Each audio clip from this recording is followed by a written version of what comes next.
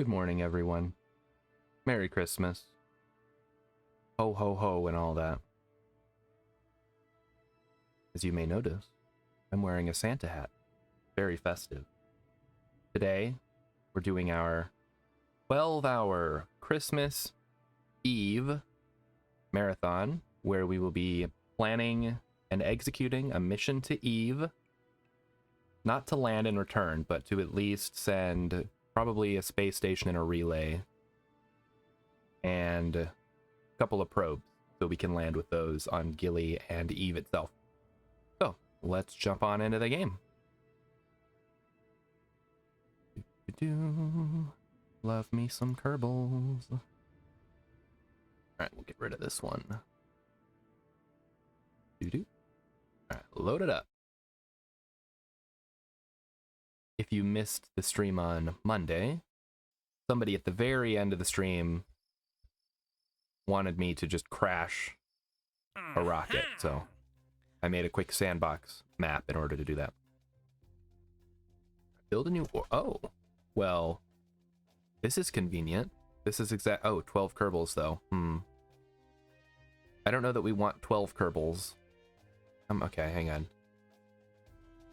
That would be 3 habitation modules. That's a lot of weight to be hauling around. Let's see. Just needs the lab, the cupola. I mean, it's not terrible, right? Maybe we take it. We have 32 years to finish it. So I guess if we don't finish it this go around, we'll finish it on the next one, right? All right.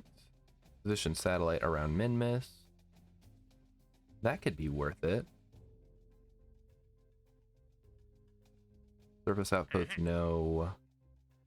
Observational survey, no. Rescue Valibri from the surface of Minmus. Now that's a fun one. Oh, are we full up? Shoot. Science data from space around the Mun. I think we can go ahead and grab that one. Let's make sure we don't have any flights in progress. I know this is our sun station, which you'll recall we launched on Monday. And that is currently heading for orbit of the sun. Well, it's in orbit of the sun, but we're going to circularize in about 240 days. The Munsat E1, I believe, is equipped with a thermometer, so we should be able to use that to quickly transmit some scientific data back Kerbin to finish the quest. Log temperature, transmit. We have enough power, perfect. All right, good deal. That finishes that. How much money did that give us? I didn't even see. Couldn't have been too much, right? Like, it's just a pretty routine mission. Also, please let me know how the new mic sounds. Uh-oh. We got a bot in here, chat. Hang on, I got him.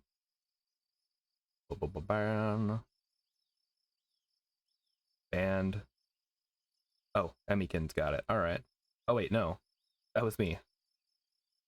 But I'll say Emmykin's got it. All right. Repair a satellite.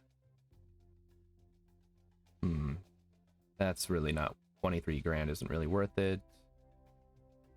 We're gonna rescue Valbri from surface of Minmus. And what else do we need to do? Science data. So we'll need to go back to the Mun. And we need to deploy some mystery goo stuff. We haven't deployed mystery goo on Minmus yet, so that's something we'll need to do. But in the meantime, let's check on this Valbri character, who is located on Minmus. Not like a super convenient place, but I think we can get up there. So Valbri has a pod. Yeah, that shouldn't be too hard. So we'll just need to send... Oh wait, we did put a goo thing down. I forgot about that. Well, thank you, Past Star Shard, for doing that for me.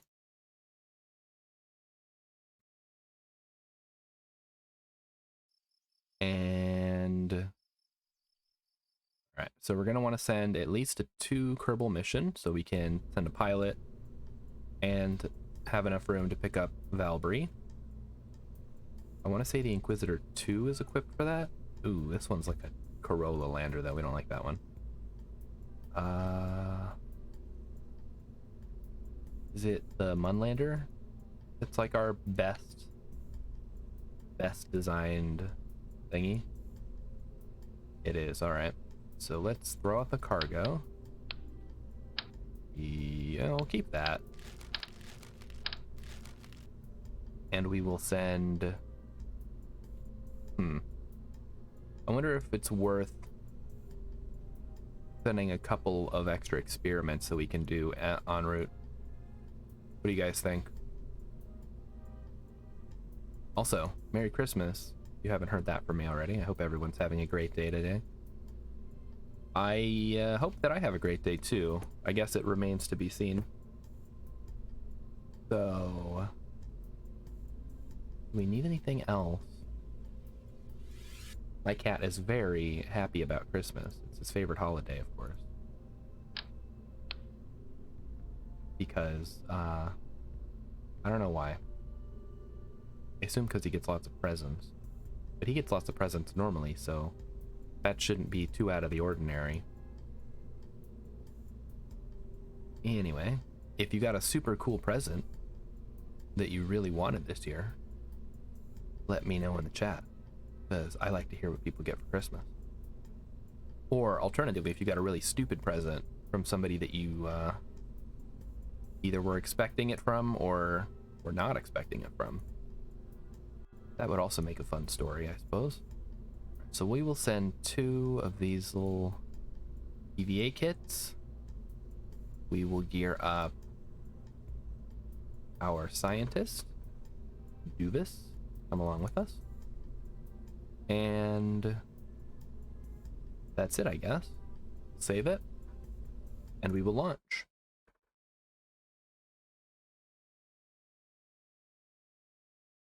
All right.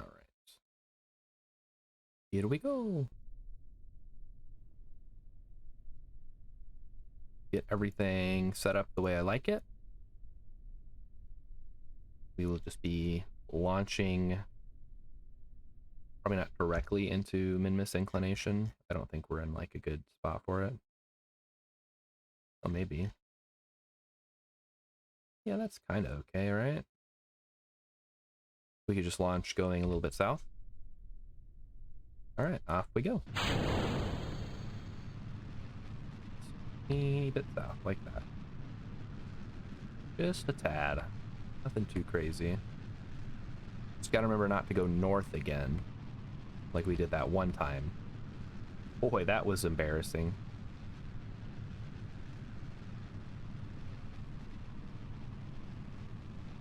Now, my favorite Christmas memory was the time that I got my entire family lightsabers, like the like the plastic ones, obviously, that like fold out, where they're like the collapsible ones. And I got a different one for every member of my family. And see, the trick was, I knew they wouldn't want them, so they would give them all back to me. So I would have a big collection of collapsible lightsabers. But then they were just crappy plastic toys, so they got thrown away eventually. So, who's laughing now? I guess me? It's kind of funny. Funny story, at least. Let's just do an easy peasy launch here. Shouldn't be any problems. Do-do-do. Merry Christmas, Dingy. Or as they say in your country, Merry Christmas. I assume it's the same as here.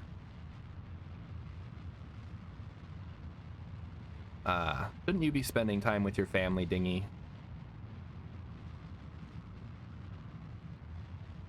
Shouldn't I? Who knows? My family's all here. My cat's around here somewhere. And My wife's around here somewhere. You said he would pop in? Alright. So we say, oh, you say it with more emphasis. Ho, ho, ho, Merry Christmas and all that. Or more like, Merry Christmas. And it's true, Dingy did say he would pop in. It's very nice. He's here to support me in my foolish endeavor to stream KSP for 12 hours on a Saturday. On Christmas, no less. Although, when I had made the plan, I didn't think about, you know, Christmas being on a Saturday this year. How are we doing? Alright, I think we're in a good spot here. Let's check our launch here. Descending node. Is that right? Or is that not good enough? I don't actually know. Probably fine enough. We could probably bring it back a little bit. The only concern I have is that we're not quite getting enough altitude. So I'm going to push it back a little bit, push it back a little more.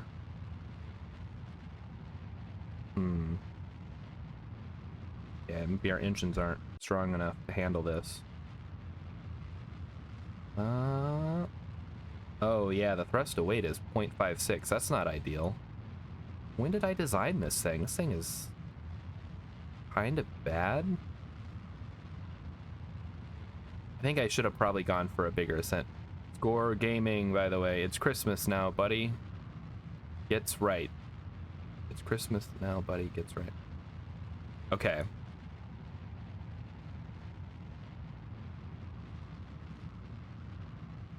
Having trouble parsing your sentence, Score Gaming.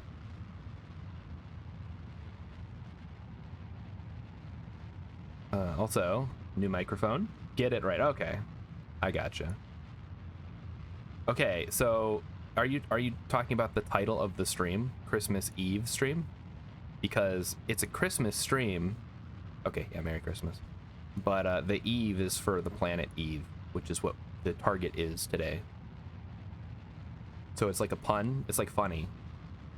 But now that I've explained the joke, it's not funny anymore.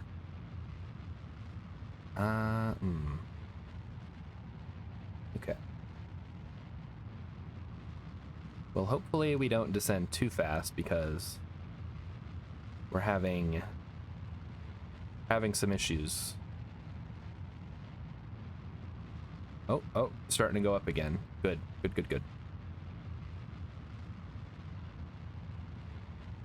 Oh, I guess I could probably go full throttle, huh? That might solve some of the problems. You're outside walking. It's quite warm. That's cool. I don't think it's very warm here. I'd have to check, but I'm pretty sure it's -Celsius and like 12 Fahrenheit or something.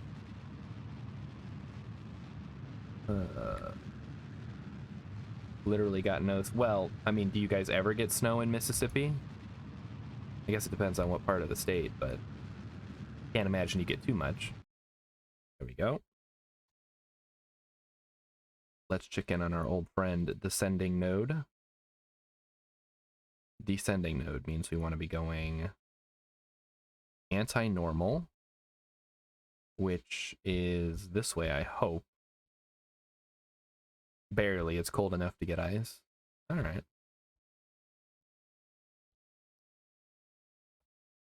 Yeah, I live in Minnesota, so we get a lot of snow. Not as much as I would like, but more than most people prefer, I think. And I like it. Because it's the one time of the year when I don't have horrible, horrible allergies.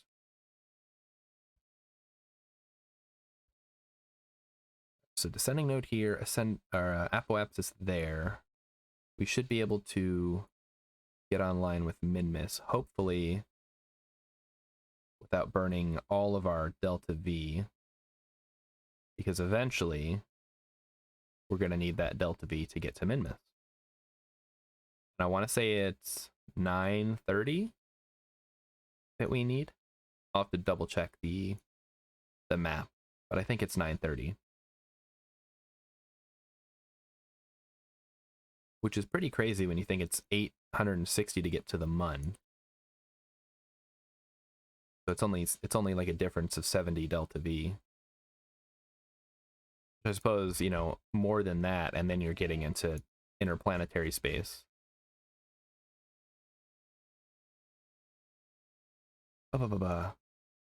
You're out for a walk on Christmas Day. That sounds lovely.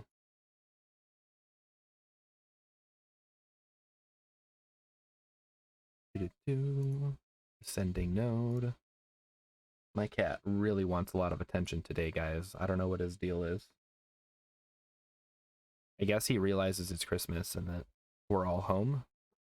Oh, okay, here he is. Say hello, everyone. Cat, look in the camera. I'm gonna need you to move out of the way, though. You're blocking everything. All right, chat. Hang on. I gotta move this little guy. Come on, buddy.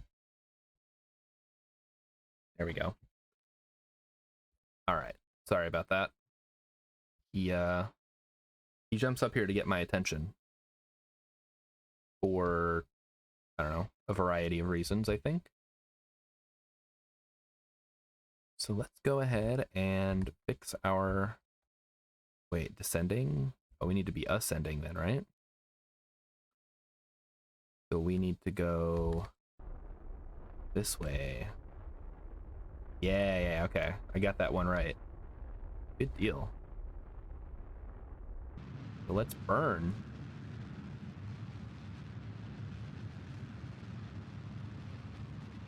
Burn, burn, burn. And we're good. And then we just need to circularize here. I think we'll call 0.1 degree difference good enough, right? And then Minmus is here. We'll end up doing a burn here, and hopefully the Mun doesn't get in the way.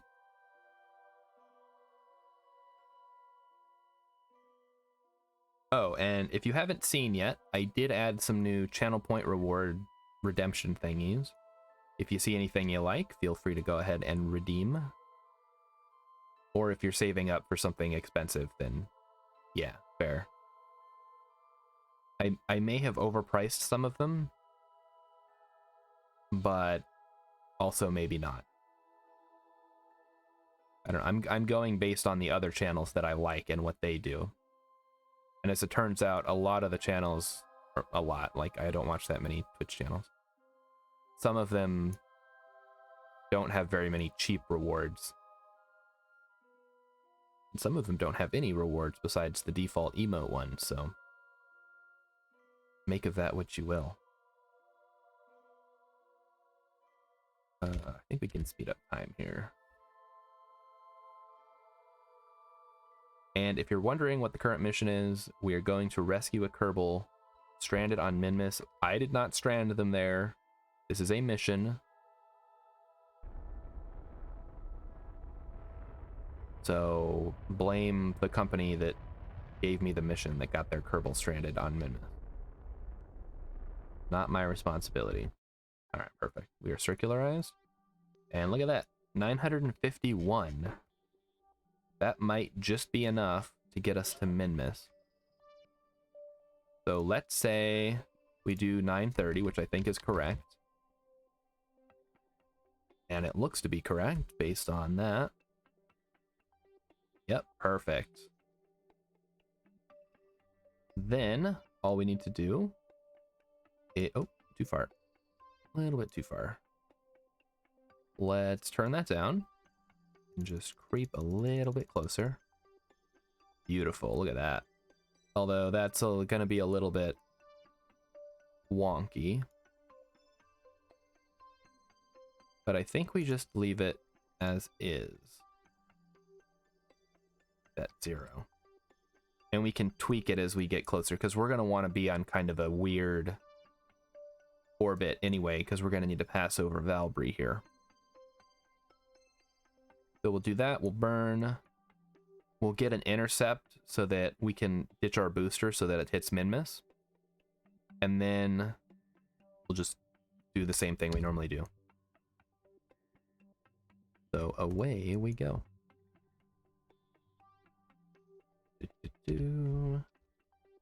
Time warp. I didn't know you could move the node from the planner. Mind equals blown. Well, Handlebar Society, thanks for coming out to the stream. We're doing 12 hours of Kerbals today. Yes, here, actually, there's a lot of things you can do from the planner. So basically, you make your maneuver, right? And then you click the next maneuver, and you can adjust all of the values by hand. And that includes the area, and you can also add an extra orbit. So if Mun was in the way, for example, if we were getting an intercept that we didn't want, I could increase the orbit, and then, you know, everything would move. I'd have to kind of tweak where it is located on the orbit, but then we'd be able to avoid that. All right. Oh. Cloudcaster. Oh, God. Okay, well, thanks for the sub, Cloudcaster. I hope you guys enjoyed Monster Hunter last night. I don't know where you got money from. Maybe that's my Christmas gift. Thank you anyway. Also, I guess now you get the number 1 next to your name, which is kind of cool.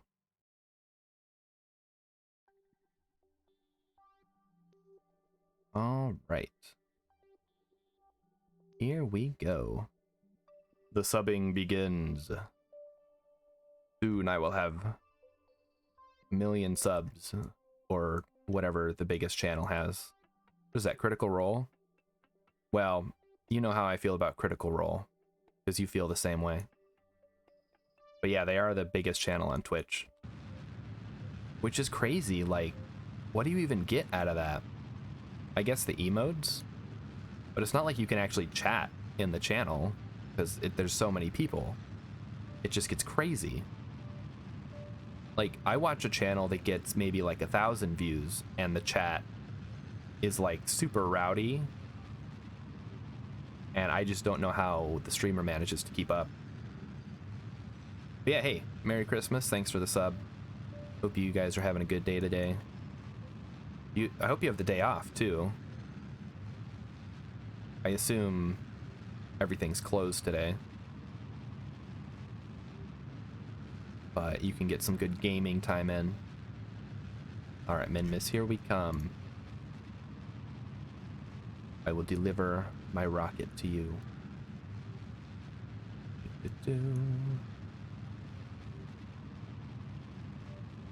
Oh, so slow. That's always the thing, right? Like, do you put more thrust to weight, or do you just do a longer burn? And I'm in the category of more thrust to weight generally, just because I like to wait a minute. How did that happen? We like completely overshot. That's very unusual. Okay. Anyway, I'm in the category of less time burns because I'm impatient. All right, what is going on here? But I know a lot of people like to use those nuclear engines, or even the ion stuff for like probes. And I'm like, ah, crap. That's not great. We ran out of fuel.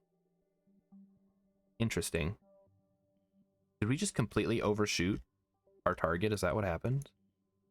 Because this is just going to get ejected into the sun now. Oh well. Not a problem. Can we transfer, actually? Maybe we can. I don't think we can.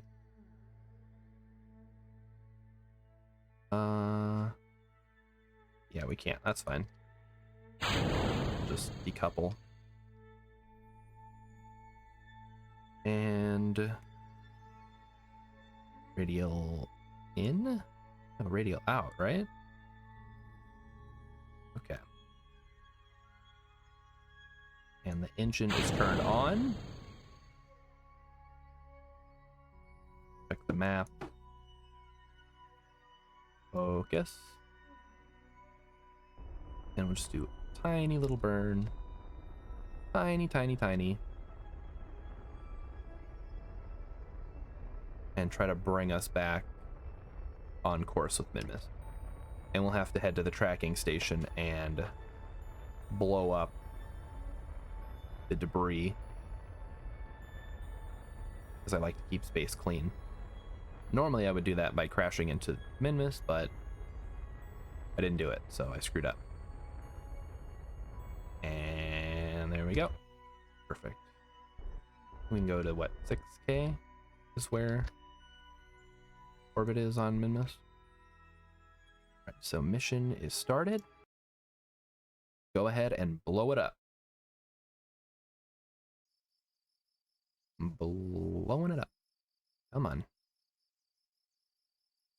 There we go. Yeah, this is on a... Oh wait, this might actually just come back and smack Kerbin. That's actually fine. Speaking of things that are gonna smack Kerbin, should we pop in on our old friend Savior 3 debris? Now, before we do that, though, I should probably make sure on suborbital. Oh, sure, yeah, that makes sense. We should put in an alarm so that I don't screw it up. Alarm or change. Oop, oop. There we go. And there we go. Perfect. Whoa. I hit the wrong button. Focused on the sun for some reason. Note to self, do not press tab.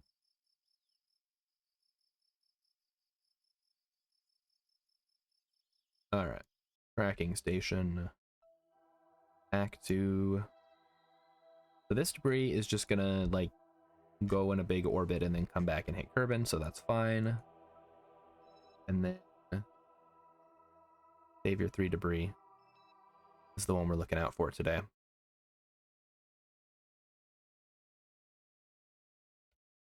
Alright, so it should be entering the atmosphere at 59,000 meters, which is very thin, but it has managed to lower the apoapsis quite a bit. So is anybody doing anything like weird for Christmas? Does anyone have any like weird Christmas traditions?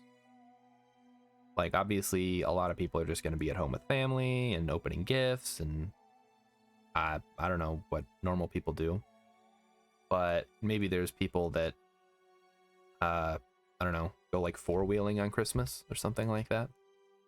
I don't know why my mind went to four-wheeling as a weird thing, but it's certainly different, right? Water time.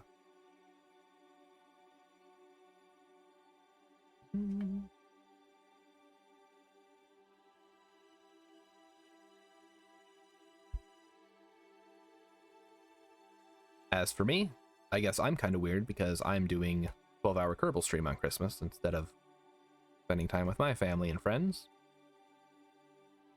Although, I guess, theoretically, my chat is kind of like my family and friends.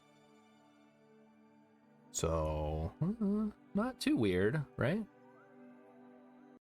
Oh, okay, we've entered the atmosphere. Let's see how much velocity we can burn off this time. Kind of slow. It might take another couple of orbits to get it low enough that we want it.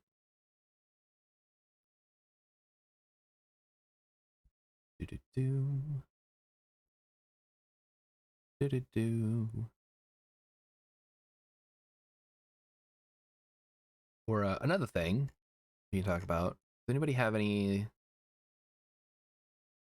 like, okay, so in my mind, the traditional Christmas foods are just Thanksgiving foods again, right? Like turkey, ham, uh, like stuffing, mashed potatoes, that kind of stuff. But I know that there are people out there who do different things, whether it's like just because of the country that you live in, or if it's like a family tradition, like Christmas sushi or something like that. So I would like to hear about that because food is definitely something that I look forward to. I'll start. My wife's family has Christmas nachos every Christmas Eve dinner.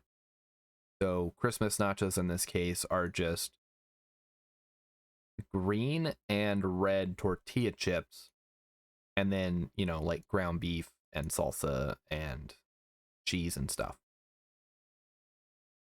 So that is my weird, maybe not that weird. Other people might do it.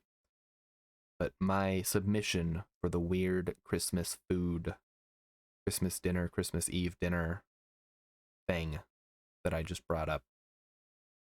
You know, it'd be really good for a Christmas dinner would be like breakfast for dinner, like pancakes and stuff.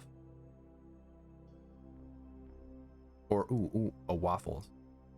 Although we had this conversation the other day, and we had a poll between pancakes and French toast and waffles. It was pancakes, waffles, and French toast. Pancakes and waffles, I feel like, are pretty equivalent. But when I added French toast to the mix, things got pretty heated as far as which is superior. And I think I'm on the side of like French toast in general, but between pancakes and waffles, definitely waffles for me. Because they're just like crispier pancakes, right? Just because of how they're made. Like it's the same batter, as far as I know. Like whenever you get like a pancake mix, it's like, here's the directions to make pancakes, here's the directions to make waffles.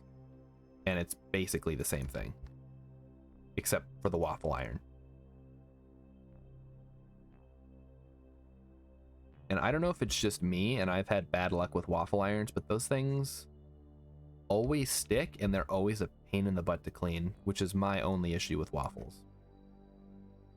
Is that how the heck are you supposed to make waffles with any kind of regularity or ease when the waffle iron itself is such a pain in the butt to clean?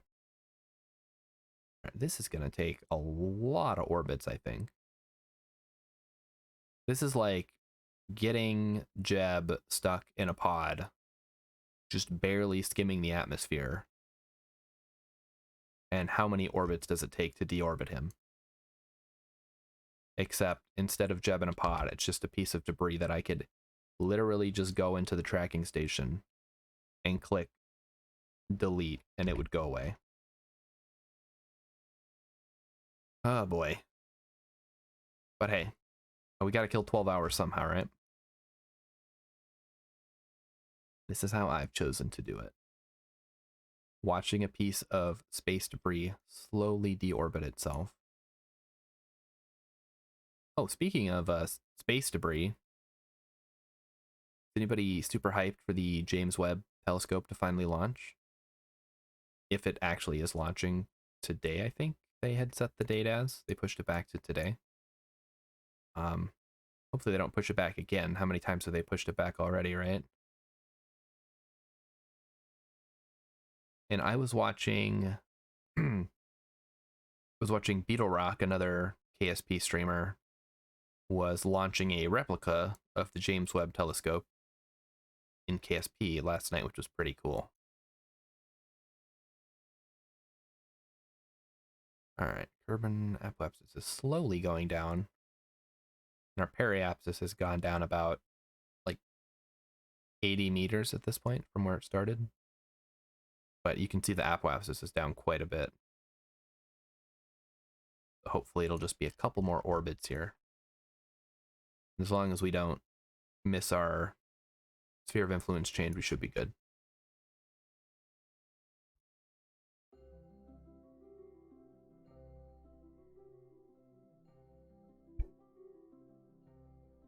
All right.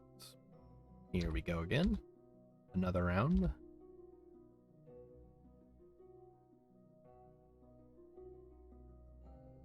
There's the KSS, there's the Jeb Memorial Station. We've also got similar stations around the Mun and Minmus. Well, okay, so the KSS was our first space station. It's basically just a science lab with an engine on it. There's not much to be said there. But the Jeb Memorial Station is sort of the prototype for our space stations going forward until we unlock the, what is that thing called? It's like the big block with the intersections, like a 6-way connector bit. I don't remember what it's called though. It's super useful for building space stations though. All right, here we go. We are entering the atmosphere once again. On 4 days to go. All right, let's do some math. So 2,394,000. Let's see how many thousands it goes down. So there's 1, 2, 3, 4. I'm not going to count them all. We were at 394. There's 10. Yeah, this is going to take a while, isn't it?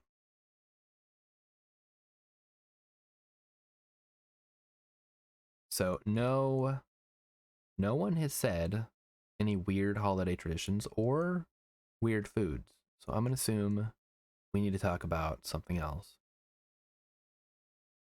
I mean, I'm always down to talk about sushi, but maybe that's just me. It is my favorite food after all. All right, 2394. Oh, it's overheating? That would be nice too. I would accept an overheat as well. I don't think we're going to get it though. We're just not spending enough time in the atmosphere. You know what I've never thought of though is my second favorite food. Because it's easy to pick a favorite food, right? You just think of what you could eat for every meal every day. But what would be a second favorite food? It would have to be something that's like as good as your favorite food. Then also you wouldn't necessarily want to eat it every day for every meal. So something like pizza's okay. I wouldn't put it in like my favorite foods category just because I really don't like red sauce pizza, and that's like the majority of the kind of pizza you get. And I don't know even then that I would want to eat that much cheese, you know? Pizza has a lot of cheese on it. Unless you get one of those pizzas that doesn't have that much cheese on it. All right, we have left the atmosphere once again. So we lost about 172,000 meters off of one aerobraking maneuver. So how do the math, guys. Assuming that we're going to do this how many more times? I mean, it's a long trip to Minmus, right? Like, we got nothing but time. Looped around. Coming back in. And there we go. We'll get it down eventually. I don't remember what the circumstances were that this got stuck in this weird orbit. I think it was part of a 2-part burn that kind of got messed up. There's not a whole lot you can do about that, right?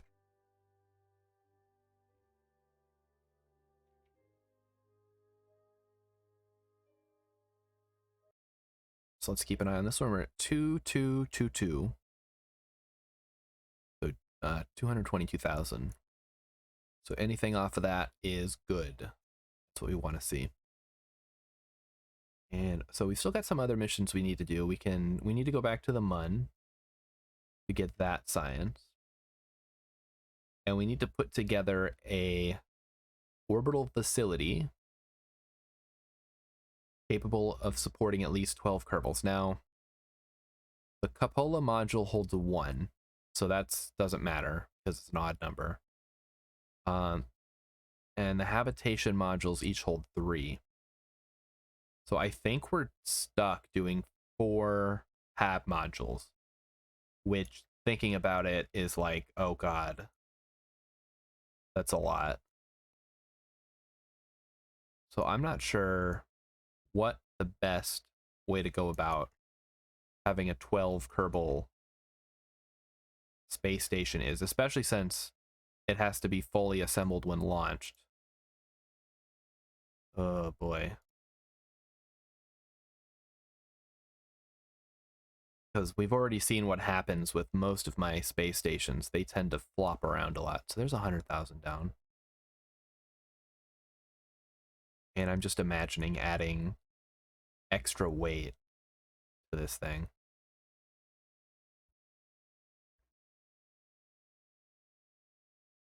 So we may have to do like a super heavy launch vehicle.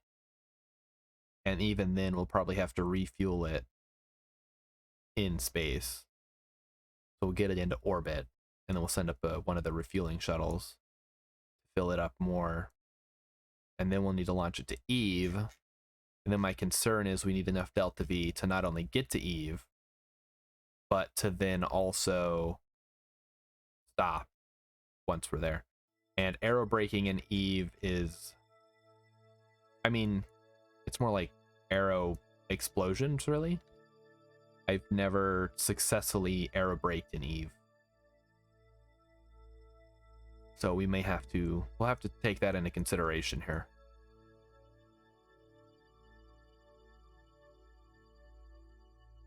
Although, all right, so let me run this past you, chat. Let's say I put this thing together, right? And instead of putting the cupola at the front, I put it on one of the sides. Oh, okay, it doesn't need to have a cupola on it. I put it on one of the sides, and then at the front, instead of traditionally where I would put the cupola, I put one of the inflatable whatchamacalls. Alright, so that's 6, 9, 10, 11, 12, 13. Okay, so we could, I'm just doing some math here.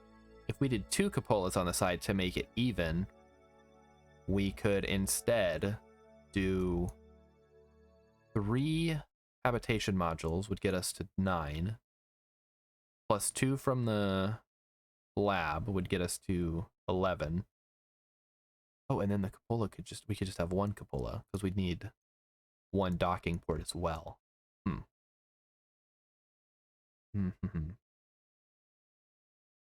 Yeah, we'll iron out the design once we finish this little project. Although, if you're getting bored, let me know. We can switch things up. I realize that watching a piece of debris deorbit isn't like super engaging content. Oop, I want to leave those on. So we're almost under 2 million meters. 2 megameters, as they would be called. Big M, little m. And all right, so let me try to imagine what a space station would look like. So it'd be in Eve orbit, so it would have access to more solar power than we get out here in Kerbin orbit. So we could get away with fewer solar panels theoretically. It would need the big heat shield on the front to aero brake successfully, and even then, it's no guarantee, right? Like I could get out there and just totally beef it. and that would be bad. So we're going to try to avoid that.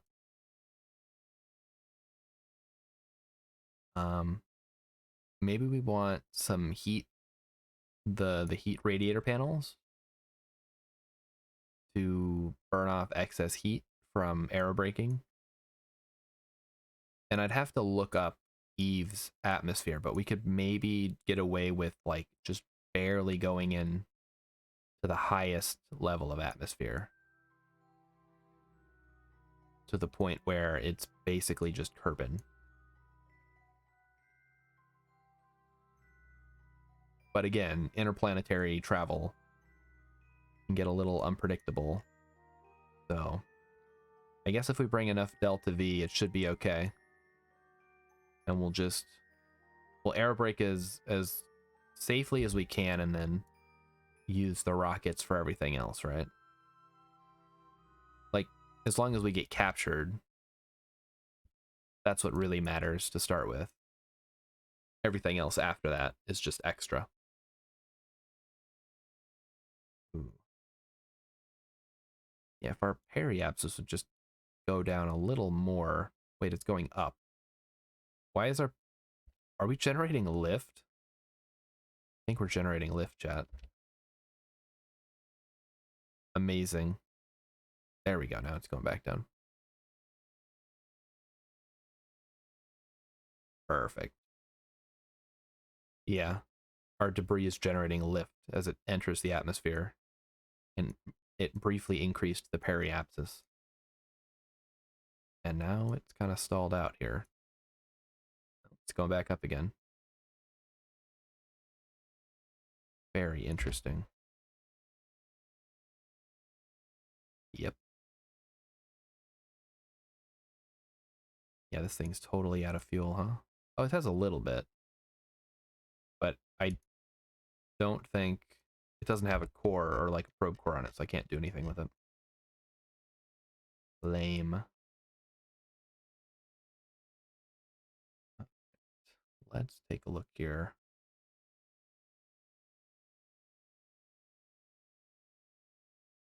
What did I title this? 12-hour Christmas Eve stream. Okay. I'm going to make sure people know what they're getting into.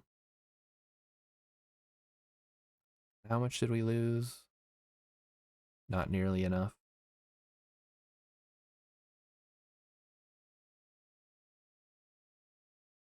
This might be something that I do offline one of these days, just to get it out of the way.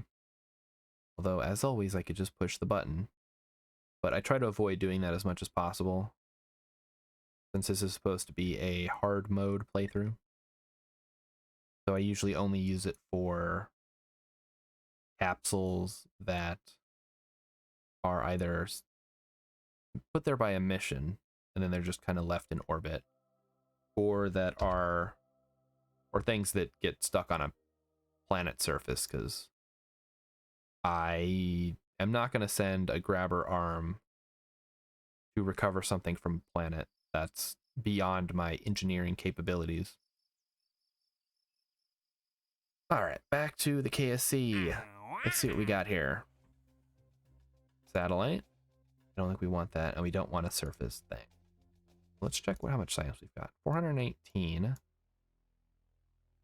I think we're going to want the nuclear engines for launching to Eve. And ideally we could get by with just one, but I don't know. And I suppose we would need the fuselages for that, because they run on liquid fuel only. And we want the relay antenna as well.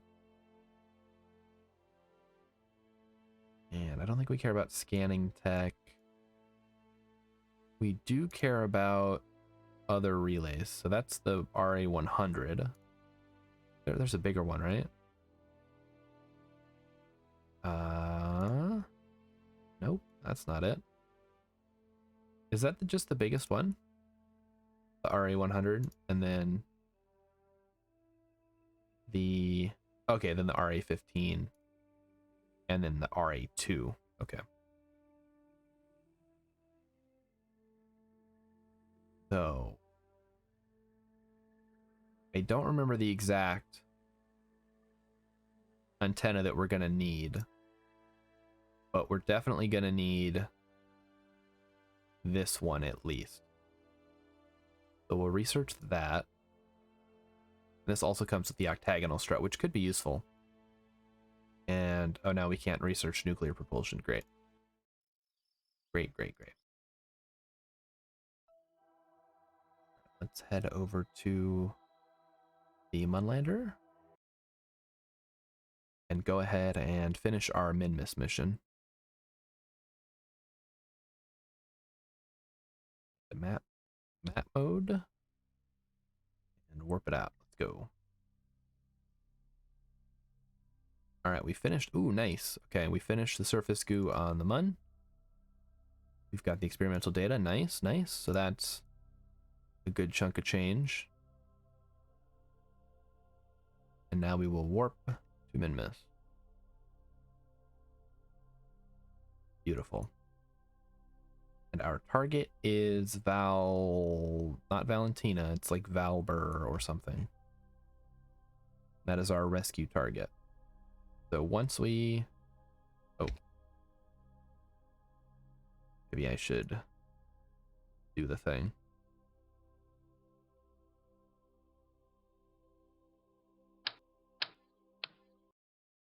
Oop.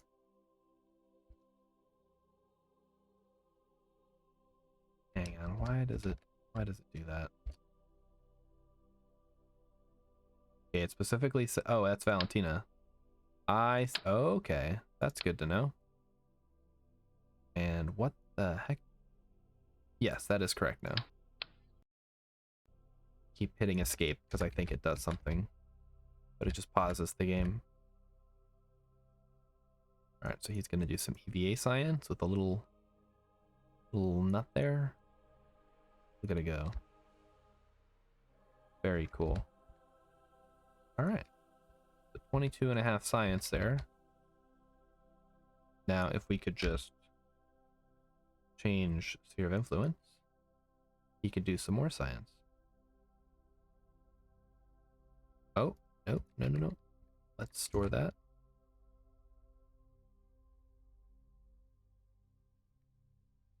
He's gonna do it. So you only need one of those little kits to do like what, an infinite amount of science?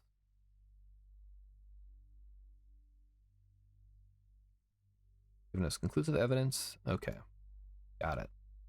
Dang, that's a lot of science that we can snag off of these little kits. But I'm not complaining. At least not right now. Maybe later. All right. Time warp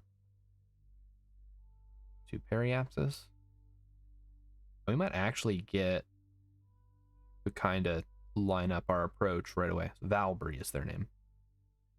So we'll circularize and then we will line up to land near Valbury's little craft there. Hopefully we can get them on the day side. That would be ideal.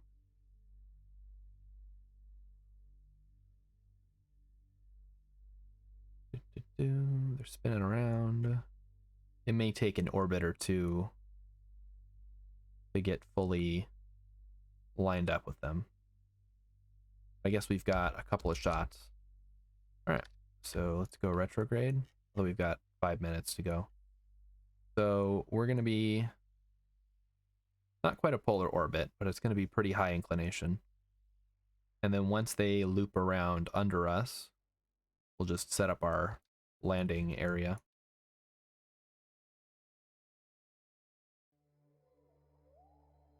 Minmus periapsis approacheth. There it is. And it should take like no delta V to do this. This Minmus is great for landing on and circularizing and capturing and all that fun stuff. Like we've got almost 3,000 delta V. We could spend a couple of missions here going back and forth. In fact, we might, because I might want to stop by the Min station to drop off some of this extra science.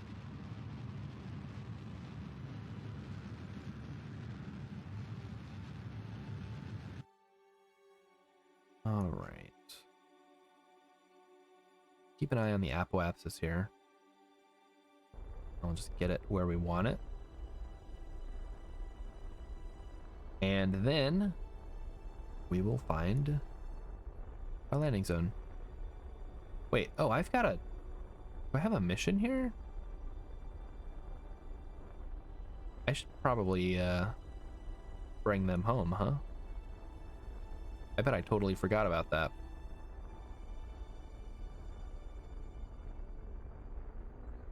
In fact, I bet I could have just used them. Oh no, I think they're full up because we brought the full 3 Kerbals along to do the experiments. But yeah, that wouldn't have worked.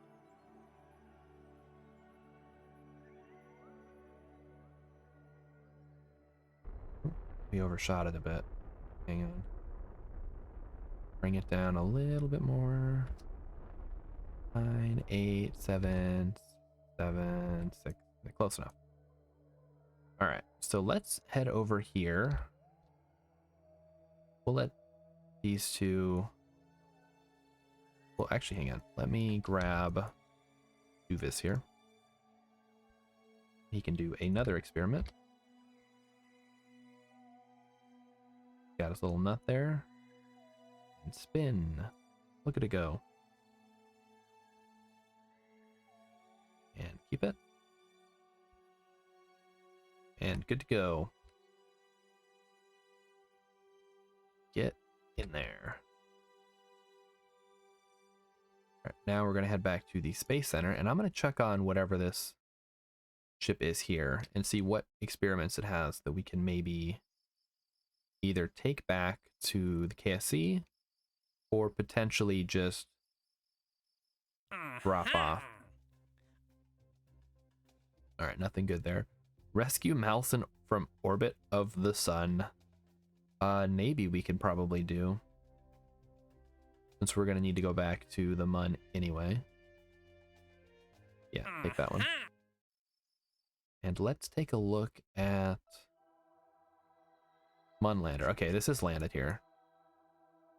Let's see who's aboard. I need to start writing down stuff that happens at the end of each episode so I don't forget what the heck's going on. Alright, so this is where Levy is with Bill. Do we need any science from here? Nope. Alright. And let's check. Review stored data. Pressure scan. EVA experiment. And surface sample. I think we're just going to take these back, honestly. Let's go ahead and do that. Should be a pretty straightforward mission. We'll just leave this site here running.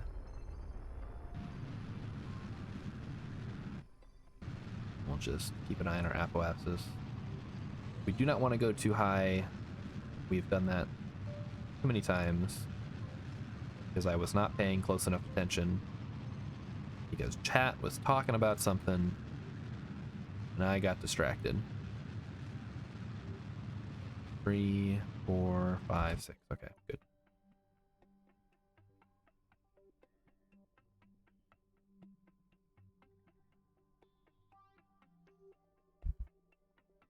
Ooh. You know, you don't notice until you talk for a long time how much talking really, really dries out your mouth.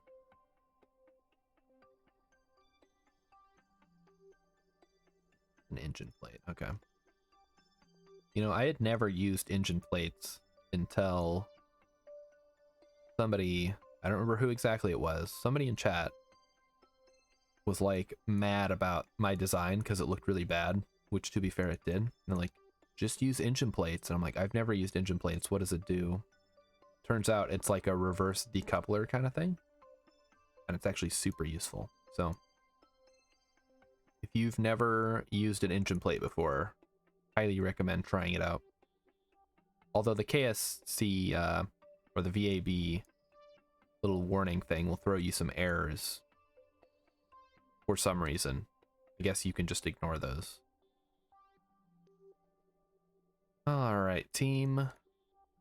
How are we on track to get in orbit here?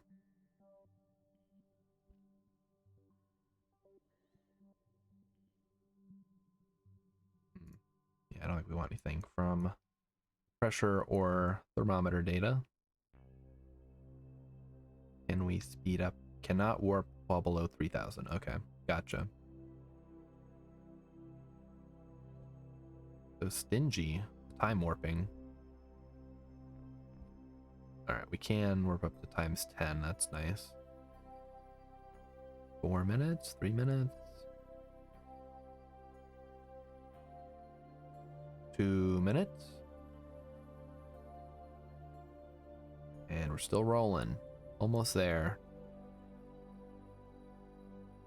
And there we go. Go ahead and circularize. Make sure we don't get our apoapsis up too high, of course. But we do need to get that periapsis up at some point. So one of the things that I had to figure out yesterday when I was setting up the new mic was where the heck to angle it so it would both get my voice and also not block my like field of view, because I need to see the screen, right? And I had a heck of a time getting it so that it would pick up my voice but not pick up the keyboard too much, and also not pick up the like other weird ambient sounds that my house makes because it's 100 years old. And eventually I decided on basically what you see now, which is it's directly in the middle of where I talk, so my voice goes up to it, but it is up above the screen. And I think that's as good as I'm going to be able to get it. I did have it at one point, it was down here, but that was too close to the keyboard, and it also, the cable, the audio cable, was like poking on the keyboard, so that wasn't going to work. And it was also kind of blocking the bottom middle part of the screen, which in KSP is bad because I wouldn't be able to see the nav ball unless I like peeked up over it, which would be not ideal. All right, so let's go ahead and get our burn to head back to the KSC. I think it's what, like 180 or something stupid like that. Yeah. Oop. I've pushed the wrong button. Perfect. Yeah, right around there should be good. And the burn is in 7 minutes. So here we go.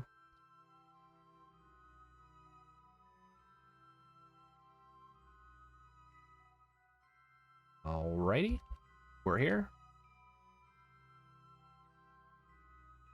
Another thing I had a fun time doing was setting up all the filters yesterday. And by fun, I mean I spent like 2 hours and it still doesn't sound as good as I would like. I think that's a consequence of just how my house is. Like I said, it's 100 years old. It makes a lot of noise. My refrigerator like rattles. The HVAC stuff just like shakes everything. The chair is squeaky. My desk is crappy. The couch is which is the desk is now up against instead of the wall, is crappy and makes a lot of noise if someone sits down or gets up off of it.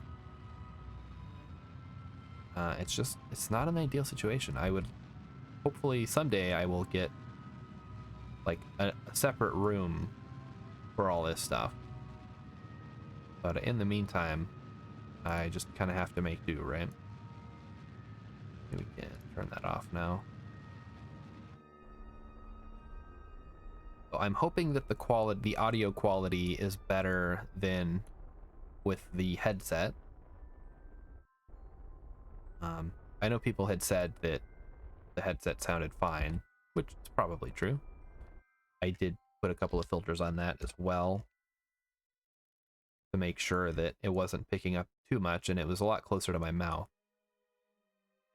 But I am hoping that all the work that I put in to setting up the microphone and getting everything situated was not in vain. All right, so they are on a Minmus escape. That is good. Let's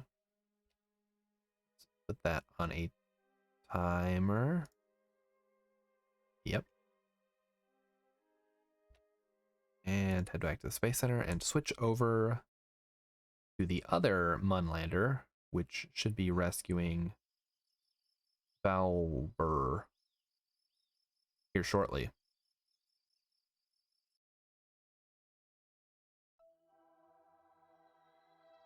And this is still on track to slam into Kerbin. Beautiful. Back to Munlander. I should probably give these things better names so I don't get confused. Like, I feel like my Munlander should have one of my Kerbal-y names, but I named it Munlander and it just kind of stuck. Around and around we go. Keep an eye on the alarm clock and see how things shake out. So there is the Min station. We slowly pass by. Okay, we cannot warp faster than 50 while periapsis. Okay, so we need to actually increase our periapsis slightly then.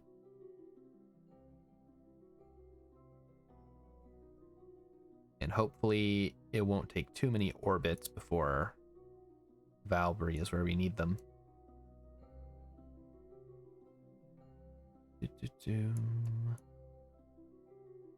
Alright, so let's go ahead and increase our periapsis slightly.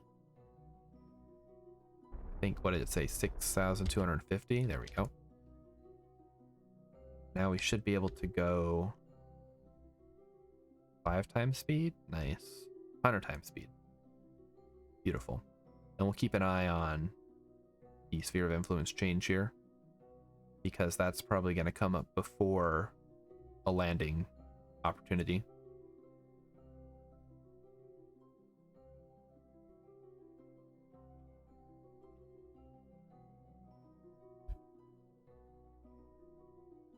All right. Staying hydrated today. You guys are staying hydrated too, especially if you are consuming adult beverages. Make sure you stay hydrated so you don't get sick.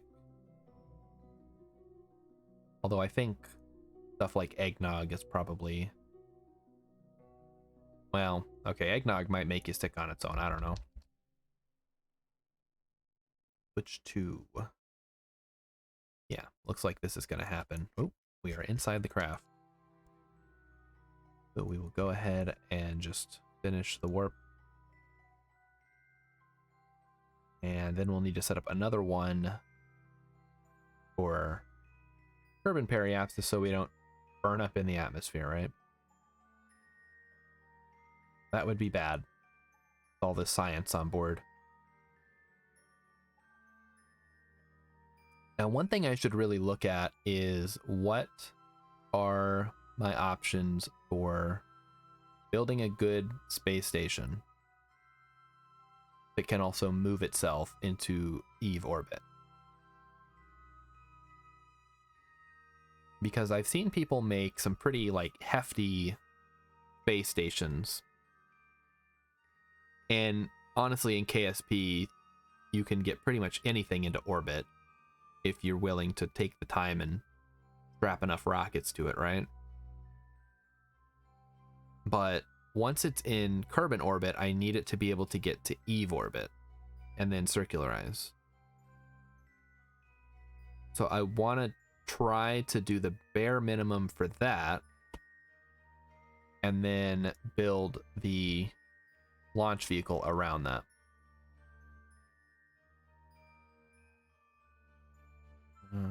Okay.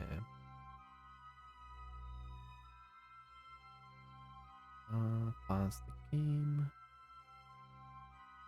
Say like 5 minutes out, just to be safe. All right. Now we need to go back to the KSC and switch back over to our other Munlander.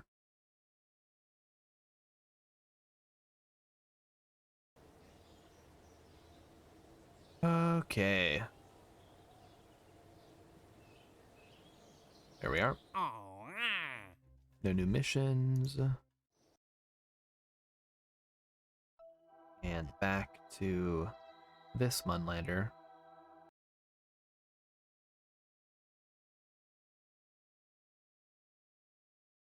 Boo. And I know I normally don't take breaks during the streams, but obviously with 12 hours, I will have to take probably at least 2 or 3 breaks. So, don't feel weird when that happens, I guess. I know it's an unusual occurrence. But even I have biological needs. All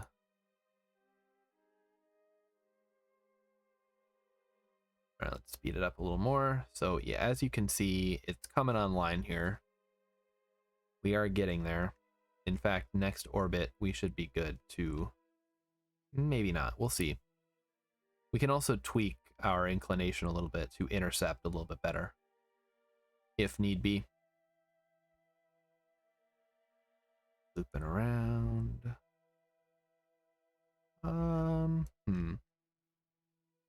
I think we give it one more, although I'm a little concerned that it might be a little bit too far, but like I said, we have enough delta V, we should be okay.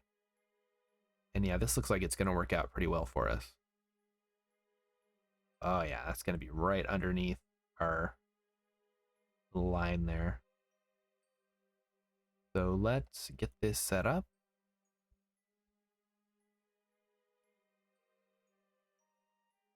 So we're going to want to land, so there's like a little depression here, it looks like.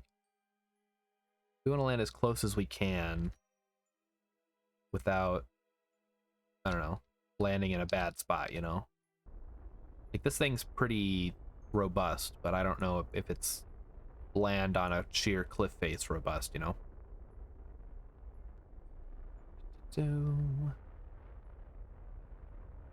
But, you know, I didn't take too long this morning to look around, but I wonder if anybody else is doing, like, a fun Christmas Twitch thing. One of the streams that was recommended to me today was to watch the Joy of Painting thing that they have 24 hours a day on Twitch. It's just reruns of old Bob Ross, you know?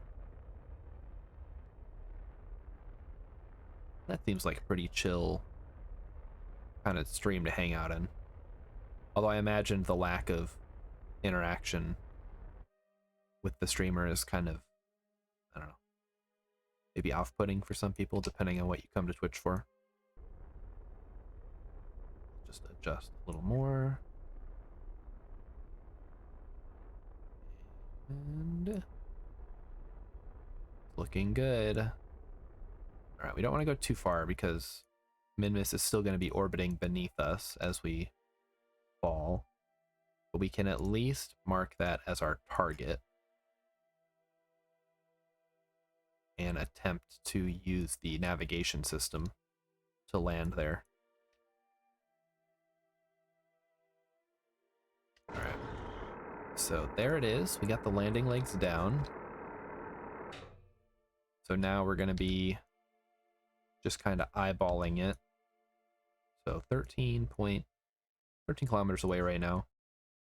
Shouldn't be too difficult, but I feel like I say that about a lot of things, and it ends up not necessarily being the case. But on Minmus, I'm a little more confident than on other bodies.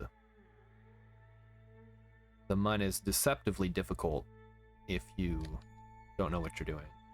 So, all right. So we've got the pink marker here. It's just a matter of, it's not like a rendezvous, except the target is stationary relative to you. Which makes sense, I suppose. If you look at your target velocity there, it's about the same as your orbital velocity.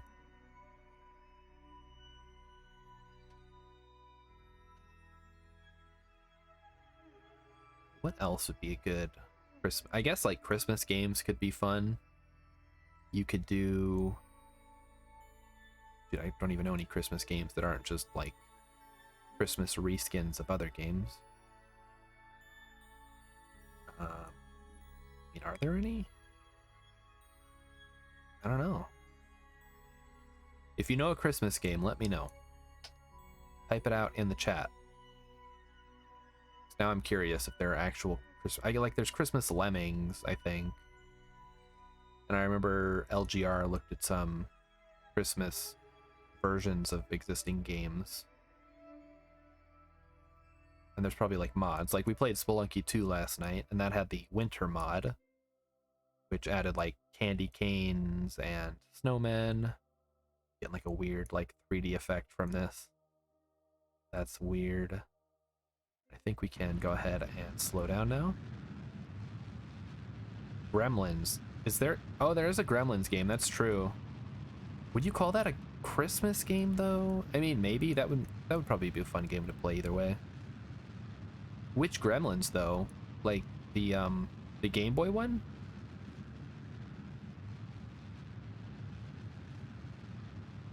There we go. Slowing on it. Also, Invoker Gray, thanks for stopping by for the 12-hour Christmas Eve marathon. We are here to eventually put together a craft capable of not landing on. The goal is to get everyone... Oh, I see saying everyone. We need to get a orbital base station to Eve, along with a couple of probes. Because obviously landing and returning on Eve is something that I do not consider myself qualified to do. All right. Barely qualified to land on Minmus at this point. I think we need surface. Nope, a little more juice. Want to make sure our thing is on. Yep. Slowing it down there. We gotta also probably keep track of our height, right? Let's make sure we are going in the correct direction. The Gremlins, that's a good suggestion. Or a good example of maybe a Christmas game. Thinking like, were there any tie-in games for like Christmas movies besides Gremlins? Which some would maybe not even consider a Christmas movie to begin with. They're wrong, but you know, they exist. Like I'm thinking like the Santa Claus, or there's a Home Alone game, I think. Die Hard. All right, yeah, there's a Die Hard game. That's true. That could be kind of fun. All right, we want to go.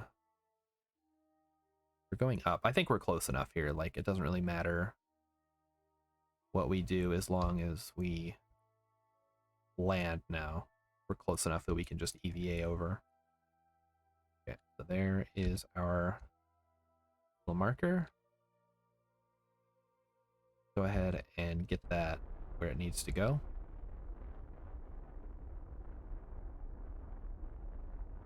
That being straight up and down. Come on.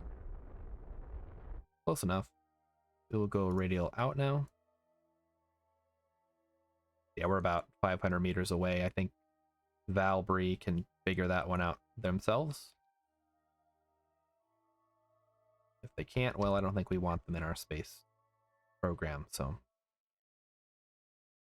let's hope they figure it out. Gremlins, Die Hard, those would be fun to play. I'm guessing there wasn't like a Jingle All the Way tie-in game, because I want to say that movie didn't do well.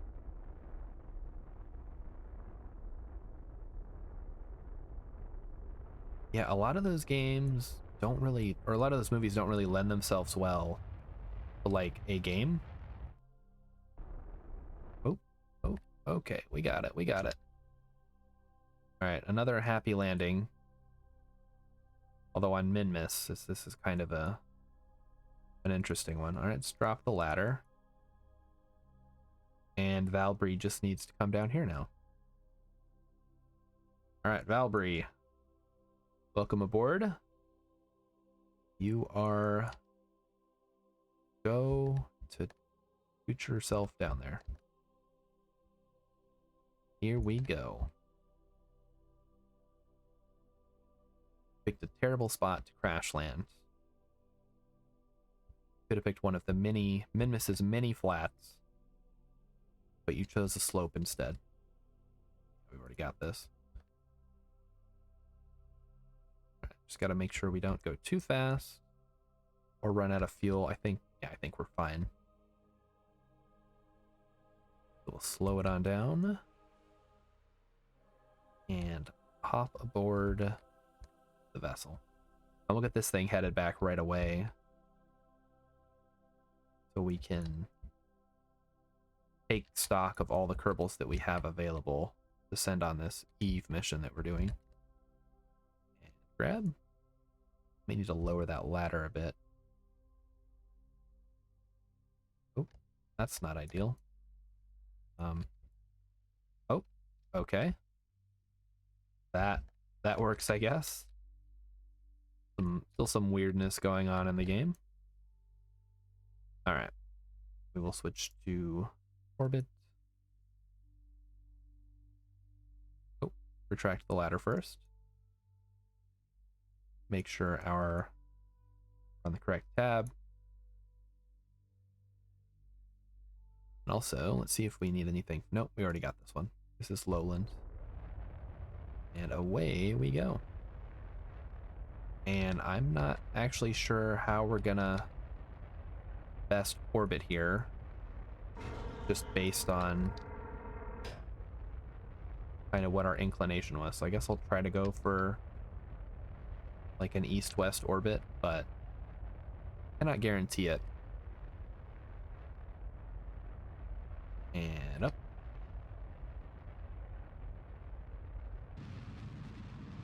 That apoapsis is up. We'll just go with the flow here. We get our apoapsis up above 6250. Okay, no, we're still going. There we go. I am finally free to walk around the house and listen to this amazing voice as I now have a Bluetooth gaming. Oh, is that your Christmas present? Heck yeah, man. Is the voice better now that I have this new microphone? I think you're like the only audiophile that I have encountered in the chat, so you might have better. Can't increase speed. You'll have better advice than anyone else so far. Sounds the same as before? All right, perfect. Well, I mean, if it's the same as before, why did I spend $200 on a microphone? But yeah, maybe I can use it for other things. And it's a little more flexible than the Hello Kitty headset. All right, so we need to get out to our apoapsis here. And then we need to circularize, and then we need to figure out how we're going to shoot on back to Kerbin in this weird as heck inclination. To be fair, I am also still kind of waking up, so okay. Well, you finish waking up, and then let me know what you think. I also have a pop filter, so maybe that... Like, I don't know exactly what a pop filter is supposed to do, but everybody said to get one, so I did. It's supposed to do something with my P's and my B's. Or the puzz and the buzz. But when I was testing it, I didn't hear much of a difference. Here's hoping. Alright. Periapsis is still not quite where we want it. But there is Kerbin. Pop filter just eliminates any popping that might occur. Okay, but what is meant by popping exactly? Because when I think popping, I think popcorn. And I don't see how the pop filter is going to block popcorn from hitting my microphone.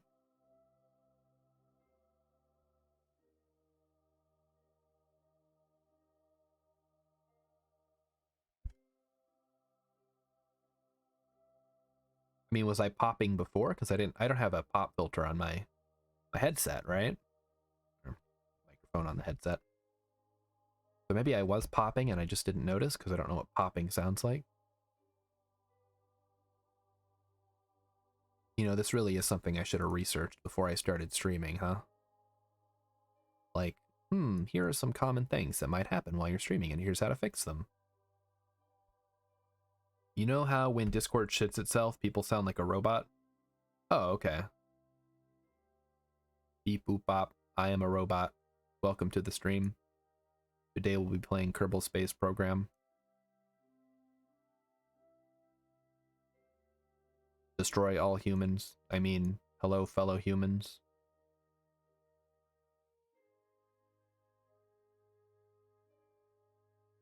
Alright, so we are gonna go here. We're gonna go here. We're gonna have to do a burn to get back to Kerbin. I want to say KSC, but we're probably not going to be landing directly at the KSC. Big brain. Anyway, I'm gonna go play 5D chess. Oh, heck yeah. If you think you can handle that game.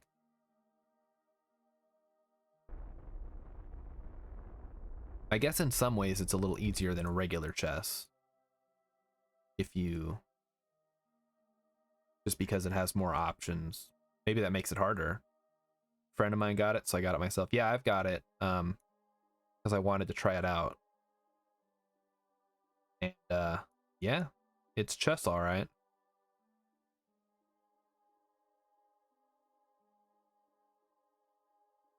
Basically the fabled chess 2 that everyone's always asking about. So how fast do we need to go to get out of here?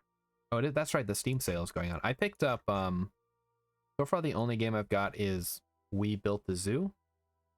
Or Let's Build a Zoo, whatever it's called. And that seems pretty good. It's kind of like a Zoo Tycoon, but with extra stuff. That makes sense. You got 5. Ooh, I've had Project Zomboid for like 10 years. Like, it's just been sitting in my Steam library. And I think I had it before it was on Steam. That's how old that game is. Might get another game, but you want to save money. What do you need food for?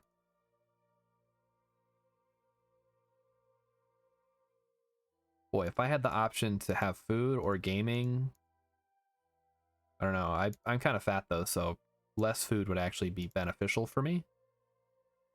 Yeah, go to Steam. Just load it up. All right. Enjoy your lurk. A lot of people in the chat today lurking off. It is Christmas. You know, everyone's got more important things to do than watch me stream KSP. And hey, the VOD will be available if you've got 12 hours to kill this week, right? Just jump around to the highlights. All right.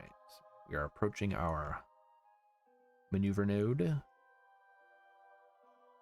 We've got a ton of Delta V, so shouldn't be a problem. And go.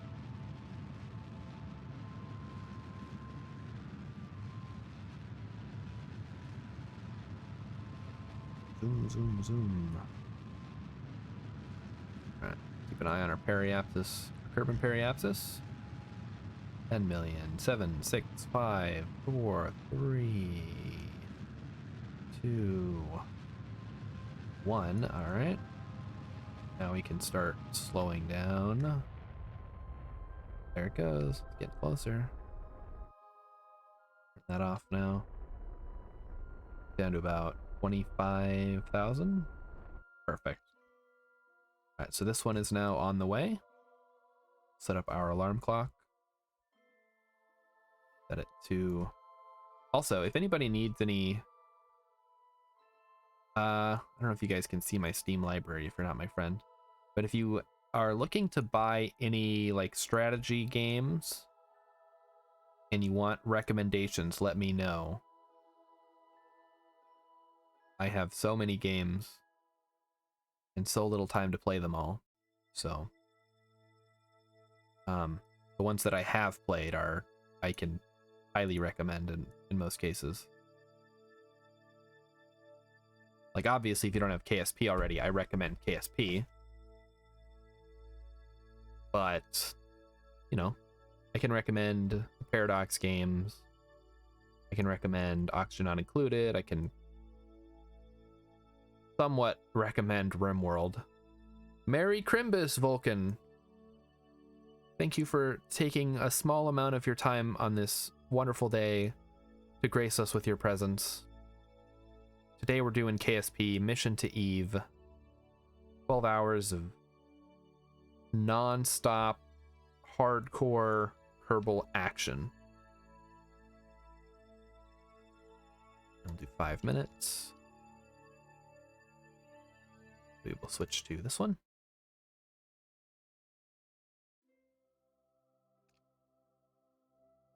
And alarm clock it up. Let's go. Oh, that's a lot of science points. Heck yeah. Can't wait to set up more of these things. We are slowly approaching. Actually, we're quickly approaching. I shouldn't say slowly. All right, here's our first batch of Kerbals returning from Minmus. Laden with delicious, delicious science.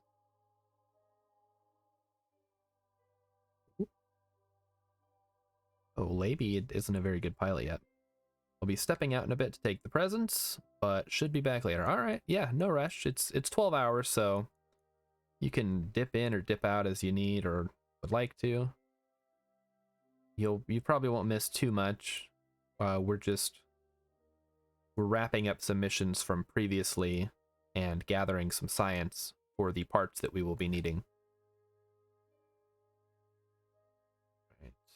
So we want to be facing normal for this. And that applies to everyone, not just Vulcan. You can step in or step out as you need. Something buzzed. That's not good. I'm gonna have to... No. I will not. I refuse. My phone is off today. Although I guess it could be a text from my family. What do you think, chat? Do I worry about that kind of stuff, or just keep rolling until we're done?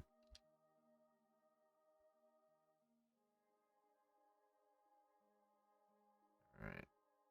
Ooh, the loading. Loading is taking its toll. 80. And about time to separate. Ready. And go. And go retrograde. And here we go.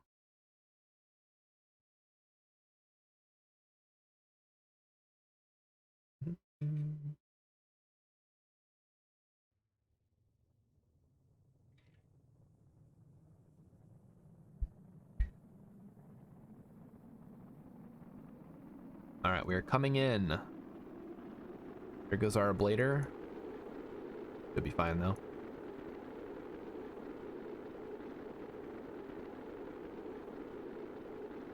What else do we need to do today? We need to get just enough science so we can afford the parts we need. That's number one.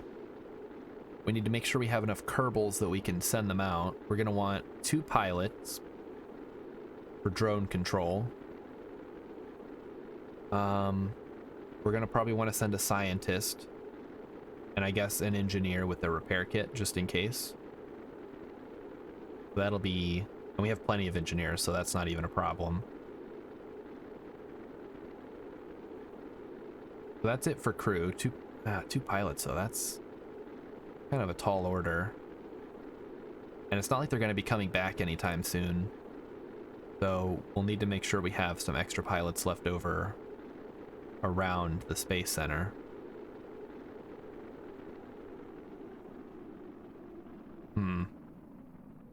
Yeah. So if we do nuclear engine...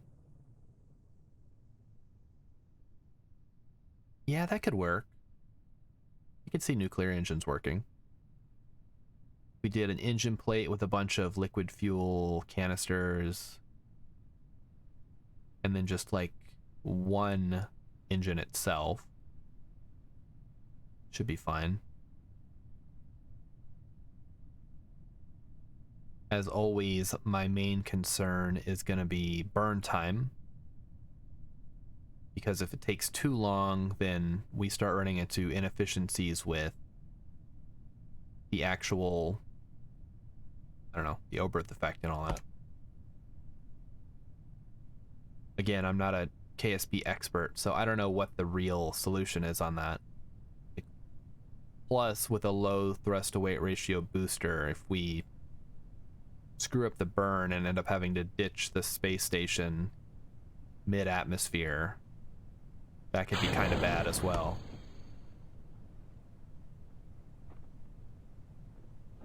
So I think we're going to have to do some test flights, obviously. The first one is going to be, is it stable on the pad, and does it meet our requirements? Second is going to be, can we get it out of the atmosphere and into orbit? And then once it's there, how much delta V does it have? And how long is a burn going to take to get to Eve? So we'll just have to kind of see how it goes. Alright, I think we can time warp here. Do a little physics warp action. So we've heard from Var. Var got a sweet wireless gaming headset for Christmas. I haven't got anything yet. Although I did buy myself Monster Rancher earlier this month, which was my Christmas present to myself. Although I haven't got to play it nearly as much as I would like. And I think I might have some presents from my in-laws floating around here somewhere, but I have not seen them yet. Recover vessel.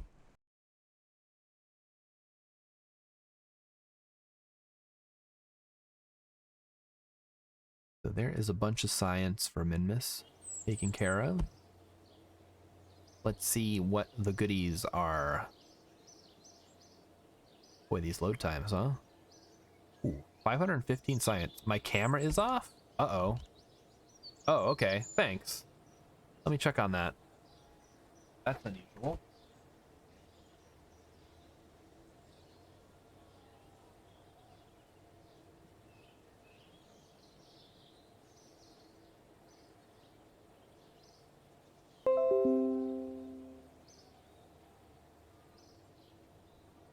Thank you. Yeah, my camera's my phone. So, what the heck? Why is it not working? Alright, hang on again.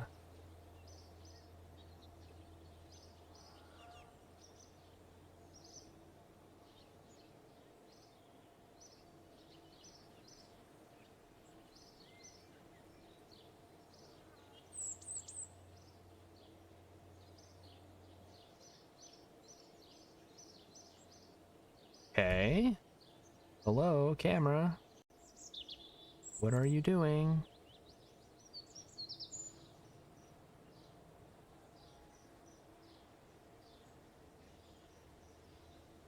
It's blank for me, too. Heck.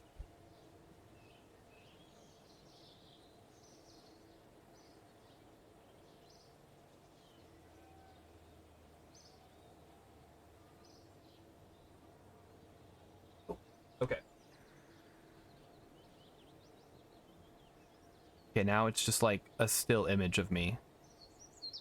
Hang on. Christmas Day technical difficulties. Lovely.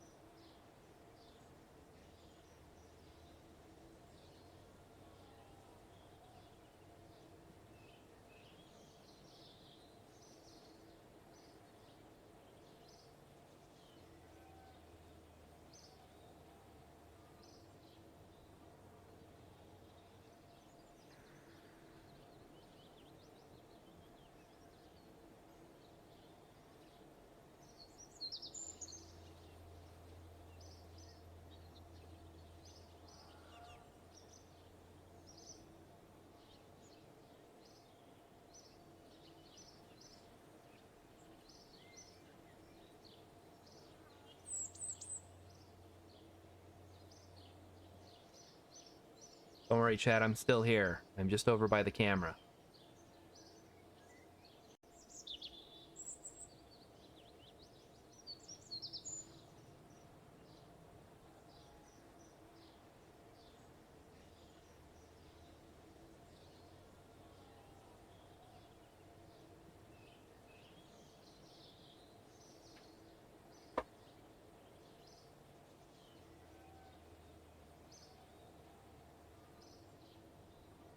Okay, I guess we're going webcamless for a little bit because for whatever reason it's not connecting.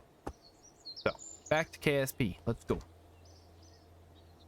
If it ever figures out what it's doing, I'll put it back on.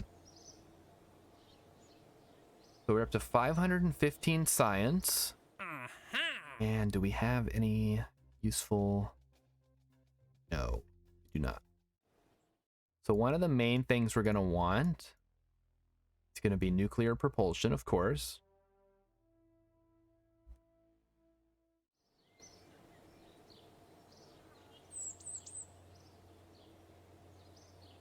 And we got 215 left over.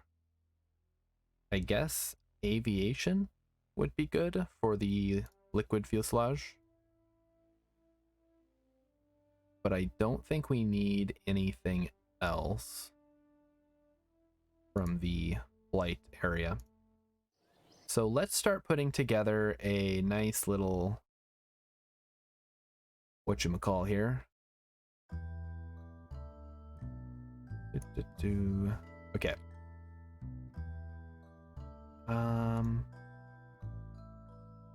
We're gonna want a habitat, right? Okay. So let's say this is the top. We'll call this entitled Eve station. Perfect. So we're gonna need a, oh, we don't have the heat shield yet. Hang on. Back to the science lab.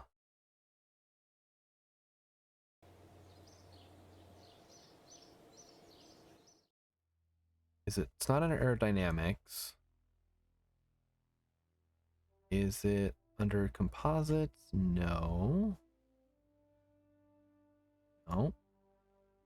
Nope, nope, nope. What is it? It's under, I hope it's not under metamaterials, which is the one we want.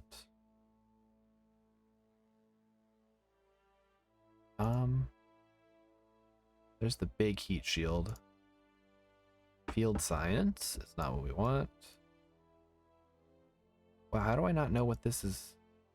I guess I've never really used these heat shields before, so I don't know what the heck they're under. Advanced aerodynamics. Alright, hang on. Heat shield. Oh, there it is. It's under heavy landing. 300 science, and we need to get advanced landing first. Okay, so we still need 300 science before we can unlock a big heat shield that we need. Dang. Urban Venture's gotten a lot farther without ever having left. That's not true. He went to Moho, right?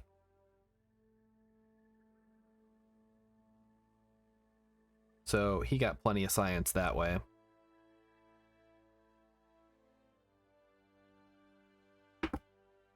Okay. Make sure everything is functioning. So we need another 300 bits of science. So let's go ahead and bring Valentina home. We can actually just blow up. Wait. Oh no, that's one we need to recover. That is still going. That is what we are bringing home, and this we can just blow up. Yep. And then the Munlander.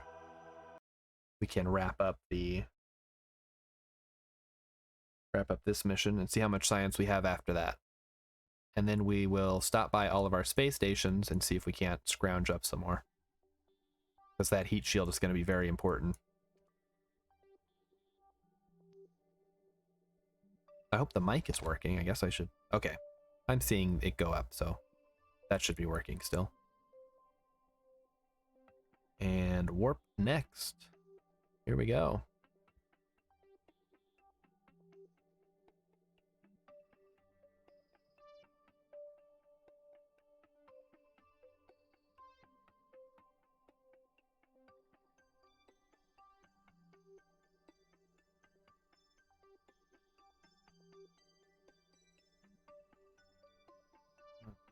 There we go. We are closing in on our periapsis. 5 minutes to go. So let's zoom in and get ready. Separation.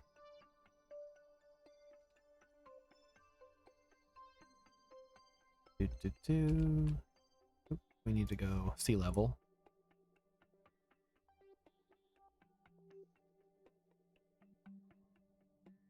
Nope, too fast. Perfect.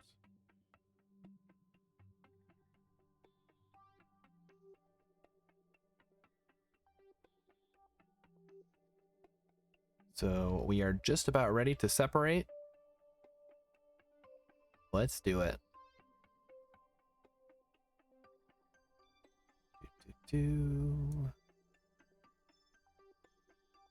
And separate. Perfect.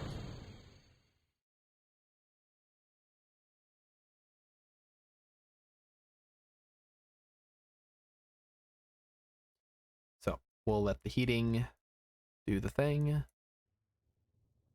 All this stuff should explode with no problems.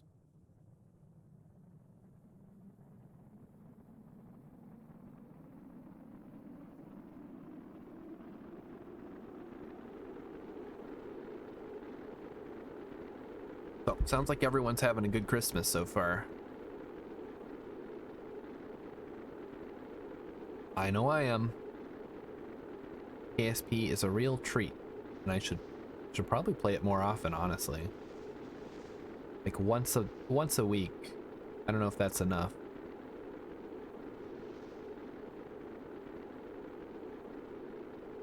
But at the same time, you know, I don't want to be a KSP streamer strictly, which is I think what happened to Urban Venture. You know, he talks about it a lot. How he does play other games, but he got kind of stuck as a Kerbal streamer.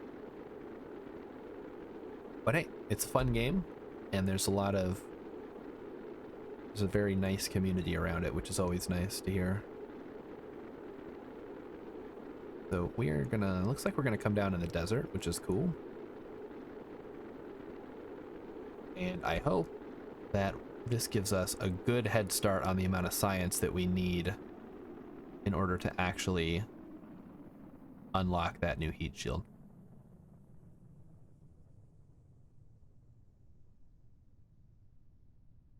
I don't know what... We're not planning to land on Eve. So we don't need... Well, at least not with like a big lander. We'll probably send a little probe down. But I don't think we need like the big lander legs. We don't need to make some kind of crazy contraption to land and return. Anything we put on Eve for the time being is just going to stay there forever.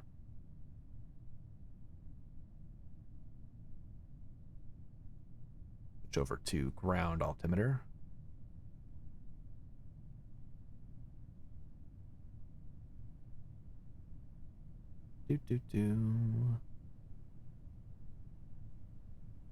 Suppose we can probably pop the chutes now, or the one chute. The other things to consider when landing on Eve is going to be parachutes for sure. So we're going to need a parachute, at least one on our probe.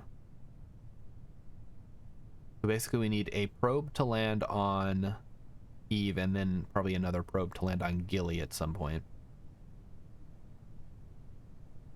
The probe to land on Gilly is basically like a bare bones Minmus lander, whereas the one landing on Eve is going to need a heat shield, it's going to need a parachute. It's going to need to be able to kind of maneuver itself while in the atmosphere. That's important.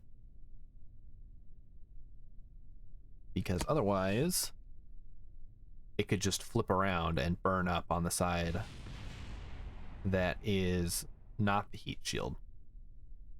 Which, as we've seen in the past, can happen because the drag forces on the front are higher and they end up flipping the craft around.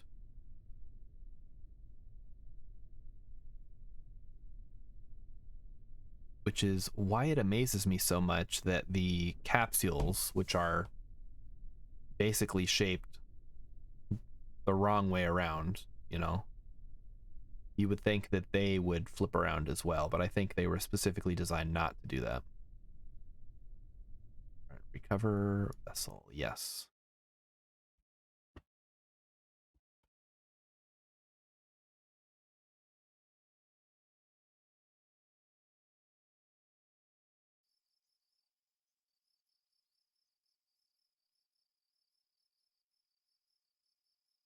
There we go. 130 science, or we're on 120, so that puts us up to 130. So we still have another 170 to go. And we also completed the contract. And I did not even check. Valbury is a pilot. Beautiful. So, looking at our Kerbals here, we've got 1, 2, 3, 4 pilots, a bunch of engineers, and 2 scientists. I say a bunch of engineers. We've got 1, 2, 3, 4, 5, 6. Yeah, 6 is a bunch to me. All right, let's do another quick check. See if I can't fix the camera. Hang on. Got the troubleshooter here. Task manager. Yada, yada, yada.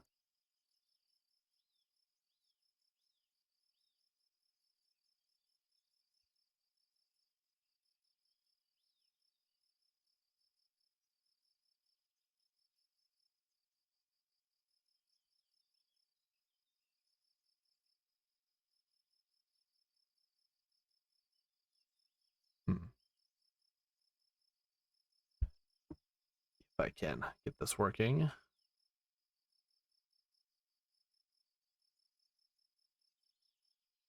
Probably not without actually restarting my computer, huh?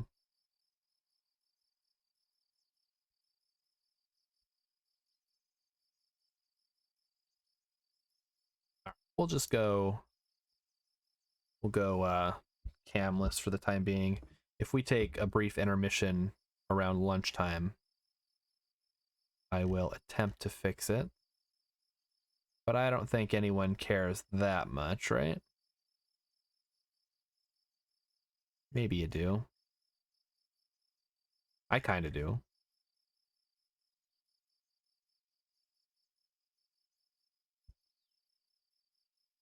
See, let's one more time. One more time to try to get it to work.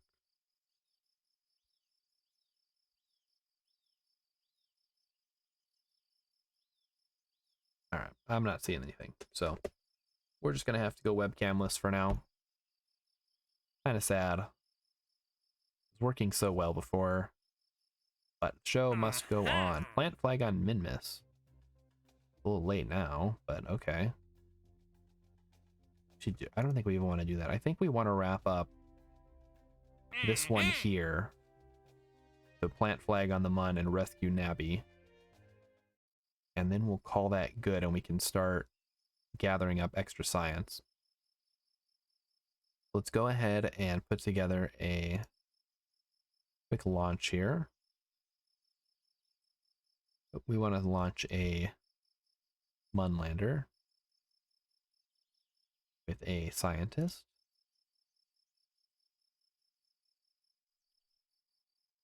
And that should be good.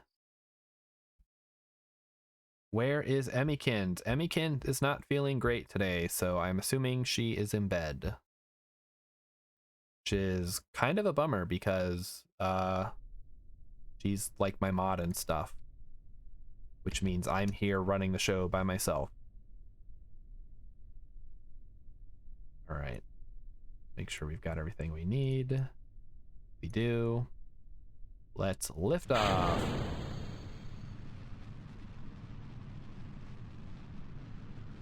And yeah, I hope she feels better at some point today, but yeah, she was not having a good time this morning.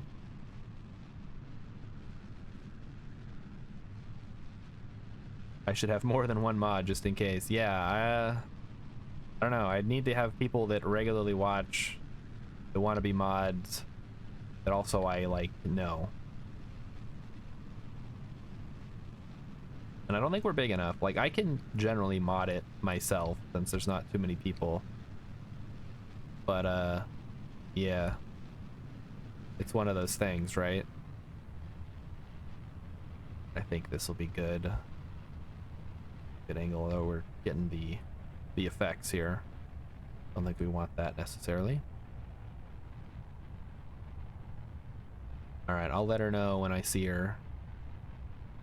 We'll take a break at some point here. Couple hours, maybe like an hour. I'll go check on her. So is this a good Ascent profile? Maybe. The rule of thumb says we want to be 45 degrees, right?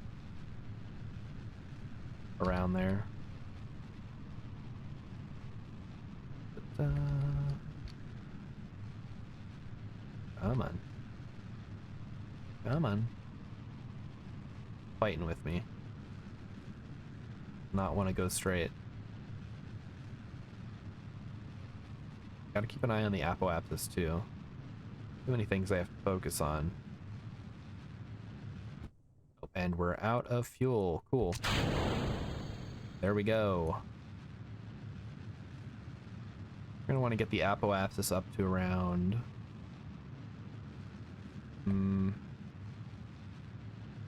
I don't actually know this profile. Maybe around 71?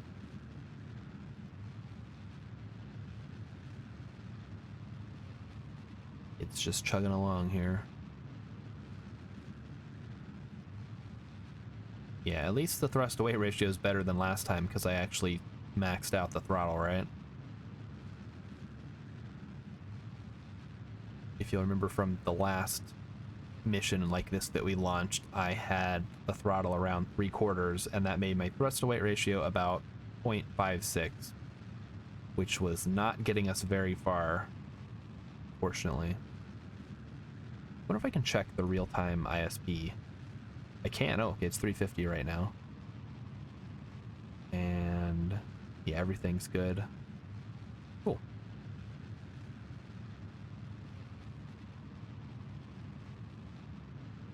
So I guess I can turn off my light here. It's kind of bright until I get the camera fixed.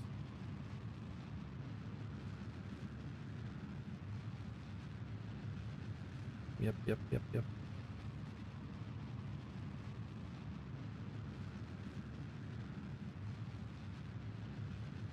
Still going here. Apoapsis is slowly climbing. Oh my goodness. Bear 989 raiding with a party of 6. Bear, I am assuming, is another KSP streamer. But feel free to correct me in the chat. Thank you very much for the raid, though. For those of you just joining us, this is a 12-hour Christmas Eve, quote-unquote. Wait. Oh, wait. Bear. Okay, we've seen Bear before. Bear has a gift sub, I think.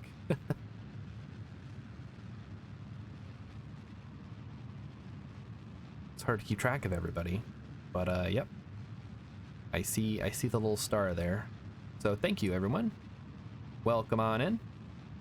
Like I said, we are doing a 12-hour Christmas Eve stream. The Eve meaning, of course, planning and executing a mission to Eve. We're going to be putting a space station in orbit. We're going to be landing some probes. And that's just kind of how it's going to go today. Unfortunately, my camera broke for whatever reason, so no cam. You guys can't see my Santa hat and the cat ears. We do a lot of stuff, mainly Greg Tech for MC. All right. Yeah, those the tech mods for Minecraft are so much fun. Just turns it into basically Factorio. Or I don't know, there's like the nuclear reactor stuff. Yeah, having a lot of fun in modded Minecraft over the years. I really like oh. Isn't great. We appear to have passed. Wait a minute. Why are we going down? What the heck? No, no, no. Go up. Go up, go up, go up, go up, go up. I don't know how that happened. Wait, wait, wait. Okay, we're going up now. Good. Yeah, we're going up. Good.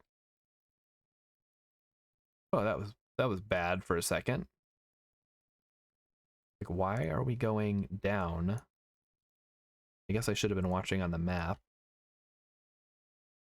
So our apoapsis is now a bit high. We'll need to circularize. And we do have enough to get to the Mun at least. All right, off to bed. Yes. Have a very Merry Christmas sleep. And what is that clamshell thing in the black area of your lander? This is a storage unit. So you can use these to store things like surface science things. You can put parts in here. It's just a storage unit basically. So I have these on here mostly to put the surface science devices for when we set those up. So for example, there is storage inside the command pod, like I have these EVA science kits, but I could move them into the storage kit like that.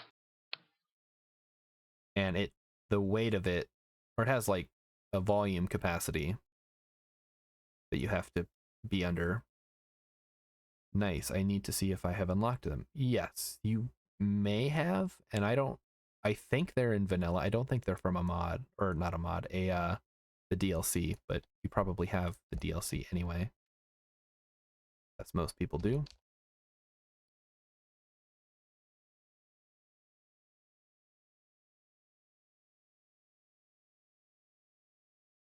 So let's see. How is everybody today on this wonderful Christmas? I hope your Christmas is either warm and wonderful or cold and miserable, whichever you prefer. I prefer cold and miserable myself.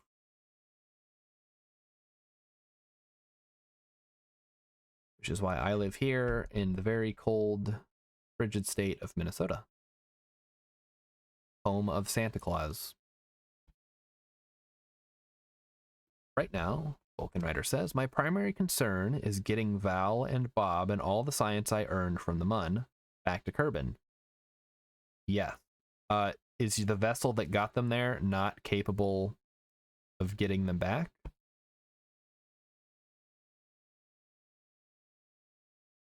Or are you planning to send some kind of rescue mission?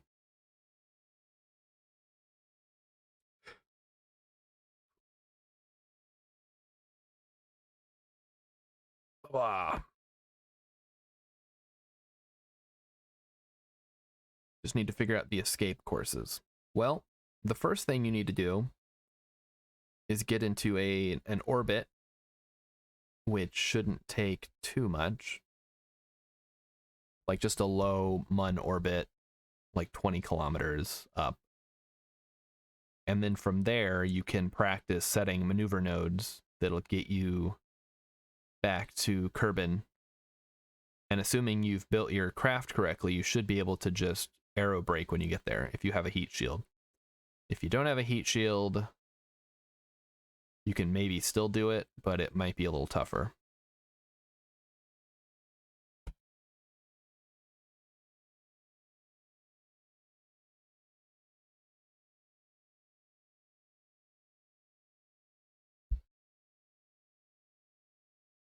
Oh, we're still waiting to get into space, huh?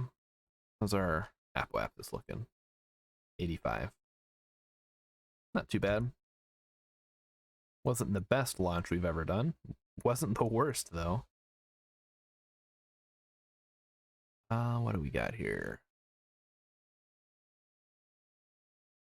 So this is a rescue mission / plant flag on the Mun, right? And as you can see, this is our Eve mission profile. We're going to need the mobile processing lab and slots for 12 Kerbals, plus a cupola. Plus, I want to put a heat shield on it. All right, Liberator 420 says, I play a lot of management games. Timberborn, love it. Dyson Sphere, love it. Factorio, love it. Would I recommend KSP? Absolutely. There's obviously a little bit more involvement with like the piloting and stuff. But if you're doing career mode, there's a lot of satisfaction in setting up base stations, surface bases, mining outposts, and just kind of working your way up the tech tree. Plus, there's a lot of mods out there that might be appealing to you in that regard. I am playing unmodded right now, so everything you see is pure vanilla, plus the 2 DLCs. So yeah, that's a solid slate of games. I haven't played the new Timberborn update yet, but I'm looking forward to getting a chance to take a look at it. I saw that they added a whole lot of new stuff. As for Dyson Sphere program, that is awesome. Factorio I like, but I don't like the combat, which is like kind of like one of the selling points of the game, right?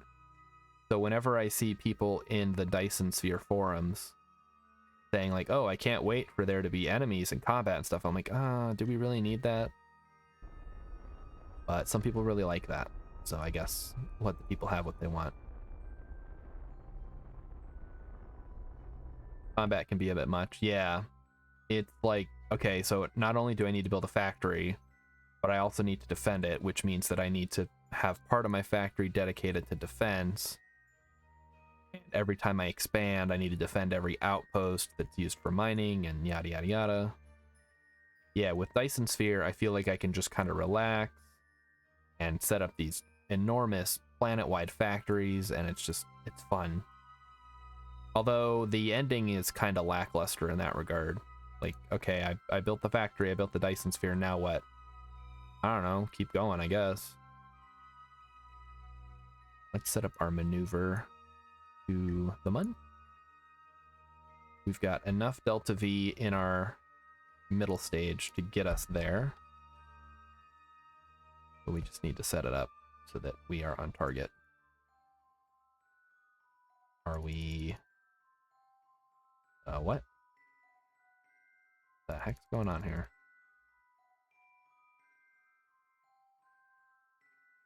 Well, I'm stumped.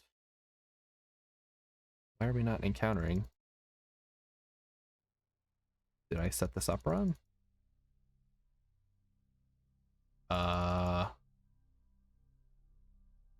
on earth is going on?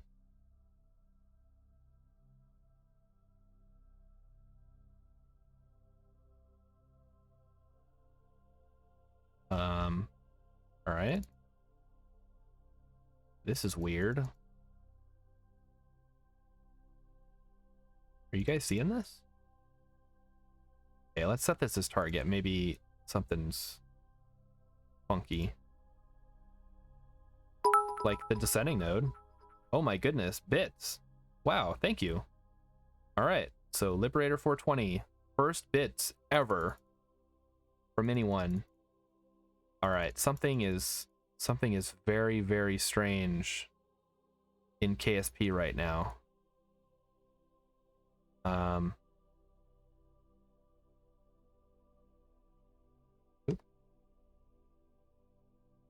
Okay. Oh, that's too much. So we are just straight up not getting on target with the MUN. So hang on for just a second. I am going to restart the game and see if that fixes it. Yeah, if it's on, like, I think it's on sale for like $10 right now, so I would just go for it. Like, I bought it over 5 years ago at full price before any of the DLCs were released, and I've had a blast with it over the years. So we are going to quit to main menu and see if that fixes it. Very strange bug that we're getting here.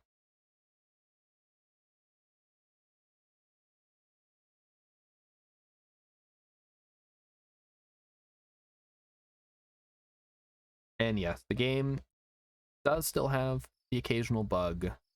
Usually it's not game breaking, and usually you can, as long as you're not playing like me and going full Iron Man, usually you can just revert and fix it.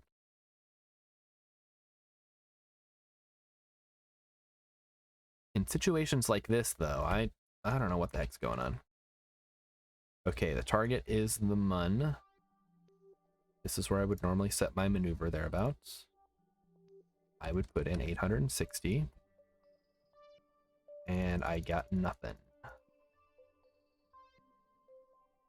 Incredible. Let's try Minmus. Try 930.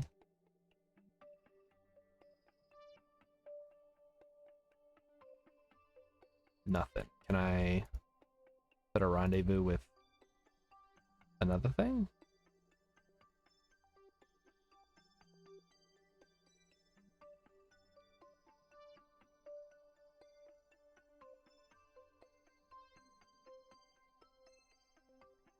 Or are we just not getting intercepts here? Yeah, we're not getting anything. All right. Oh, wait, there we go. Okay, so we're getting intercepts here. Let's try this again then. This is so weird.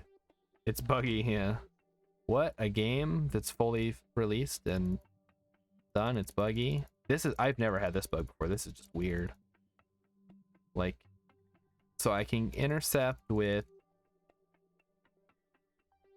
other crafts, but I can't, for whatever reason, get an intercept with the MUN. All right. Let me fully restart the game and see if that fixes it. Because if not, we're going to have to just roll with it, I guess. Although, that's, check your inclination. No, the inclination is fine. Descending node's 0.2. Here, I'll show you. So, right here, like I'm right on line here. It's just, it's not giving me anything.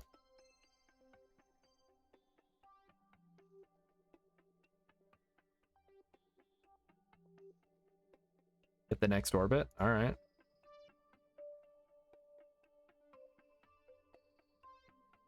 We got nothing.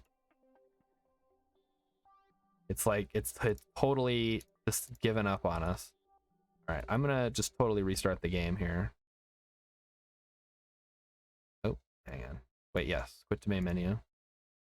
And then exit out. Yeah, this is the first time I've seen something like this.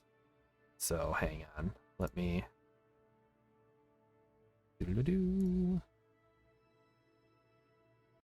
We will be right back. Hopefully a quick restart will fix it. Yeah, I'll have to look into that. I mean, according to Steam, I've played for 1,300 hours and I've never seen a bug like that. But I have seen other bugs, so it's not like totally out of the ordinary that there would be a bug.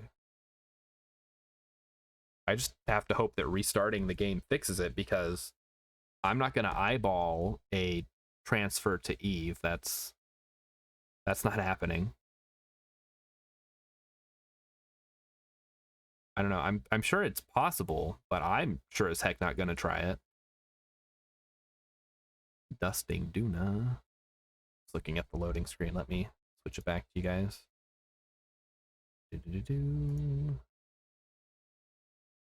Okay, it should. Is it still a black screen?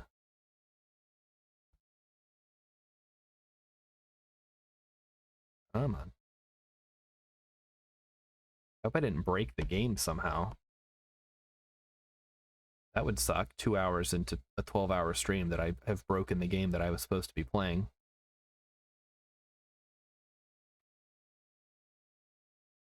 Alright, the game is loading. There is the music. Let us resume and see if we have fixed the bug, or if something has gone horribly, horribly wrong. Alright, so we want to fly the Munlander. Like, if it was something with patched conic, okay, that's fine. But I'm not seeing... I don't know, I'm not seeing any of them. Oh yeah, there we go, it's fixed. Just needed a quick restart. Good, good, good. Oh boy. Yeah, that would have really put a damper on the day. Wouldn't be a very Merry Christmas. That should be good. So we'll just go ahead and continue with the mission as planned. So, if you guys see that bug in your games, just restart the game and it'll fix itself. No muss, no fuss. Alright, 1 minute, 14 seconds of burn. Easy.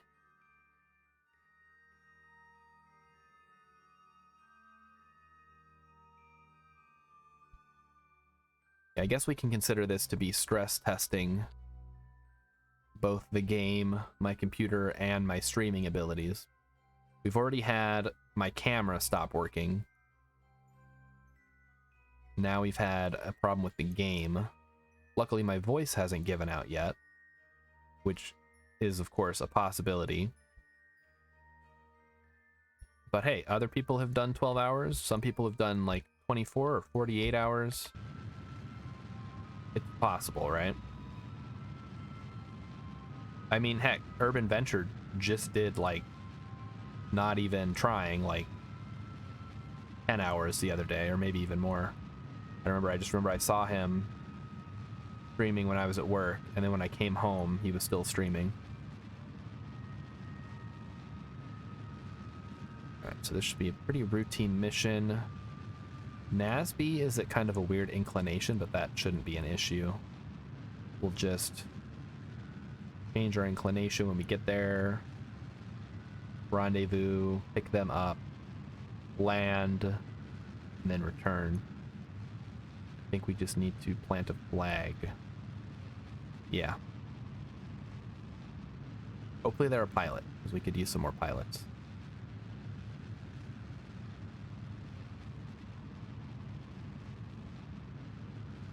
Here it goes. Another 100 meters per second. I really need to send a group of Kerbals out to solar orbit so that they can get that level 3 experience. That would actually be pretty helpful to have for the Eve mission. We could just send like a bus full of Kerbals or something like that.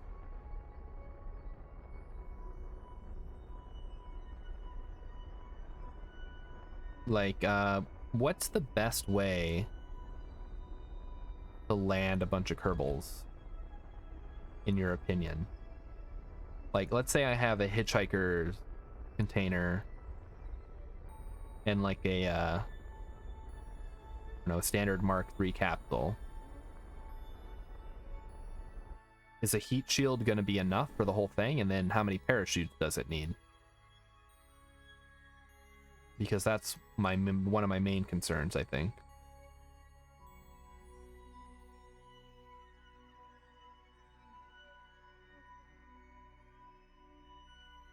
Alright, so we're going to flip.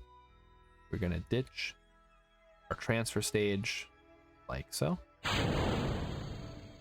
And then we are going to put on the engine. And this should... Yeah, there we go. Perfect. And now we just need to get to about 30,000. There we go. We'll circularize when we get there. And we should be able to set our inclination at some point. Wait 10 seconds. Warp to next.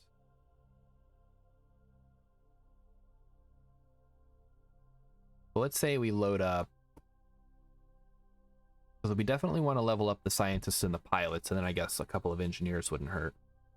Let's say we take one Mark III capsule plus one hitchhiker's pod. That's, what, 6 Kerbals, I think? Then we'd have to see how many parachutes we could slap on it. And put a big heat shield at the bottom.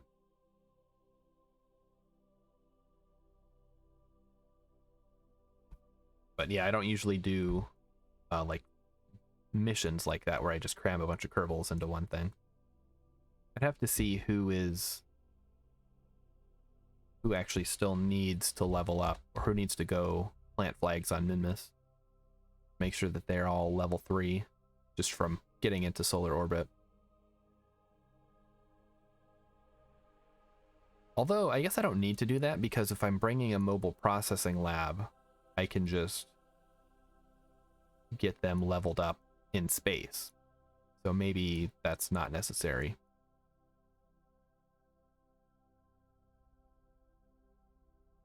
All right, we are coming in. So our target is Nabby's shipwreck. I guess we can set them as the actual target. We might just be able to do this in one quick burn. Get both our circularization and set up a rendezvous. Although our inclination's a little funky. But we can fix that later. Alright. So we need to burn retrograde to circularize. Go ahead and do that now. And we want to keep in mind that we need enough delta V to then land and return from the Mun.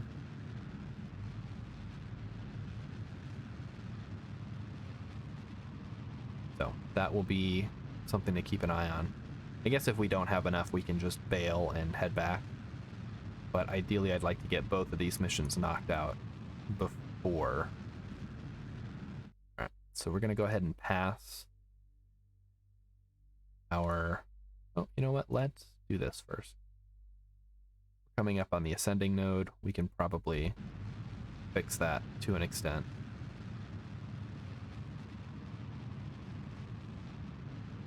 Alright, so far so good.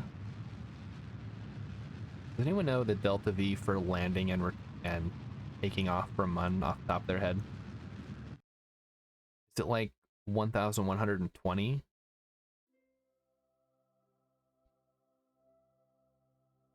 That sounds right to me, but I don't remember exactly. It's like 560 to land and 560 to take off, approximately.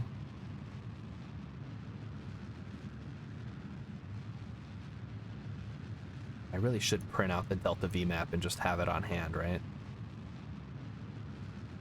Actually, I have it on my phone here. Let me just bring up any version. Okay, it is 580, so it'd be 1,160. I need to keep that in mind as we're planning our maneuvers here. Get that down. Nice. Oh shoot, I was going to try to get this in one burn. Now I've screwed that up. Oh well. We'll do what we can with what we got. And what we've got right now is an inclination.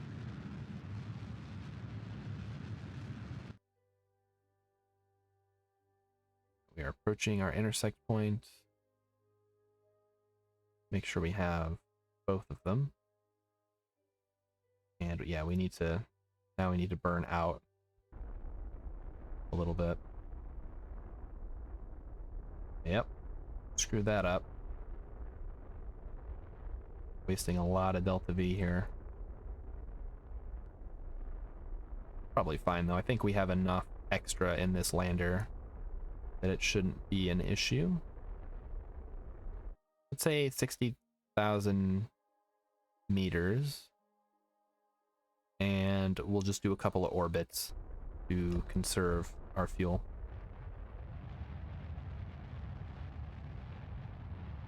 Fix our inclination. That's probably good enough for now. And we'll just keep an eye on our intersects here. Get rid of that. Get rid of that. There we go. And like I said, we'll just do a couple of orbits and see how things are progressing. So this is 235, 130. See how it changes. That's 130, 150 now. Unable to transmit. Okay, that's fine. That's just due to our lack of communication network. And that's from what? Minmus? Yeah, that makes sense.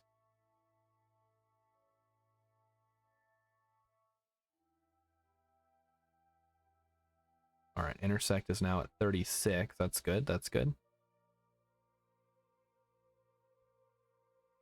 So once we pass this one, I think we can start thinking about how we want to burn retrograde.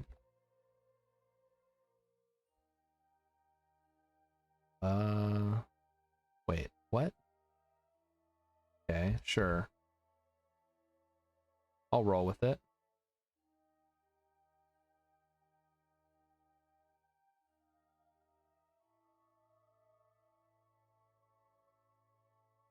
That took what, like 2 orbits?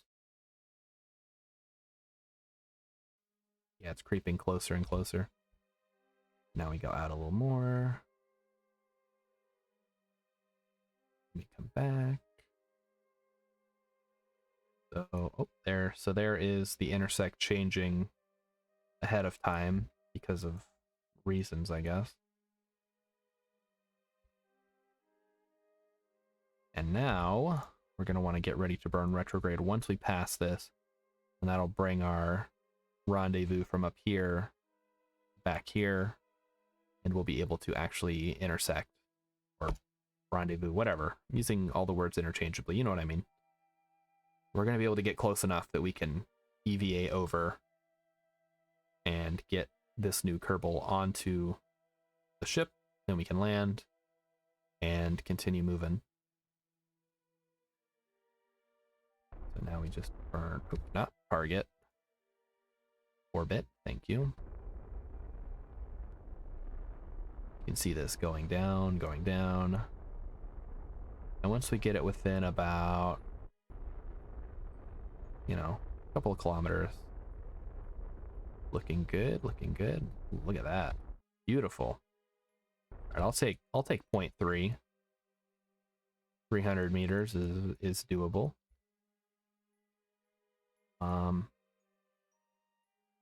Now we just wait. So another one more orbit and we should be able to link up. And I think we're on course, we could land at the Twins craters. I don't think we've been there yet. So that would be a fresh batch of science for everyone. Which we really need, actually, to get that extra 300 that we're still missing. So we need another 170 to grab that heat shield that we really need.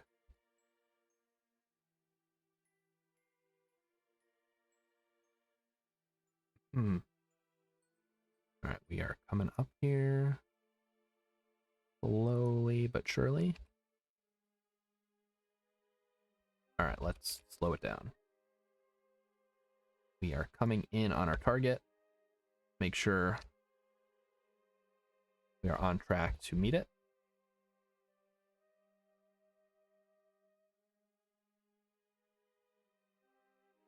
Very close. Look at that. That is a beautiful rendezvous. So I know Vulcan Rider, I don't know if he has attempted any rendezvous just yet. But if you're having trouble with rendezvous, let me know and I can maybe explain it as best as I can.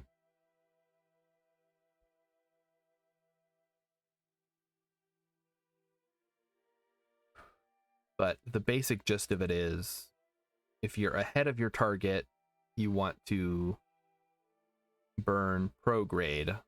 If you're behind your target, you want to burn retrograde. Obviously, the wiggle room depends on how big your orbit is, so you might not always be able to burn retrograde and lower your periapsis, because that could bring you into the atmosphere if you're around Kerbin, or crash you into the surface if you're not.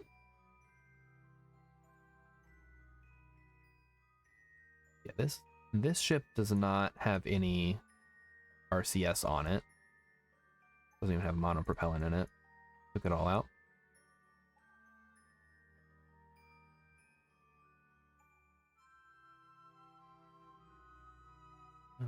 Closing in 5 meters per second. Very slow. Let's actually speed that up just a tad. Oh, too close. So go ahead and burn off the rest of that velocity. And we will send our new friend over. Meet everyone. This is Nabby. Nabby is yet another engineer. Okay. I guess. Take him. Or her.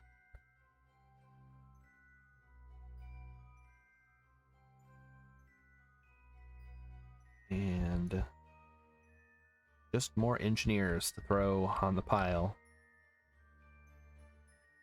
If we ever have a mining base, we'll have plenty of engineers to staff it, I guess. Alright, so now we're going to switch to our landing plans. So I think, yeah, we're going to try to land in this crater right here. So let's go ahead and speed up time. Hopefully not bonk into that. We didn't. Good.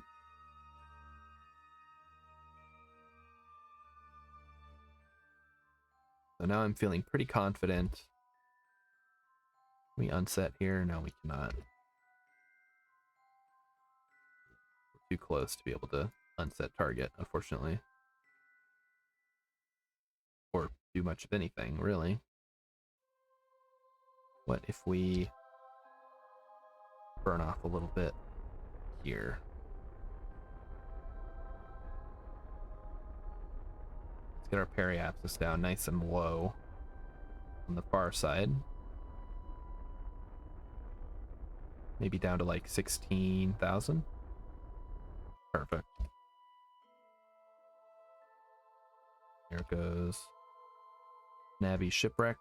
We can hopefully unset the target at some point. And let's go.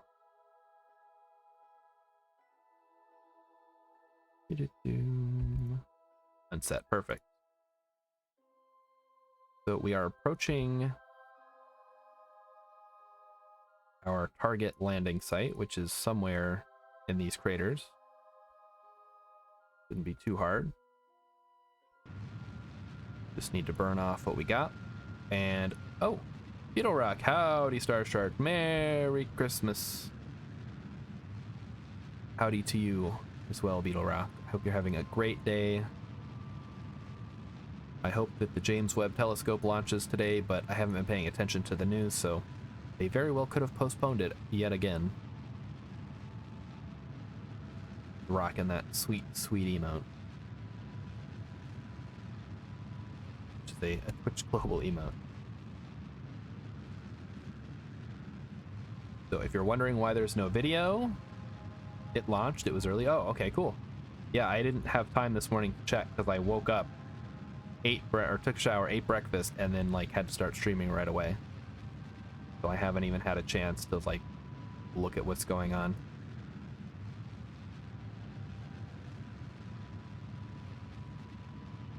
All right, I'm gonna call that good for now, and we'll eyeball it the rest of the way down. Make sure we are pointed the right direction. Everything is nominal. Well, that's good. It's about time.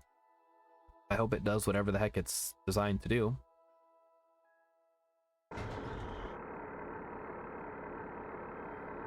Alright, so our target landing site's going to be somewhere in these kind of like slightly darkened areas. Obviously, we're aiming for this upper one.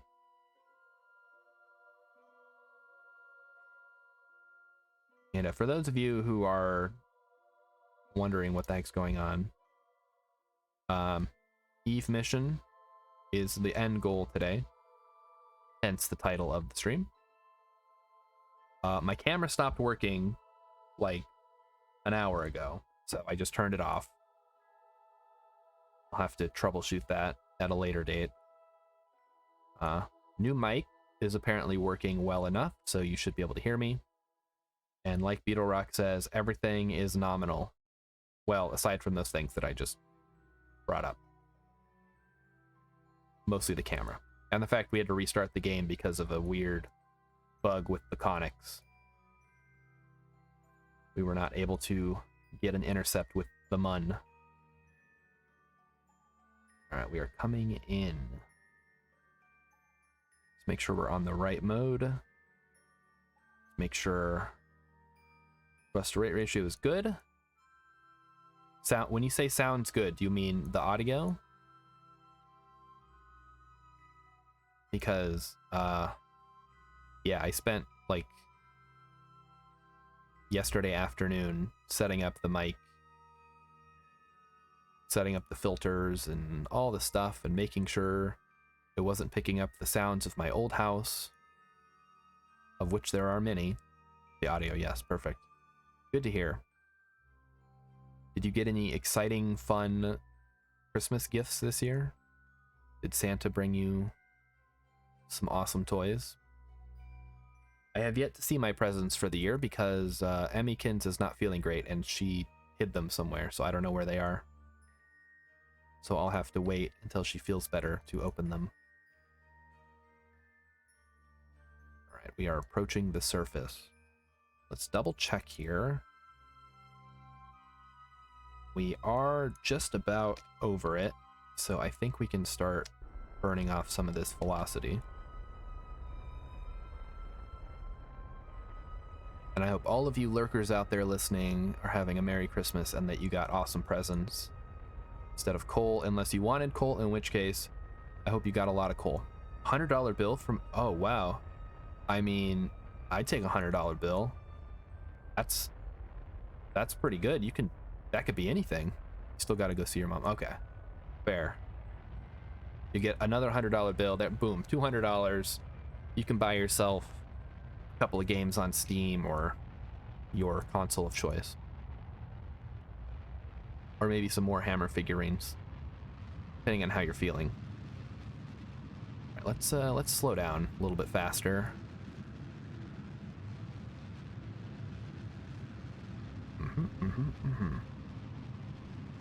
We're coming in a little hot here, but I think we'll be okay. Hopefully. Yeah, we still got 5,000 meters to go. We should be fine. Yeah, we're good. We're good. Start backing off the throttle here.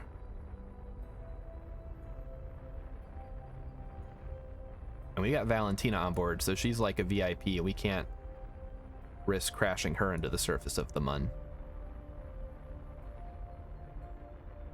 Like, she's our best pilot at this point. We do not have any backups.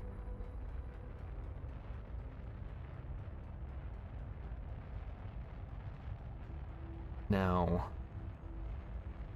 that a few more people have arrived since this morning, I want to ask again if anyone has any weird, I guess not necessarily weird, but just like different family Christmas traditions that are sort of outside the norm of, you know, like what you see in movies.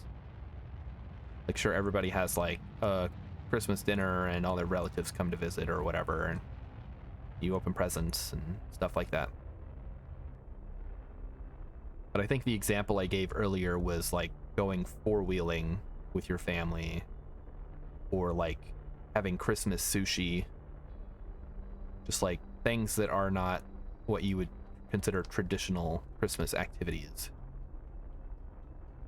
Or if you do traditional Christmas activities, tell me about that, because it's been a long time since I did traditional Christmas activities. But I think we're good to land here. This looks pretty flat. It's a very nice area to land. Wow, this actually is really good. This is like the middle area.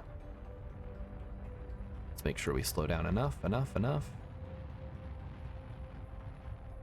just nice and gentle landing. And we still got 1,500 meters per second delta V. That's plenty to get us back into orbit and back to Kerbin. Skadoosh. Perfect. All right, so Nabby is an engineer. So these two have both planted a flag, so I guess Nabby can go plant a flag. Let's check the data here. 28 science, 15 science, report, 12 science. Unfortunately, we didn't bring any goo or anything, so we can't do that. But I suppose Nabby can gather some extra stuff. I should really get a rover out here at some point so I can go investigate the little features and stuff. So EVA report, another 19.2. Surface sample, 72. That's pretty good.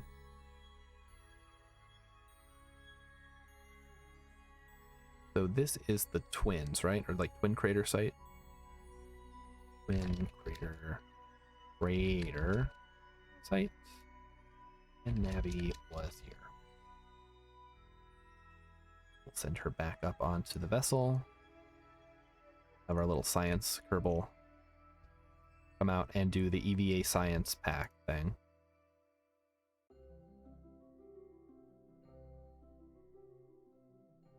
And that's Gippond. Let's go, Gippond. Oh, wait, we moved it, didn't we? There it is. Perfect.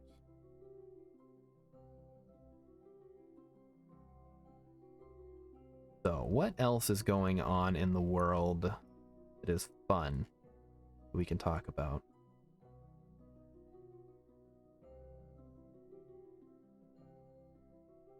Let's see. Nothing? Oh, I can't think of anything. It's like the end of the year, so new games are few and far between. I know there's like a lot of stuff coming out in February and March. Movies are kind of on hold generally in January. all the stuff that was going to come out already came out already this month. Spider-Man and what else? KSP 2 hasn't been delayed yet. Hey, that's good news, right? We'll see how long that lasts. I mean, it's already been delayed by like 2 years at this point, so I don't know what the heck's going on there. Are we on the equator-ish? Yeah, ish. Equator-ish would be appropriate.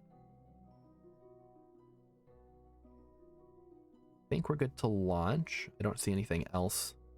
I mean, there's like a Munstone, but do we want to go grab it? It's kind of far away. I guess we could hop over there if we really wanted. Don't know what we'd do with it. So yeah, we'll just take off here. Actually, before we do that, let's double check the mission to make sure there's not a mission to bring back a Munstone.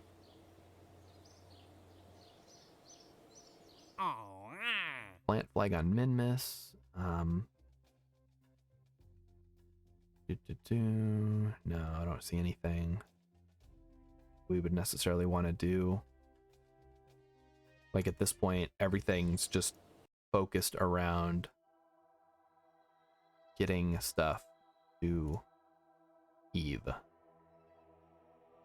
That's coming back into crash. Let's fly this thing home. So what's the over under on KSP2 being delayed again this year? Because it's supposed to come out next winter, right? Or next Q4? Ah, I get it. Gandalf Lundgren just figured it out. Xmas Eve, yes.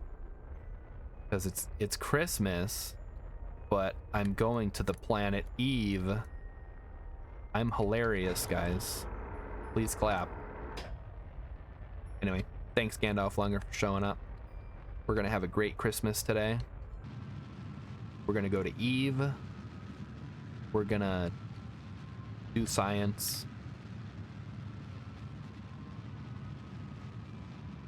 I have no idea what that emote is. It's too small on my phone. But I will assume that it is hilarious and appropriate for the situation.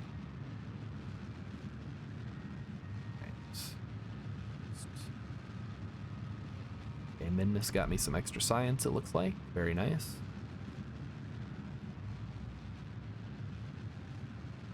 Oh, it's very awkward clapping. Okay, I see. Is it supposed to be animated? With feet. Oh, with feet. Oh, that would be awkward. So now that all the KSP experts are here, you guys can help me design something capable of getting 12 Kerbals to Eve.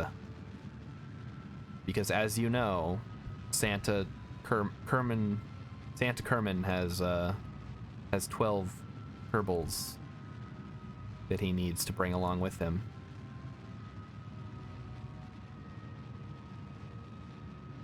And we're done. All right. So another 6. Wait, no, wait. Santa, how many reindeer does Santa have? 8? Shoot. Dasher on Dancer on Prancer on Vixen on Comet on Cupid on Donner Blitzen. Yeah, that's only 8. Well, Santa Kerman has 12, so there, that makes him better. As long as we don't need to bring them home, we should be good. Well, I don't need to bring them home, but I do need to aerobrake in Eve's atmosphere without exploding. Rudolph, yes. Rudolph is the 9th reindeer.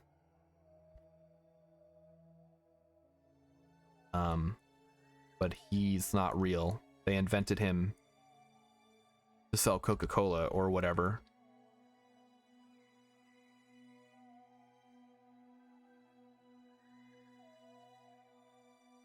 Rudolph the Red-Nosed Reindeer was invented by the Christmas Industrial Complex in 1937 to sell record or a movie?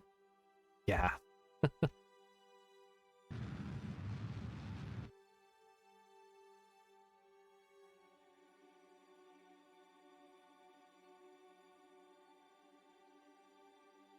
It is pretty crazy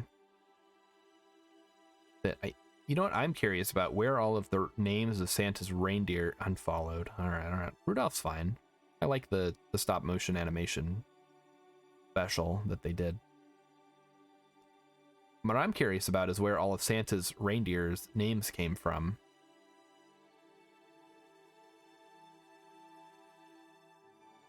Because that seems like somebody had to come up with it, right? So who was it? Germany? Germany, you think? All right. Could be. I feel like Germany has its own, like, Christmas mythology, though, because they've got Krampus and all that fun stuff. They go hard on the extras for Christmas. All right, so we are gonna go ahead and head back now.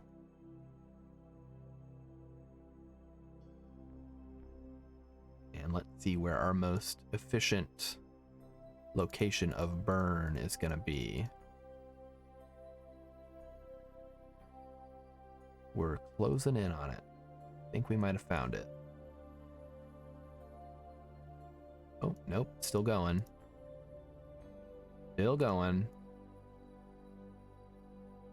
Oh, okay, there we go. Now we just need to bring it in.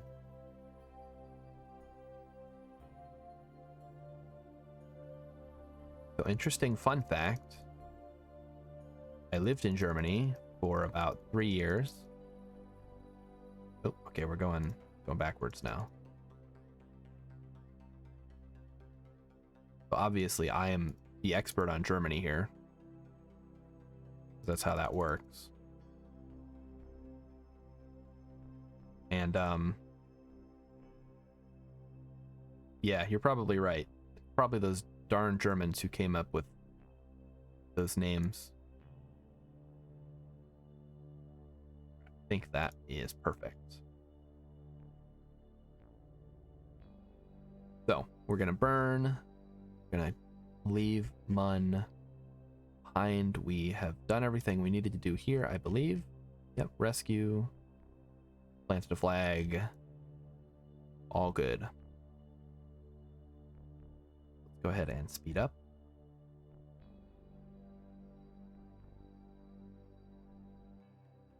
Now, if you want to know where else I've lived, you have to cash in your Ask Me Anything points.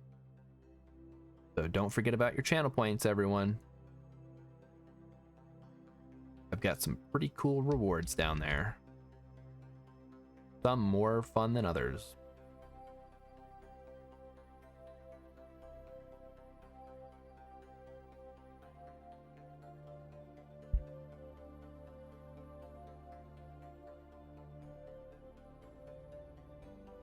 We are just about ready to burn and go.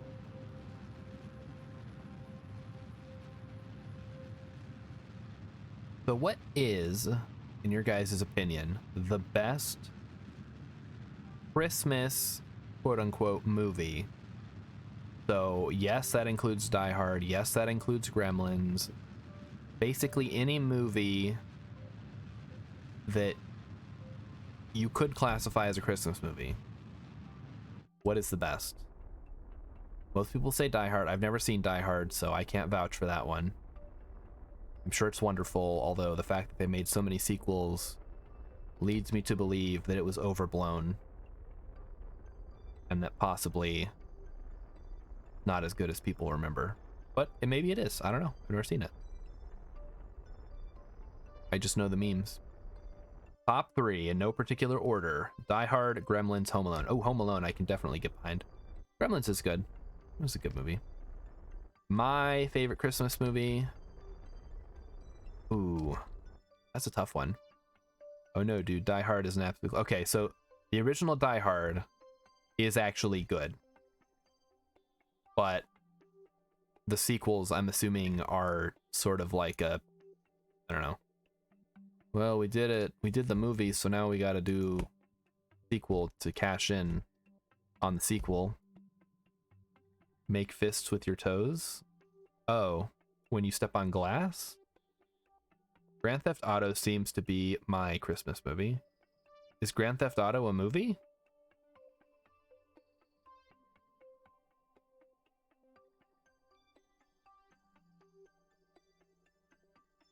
It's in the intro to the movie. You'll get it. Okay, so I gotta watch Die Hard, I guess, at some point. I was gonna watch it this year, but then I had time off of work, so I just played video games instead. I just never watch movies on Christmas. Well, it doesn't have to be a movie that you watch on Christmas necessarily, just a Christmas flavored movie, no matter how weak that flavor might be.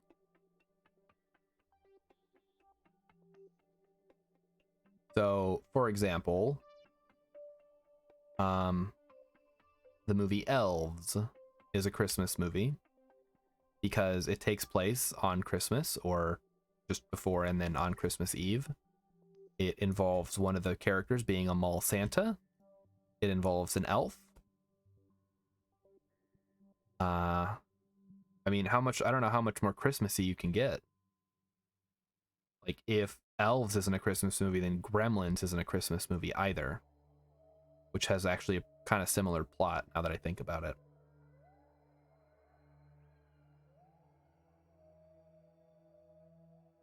And let's see, I like Home Alone. I like A Christmas Story. I don't like the like sappy Christmas movies like Miracle on 34th Street. Santa Claus is kind of funny, I guess. I like the old Rankin Bass stuff. Okay, let me narrow that down because I don't like all of them. Ooh, Beetle Rock likes Bad Santa. Not super into holiday theme stuff. The music is about your least favorite. All right. Oh, Christmas music, you mean?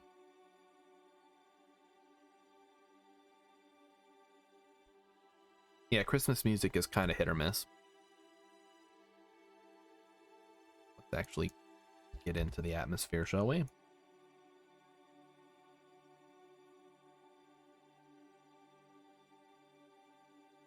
Christmas movies, Christmas music. The Rankin Bass stuff, what was I saying? I like Rudolph. Like, Rudolph's kind of like an all-time classic. What do you mean you don't love All I Want for Christmas Is You? I mean, that song's okay. I feel like the issue with holiday songs, which, let's be honest, there's really only Christmas songs, is you can't really listen to them the rest of the year and have it hit the same way. Like, with most music, it doesn't matter when you listen to it. It's just a good song. With Christmas music, if you hear like Last Christmas in June, or the 97 color, are there that many covers of Santa Baby? I don't know. I know the Eartha Kitt one, that's like the original, or maybe it's not. Maybe that's just the most popular one. Yeah, I feel like it's tough to make a Christmas song now. Ooh, Run Run Rudolph? I actually, you know what? As far as like Christmas covers go, Twisted Christmas by Twisted Sister is phenomenal. I'll watch those all year round. A couple of decent songs doesn't make up for the sheer amount of shit Christmas songs. I agree with you there. Like, there's some real stinkers. But yeah, there's some good ones in there. It's like that with everything though, right? Like, you've got a bunch of garbage and then everybody remembers the good stuff. Problem with Christmas songs is, since you only bring it out during Christmas, you kind of just have to grab whatever you can get your hands on, and that includes some of the garbage. Oh, we're coming in here. We're loaded with science. We got a new friend. Well, we got a new engineer, I guess. Whether you consider that to be a friend is anyone's. It's up to somebody.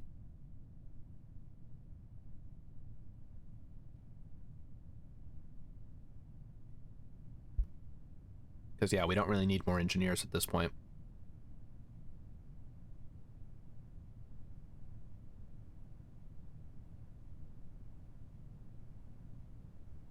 Let's make sure we don't crash here. We'll pop the parachute now.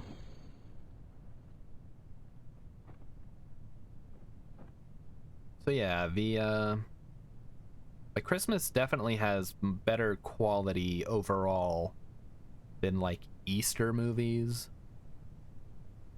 Motorhead just slays, period. I mean, yeah. Like, it doesn't matter what they're covering, right?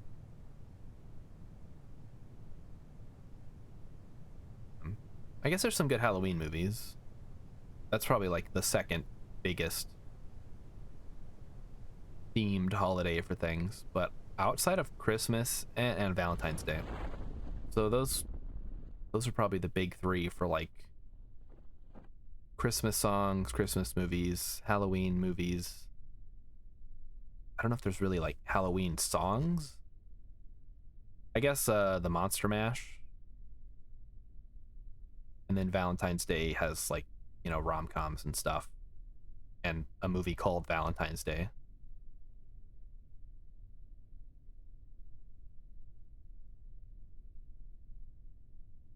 And here we go. Last 100 meters. And splash down and we'll be good to go.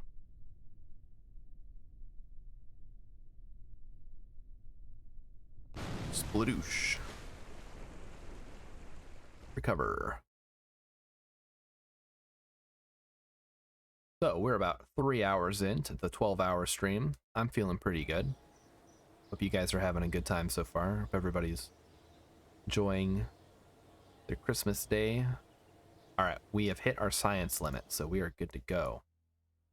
Let's snag the big heat shield and start designing what will hopefully be our Eve station.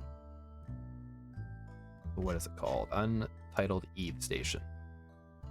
So keep in mind, we need to support 12 Kerbals, have a science lab, have a viewing cupola, and maintain stability. Well, that's whatever. So we need to have an antenna, a docking port, and can generate power. So let's go ahead and add the big heat shield. Let's extend that and see how it looks. Okay. I can work with that. So I think we did the math and we need 3 of the hitchhiker things. You're gonna lurk? Alright. You enjoy your lurk. A lot of people lurking off today. That's alright. So I think we determined we need 3 of these, right? Because they can hold 4. They can hold... Oh, they can hold 4. Oh, that... Okay, that saves us a lot of trouble. So... Let's see. So 8. And then 10 in the science lab.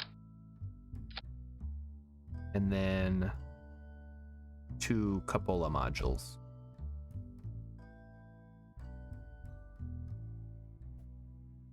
So the issue that we're going to run into here is slapping stuff on the sides. So why don't we try that now?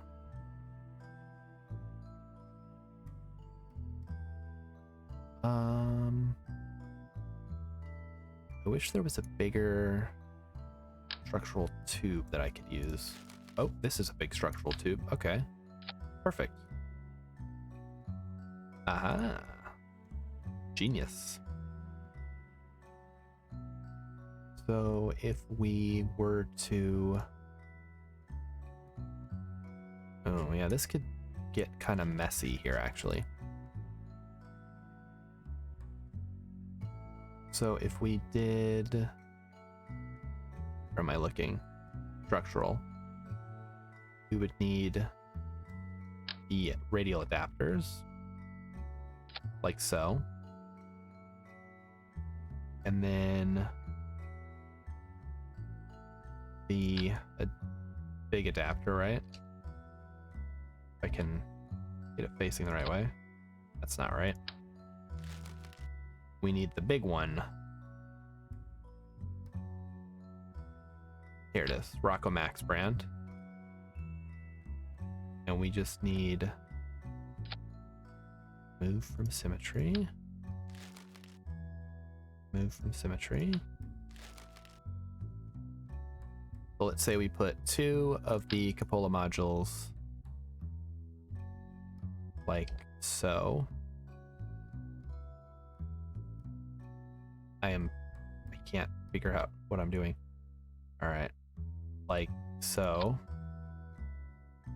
Ooh, actually, I kind of want to do it like that now. And remove these from symmetry. This one. Okay, and now we can put the docking ports, right? The issue I see is where we're going to put the power.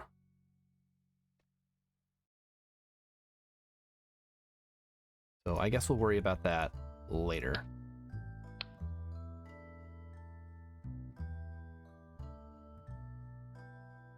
All right, so we've got this. Now we put fuel tanks. Let's grab a big one. Oh, wait, no, hang on. We were going to use nuclear engines for this, right?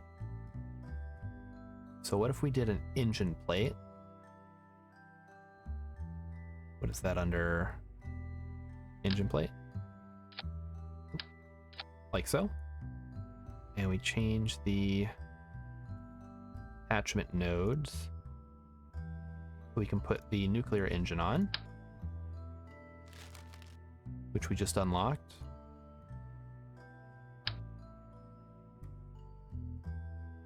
Okay, there we go. Doesn't quite work out the way I want it to, though. They kind of clip into each other.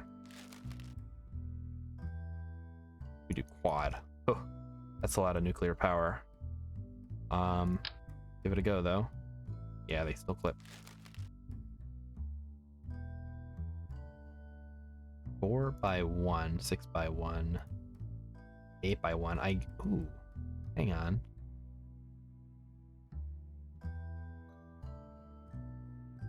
So we did double. How does double look? Double works pretty well. I can work with that. So if we slap some fuel tanks on here, like so. Not that one. The Mark 1s for liquid fuel.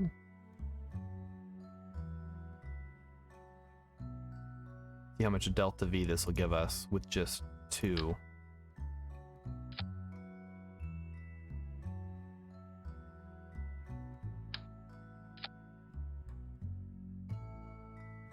Oh, they're kind of touching. I don't want that.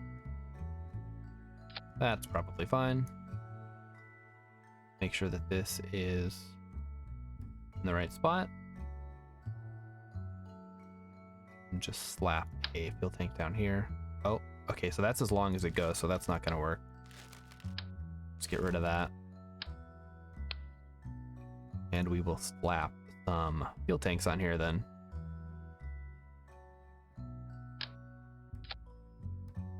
Although at this point, I kind of feel like I'd be better off just using a regular rocket. So let's put this in a vacuum. 2,434 meters per second. All right. Let's try with a regular rocket. Say not a skipper. A skiff. Okay. 2,334 meters per second. It's the exact same. Wow. All right. Let's check the delta V map. So it's 3,400. Okay, 3,400 to get into Kerbin orbit. We can ignore that. It is 930 to go interplanetary. An extra 520 to get an intercept with Eve. 80 to circularize, or to capture, I guess, and then 1,300 to circularize. Wow. for a total of 13,800. Oh, that's to land. We don't want to land. Get the calculator out here. So if we want to, let's assume that we can get this thing into orbit and then totally filled up, right?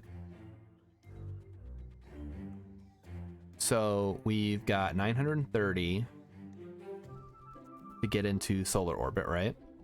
Plus 520 to intercept, plus 80 to capture, plus 1300 to circularize. That's 2,830. So if we can get 2,830, I'll consider that pretty darn good. Although, thinking about it, we could arrow brake, but I'm a little concerned about how well that's gonna work. I think we're probably better off just cramming as much Delta V in here as we can.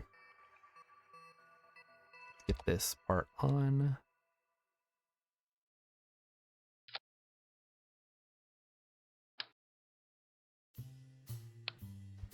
Make sure everything is correct.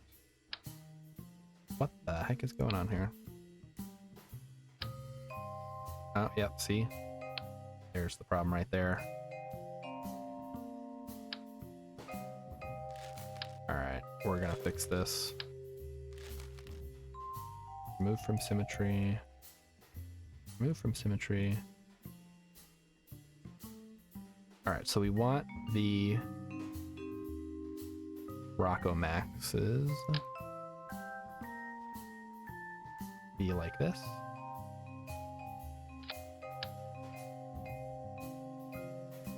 Yep. Alright, looks good, looks good.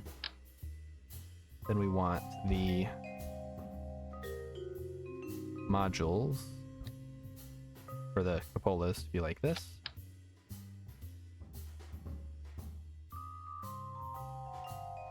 Perfect. And then we want the docking ports to be like so.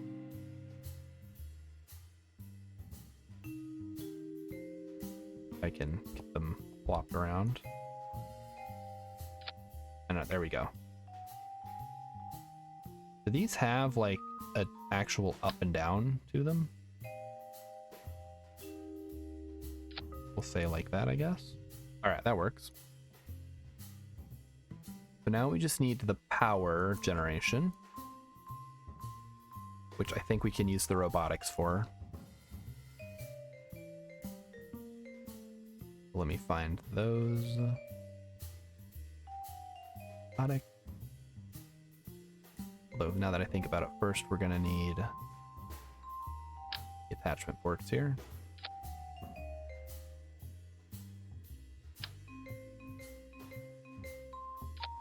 Like so. Then the adapter. Then the hinge.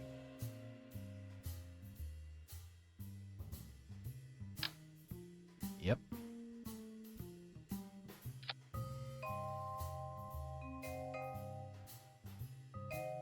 Want the target angle to be 0.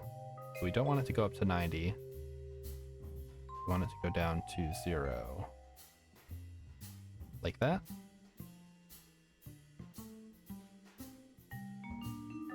Motor, blah, blah, blah. All right. Then put the girder. Second girder. And then just put a couple of gigantors on there.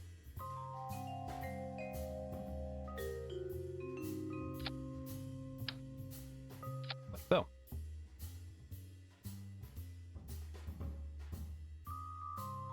And now we can bring it back down.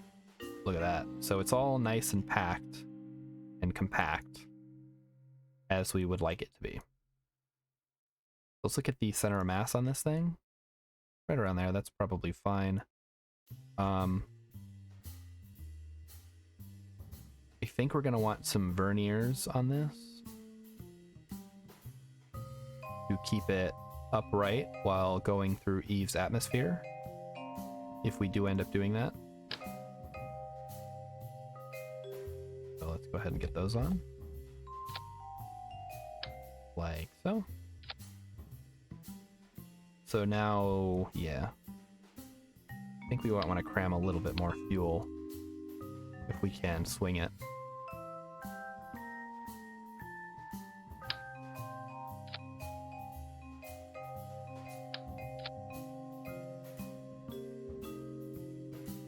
And oh, we've got the baguettes now. We could just cram those in there too, can't we?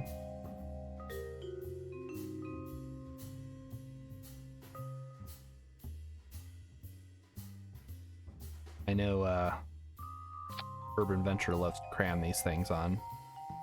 So why don't we? A little bit of extra fuel never hurt anyone. That puts us up to 2,512 Delta V, which is a little bit shy of the 2830. So why don't we sneak a couple more of these guys on here?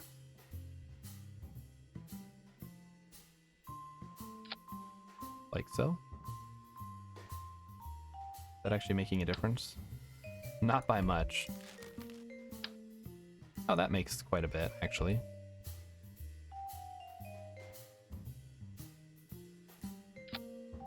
Alright, that works.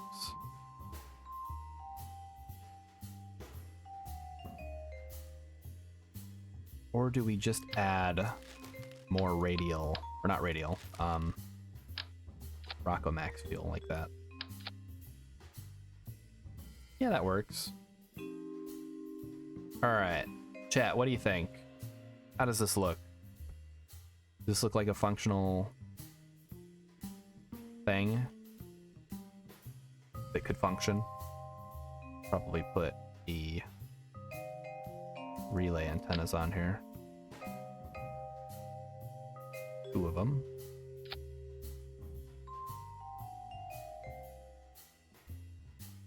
(2,604 meters per second) with 0.7 thrust to weight. Not terrible. Let's check the stats and see what the issue is. No control. Vessel has no remote control or manned command modules. It won't be controllable. Are these not count?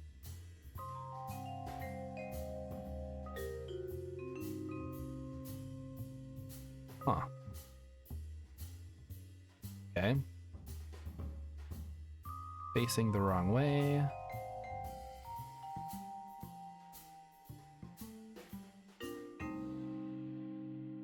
Forward. Why does it say it has no control modules when I can clearly see these are control modules? Why the heat shield want to aero brake? Yeah, we're going to Eve, so the plan is to do at least a little bit of aero braking to conserve Delta V. So I'm just hoping that the heat shield will work. And thank you, Kristen Hardelis, for stopping by the 12-hour Christmas Eve stream. Our goal today is to design, build, and execute an Eve mission. Man modules facing the wrong way, that's fine. Empty crew cabins, that's fine. This vessel has no remote controlled or manned command modules, except it does. So I don't know why it's throwing that. And electric charge generated, but storage lacking. I think we can slap a couple of batteries on it and call it good, right?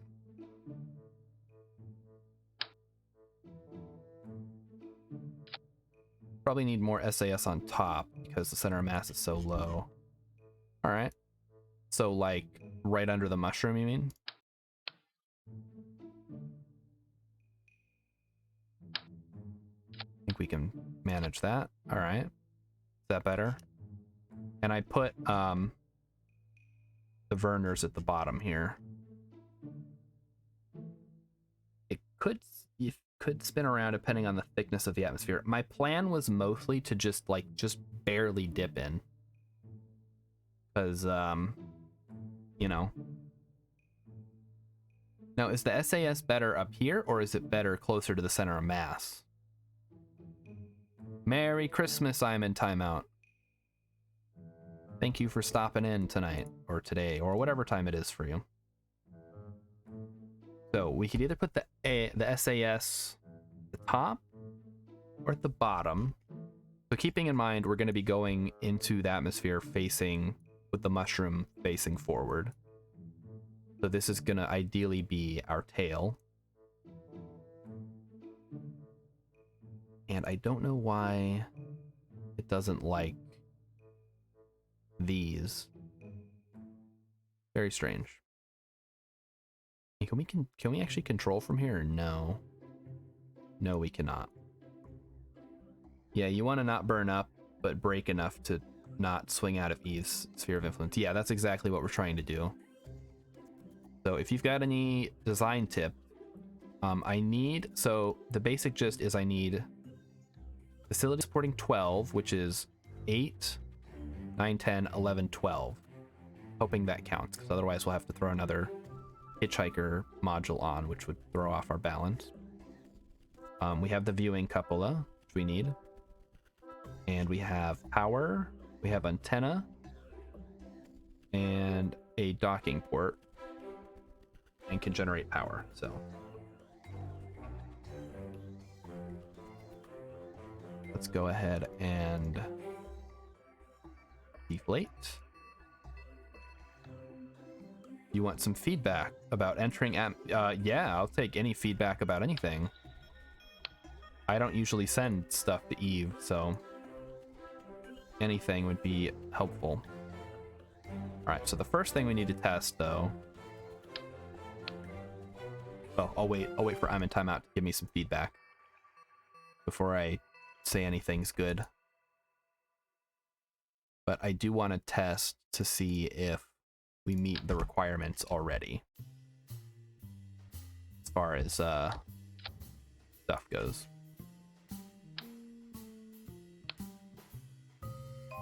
Go ahead and save.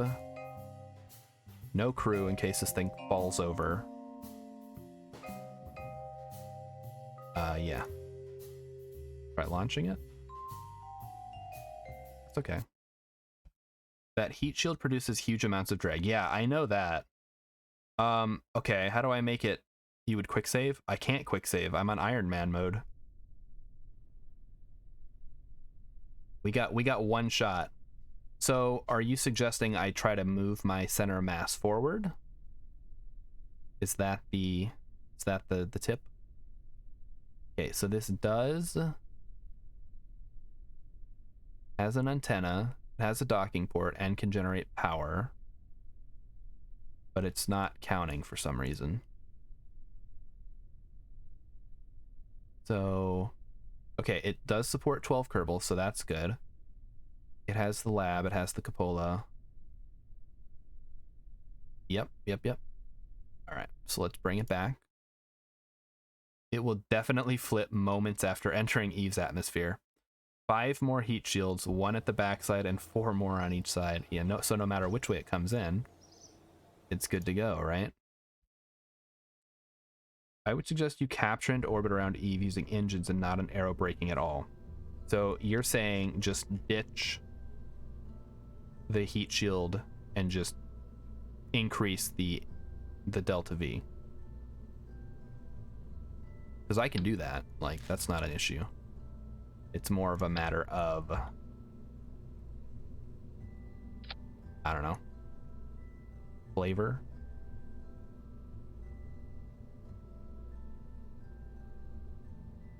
All right, so using that, what did we calculate then? Ditch the heat shield. Oh, my delta V went down. That sucks.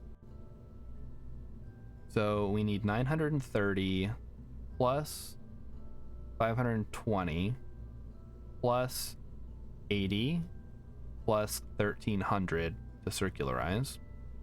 2,830 meters per second in this stage alone.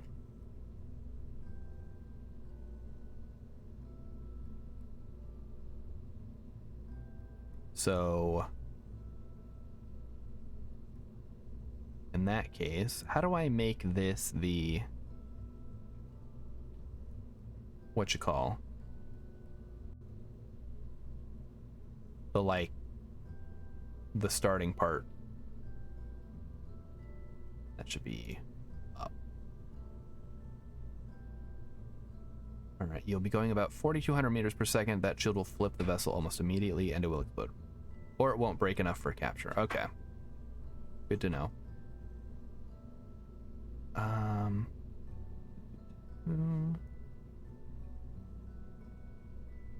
Let's check the error list. No control. Why is it saying no control?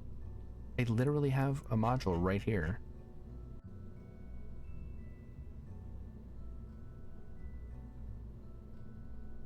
Reaction. Pilot only. Normal. Turn those off. Turn that off. 3 to reroute. 3? Oh. Wait, that's rotate. There we go. Select a set of 2 or more parts to reroute. Okay. Ah, there we go. Thank you. I think it's 4 to reroute. Yeah, it's 4. This vessel has no remote control or manned command. Okay, so I have to put a pilot in there. Duh. Let's say Valentina goes in whichever one. That would be the bottomest one. All right. So the question is, can we ditch one of the cupola modules and swap it out with a relay? Because that would definitely help us a bit.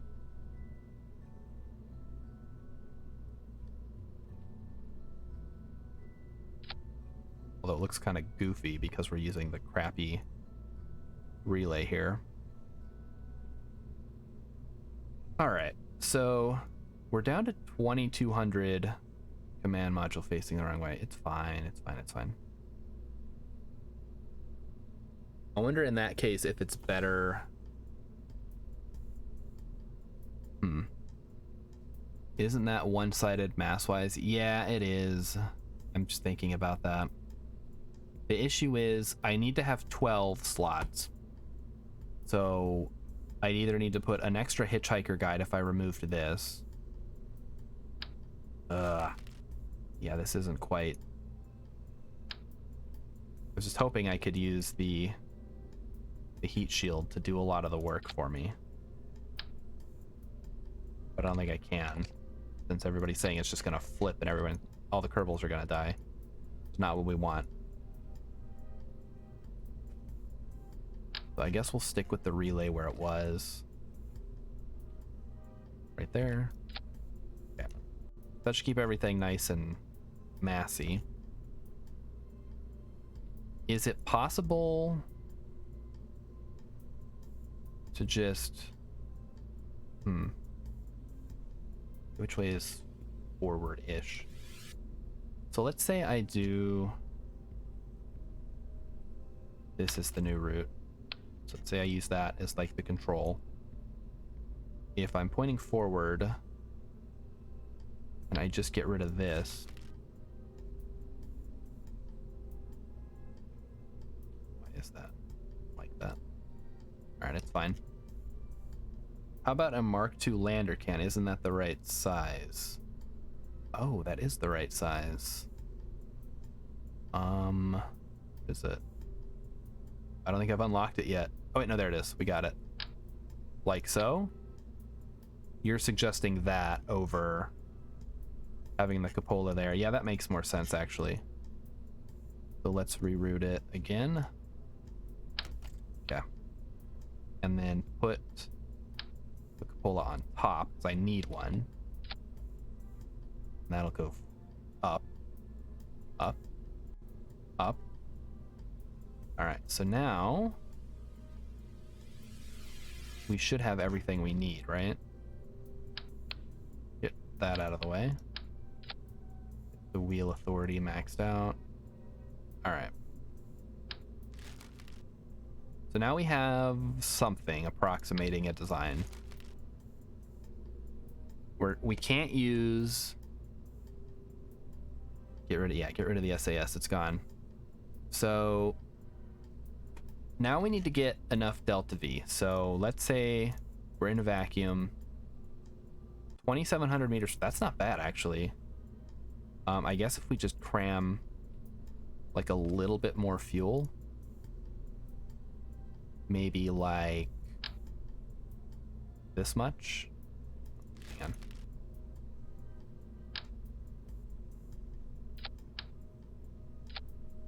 Something like that. That puts us up to 3,100 with a thrust to weight of 0.59, which doesn't really matter because we'll be in orbit. You could put a fairing on top and encapsulate your biggest relay antenna in the fairing. Well, I need to have a Pola on it. So let's say I go with this design.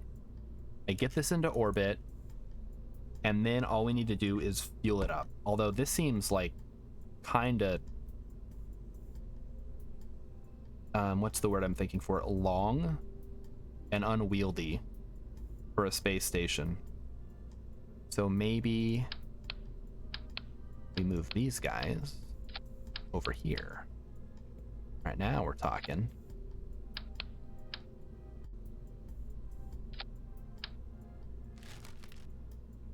All right. And just stick the fuel on the ends. Although now this looks like the whole thing's gonna collapse at any minute. 0.6 does it? Oh, this isn't gonna lift off. This is the end game stage. This just needs to get.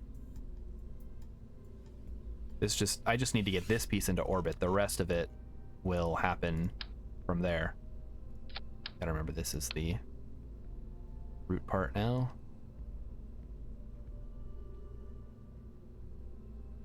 Should probably auto strut this.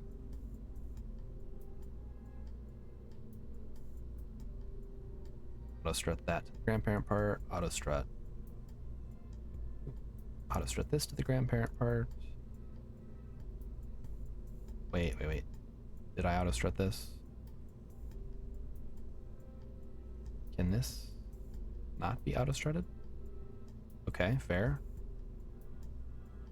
Auto strut to grandparent part. And then same deal here.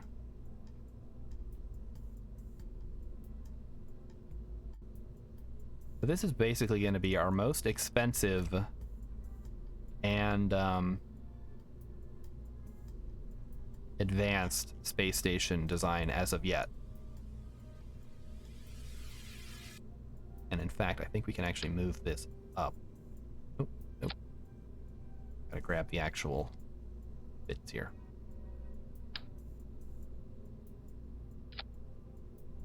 So let's expand this out, make sure it looks right.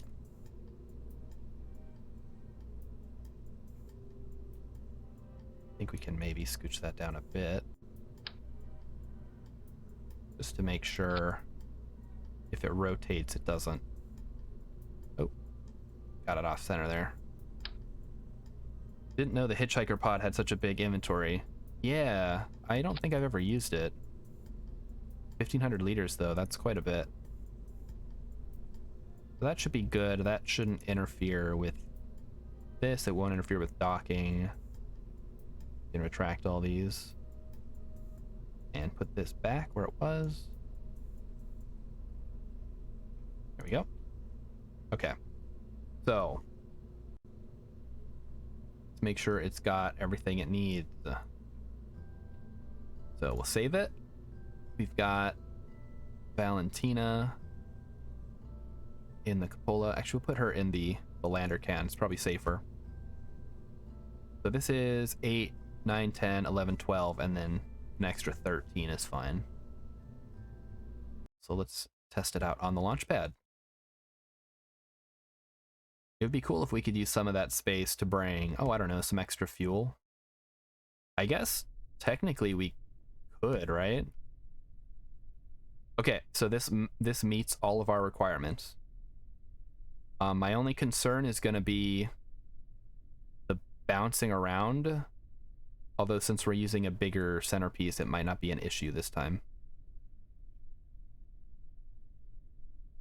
Let's test these guys out. Target angle. All right, looks good. Send them. All right, we're gonna have to put some hotkeys on that. But yeah, I think we're in a good spot with this design. It's just a matter of getting it into orbit, right?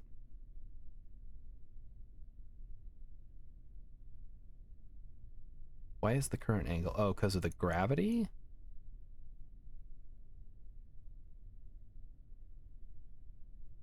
There we go.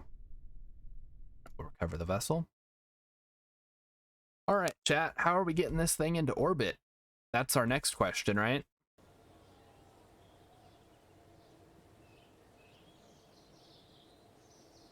Check here. Plant flag. I don't think we care about any of these right now. Although a rescue mission might be in the cards. We'll snag that for now. Lots of boosters. Okay, well, obviously, Tustin has played a lot of KSP. So, all right, let's assume we're sending boosters. This thing isn't very aerodynamic. Obviously. Let's make sure everything looks good. I'll leave the shroud on. It looks better, I think. Where's the center of mass now? Right there. That kind of sucks. But not much we can do about it besides moving fuel to the top. I don't really want to do that. Just work with it. I think it'll be fine. But let's say we have our coupler here. All right, so phase 1, that's going to be a lot of drag. That's fine. Like, once we get it into orbit, that's all that matters, as long as we can get it up there. So it's mostly going to be a matter of just forcing it into orbit, and then we can send up any extra fuel that we need to make sure it's fully fueled up, and then we can launch it. So in the past, we have used... Oh my goodness. Dingy just subscribed at tier 1. What a wonderful Christmas present this is. Dingy, I hope you're having a great day today. I hope you're spending time with your family and not wasting it on Twitch. But if you are, I appreciate it I appreciate that you're wasting it with me. And yeah, I kind of am the American you, right? I got the beard, I got the bald. The camera broke, so you guys can't see me. I've just smashed my dinner, mate, and I'm stuffed. You smashed your dinner, mate, huh? I don't know if I'm gonna have Christmas dinner tonight, because Emmykins isn't feeling great. So I might just be on my own. I'll have like a bowl of cereal. I think I've got some leftover Count Chocula from Halloween. No Christmas dinner, no. Yeah, well, I'll be fine. I'm not exactly hurting for Christmas dinner. Did we use the right booster here? This is the skiff, okay. Like, it looks so similar to the mainsail, I wasn't sure. Okay, so thrust to weight ratio 1.08. Wow, we're really cutting a little close there, huh? Thing is big. No sexy bald man on cam. Yeah, I don't know what happened with my camera. It just stopped working and I couldn't get it to reconnect, so we're just gonna, the show must go on, right? I think I'd have to restart my computer, and that's not gonna happen today. So I think we're gonna need some side boosters, obviously. Let's just get the big boys.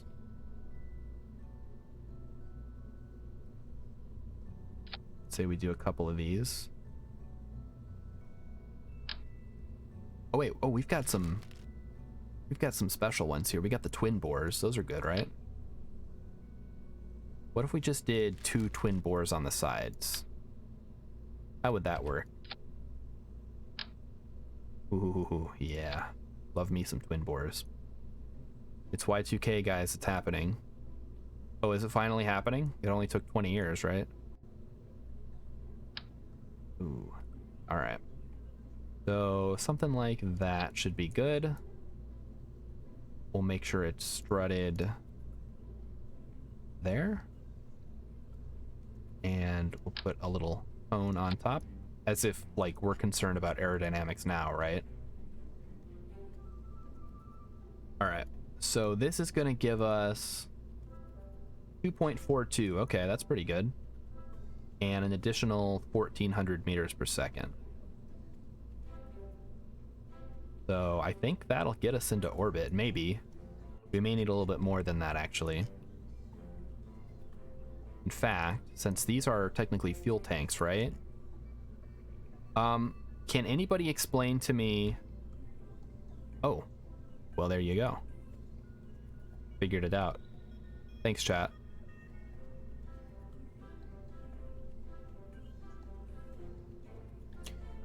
Do I want it to be higher or lower?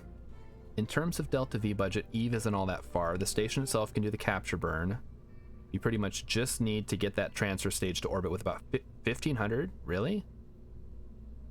Are you sure? Aren't the 2 twins enough for the first stage? I have no idea. So let's say... Okay, so we want these to be lower priority, right? Because we want them to flow that way. Higher values on fuel tanks will be used first. We want these to be the highest and this to be lower. So why does it show this flowing this way then? Shouldn't it be flowing? Okay. It just looks weird. Like, because this one's going here, this one's going there, this one's going there, that one's going there.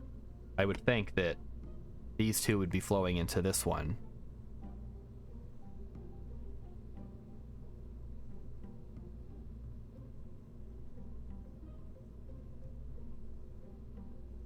From the one decoupler, it's flowing outwards. Why is that happening? Yeah, it doesn't like that for some reason. You think it's okay though?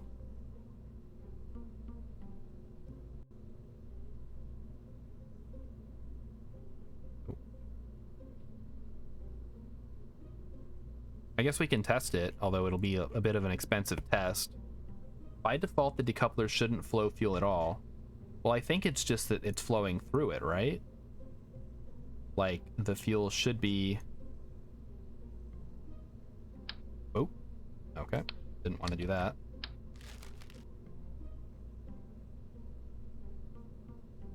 Make sure these are enabled.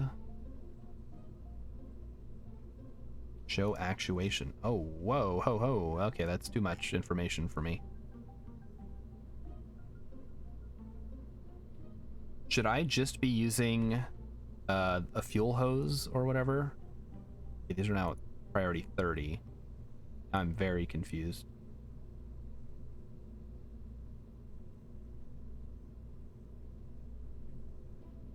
All right. So I'm tempted to just kind of launch this thing now and see how it goes, because it's only going to cost us 107,000 spaceos. And if something goes wrong, Valentina can just bail out and parachute down. She'll be fine. Oh, I suppose we should probably, like, pack some experiments in here, right?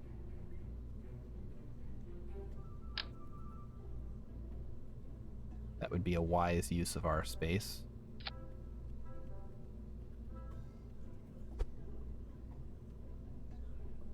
Thanks, game. That's exactly what I wanted.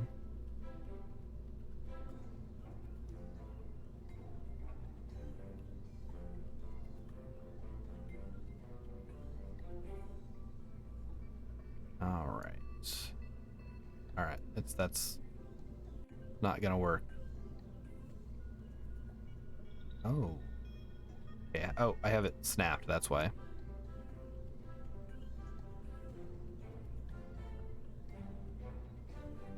All right, hang on. I would put a bigger booster stage under what you have now and skip on-orbit refueling. Maybe try with just 2 twins and fire the mainsail only after they're decoupled. Isn't it more efficient to burn all your engines at once, though? And you're saying you want a... Okay, are you saying put a separate booster stage under this? Or just make this stage bigger? Because I don't mind in-orbit refueling. Like, that doesn't take too much effort. If that's all we're trying to avoid.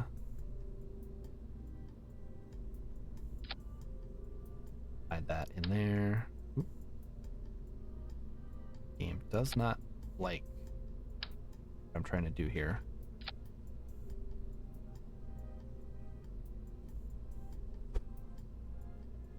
And, oh, there we go. That'll move. Look, it's kind of stuck now that I'm looking at it. That might just be how this part is. Oop, hang on. Oh no. Hang on, guys. I'll be right back with you.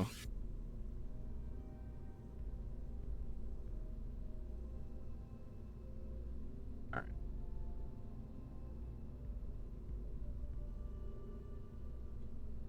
Oh, use the mainsail stage for transfer?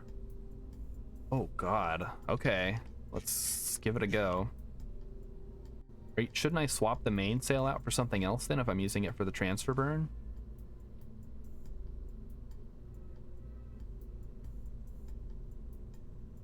Let's take a look here.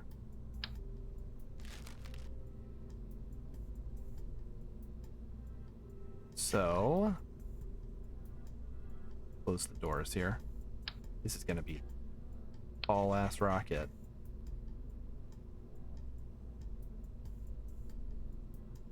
All right, so put another stage underneath.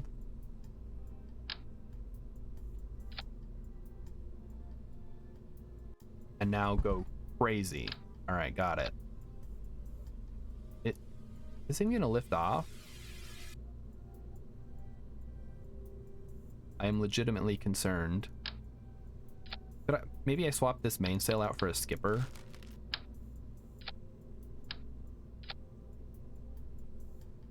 All right. You could potentially use a more efficient engine for transfer. That stage will also complete your orbital burn too, though. Yeah. I don't know. I was fine with just using this to do the transfer. But now everyone is suggesting that I use this middle stage for the transfer and then I guess this just to like circularize and stuff.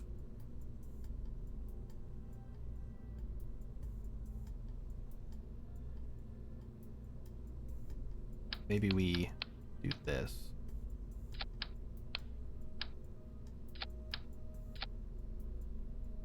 All right, let's see. So that doesn't take off on its own, obviously.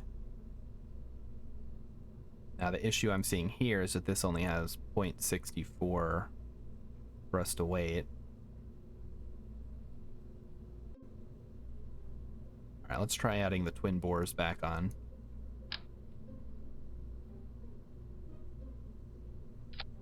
Capture burn at Eve and circularizing will be over 1,400 meters per second. Yes? And this had in a vacuum, it had 3,151. So that's 1,400 meters per second plus whatever it takes to get to Eve, right? And I could always stick some, like, disposable fuel pods onto these docking ports that I just detach as I go.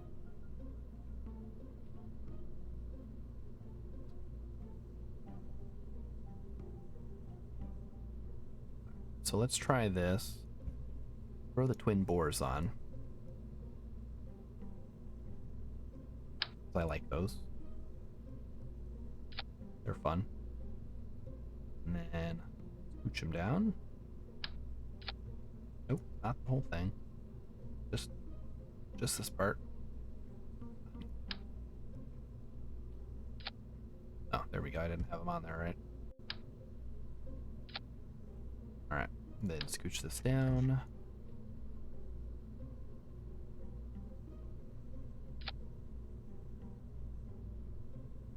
The station can do it for sure. Okay, so maybe we don't need the center stage? Although, or you're saying I could use this to, like, get me into orbit so I don't have to waste any fuel. Okay, I get what you're saying. Yeah, that makes sense then. And then turn on crossfeed. Make sure everything is copacetic. Yep, close enough. You do need the transfer stage. Okay. Now, when you say transfer stage, am I using part of that fuel to actually get to Eve?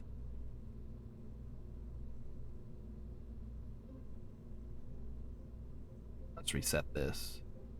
So these need to burn just to start. Then we ditch that. Now, see, that puts the thrust to weight at 0.91. I think we need to take and scale this down a bit. Let's try that. Now we're at 1.01, and that's better than... Oh, that's a... Shoot, that's in a vacuum, though. We can scale down the transfer stage a bit.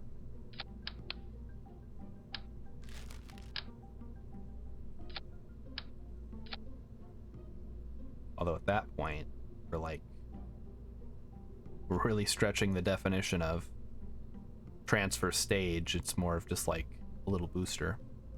You want to send the station out of Kerbin's SOI with full fuel. Okay. Fair. So I just want to make sure thrust to weight is good across the board. So that's 0.8, and ideally that is... Alright. Yeah, we're going to need more fuel in here. We do a full Rocco max. With over 3100, that station could do most of the transfer, capture, and low orbit circularization on its own. But in order to avoid any complications, you're suggesting to use this stage to get it going. Is that what I'm understanding?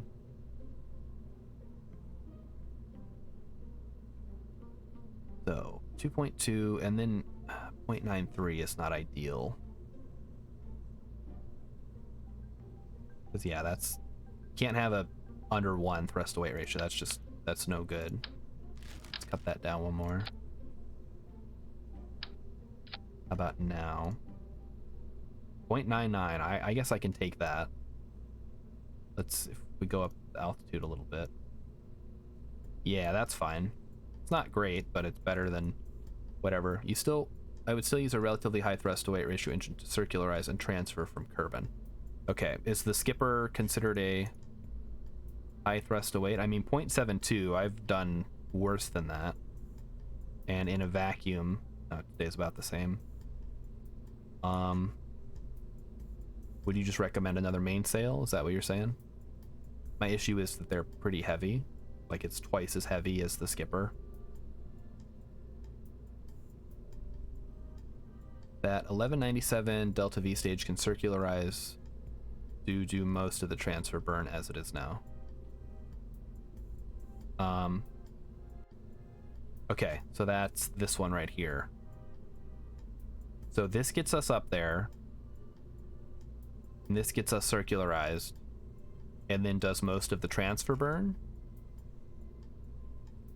I guess I'm not seeing that based on these numbers here, because together these are only 1800, and then I guess the 400 circularizes us, right? Isn't it 3400 to circularize? 0.72 isn't bad at all. Okay. My issue is, can this get into orbit with this tank not being completely exhausted? Because right now, I can only see 1,800 from the lower stage, and then we need another, what, 1,600 to get into orbit. Need a bigger booster stage. Okay. The problem I was running into was I couldn't get a decent enough thrust to weight ratio. But we'll give it a go here. Alright. Add these. I thought the thrust to weight was looking funky for some reason. Oh, because of the second one. That's right. So let's add a little bit of extra to the twin bores.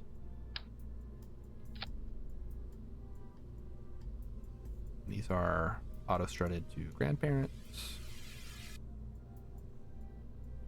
Alright, so that gives us 2,000 now. With 0.93. And ideally, yeah, the mainsail kind of stays the same. So let's ditch that and swap it back in with this one. You want over 3,000 meters below the skipper stage. Okay. So should I just add more fuel to the twin bores?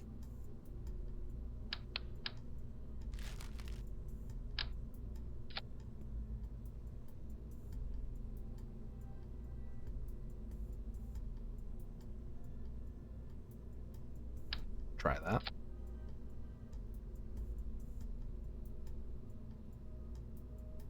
So that's 2,100. All right. And this is getting kind of tall. Is it time to start going wide? Do we throw on some SRBs?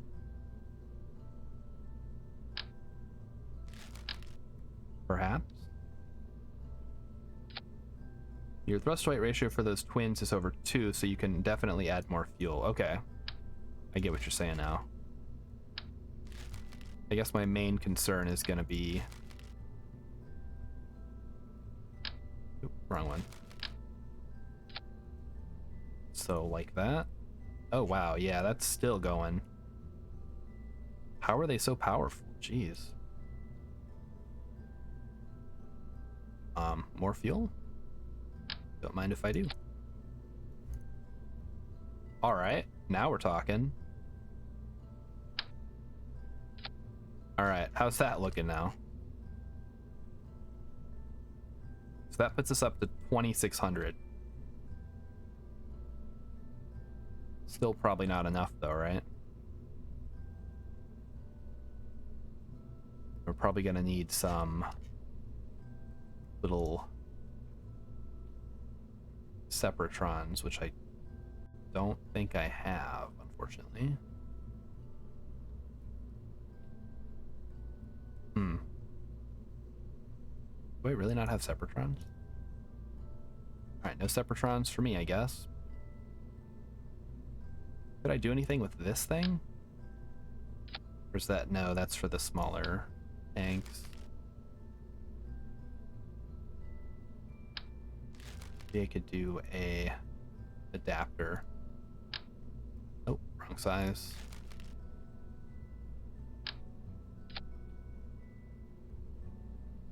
Something like that could work.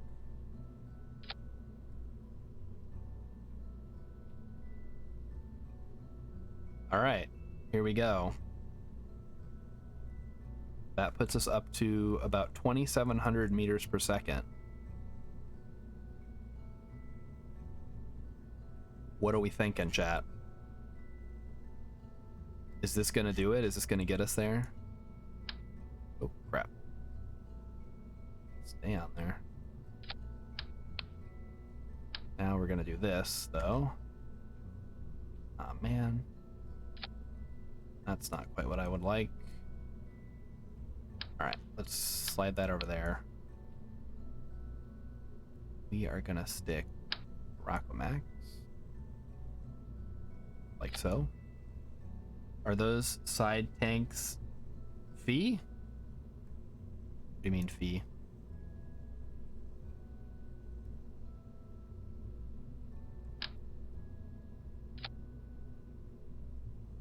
flowing fuel to the center mainsail. Yes. Yes, they are.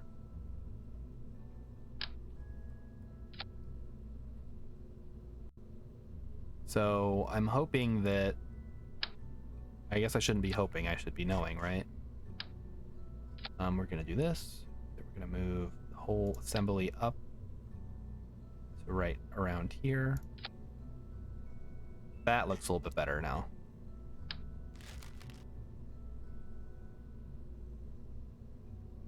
You accidentally pressed enter. Okay. Yeah, so they are flowing fuel to the center mainsail. Let me double check on that. Oh, now I have to fix it. Enable. So yeah, the fuel is going...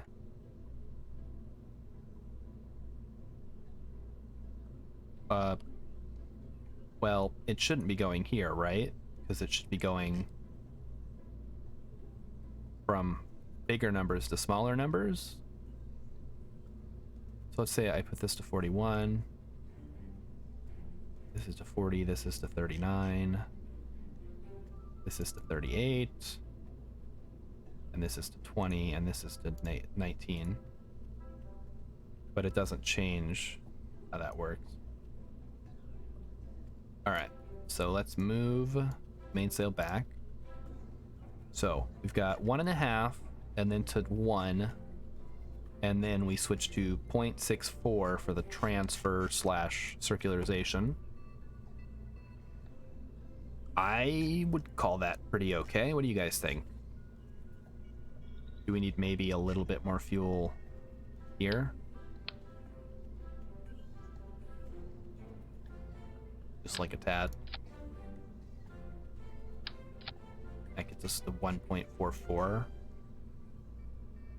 And we're up to about 3,000 delta V, I think.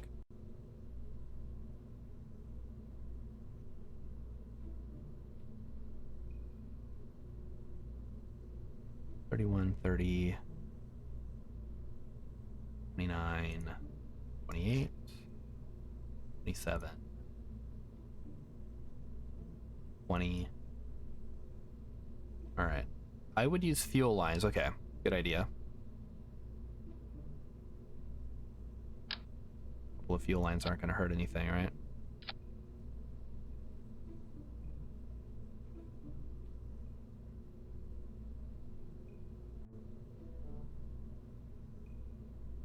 Yeah, okay, this looks right now. Yeah, that looks right. So yeah, it's flowing through the fuel lines, it looks like. All right.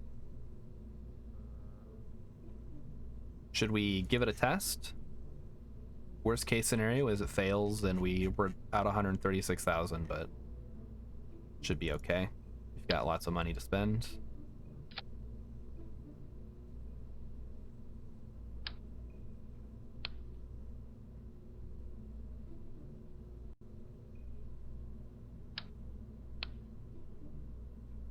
Oh, it's so big I can't even like see the bottom. All right, there we go. So it should take off, launch, ditch the side boosters, switch to the skipper, I believe.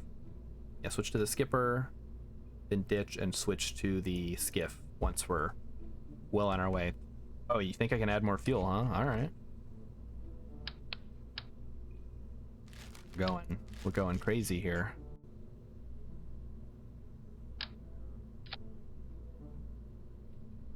All right, let's give it a go. I think that's about as much fuel as I'm willing to put in here. I think we're gonna call it good for now. And the minute something happens, I am basically just gonna bail on the whole system. So let's make sure we've cleared out as much as we can. Oh, we should put, hang on, probably put some, do we need anything in these? I was gonna put like experiments, but I feel like we're not gonna really have a use for them. No, we will. What am I saying? Yeah, we'll want some experiments. Oh, the action groups too. Custom.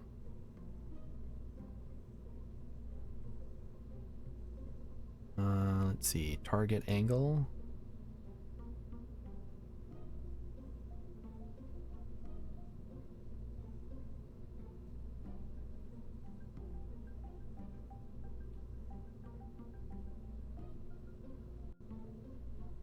Hang on. So is this where if I press 1 or wait, what? Okay. That's no, that's an axis group. I don't care about that. I care about this. So toggle hinge, toggle motor engage.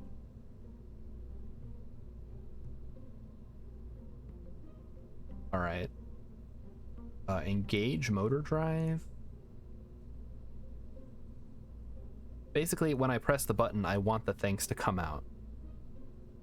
That's almost 3,000 to get to orbit. That should leave plenty of fuel for circularization. Perfect. And worst case scenario, we just got to send up a fuel truck, right? Can someone explain what I would need to set this to in order to make the hinge open when I press a button?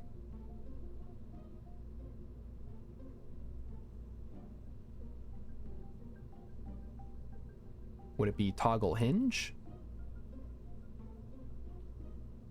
That can't be right. Do I need one of those cowl controllers? You'll need to program a cowl controller if you want the movement to work in a specific way. Okay, well, I won't worry about it then. I'll just do it manually and then set these to extend on 1. Or, hang on, toggle. Toggle is either open or closed, right? Depending on whether they're open or closed. I guess we can test it before we go. These have gimbaling, right? They do. Good. All right. Let's save it up. Let's head to the launch pad and give it a shot. See how long it takes to load this thing. This isn't even like, compared to some of the monstrosities, like, oh, okay. Yeah, we're gonna need to strut that up real good. But in the meantime, let's test out our stuff here. We'll turn off the damping. Press 1. Okay, so that works. And there go the solar panels. Good. You can press 1 and then they will retract. Good. Now that's exactly what we want. And I can just plop those back down. All right, so let's recover. So yeah, that's going to require a little bit of strutting up and down the ship, but that's okay.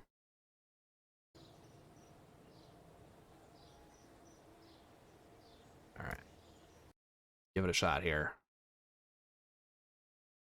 Yeah, I've never liked the way that things kind of flop around when they're like that. So we'll give this a good. Oop. Okay, I forgot to turn on that.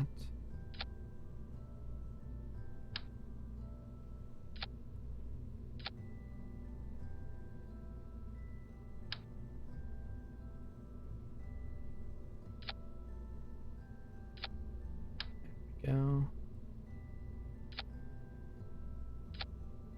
So much drag at the top. Be careful. Yeah, I'm just gonna go straight up and down. I'm not even gonna bother trying to do anything else.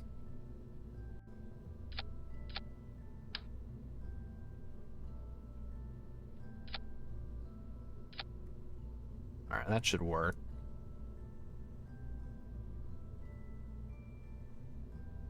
So it's just gonna be straight up and down. No messing around. Anything else that we need to attach, we can do at a later date. Are there any other issues that we have?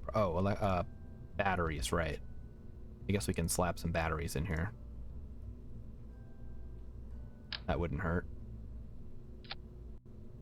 Perfect. Close them up.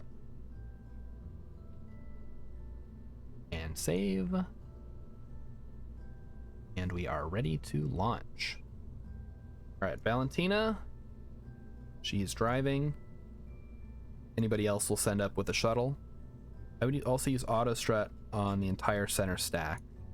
Oh, the whole thing? Okay. To grandparents. That's probably a great idea.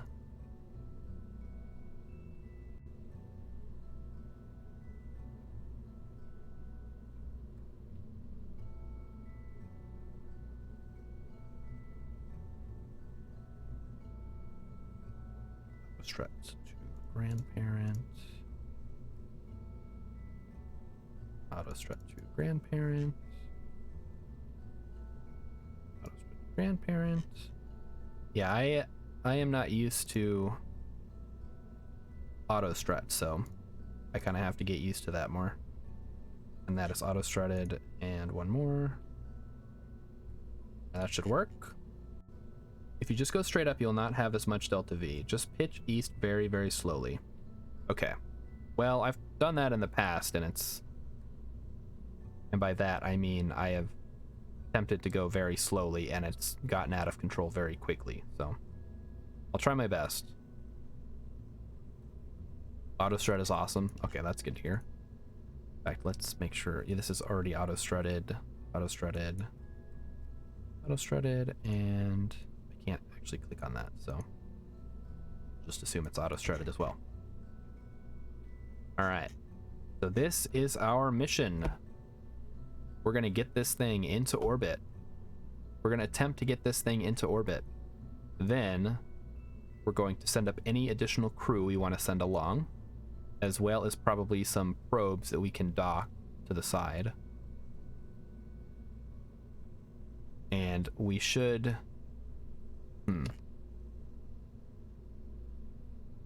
Alright, well, we'll do our best, I guess. Unused monopropellant, we can get rid of that. Where's that at? In there, let's get rid of that.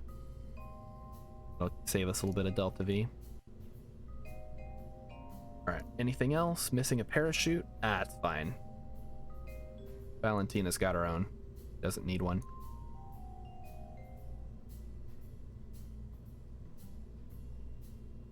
Alright, I'm gonna call this acceptable. Okay. You need to stay within the prograde vector when aerodynamically unstable rockets at least passed when you go transonic. Yeah. Here we go. It's not wobbling. No problems. Let's kick it into gear. Valentina is ready to rock. All right, everybody ready? And let me take a drink of water first.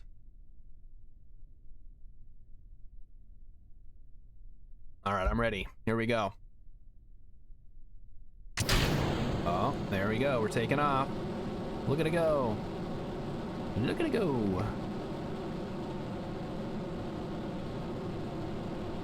All right, and it shouldn't wobble as much as the other one because of the way we designed it, although there may still be a little bit of wobbling just because of how it's tall and like lanky it is.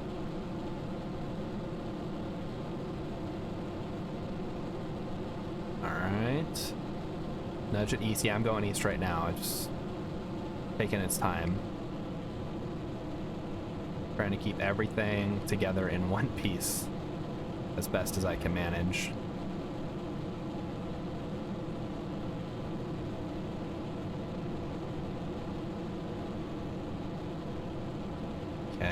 Okay. Yep, we're going east. We're flying east. It's all good. The wobble is from them trying to steer. Okay.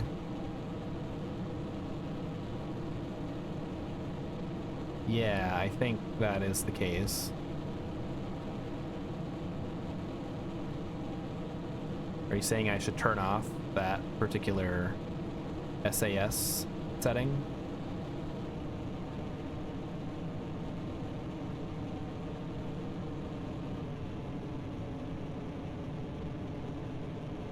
Okay, here we go.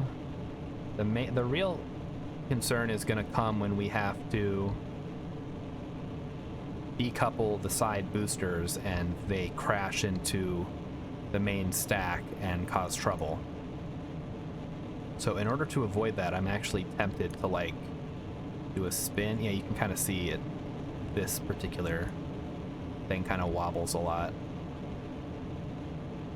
All right, we need to kind of get turning here.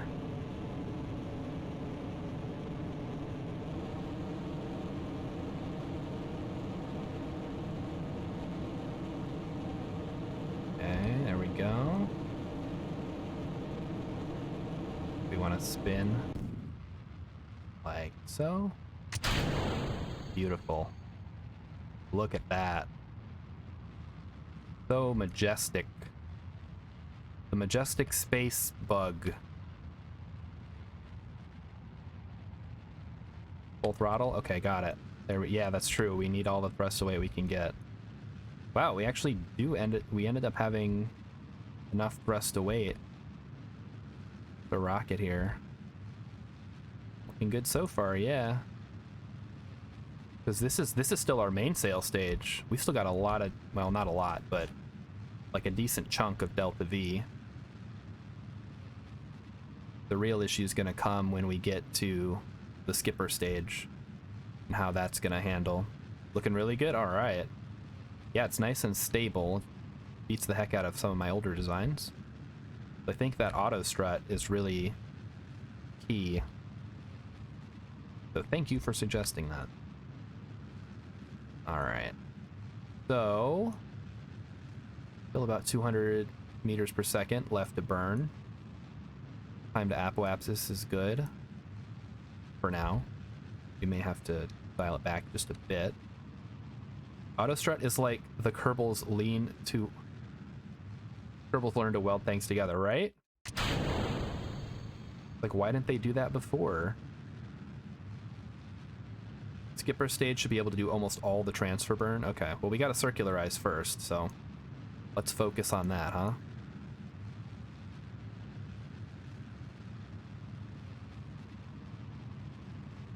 The main thing, we need to circularize, we need to get some extra Kerbals up here. I don't know, what is the Delta V to transfer? Because I feel like I'm rapidly running out of fuel in this particular stage. And we still need to burn 500 to get in, or like 300, 200 to get into orbit. The skipper stage, yeah. So we'll have to decouple it, obviously.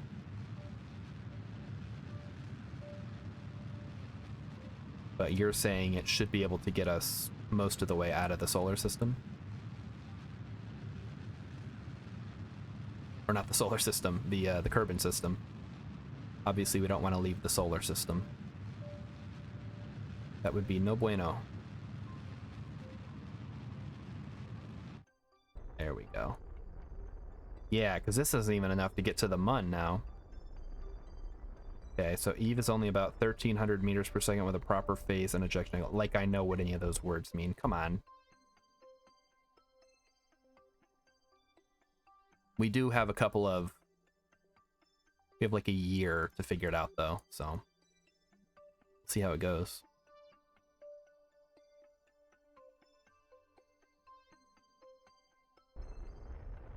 There's nothing out there. I've traveled out quite a bit with 3 times. Yeah, there's nothing. Like, they haven't put anything out there. KSP2, though, gonna have interstellar travel, which is gonna be awesome. Looking very, very much forward to that. Okay, so we've got 700 meters per second about in this stage. So you're saying it's 1,300 meters per second, so that's about half of what we need, and then the station itself can handle the rest of it, right? Now I have these burners on here for no reason. Oh well. Maybe they'll come in handy someday. Alright, let's get the solar panels out. Make sure those work. Make sure there's no clipping with the rest of the station. Yeah, there's not. There's plenty of gap. Alright, slingshot. Slingshotted through a planet with 100,000 time warp and ended up with around 900 million meters per second. Wow. You broke the game. Congratulations. Alright, so the station itself is in orbit. I wonder... I'm assuming... Oh, we can enable crossfeed. So if we really wanted to, we could refuel this. Do we want to refuel this, chat? I mean, I'm going to be sending astronauts up here. I might as well, right?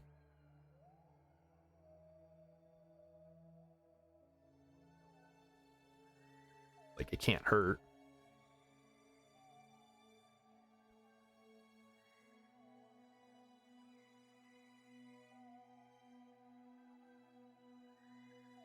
Alright, let's head back to the Space Center. Refuel from what? What do you mean? I need to send up cruise shuttles and just send up extra fuel, because I send up the shuttles with more fuel than they need. And then we transfer Kerbals. You could, okay. I mean, no reason not to. Yeah. Martin with 2 N's. Thank you very much for the follow. You are today's follower of the day. Thank you very much. I greatly appreciate it. I hope to see you again in the future. All right. So, our main goals here. So we've got the station. That's a lot of money. And we're going to explore Eve. So we're going to do a flyby. And I'm trying to remember, you also want to circularize. And then you want to land and get science off of it, right? Congrats on meeting your follower goal. It's just 1 every day. So yes, congrats, but also thank you very much again. Also, at 100 followers, I am doing another art pass of the emotes and stuff. So, for those of you who haven't seen the art of the little crystal guy, so happy people are streaming, landing on Eve. I'll land on it, but I won't take off. And Martin, yes, KSP is such a very friendly community. I watch several other people that stream it, and then they come over to my channel and watch me stream it. It's good times all around. And I think everybody has their own kind of style to the way that they play. In my case, mine is a little, I don't know how you would call it, fly by the seat of your pants. I like the eyeball things, stuff like that. Martin and Martin with 2 N's are taken. Oh, you have an E in there. Mirton. Wow. I guess they really, and you didn't want to do a number, huh? That's fair. The number on my username actually wasn't because Star Shard was taken, but because, well, it's a long story, but basically the 0 is from the summon Bahamut 0 from Final Fantasy VII, and I thought it would sound cool if I had a 0 in my name. And rather than typing it out, I just used the number. So, Untitled Eve Station. Let's make sure we change that to an actual station.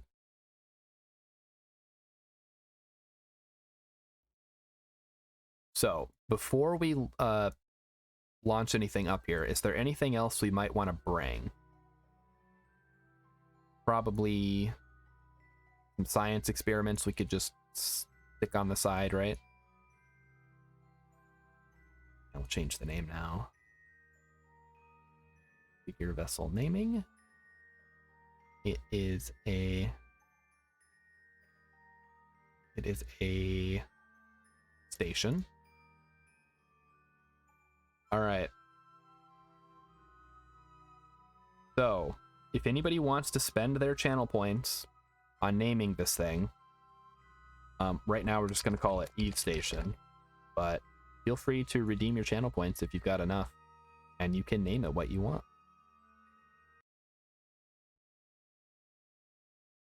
All right, so we want to send up a thermometer. Actually, no, we don't need to do that, because if we send the probe up, we can just stick the probe on there, right? And that'll have science stuff on it. Yeah.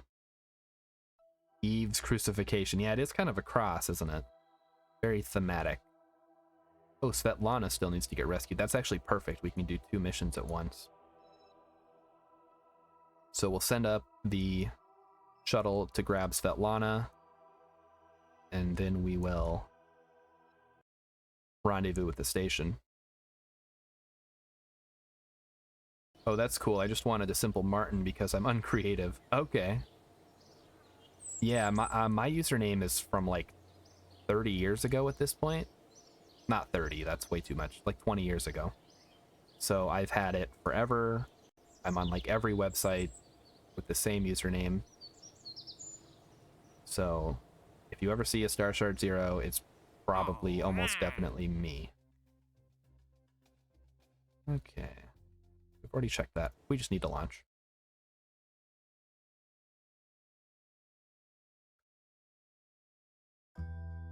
So we have the crew transfer shuttle. We're not going to crash it into the cupola this time. We're just sending up a pilot, Lady, who I think will actually be flying the Eve mission. So she'll be swapping out with Valentina. Stuff to take up there. I guess it wouldn't hurt to take like a barometer and a thermometer. And maybe a goo. Although we don't have an engineer, so it'll just be in storage, won't it?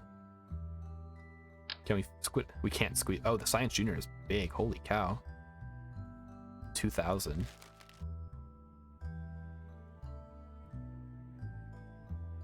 Yeah, I'll bring up some mystery goo. It can't hurt, right? And the Lady is commanding. So let's get her out of there.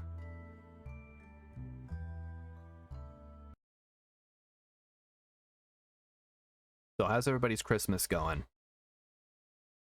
Hope you all got some wonderful presents. If you haven't already told me what they are, feel free to tell me what they are. I will once again retell the story of when I was 15 or 16 and I got my entire family plastic expandable lightsabers. So that way I would get them back when they didn't want them and I would have a bunch of lightsabers. Let's go ahead and launch. I got one of each character at the time, which was like the prequels and the originals.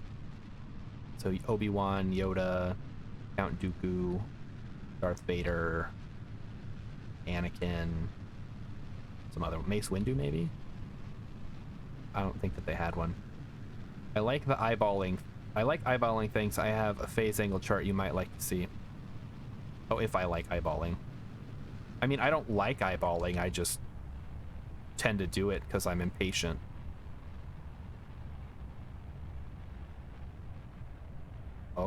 Oh boy. Okay, hang in there. We're going a little supersonic here. So it's not, yeah, it's not so much that I like it, it's just I don't have the patience to really plan everything out the way a lot of people do. Can I post it? You can post a link to the chart. Yeah, that's fine.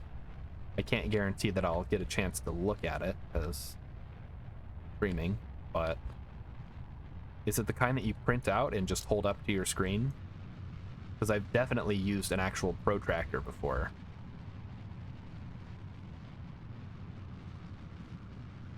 That was back before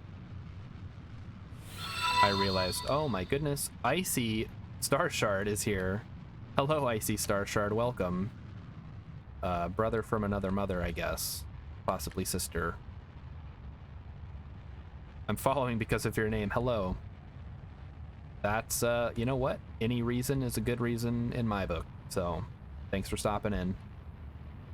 I feel like I've searched Star Shard and seen your name before. So, it's kind of a small world. Because I was trying to tell my friends, like, oh, just search Star Shard on Twitch. And then they're like, this guy, Icy Star Shard? And I'm like, no. Or not in the other ones either. It's just 0. It's at the bottom. Pretty chill. I got a computer. Nice. Then wanted to download visual mods. Then I went to bed and searched for KSP on Twitch. All right, even better. So is it a custom PC or is it like just like a Dell or something? I'm a girl. Haha, no problem. Okay, so welcome to the channel. Welcome to the 12-hour Christmas Eve stream, where our goal today is to reach the planet Eve with a bunch of useful things. Just searched my name and that's how I found you. Yeah, exactly. Right? Like, how many people do you want to tell the story of how you got your name? I'll tell you mine. So when I was younger, this must have been about 20 years ago again, when I was creating the name. So my first username online was Kirby Kid, because I really liked Kirby. Mostly via Super Smash Brothers, because I hadn't really played any of the Kirby games. But as I got older, I'm like, well, I don't just want to be Kirby Kid my whole life. So I started looking for something I could use. And some of you might be familiar with the game Kirby and the Crystal Shards on the Nintendo 64. And I'm like, well, I don't want to be Crystal Shards. That sounds kind of girly, so we'll go with Star Shard. And then I added the 0 because of Bahamut Zero from Final Fantasy VII. I wanted it to sound cool. And that's how I got my name. So a nice pre-built with GTX 1660 Ti and i5 9th Gen. That's pretty darn good.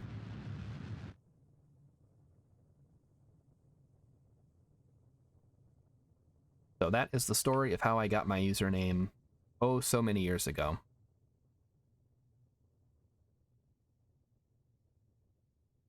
And honestly, I haven't played any Kirby games since Kirby and the Crystal Shards for the Nintendo 64. I'm actually, my gamer tag, cool, my Instagram is Icy Stardust, and I wanted something different but similar. Oh, I see, okay.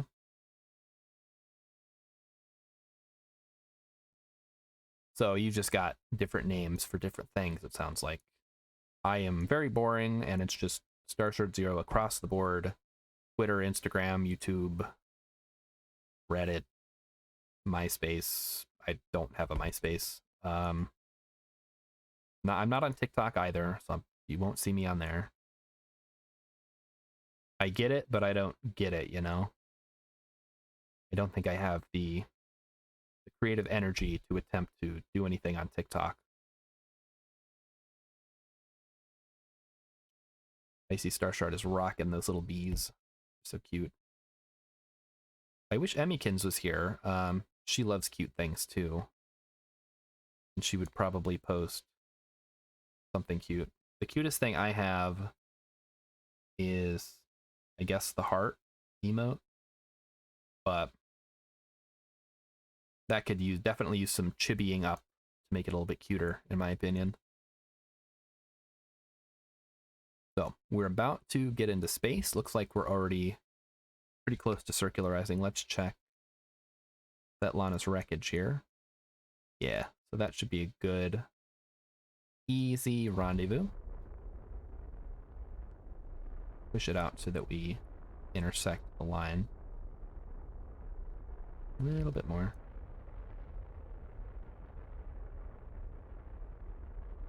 All right.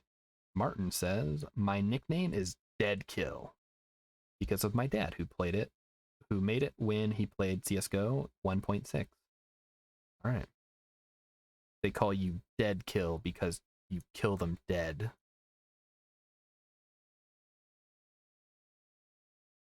Sounds like a Batman villain. Not that that's a bad thing. Deaths and kills on tab. Yep. Got to keep that KDA high. I haven't played competitive first-person shooter since Battlefield 2142, and Icy Star Shard. Wait, no? Hang on, you followed me already. What happened here? Devil's the king. Okay, thank you, Devil. Hope you're having a good Christmas. Thank you for the host. For some reason, hosts do not show up on my stream manager, so I have to actually tab out and check. If you're wondering why I have to tab out, it's because I only have one monitor, because I am basic. Let's... Oh, we're still in the atmosphere. Wondering why we weren't speeding up. Alright, so we're going to rendezvous with Svetlana's wreckage. We're going to grab Svetlana. Then we're going to rendezvous with the Eve station, which is over here. We're going to transfer fuel and swap crew out so Val can come back and get a medal and all that cool stuff, while all the other Kerbals do the hard work. Also, I have, like, extreme lag on the stream. Are you watching on your phone? Or is it, is anybody else having issues? Please let me know. I will check the settings. I hope it's not the game. It's like a min behind. Okay, well that's, I mean, that's just like a Twitch thing, I think. Make sure you have low latency mode on in your settings. And that should hopefully clear that up. Yeah, as long as the stream itself is not lagging or dropping frames or anything, that's not a whole lot I can do on the lag side, time-wise.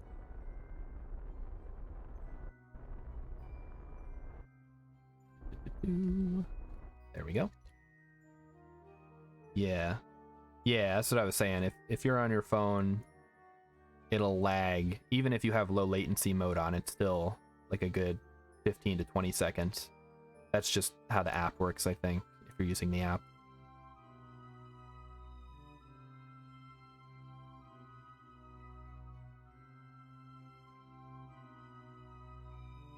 So we are looping around.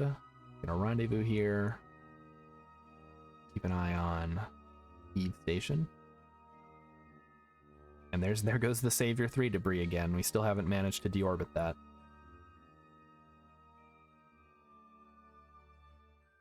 Bees. Are those global emotes? Cute. Yeah, that is. I gotta tell Emmykins about those. She really wants me to get a cat emote. It is our cat, holding like a part. But I don't know how well that would mesh with the current art style of the emotes and also the avatar that I got. But hey, if you guys want to see a picture of a cat as an emote, I will swap out the current heart one with that. Or maybe I could have the Star Shard character holding a cat and like petting it. Hope I fixed it. Yeah, if you put on low latency mode, it'll still have a little bit of lag, but it should be a lot less. So we are approaching our intersect. Get all this out of the way. Close enough.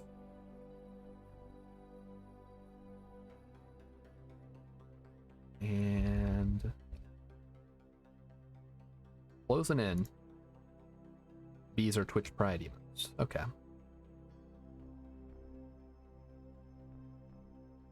A lot less. Good. Yeah, I had that problem before.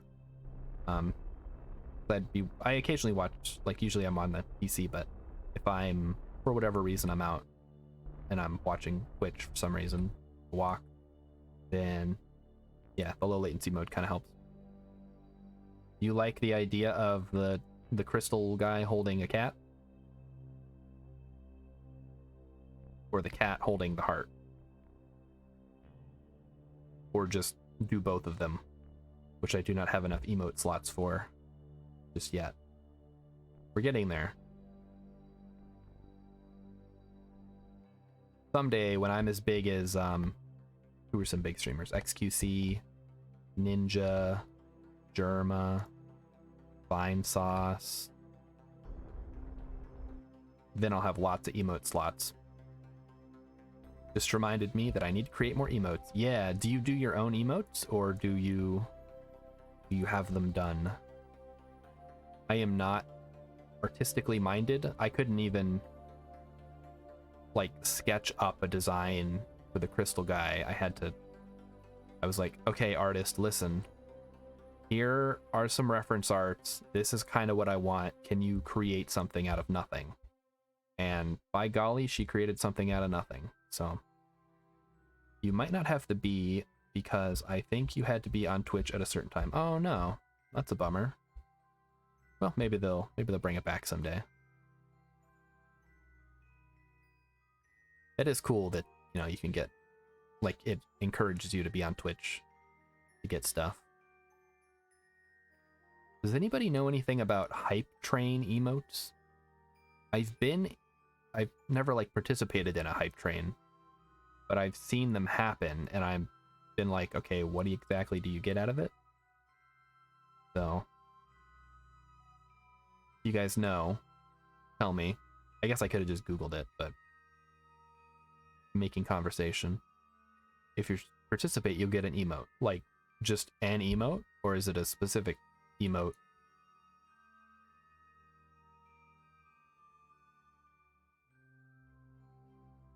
Closing in. Let's time warp a bit. Oh wow, we're already 4.5 hours in to the for the 12 hours, so I'm feeling pretty good. No problems here. You know, it's a lot like going to work. Like, all I do at work is sit in front of a computer all day. So why should this be any different, right? It's an extra thingy, hypertrain emotes. All right, I'm gonna move away from the mic. I'm gonna look.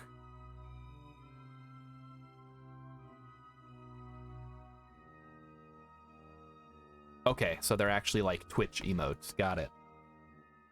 They're not like channel specific, from what I can tell. Ooh, another pilot is actually super useful. Because I think we determined we need to send 2 pilots in order to actually make the probes function. Although, to be honest, we should have enough coverage that we shouldn't need to do that anymore. They are like Valentine's Day or Christmas or Pride emotes. Oh, okay. Alright, we have Svetlana. So we'll just need to get her the right spot. And now, where is Eve Station? There it is.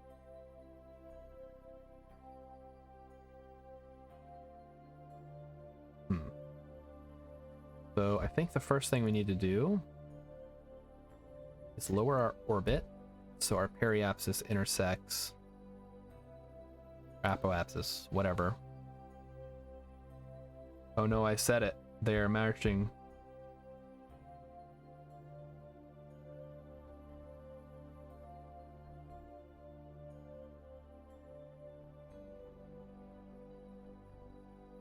Oh, we got some fish, we got some flags, we got some wings, and Icy Star Shard. So, oh no is by your friend. Cool. The heart, that's very cool. And the skeleton hand is an oil painting. So, was it just scanned in? I mean, I guess it would have to be, right?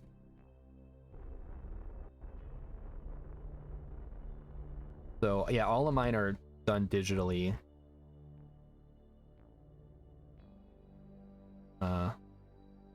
Best name for the station I could think of is Evening. Ooh, that's not a bad one.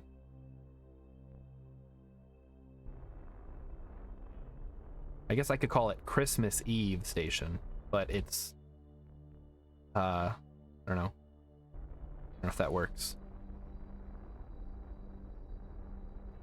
Because eventually it's not going to be Christmas and no one's going to get the joke.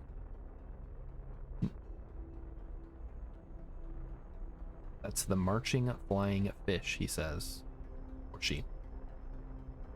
So in we go. Then you need the big heat shield back and make it red, yeah. Or we can make it green, then it would look like a tree. You took a photo of it and edited it. Oh, okay.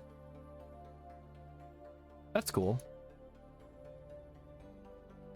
Yeah, the split between digital and more traditional art is really fascinating to me as someone who is not an artist or artistically inclined at all. All right. So I guess we'll get up to our intersect point. Okay, like I took the background off basically. Yeah, that's one of the issues I've always had with art like that.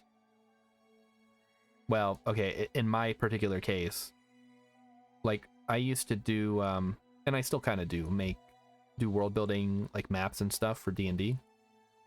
But when I used to do it, I did it on lined paper, like notebook paper, because it was class and I had my notebook out and I was bored, so I would just draw a map.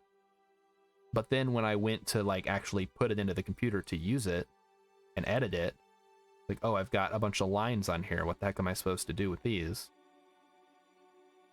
But yeah, I suppose if you have like Photoshop or whatever, you can just kind of brush them out.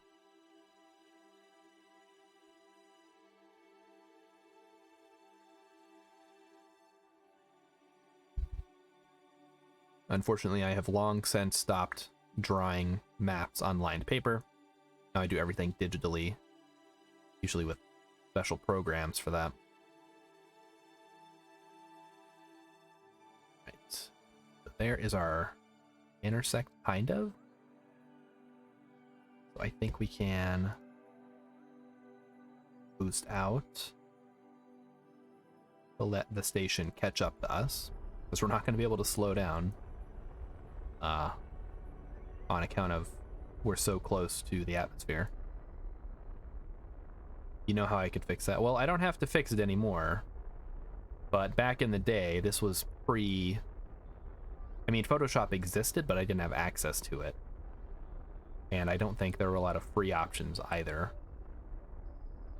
At least not that I was aware of at the time. But yeah, I know all about like chroma keying and stuff like that now. And I wish that I had maybe held on to some of those old maps. Not that they were particularly good, but they might have had some interesting ideas on them that I could reuse. So there's our intersect. I think we're just going to do a couple of orbits here, which will both kill time and get us closer to intersect.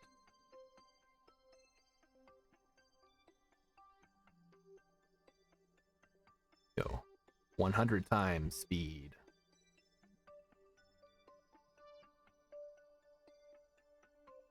So yeah, most of the stuff that I do for D&D now is if I do take hand notes, I will end up typing it in somewhere and kind of working it that way. I actually need to get back into running some sessions at some point. It's been a while. I thought about doing it online, but I don't know, it doesn't have the same feel to it as in-person role-playing has. This is one of the issues that I've had in the past trying to play online. Started doing digital with my computer mouse, drawing on drawing board websites. All right. Yeah, the most I've been able to do art-wise is either like really bad pixel art or taking art or taking something else that's, I mean, just like an image and editing it.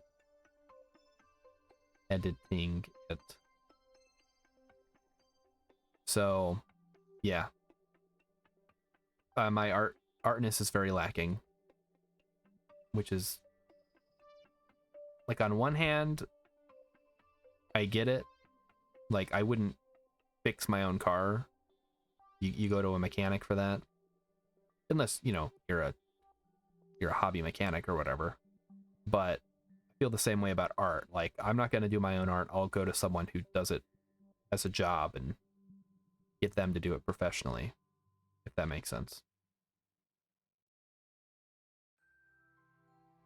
And I'm sure a lot of artists appreciate that there are people like me who can't do art but are willing to pay for it. And then they get paid. Everybody wins. Oh, the slow orbiting to rendezvous. I want to say NASA stopped, or not stopped, but like they have a limit on how many orbits they will do before they just do the rendezvous.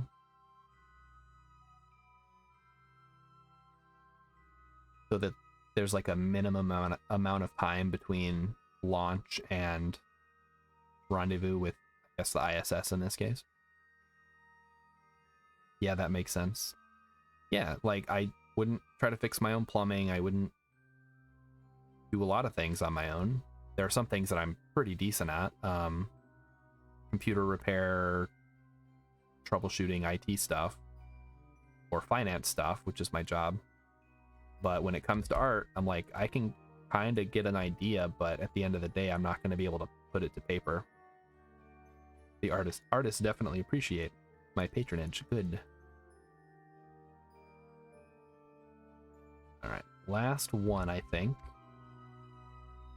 And then we'll need to do some tweaking to get it to line up perfectly,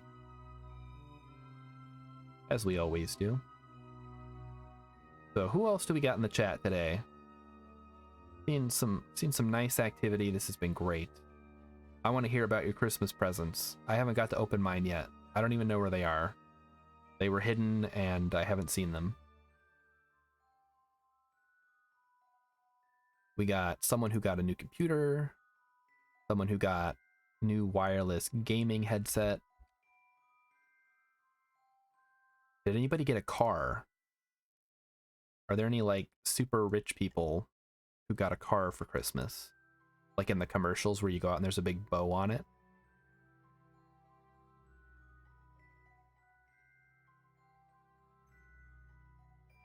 I don't know how I would feel about that. Like, if it's fully paid for, okay, cool, thanks. If it's like, okay, we got you a car, here are the payments you have to make every month, I'm gonna be like, this is not a gift. What am I supposed to do with this? I guess make the payments on it, but we are all poor out in the, yeah, I guess if you were rich, you wouldn't be on Twitch, you'd be, I don't know, out on a yacht somewhere, right? Oh, has everybody here heard about Megan Trainor's dual toilet setup that she and her husband had installed in their bathroom? Because I love sharing this with people who haven't heard it.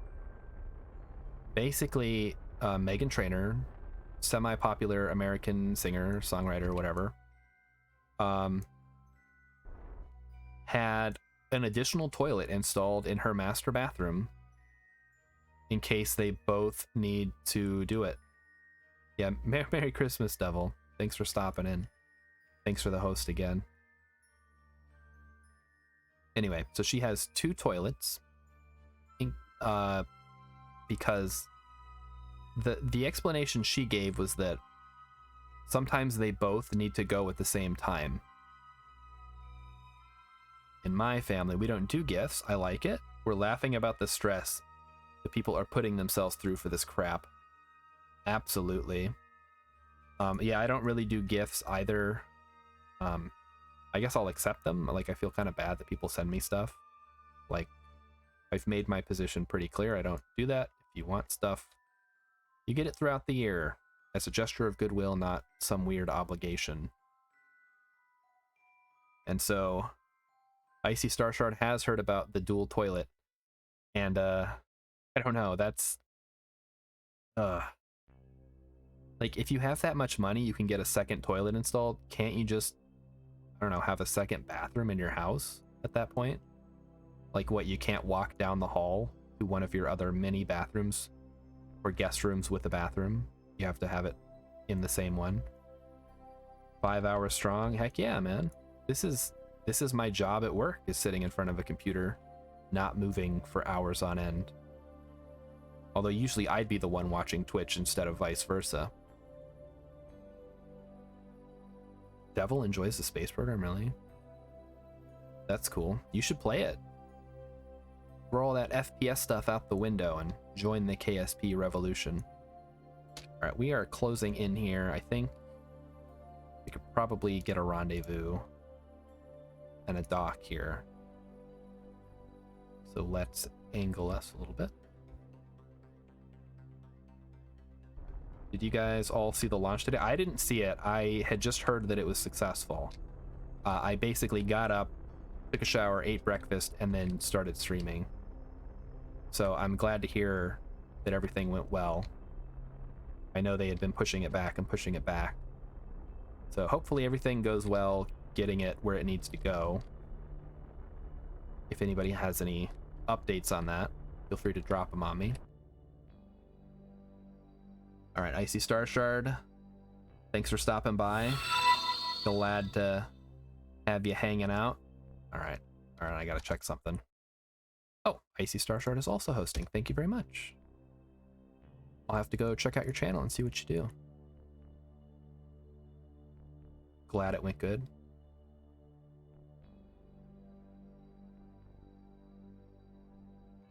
We're on kind of a weird trajectory here. We're gonna need to point directly at... Hang on, we've got RCS. We can fix this. We use the RCS. It's like in The Martian, a movie I have not seen. They use RCS for something. That's all that I know about it. Oh, and potatoes. It got its solar panel extended and its batteries are getting power. It's on its way to Lagrange Point 2. Nice. I was totally surprised how early they blew off the fairing. You could even see the foil waving in the wind. That stuff was there. That still was there. Yeah. I feel the same way in KSP, honestly, with how early people blow their fairings off. I'm like, I usually wait till I'm like in space, which is probably way too long to be waiting. But yeah, I guess once the air is thin enough, it doesn't really matter.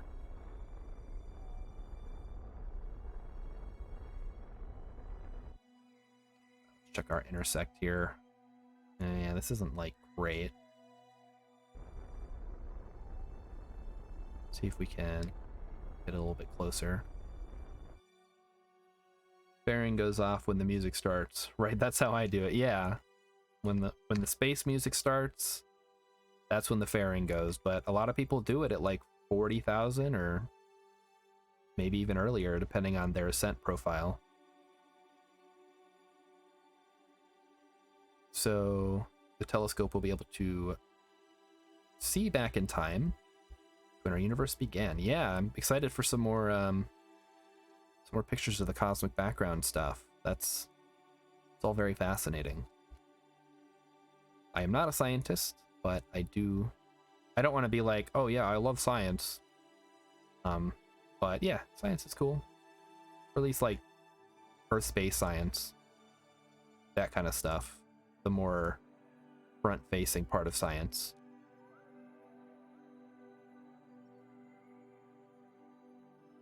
I can understand doing that because it's weight you lose. Yep. Or the earlier you drop the fairing, the better. I don't even use fairings. That's how much I care.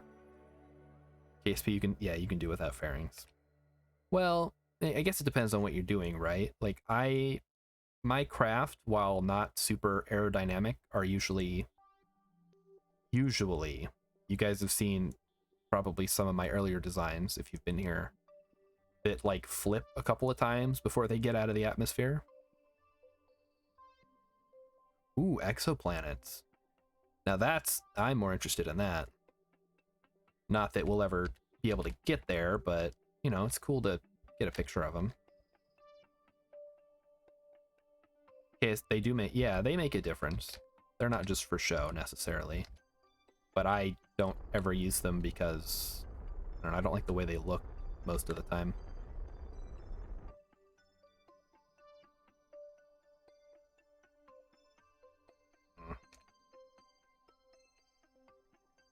All right. Enough of these games. We're gonna burn straight for that thing.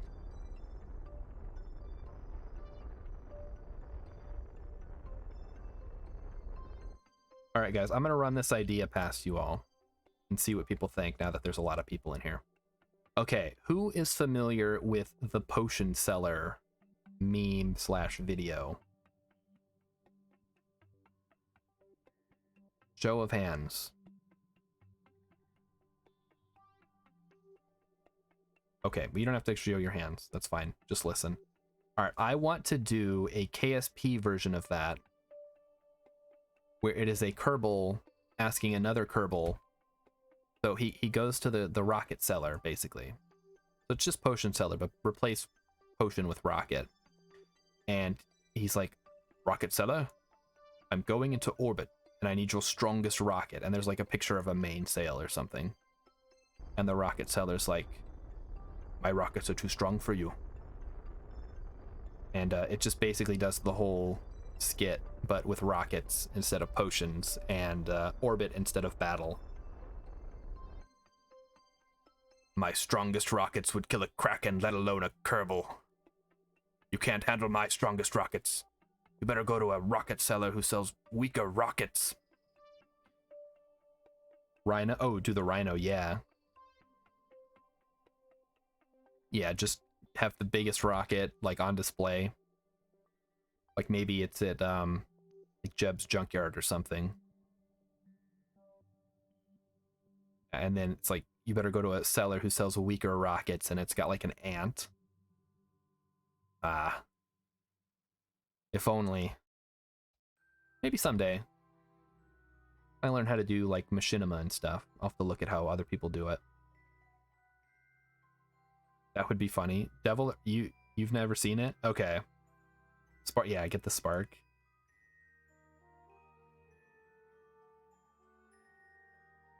Rocket seller, I say again, I'm going into orbit, and I need your strongest rockets. Yeah, and then it's, yeah. If you've never seen the skit, I highly recommend it. It's about 3 minutes long. It's on YouTube. Like 10 years old at this point. Basically, it's a guy using a program to change his face depending on his distance from the camera.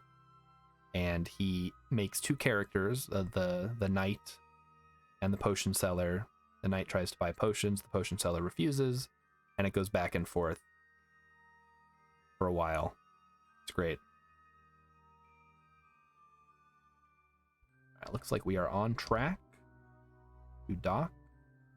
We've got not a whole lot of fuel, but we can offload at least a little bit into the station. Transfer Laby out for Valentina. And then send Svetlana home to finish the mission.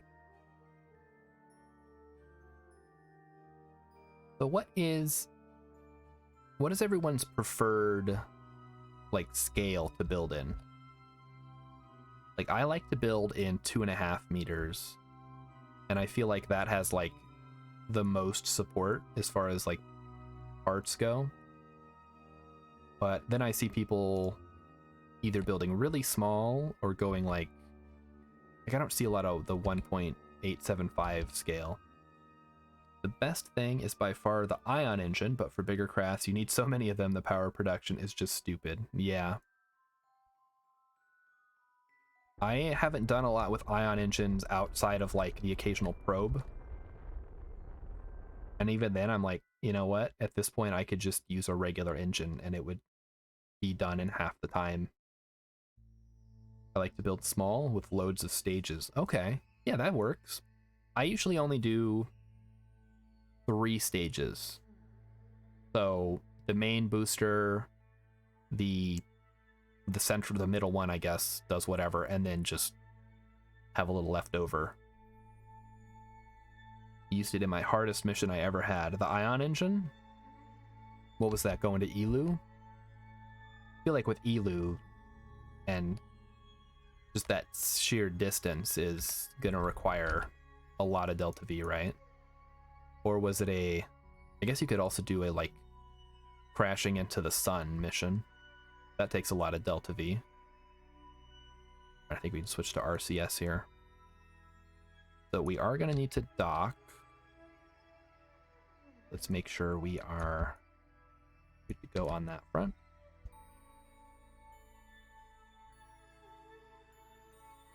I was like, put a satellite into solar orbit between Kerbin and Duna. Oh, you went the wrong way? Oh no. Alright. Pardon the RCS noise. Alright. And this time we're not going to crash into the station. So, huzzah.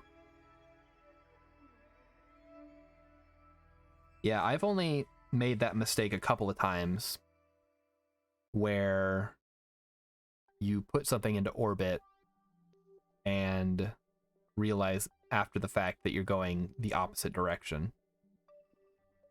That's only a mistake you make like once or twice, I hope, for most people.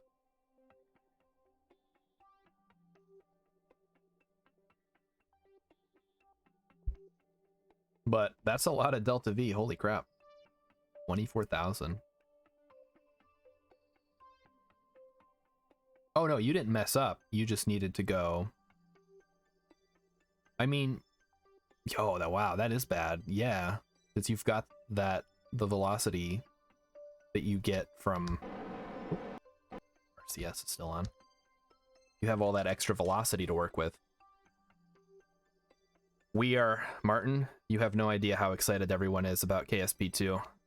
So, yes, I am. It'll be out in 2024. Yeah, see you guys in 2 years, maybe. How many times can they push it back? Let's find out. So this needs to be pointing up. I think. Which direction are we coming in from? I guess it doesn't really matter. We can either dock at the bottom or the top. All right, Valentina, just hold that, please.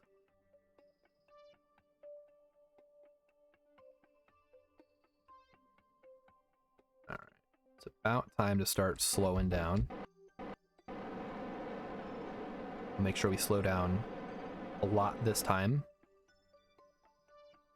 Yeah, it's supposed to be in 2022. The joke is it's going to get delayed even more than it already has. So we'll see if it's out in this coming up year. It's supposed to release Q4 2022, right?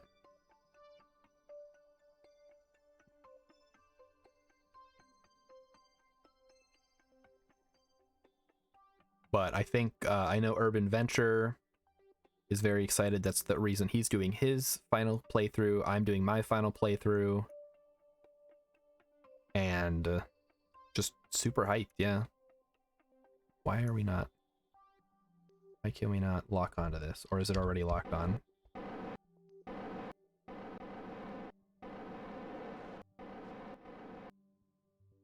Okay. I think it's already locked on to... Can I not set this as target? It's already set as target? Ah, okay. It was already set as target, good. Okay. Now we want to point anti-normal. Now it's just like a crane game, right?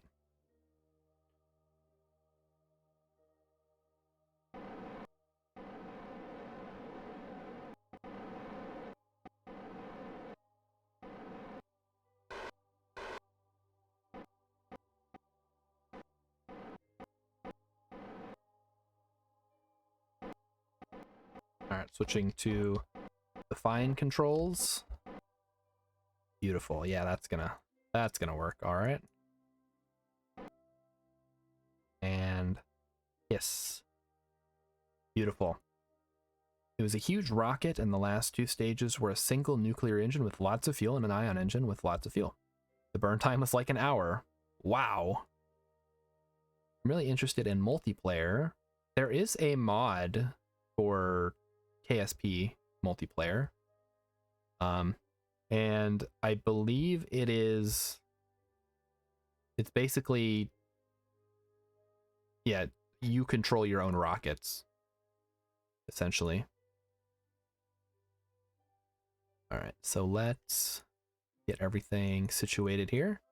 First things first, Laby is going to transfer. Oh, we need to move these into here, maybe? Nope. Get out of here. MMO servers where everyone flies around. Yeah, it's like Elite Dangerous or something. Building a space station with friends. Yeah, that could be fun. Okay, now Martin, before you get excited, and you're saying what? I see. I think it's like buggy as heck, so don't get too excited. Like maybe look into it and check it out before you try it. All right, so we're gonna transfer some fuel here. Got to enable crossfeed. We should be able to offload. There will definitely be some kind of MMO try like in Factorio, the 500 plus player run. Did that actually happen? How did that go? I'd never heard of that many people trying to play Factorio at once. All right, we need to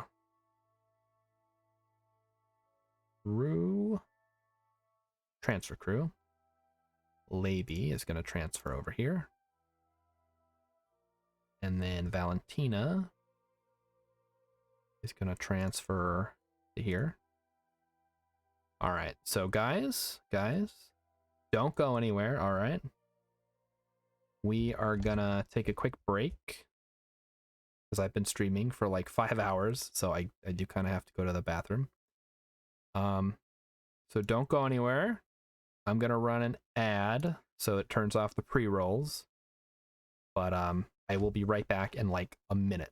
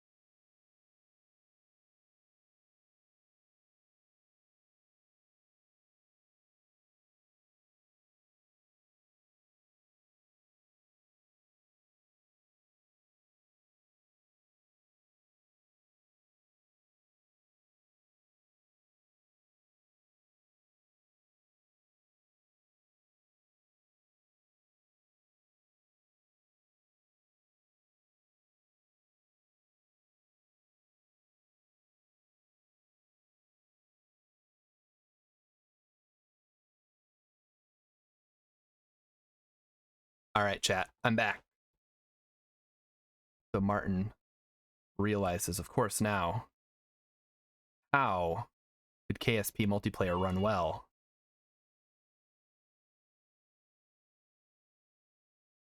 The answer is, I don't know. I don't think it can, honestly.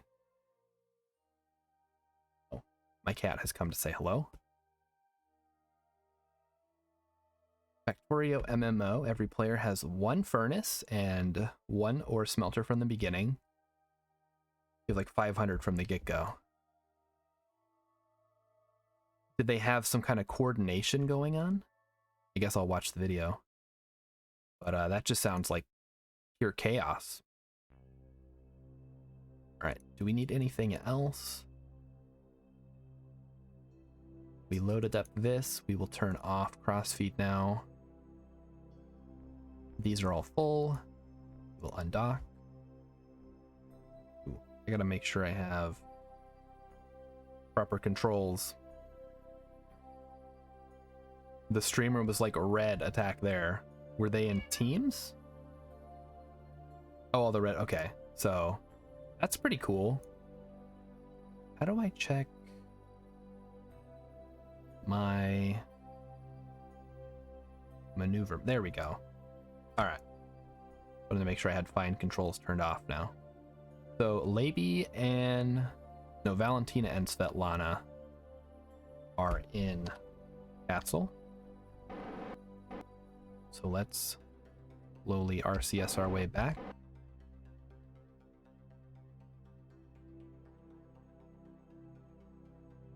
Yeah, that sounds like a pretty crazy idea, but I'm sure it was a lot of fun.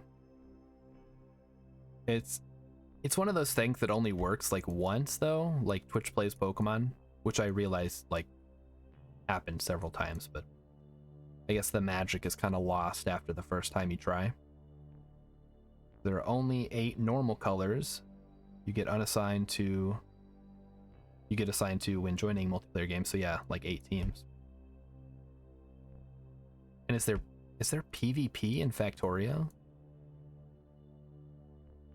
That could be kind of fun.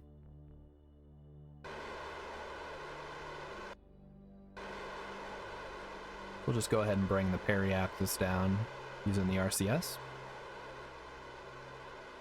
I guess it's kind of like, well, not really. I think Terraria has PvP and teams you can join. And there it goes. Goodbye, U Station.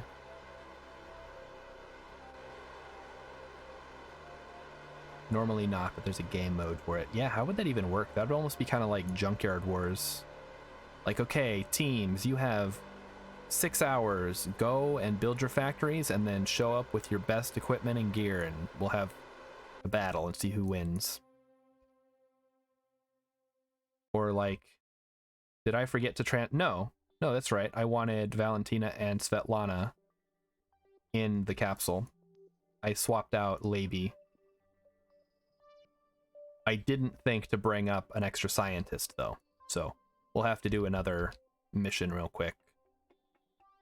And an engineer as well, to add the parts that I brought up.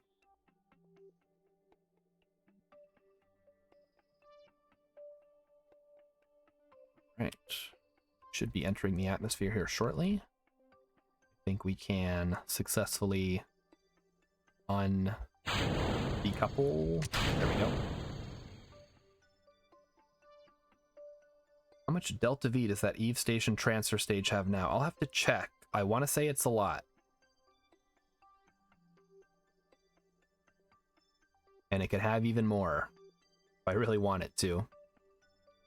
Which I kind of do. I'd rather have more and not need it than not enough and end up either slamming into Eve because I messed up or getting launched on some kind of crazy orbit around the sun.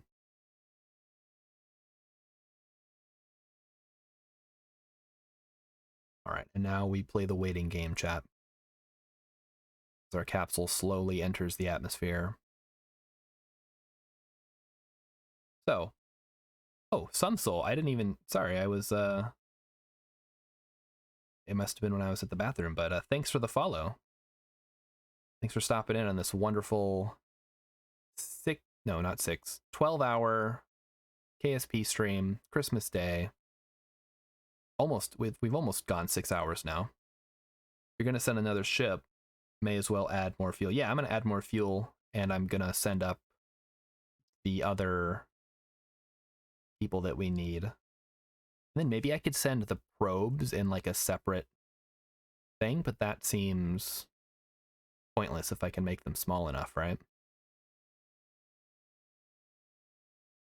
Or maybe I could send the parts to make probes and then make the probes when I get there.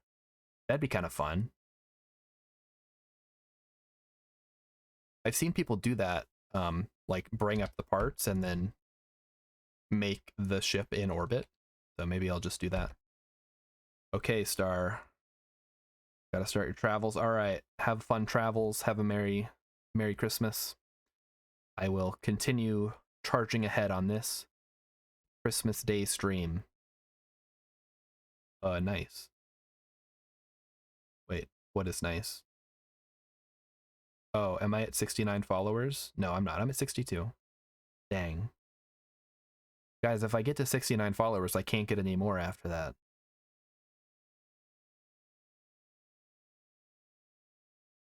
I would be remiss if I did not freeze all follows once we hit the funny number. This is taking forever. In a physics warp. I don't like to physics warp in the atmosphere if I can avoid it, but you guys didn't come here to watch me do re-entries. At least I hope you didn't. If you did, I'll do a lot more.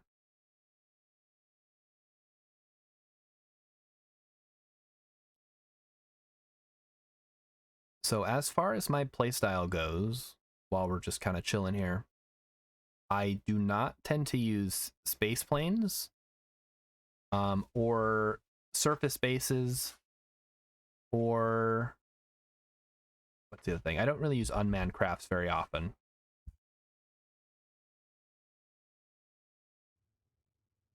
So if you're wondering why I'm not doing X thing, it's probably because it's something that I don't generally do. I have not had a lot of luck with space planes. Eve probes tend to be big and bulky because you need to add a heat shield, generally a little wider than the probe itself, or an engine with enough fuel to slow you down a lot. Okay. So I guess we'll have to check the volume on a heat shield, but we should just be able to pack a heat shield, right? Like, throw it in a little cargo bay and then chuck it in one of the hitchhiker modules because it has a lot of volume.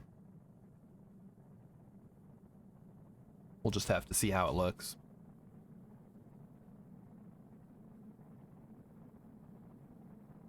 Now, I have in the past landed something on Eve. It was pretty spindly as far as probes go. I think I just had, it was like very small.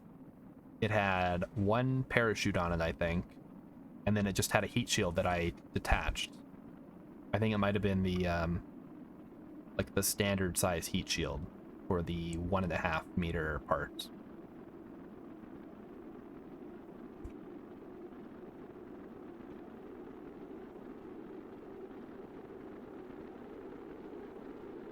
And that ended up working out pretty well.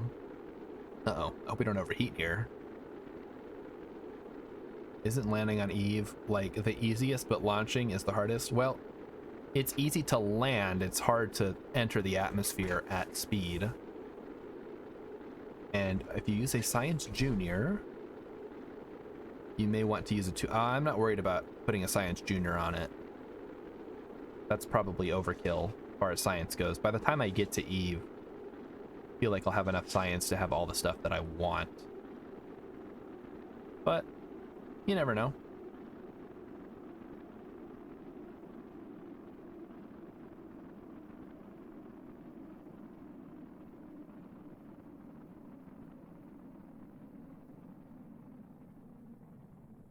All right. So we successfully did not burn up in Kerbin's atmosphere, and that's good.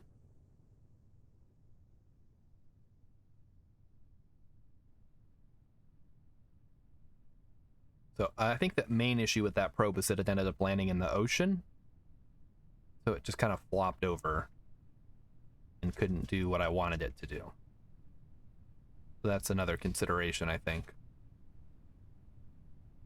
Making sure we can pick a good landing site. Almost time to pop the chutes. This one, with the 3 chutes, it goes very slowly. So I'm definitely going to physics warp through that.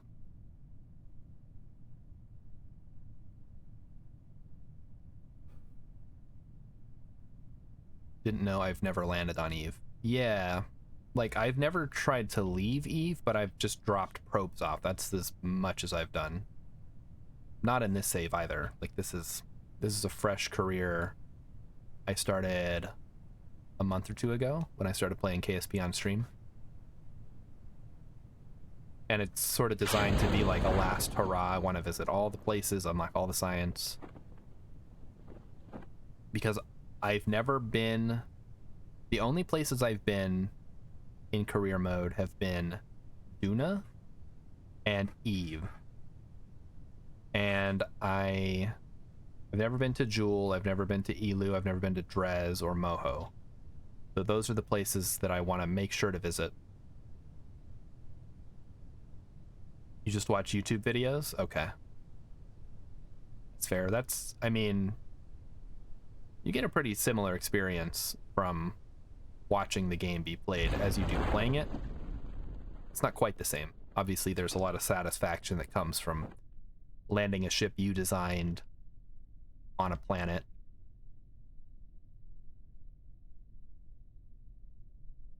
So only about half of Eve is land. Good to know.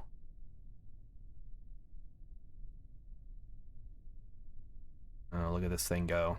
Yeah, the 3 parachutes is probably overkill, but I wanted them to be kind of symmetrical. If that makes sense. And this pod does not lend itself well to two-way symmetry because of all the bits and bobs.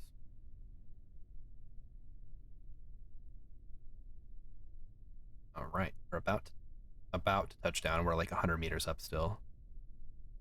Definitely want to have physics warp off when we land, because physics warp plus physics equals explosions. Sometimes, not always. All right. So one more launch here, I think. The only problem I can see with using an engineer to build a probe is the symmetry stuff.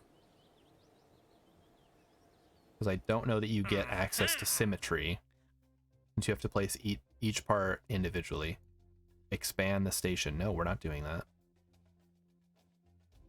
Wait, what do they want? They want another cupola. Oh, they want 23. Yeah, that's not happening. 23 Kerbals. You're out of your mind.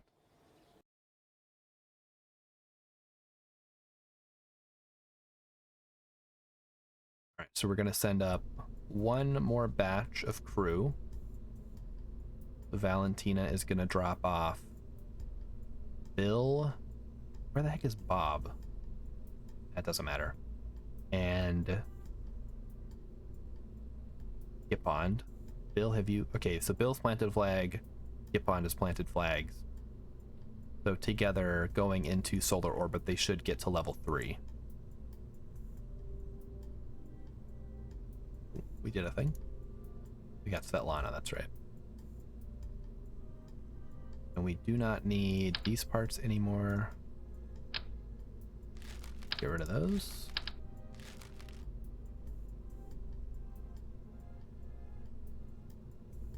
Are there any other parts we might want to have up there? Not parachutes necessarily.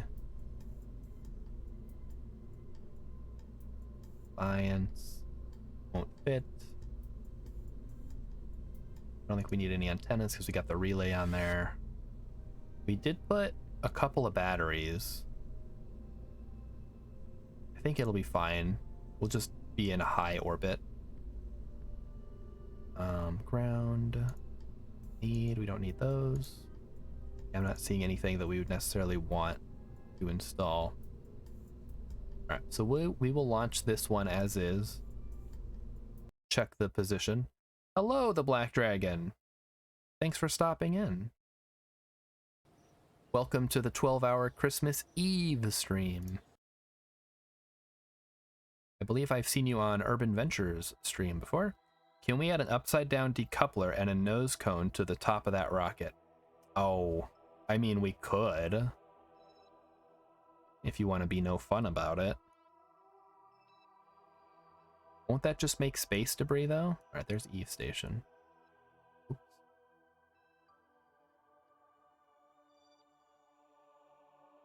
Get rid of Svetlana's wreckage here.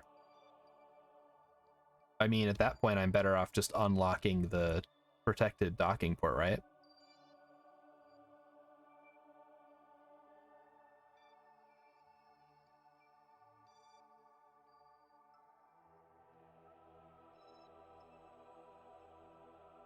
You drop it off in atmosphere. All right, all right. We'll give it a shot. Will it actually do anything? You just really like aerodynamic vehicles. He wants it to be more phallic, chat. Yeah, I don't think I've unlocked the shielded one, otherwise I'd be using it. So, yeah, we can slap a nose cone on there, that's fine.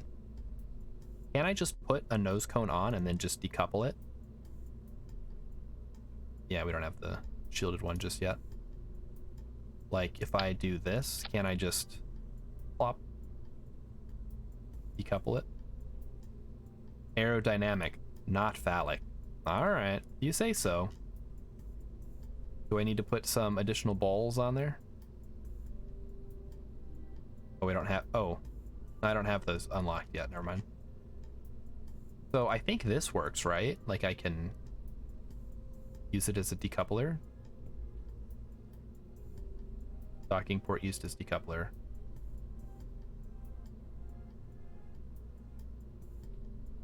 Okay. Perfect. Then we'll do it that way. That's a little bit easier for me. All right, make sure everybody is geared up. Yapond, Bill, Valentina. And let's go.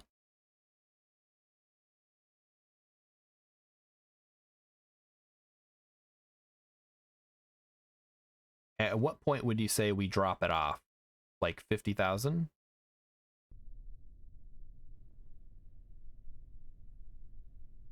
Just make sure everything is staged properly. Yep. Try it before launch or you'll not be able to dock. Okay. It worked.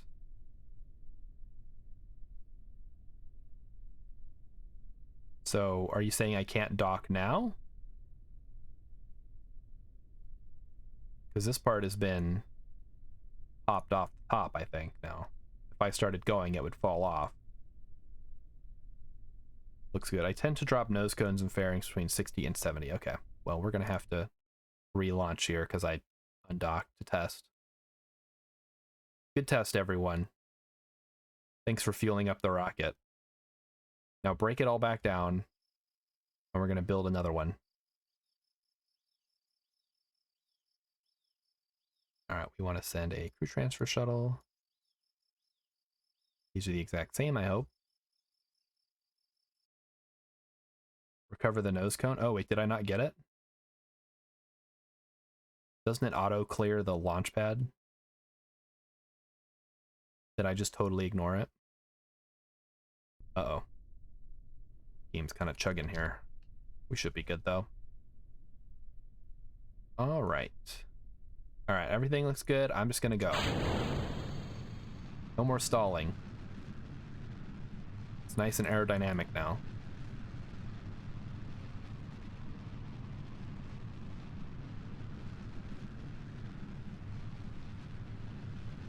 All right. Again, this vessel's a little more betterer in the atmosphere, so I think we can do a little more of an aggressive turn.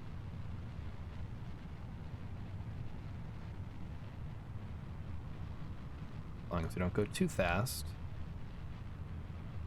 Should be okay.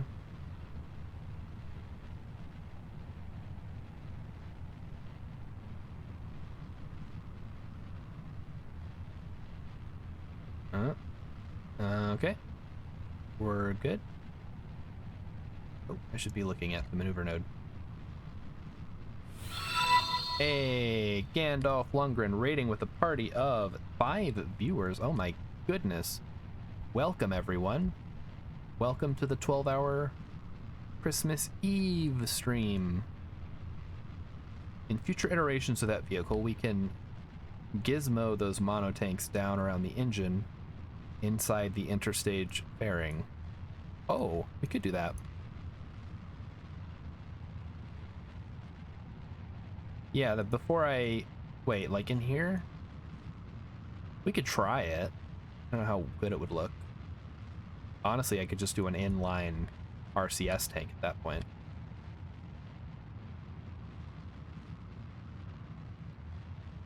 Get it? Christmas Eve? Guys, I'm so funny. Laugh at my jokes.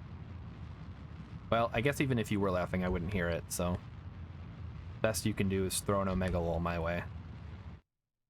Alright, there we go. Let's set target. Sinbad and the Eye of the Tiger. Is that a new one? Thank you, Ion Summer, for stopping in. It'll look better and be more aerodynamic. Oh, see, I'm in timeout. Gets it. 1977. Okay. Is that an animated movie or is it a live action one?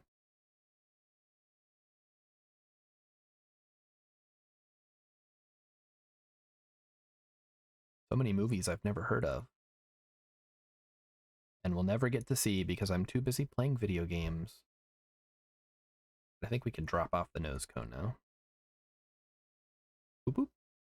There she goes. Let's hope it doesn't crash into me as I'm whizzing by at 1,200 meters a second. Oh boy. Oh boy. That's a little close for comfort. It's fine. Yeah, we're good. Neato.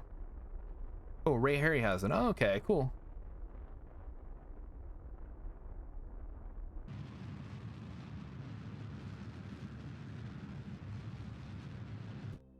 All right, perfect. Now we will decouple and begin. Fun times begin.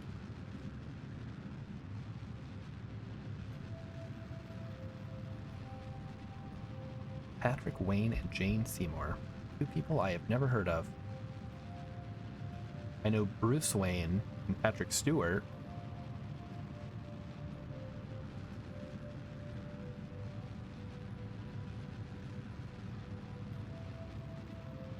Alright, how are we doing? Our periapsis is rising fast enough, I think. We just need to make sure we don't head back into the atmosphere too early.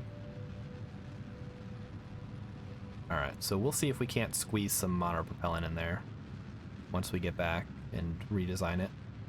I mean, honestly, the doesn't need that much monopropellant. I just made four-way symmetry just in case. Like, there's probably, honestly, enough monopropellant in just the capsule to do what we need it to do.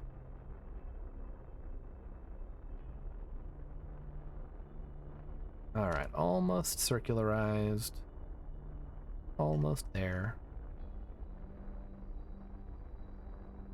Ugh, it's not looking great, though. Let's see if we can't match with the target to figure this out.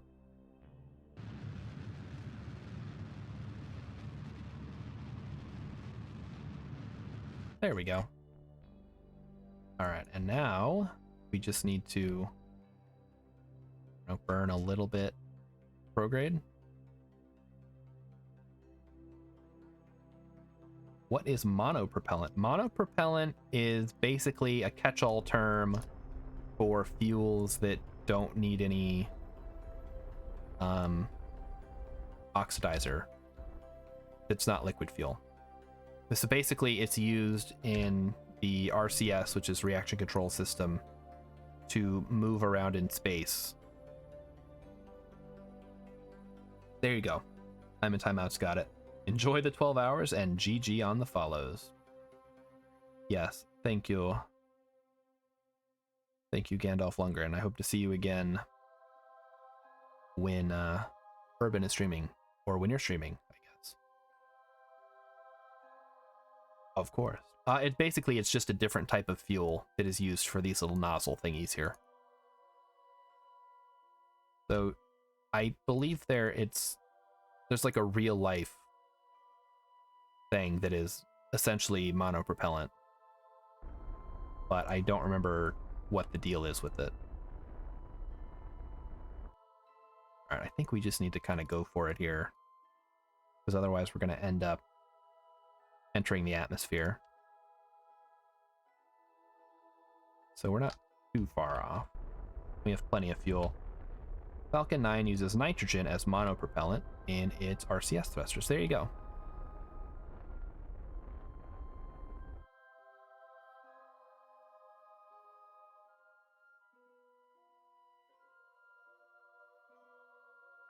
Okay, where is our... Ugh. Yeah, we don't have a great intersect here. We'll try to bring that down. It's making it worse. Oh, now it's getting better. You just got to keep burning and burning in the right direction, I guess.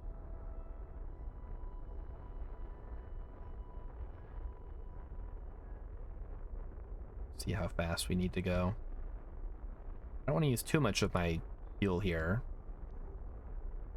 Although I think we have enough in the tank to fill up the remaining tank. So it should be okay. Alright, we'll call that good for now. There are different monopropellants. It's just that KSP doesn't care which one exactly. It's just a catch-all term for that. The fuel that is used in the RCS system. It's not the liquid fuel that the Werner engine uses, or whatever it's called.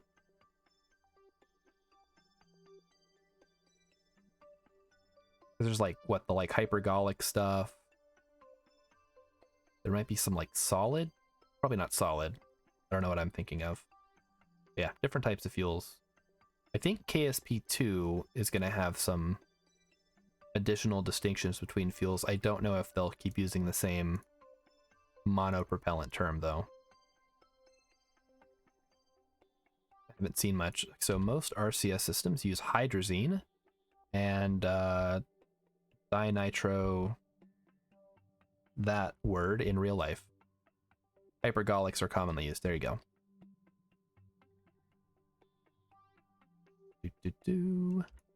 All right, we need to zippity-doo rendezvous with this guy.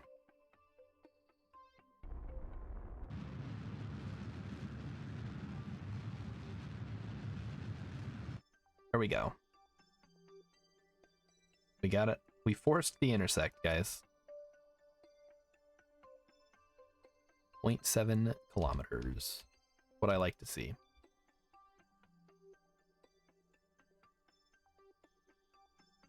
There we go. Now we just need to tweak it a bit. Oh, coming in a little hot.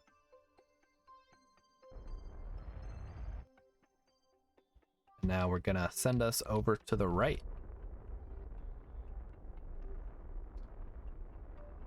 There we go. Now switch to using the RCS. Hey, what about a successful web launch, though? We're gonna learn so much in the next few months. Yes. Here's hoping. It launched, but it still needs to transfer out to the Lagrange point. On the way. Everything is working like it's supposed to. Which is, yeah, good. And luckily it's not going like super far, like the Mars rovers and stuff. Okay, why is it doing this?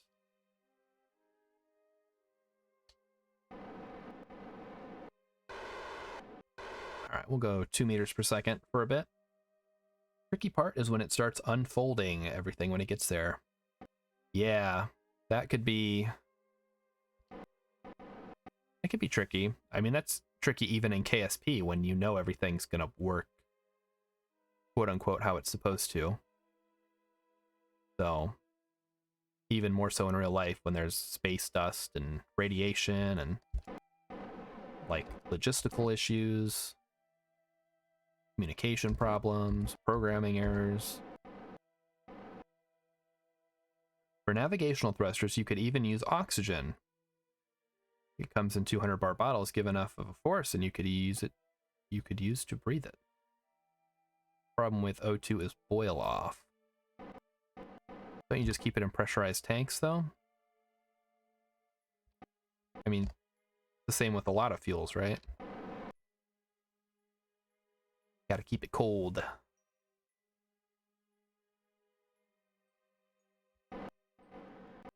So, speaking of oxygen, are you guys excited for some oxygen not included next week? I'm bringing it back by popular demand. You have to keep O2 in liquid form, so when it heats up, you have to release it. Ah, I see what you mean. Okay.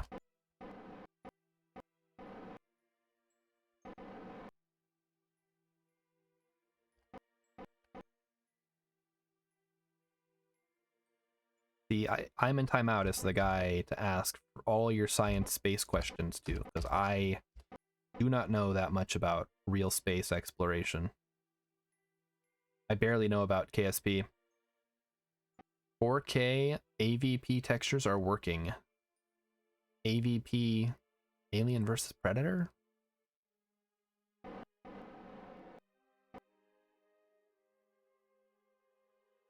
Keeping it cold and under pressure would require more mass, which reduces the payload you can have. You can make, I mean, maybe if you have the equipment for it, you could make power from that reaction.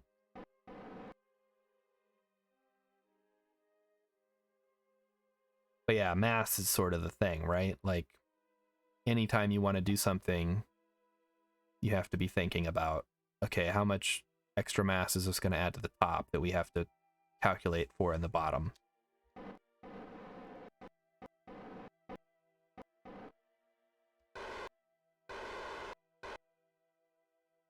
Astronomer's visual pack. Oh, okay. Gotcha.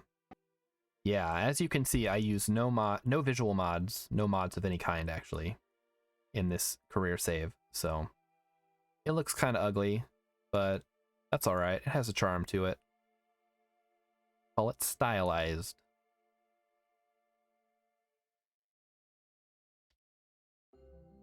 It also helps, I guess, maybe new people who aren't gonna necessarily be familiar with mods. They don't see something and think, oh, what's wrong with my game? Why don't I have that? Isn't AutoStrut a mod? AutoStrut is not a mod. AutoStrut is vanilla now.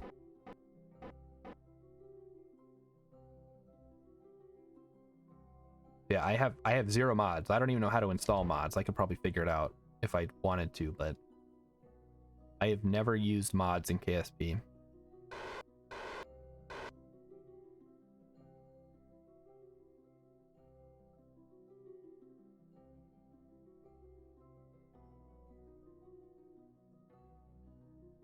All right, so we're going to be approaching from the bottom, it looks like, this time.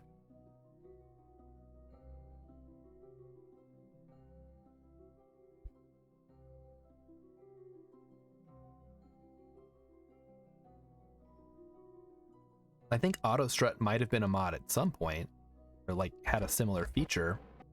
Yeah, AutoStrut. Okay, so I think AutoStrut is a go back. Is a advanced tweakables feature. So you have to toggle it in the settings, but it's not a mod in vanilla anymore. So Ion Summer is saying it was a mod. Okay. Yeah, I initially wasn't going to do advanced tweakables, and then everyone's like, hey, use advanced tweakables because it adds all the stuff that should be in the main game. I'm like, oh, okay, fair enough.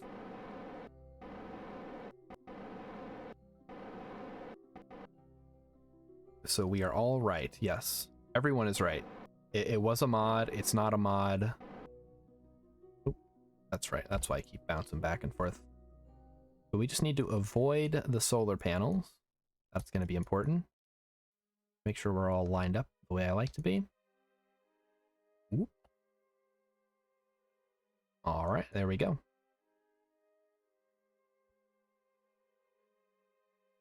So, of the people who are today enjoying their Christmas time, who has the coldest weather today? I want to know who's getting it real good. And I guess who has the warmest weather? Because I'm sure there's somebody here who lives in, like, probably not Cuba. You probably wouldn't be on the internet. I don't know, Acapulco. Some delicious -27 C in Edmonton. Well, I think you win. I don't know if anyone's going to top that unless we have some, like, Greenlanders in the chat.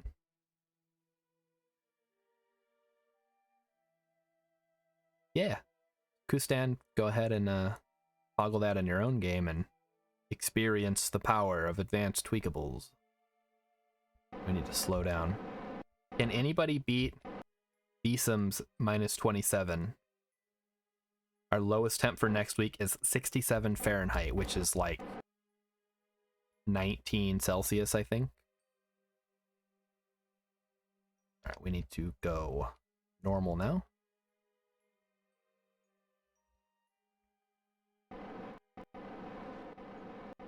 Just need to make sure we avoid slamming into the solar panels.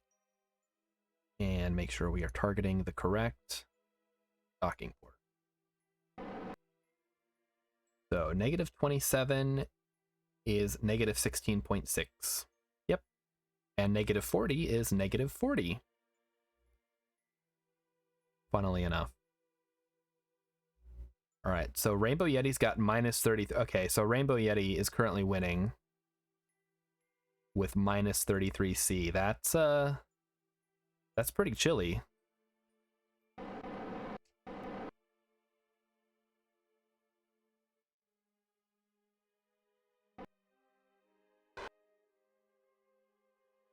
Like in the freezer out there. It's colder than the freezer, I would think. So Ion Summer has 9C here, or was during the day. All right. And I'm sure we've got somebody, well, maybe not because it's nighttime there, but I was going to say if we have some Australians or New Zealanders, or I don't know, South Americans even, we could be seeing some real nice summer temps. Yeah, freezer is -8 to -12, so if you're at anything below that, you're already colder than the freezer. So I'm in timeout is running the AC to keep it nice and cool. Yep, that's Texas. All year round. Well, we'll see. You guys might get another freak winter storm. Hopefully not, since that didn't go too well. Oh, I think we overshot. Yeah, we overshot it by a bit. Let's back up.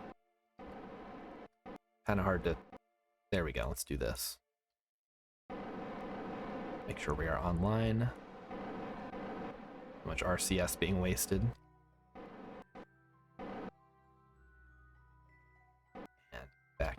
Oh, I gotta put on fine controls. That would probably also help.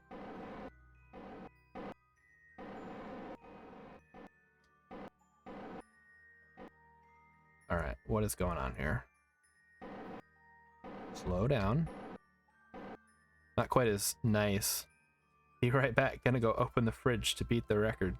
I don't think you're gonna beat the record with the fridge open. You can try though. As a German, I know about cold. We can even do negative Kelvin. Oh my. If you think it's possible, go for it. But you may run into some issues with physics. Oh, yep. There we go.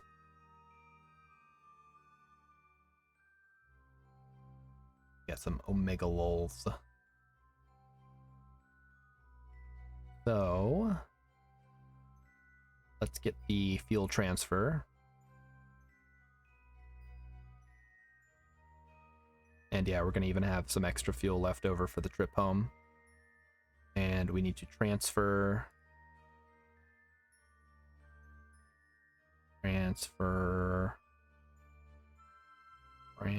Where the heck? Transfer, there it is. Yeah, that's the main problem I have with advanced tweakables, is there's way too many options. Alright, so we'll throw guys into the hab modules.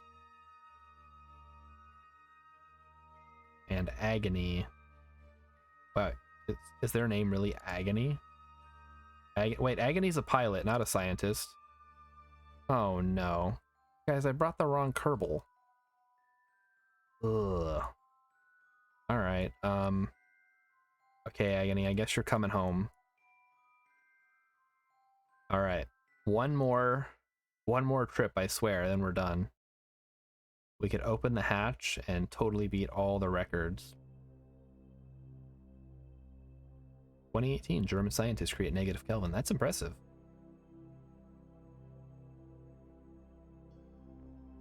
Yeah, that's the thing about space, right? There's no way to, like, radiate the heat unless you have specifically designed it.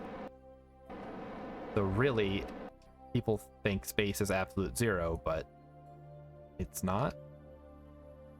Because it's such a vacuum that there's no way to kind of measure it.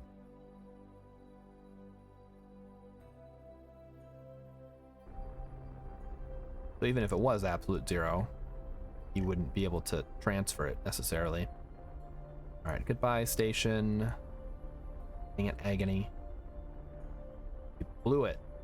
That's okay. Now we can send 2 scientists. You have to have huge radiators. Yep. The wrong space Wombi. Doesn't have the EVA training.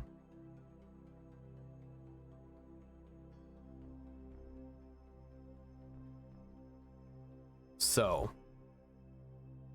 we are going to, after we do this, we're going to switch back to the station. We're going to have Bill go ahead and slap all the little parts and pieces that we brought along onto the station itself. Then we're going to do one more supply mission. We're going to send up 2 scientists to pack into the science lab. And then I think we just need to put the drones together, right? Oh, you missed how much? Okay, that's all right. I'm going to check on it in a second. Mission planner. UPS brought the wrong Kerbal. That rocket cost like hundreds of thousands. This one didn't. This one's pretty cheap for what it is, but yeah. Can you imagine if, like, in a real space mission, they took the wrong astronaut up to the International Space Station? I mean, that would obviously never happen because there's more than one idiot running the space program for the most part.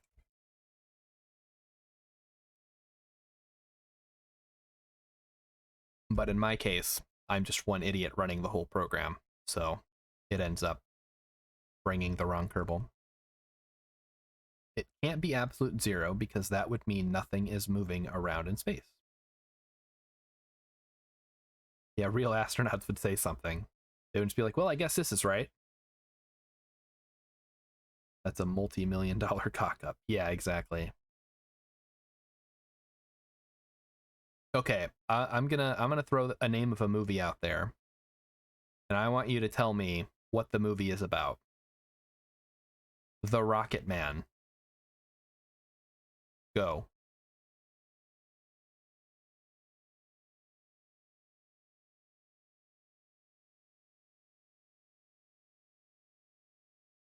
While we're waiting for re-entry. That'll be our fun little activity.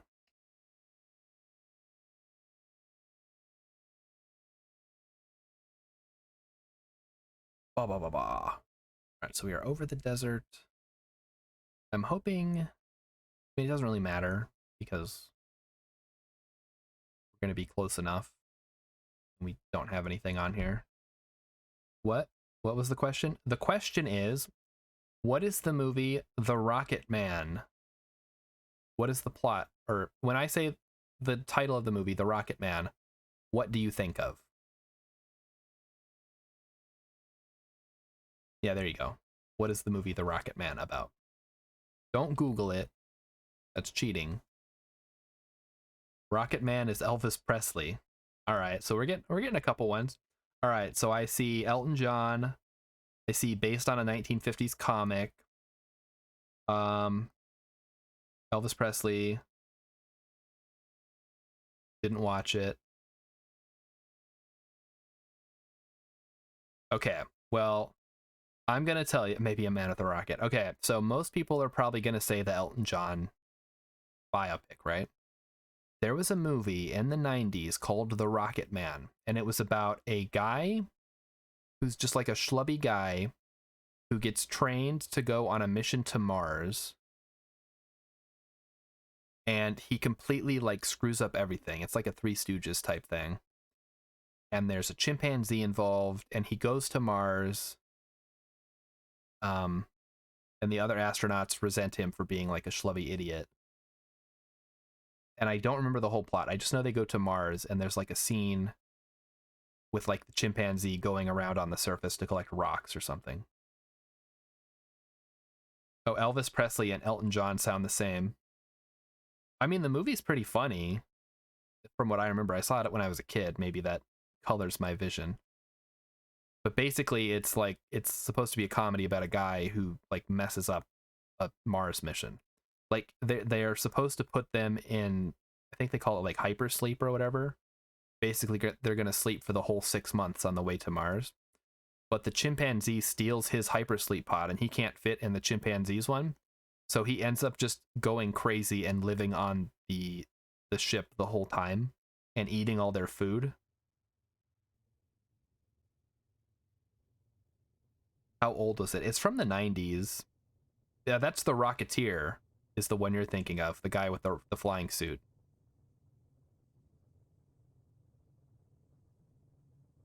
How about I tell the other way around? I tell you what the movie's about and you tell me the title. You could try that. How old was it? I don't think it had Rob Schneider in it.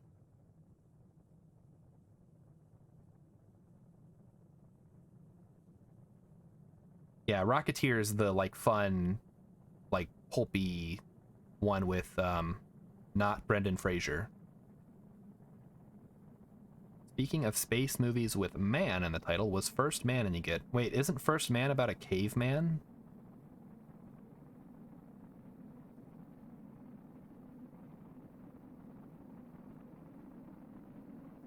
Just goes to show how much I've been following movies coming out that aren't called Spider-Man. Ryan Gosling going to space. Oh, okay. Oh, it's on Netflix? Okay. Cool, cool. Ryan Gosling going to space. That could be fun. Speaking of space movies, did anybody see the one with Brad Pitt? It was like Ad Astra, where the marketing like made it look like a fun action movie, but it's not really about that. It was depressing. He paints the ceiling with capsules of food and farts and said it wasn't me. Yeah, that sounds like the movie that I was thinking of, the Rocket Man. First Man is about Apollo 11. Okay.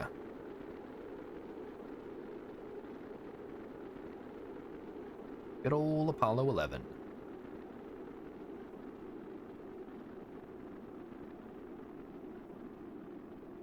I'm surprised they did. Why didn't they just call it Apollo 11? They did Apollo 13. I guess First Man's a little more evocative.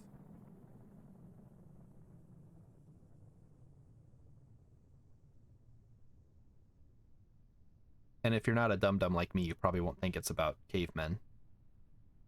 Ad Astra looked silly. I never watched it. Yeah, when they were like driving around on the moon buggy, like shooting machine guns, kind of takes you out of the... Oh, shoot, I launched the parachutes too soon. Thought we were closer than we were. There they go. They're fine. Yeah, I don't think Hollywood understands how space works, or even if they do, the average person doesn't. Okay, there was a sci-fi movie. It's about a man that was one of the last babies not genetically engineered. Oh, yeah, that's called Gattaca.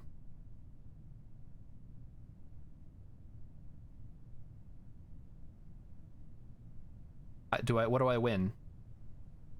I've never played KSP beyond moderate difficulty. Is there no time warp? There is time warp, but when I'm in the atmosphere, I don't like to use it. On account of potential explosions. I think it's probably fine. It's just a holdover from the old days when there was no physics warp. Gattaca. It's Gattaca, I think, because it's supposed to be the genetic letters. Idiocracy? Space things tend to work differently than they do on Earth in so many ways.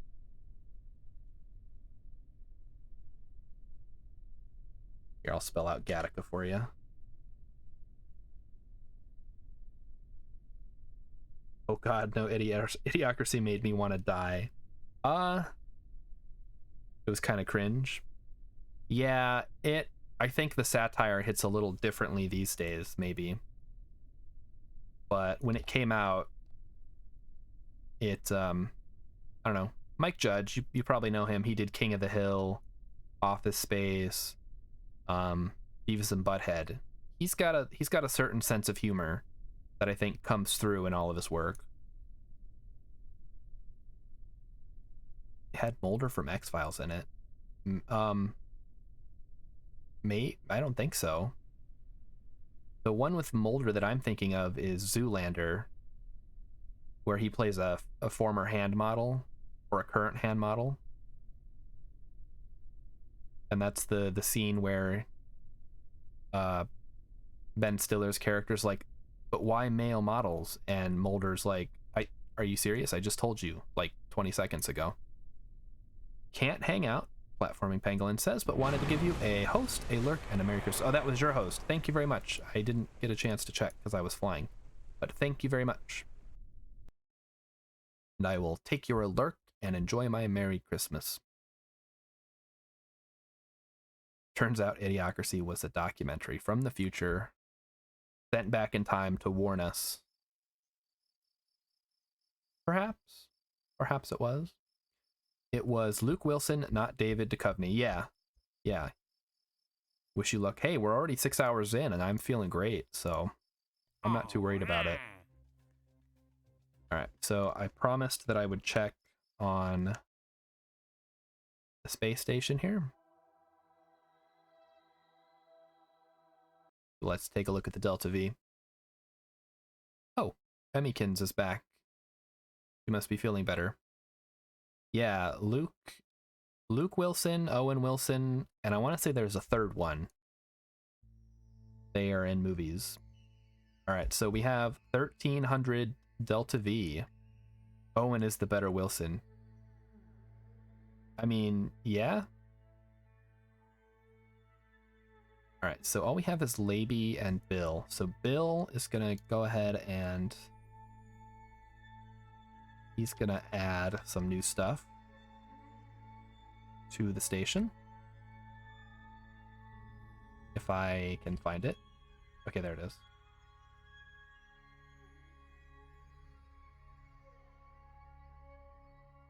Just get him right here. Yep. 1300, that'll do just about the entire transfer burn. Beautiful. Build.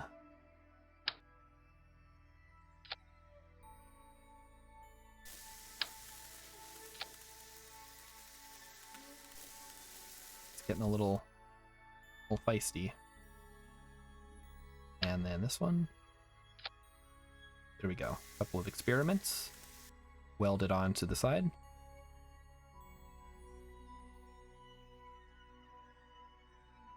And boarded. Nice. Now we can actually... I don't think we have enough power. All right. Good night, Martin. Enjoy your sleep. What else we got here? Never thought I'd have so much fun on a Twitch stream. Yeah, it's a good time. You just got to find the right place, you know? That goes for all of you out there in chat land. Oh, did I miss a movie summary while I was doing this?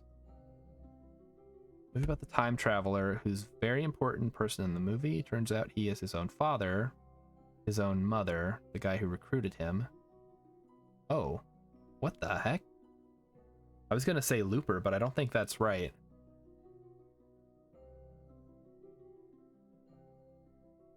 And okay, so we've added the science experiments. Now we just need to get scientists up here. So let's do it.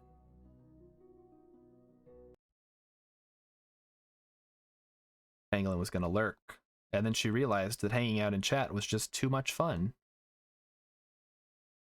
That movie sounds wild. How was the dude his own mother?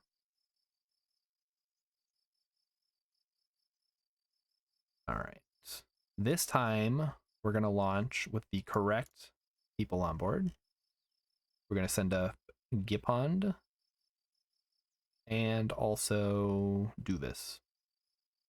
That's going to be all of our scientists. Well, maybe we just send one.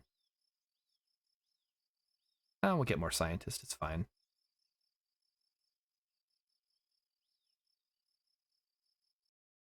Oh, this is the wrong rocket. Hold up. Predestination is the right one. The guy is such a time paradox. All right. This is a fun game. I feel like a lot of movies you could kind of tweak how you describe it to make it sound crazier than it is, though. Or make it so broad that it's generic. Can we move the mono tanks down? Yeah, we'll do that. I just, I was launching the wrong rocket, so good catch. Do that right now.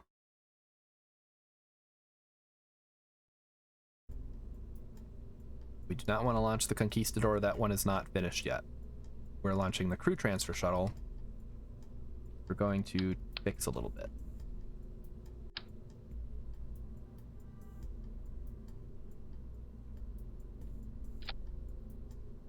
Like that? Is that what you're suggesting? Definitely works. Let's see if we can maybe spread them out a little bit more.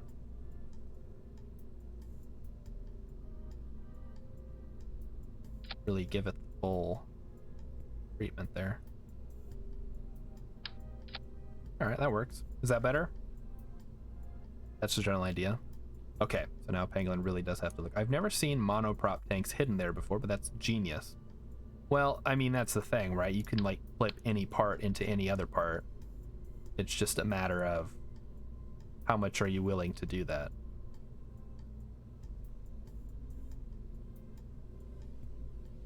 Like, you can just start clipping fuel tanks into fuel tanks into fuel tanks. All right, here's a good question. What is the best theory of time travel? Ooh. I would say, honestly, Harry Potter.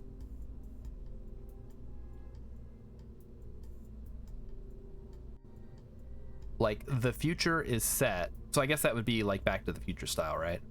Like, well, no, because in Back to the Future, you could go back and mess with the past, and then that would change your future.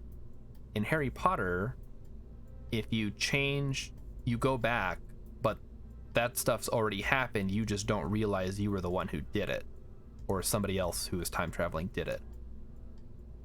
Avengers is just what? Make a split in the timeline, create an alternate reality, basically. If you look at real life rocket engines, there are several different types of tanks down around the engines. All right. You'd say butterfly effect? I guess my issue with that one is if you could go back and change something, then for other people it would seem like nothing has changed because they would have always lived in a reality where that thing was had happened. Right, yeah, I think we're sending both the scientists because why not? Right, we are ready. We go for launch. The business end of the Centaur upper stage is particularly nice. All right. So I'm sticking with Harry Potter as best time travel.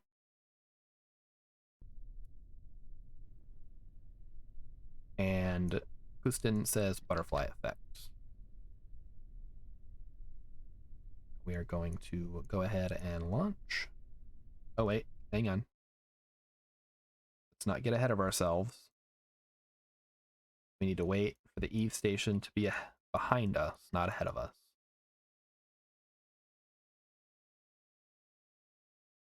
Harry Potter was a good answer, as it only directly affects your perception of reality. Exactly. It makes the most sense as opposed to in Back to the Future being able to change the past in a way that affects you. Although, I don't know, Back to the Future kind of played with that, right? Because there was like the alternate future where Biff was president or whatever. I like how time dilation is handled in Interstellar because it's based on real. Yeah, like time dilation isn't really time travel in the traditional sense, right? It's just relative to other people. Time travels differently, or time moves more differently for you. Donnie Darko, yeah, that's a time travel movie.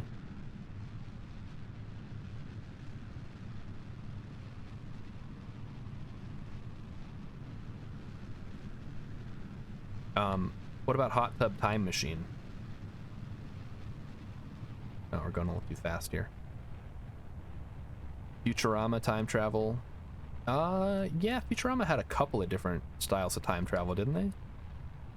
I remember one where they like loop so far into the future that it like the universe restarted itself, and it was just a completely alternate universe version, but in the future, slightly. Time is relative to the observer and flows at different rates. Yes, exactly. And that's just normal. Like, that's just part of the universe.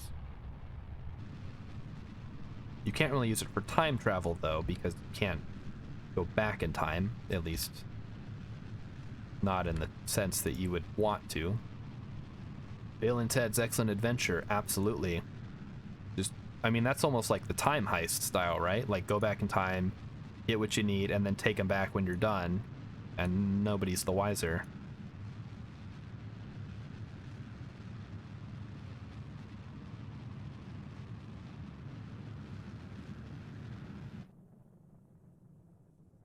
All right, how are we doing on Delta V here? Not that it matters, this thing is loaded.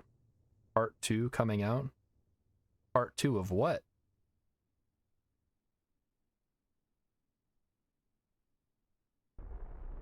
Gotta be more specific. Wonder if the moon's orbit could cause some time I mean, everything causes time. Any amount of gravity causes time dilation. It's just how much.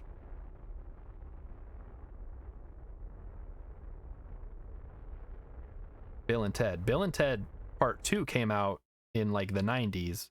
Bill and Ted Part 3 came out last summer. And it's on Netflix, I think. Maybe not Netflix, maybe a different service. Yeah, any amount of mass that creates gravity slows time relative to its mass. So, yes, the moon creates time dilation, but it's so small you wouldn't notice without very precise instruments. Time flows slower on Earth than it does for GPS satellites. Yeah, Part 3 was pretty good. Like old Keanu Reeves, old Alex Winters, getting the band back together, literally and figuratively, and trying to do their thing. I don't know if there's going to be any more, though, with, like, the kids.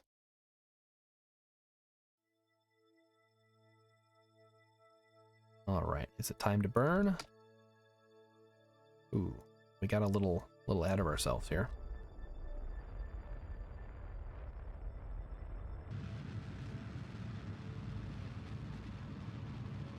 Let's burn through the last of our fuel. That doesn't look too bad. The clipping is a little upsetting to me, but it's not too bad. And if it creates better aerodynamics, then so be it.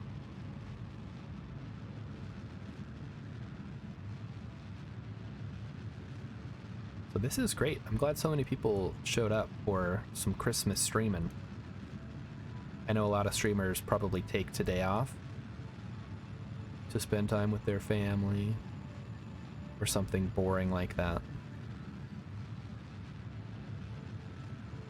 But honestly, I'd rather spend time talking to chat than deal with my family. I'll just say that. Alright, so we are almost circularized. Intersect is looking good. Or good-ish for the time being. Uh-oh. We doing this again? Like we're doing this again. Our periapsis got kind of slipped out from under us. So we'll need to a little extra radial out. There we go. And then we'll see how close this gets. So bad? What is so bad?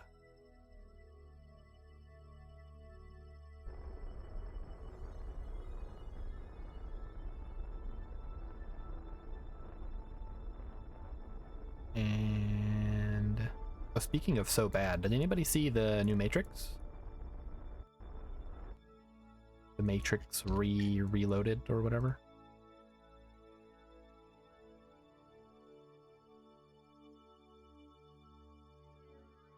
Oh, no, my family's probably fine.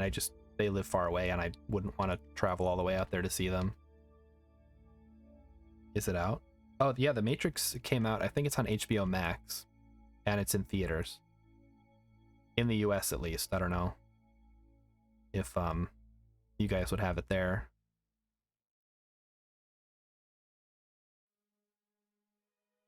Matrix 2 and 3 were really bad. You know, I saw them as a kid and didn't really like care one way or the other. I just wanted to see more cool stuff. But yeah, I guess they were kind of bad. Obviously compared to the first one, like, you're not going to beat that. But I've heard really mixed things about the new one. Like, people say it's like, oh my gosh, it's so bad. And other people are like, you know what, it's pretty good. So I have no idea what there's not a consensus. Target. We are approaching the target. Don't know if I want a fourth one. Yeah, I mean, that's fair. Like, why does there need to be a sequel after all this time? Like, are you really doing it for artistic reasons, or are you just cashing in on the name? I mean, probably yes.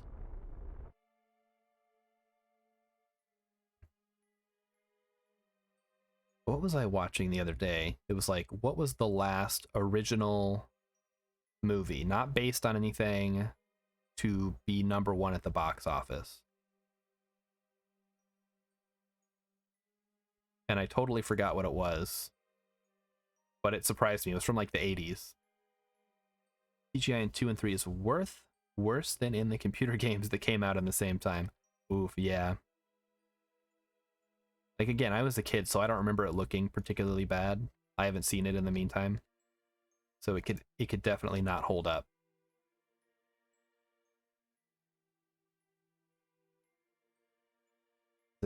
Was it Terminator, maybe? No, because Terminator was kind of based on something, right? But not really. There's like a whole thing about that. My dog kicked off and needed to go out. What did I miss? Not much. We were just talking about time travel. And the new Matrix movies. I just brought that up because we were talking about Bill and Ted's Excellent Adventure.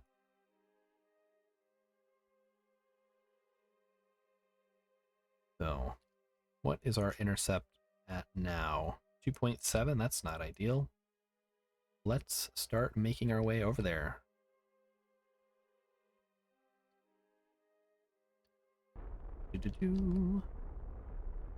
Going towards the station.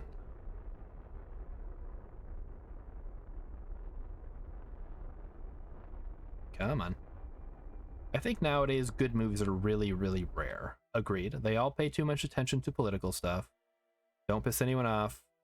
Like mashed up nonsense. I don't even think it's necessarily political stuff. Like, you can make a good political, right? I'm assuming you're talking like pandering one way or the other, but you could probably still make a good movie even with that stuff. I think the issue is there's no incentive to take a creative risk, so you end up with like very bland movies. And the other thing is sort of this desire among studios to create their own MCU. I saw some really cool new graphics of Keanu and company the other day. It's getting harder to tell the difference between what is real and CG now. Yeah, was that the Unreal 5 like tech demo that they had? where they were switching between, yeah, they were switching like between actor live action Keanu Reeves and like CG Keanu Reeves, and it's like, wow, you can't even tell the difference. Yeah, if you guys haven't seen that, highly recommend it. It's like, it's not really a game, it's just a tech demo, but I think you can probably watch it on YouTube. But if they can make a game that uses that kind of graphics, well, I don't know. The background, yeah, the background's like, it's like a whole city, right? And it looks like a city.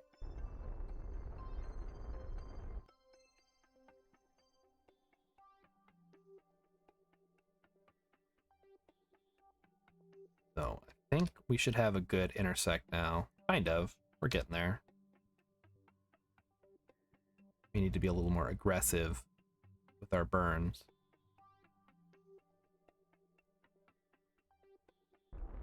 So even if the new Matrix movie isn't particularly good, I think, I don't know, getting that kind of awareness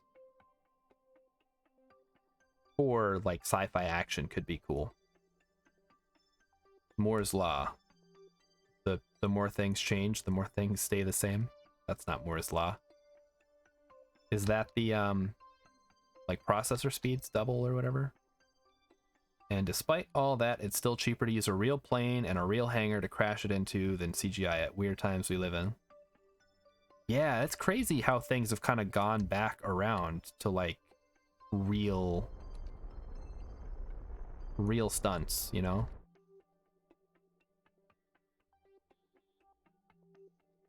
I think it's because there's this desire to make CGI photorealistic, which cost a lot of manpower and processing power. The rate at how small we can make transistors, yeah. Like, I remember everybody was praising Mad Max Fury Road because they had like real stunts and real props. And yeah, it looked great. So maybe more of that, please. They're almost atomic now. Are they really? I seem to recall there was an issue if you make them too small, it creates arcing between like the heads or whatever. I'm not a computer science guy.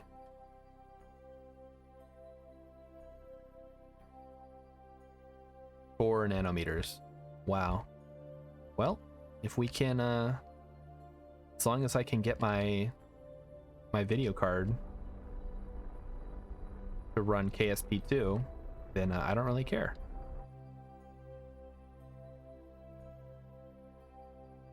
All right, I think we might be coming in a little bit too hot now, so let's back it off. Don't even know what the movie was. The scene with the plane. Okay. I know, like, I can think of some older movies where they did stuff like that, like in Speed, where they crashed the bus into a plane. But yeah, was that maybe like, probably not The King's Man, because that's set in like World War I times. So I don't know, but it's cool that they did it.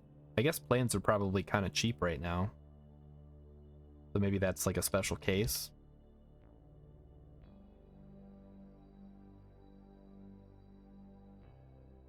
We are locked on.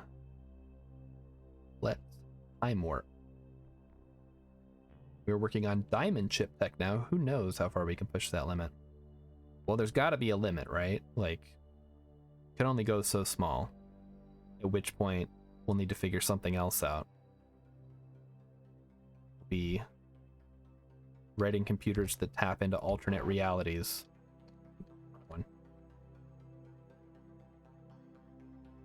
To do all the processing power.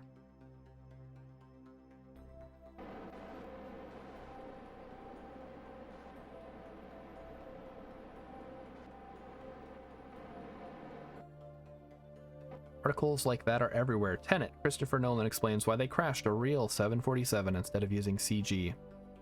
I mean, that sounds like it. I think that's just a Christopher Nolan thing, though.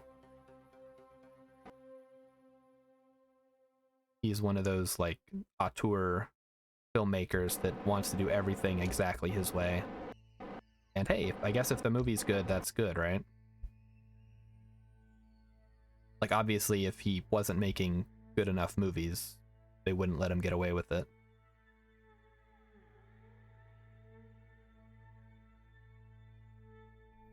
Right, we are approaching, hopefully for the last time.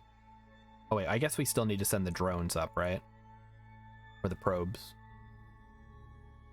Has to be, but with diamond tech, there's no need for cooling. It's like the old 8-bit tech all over again. Alright. Okay, so as far as like doing stuff with diamond, I'm more interested in space elevators. That's sort of my science dream, future tech stuff.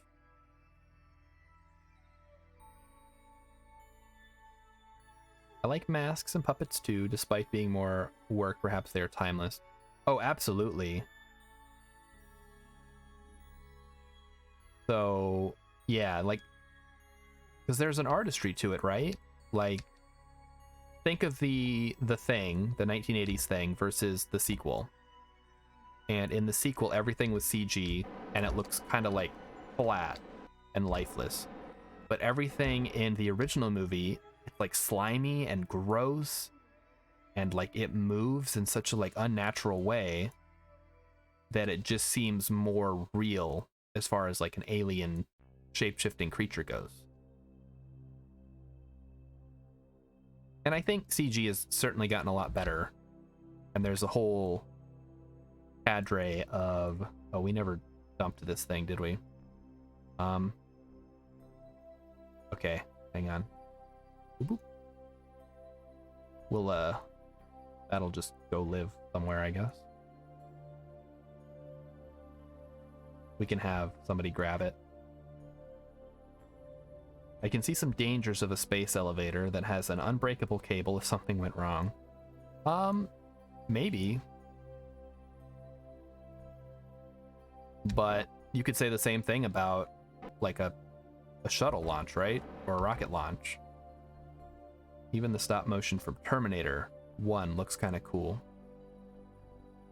Yeah, and that's the thing is, back then you had a whole group of people who were masters of stop motion and puppetry and matte painting and just like prop making in general.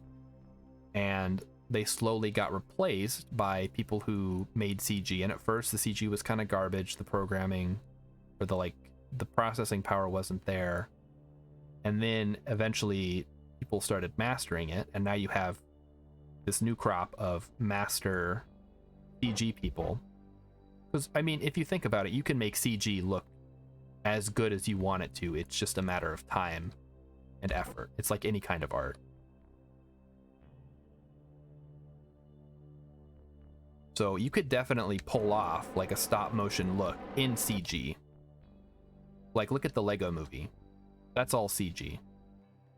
But it looks like Legos being moved in stop motion.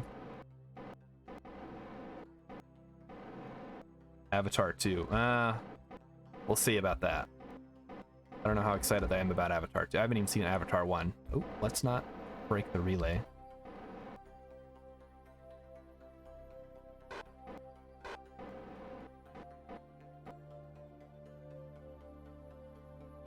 We just need to slowly put on the fine controls here.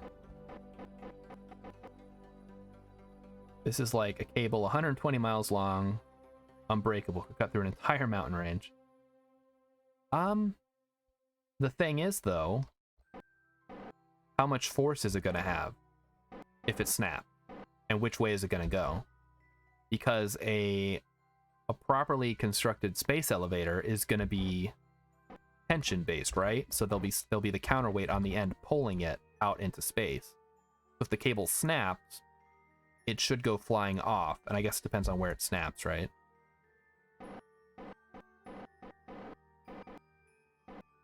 So in theory, you'd have some kind of fail-safe that if it snaps, which it shouldn't because it's unbreakable, or at least mostly unbreakable. It should go flying off into space, which would suck. We'd lose a space elevator. Theoretically, if we made one, we could make another one. What do you mean? You haven't seen Avatar? I've never seen Avatar. I was never interested in it. I already saw Dances with Wolves, and it was okay.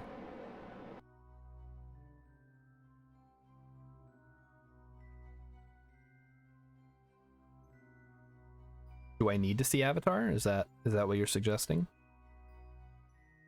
I've seen Avatar: The Last Airbender. Does that count? Alright, we do not need any more fuel. Fuel is topped off. We're just here to transfer the crew.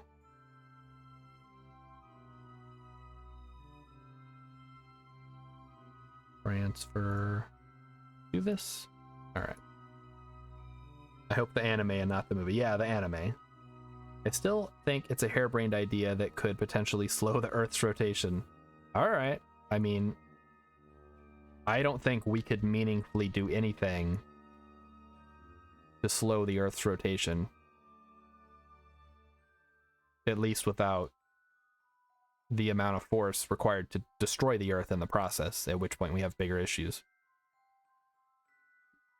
Alright, is there anything else we need to do while we're here?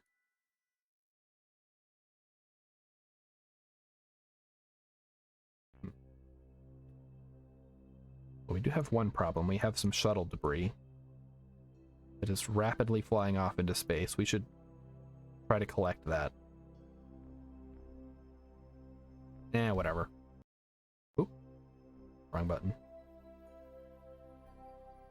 Oh, there it is. Okay, it's not too far away. We could actually just go grab it with Bill here. Alright, Bill. Go grab it, buddy. Every time we do a slingshot around a planet to accelerate, we grab some speed of it. Yeah, but the comparative masses is so small you don't even notice, right?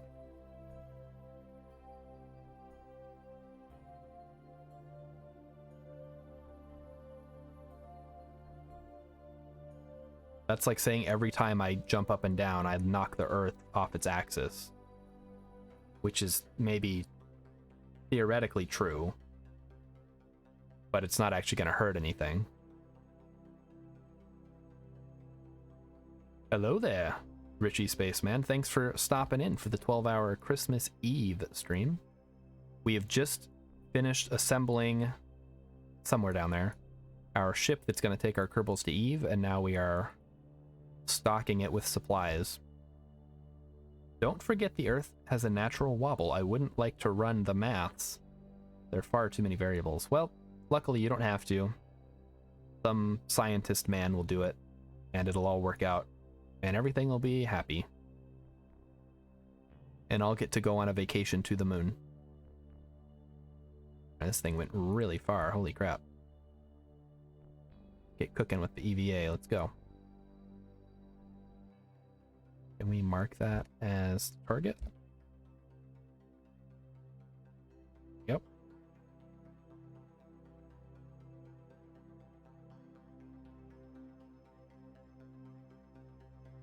So what are your plans once I get to Eve? So the main thing I need to do is get the station into orbit. That's plan number 1.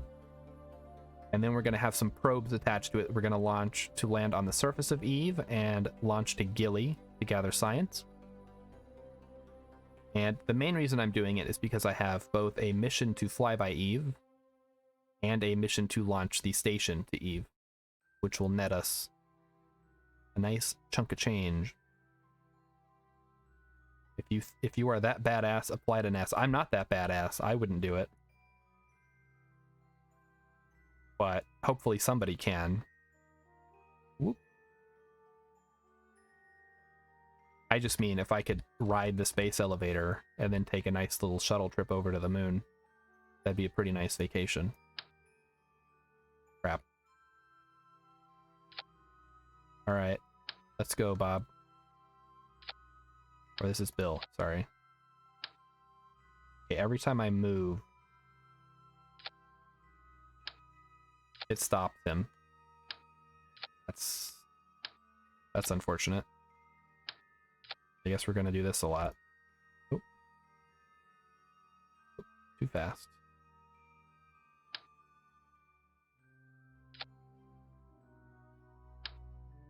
Oh, no, we are moving. Okay, cool. So we'll just need to cruise in. All right. It's only 4 to 6 Gs to go on a shuttle. Yeah, that's the thing though, but it's expensive. A space elevator would theoretically make it not like affordable, but like semi-affordable. Be able to go into space.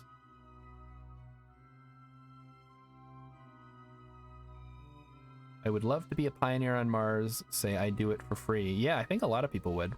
Yeah, Earth-based space elevator, the dream, right? Obviously, we could do one on the moon, but that doesn't really help us because then we still have to get to the moon.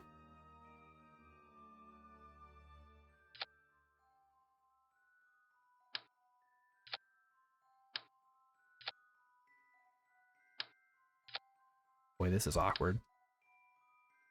All right, now we just go over this way. Bring the part along. From what I understand, it's not possible due to how strong Earth's gravity is. It's not possible with current materials, right? So in a hypothetical world where we have some kind of super strong, super durable, super light material, it's theoretically possible. Let's slow the moon slowly. I mean, that could be useful, right? I don't know. I'm not a space expert. Some of this stuff might be possible. Some of it might not be possible. We're talking hypotheticals, obviously. Have you heard of asteroid gravitors? I have not. Tell me more about these asteroid gravitors. Yeah, we need unobtainium. Richie Spaceman is right. I like how the part maintains the direction that it was going.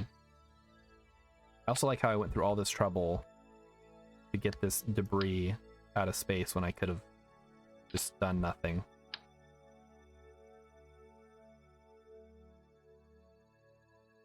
The best thing about an elevator would be that you were able to bring payload to orbit for free. Well, not for free, but without having to expend a lot of fuel.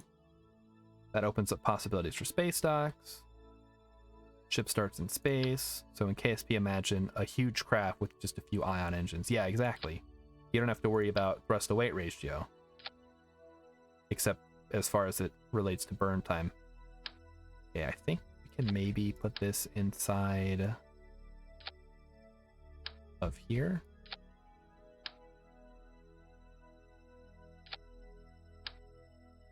Yeah, you go in there. If we knew a body was going to hit us with, say, 20 years, we could send up a mass and park it in orbit around the body and steer it away. There you go. All right. That's pretty cool. That's certainly one of our options, right? As if we have that many for dealing with an incoming asteroid or comet. Carbon nanotubes are the best material yet, and they're like 80% of what we need. So, yeah, we'll see how it goes.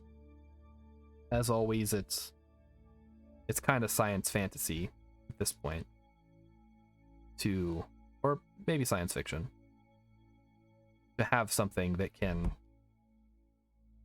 do what we need it to do to function as a space elevator. All right. So now we just have Bob hop out again. Or Bill, sorry, Bill. Bob is off in Minmus, I think. On the Minmus station. Switch to build. There we go. All right, we'll just put the cat back on. And get back in your hole. I think a shipyard around the moon, mining materials from it would be more practical. Absolutely.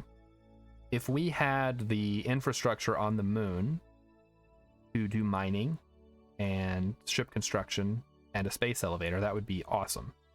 But the biggest hurdle is always going to be getting into space.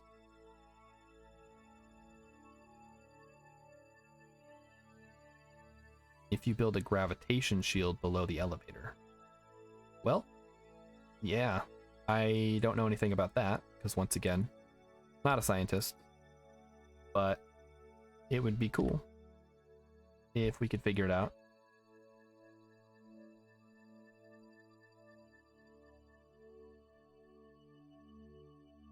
So much space talk today. This is great. I love what KSP, like the kind of conversations it brings out, you know? Like the joy of space exploration and optimism about space travel and futurism and stuff like that. That's one of the great things about KSP 2, right? Like all the near future technology stuff that they're going to be adding. If you have the power to negate gravity, you have the ability to use zero thrust engine.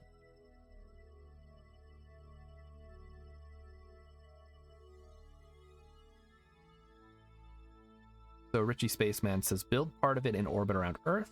So you're talking about the infrastructure for the moon, or is this a separate thing? But yeah, obviously it would have to be built piece by piece, but again, that's very expensive, right? Like every kilogram sent into space costs some outrageous amount of money in materials. And even with reusable space stuff, you're still not getting back the fuel that you spent. And not everything is recoverable or reusable. There we go. And I think we can just oh, we can't actually take it off now. That's fine. It got welded on, I guess.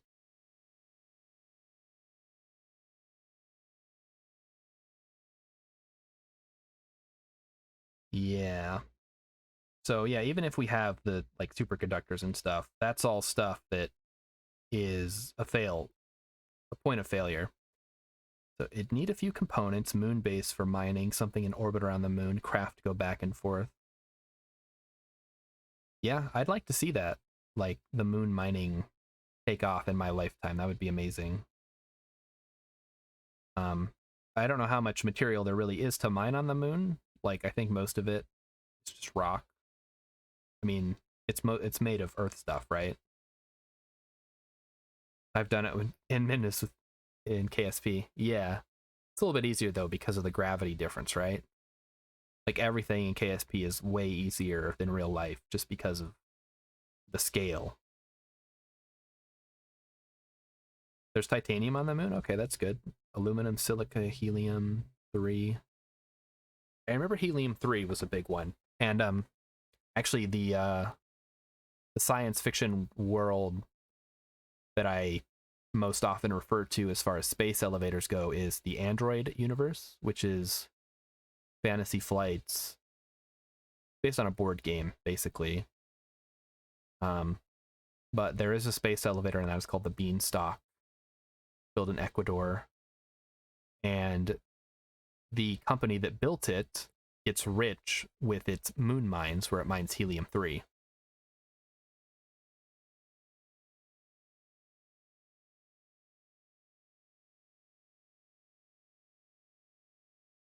So we'll see. We'll have to keep up with the science. I don't think we're there yet. We need to figure out some kind of efficient and effective launch system to be able to put the resources in place to be able to do things in space. And then once you can do things in space, it gets a little easier if all you have to transport up there is people and supplies. And the raw materials you either mined from the moon or mined from asteroids, that kind of stuff. But I am interested in this gravitation shielding. Be done within 20 years. All right, get Elon Musk on the case. Tell him he'll be hailed as a hero for generations to come. Maybe he'll buy it.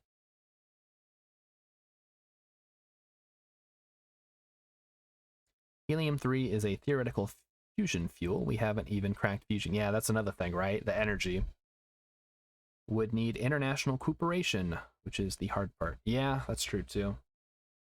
Because anything that affects space is going to cause a ruckus.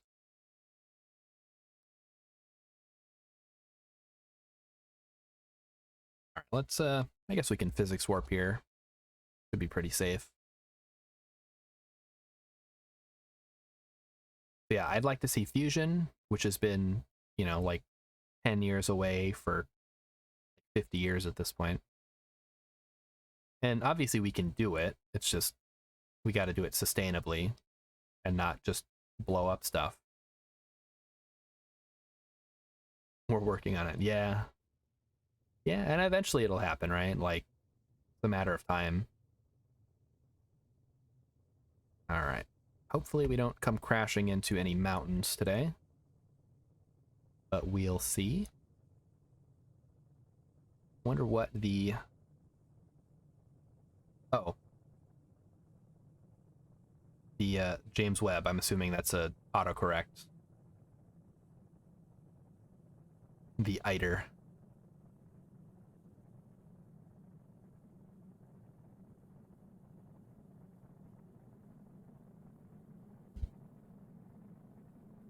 All right. So what are the odds on me hitting the mountains and just blowing up Valentina? Oh, ITER is the European Fusion Power Plant. Oh, okay. No, that wasn't James Webb. Had it right. Yeah, France is kind of on the forefront of nuclear power, right? In Europe? Oh, oh my goodness, something just happened. Let's find out what it was. Richie Spaceman, the mad lad, has followed me. Thank you very much, Richie Space Lad. You are number 60-something. It's not, the number's not moving. So, thank you very much. 69. You're number 69. Everyone's number 69, man. Nice. Oh my gosh. F Ryan also followed. Thank you. You're number 69. Thank you. You're all number 69. Uh-oh. I'm not liking the look of this. Although we've got 3 parachutes, it should be okay as long as we don't land on like a sheer cliff, right? I think China has a working thorium plant now. Well, that would be awesome. Any kind of nuclear power, like obviously there's the risk, but there's a risk with any kind of industry, so you gotta focus on what you can fix and what you can't, right? Ooh, this is looking kind of ugly. Maybe we'll hit the highlands instead of the mountains, though. So I remember, and this is kind of like weird, like a weird segue. In Roller Coaster Tycoon 2, there is a scenario in which the European Union has built a geothermal plant, and I want to say France. It's either France or Spain. It's somewhere in that general area, and it is this giant borehole basically that goes to this the mantle of the earth and generates enough power to fuel all of European industry. And in the scenario, which also involves damming the Mediterranean, by the way, like a sci-fi, a terrorist group attacks the reactor or the geothermal plant, and the plot is you need to transport enough concrete to fill it in before it like melts all of Europe. Final Fantasy: The Spirits Within. Yeah, that's another thing that could go wrong, right? Well, I mean, there's no ghost, so not really.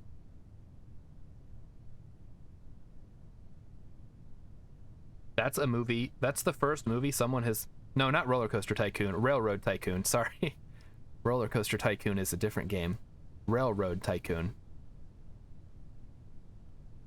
Hello, BCM. You've been here a while, but thanks for being here and for being new and spending channel points. And that goes out to all of you. If you see a channel point and you see something you like, give it a shot. Can't go wrong. Which roller coaster tycoon? Yeah, sorry. I mixed up my tycoons. ITER is a science power plant. It's the first big reactor designed to create power to test out if it's even possible to create power with fusion. Supposed to go online in 2018, delayed to 2020, and here we are in going into 2022. I don't know.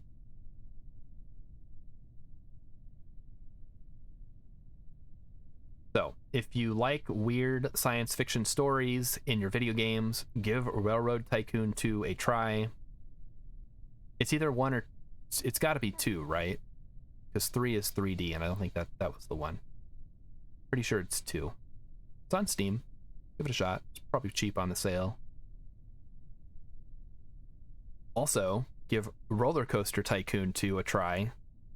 That's a fun game.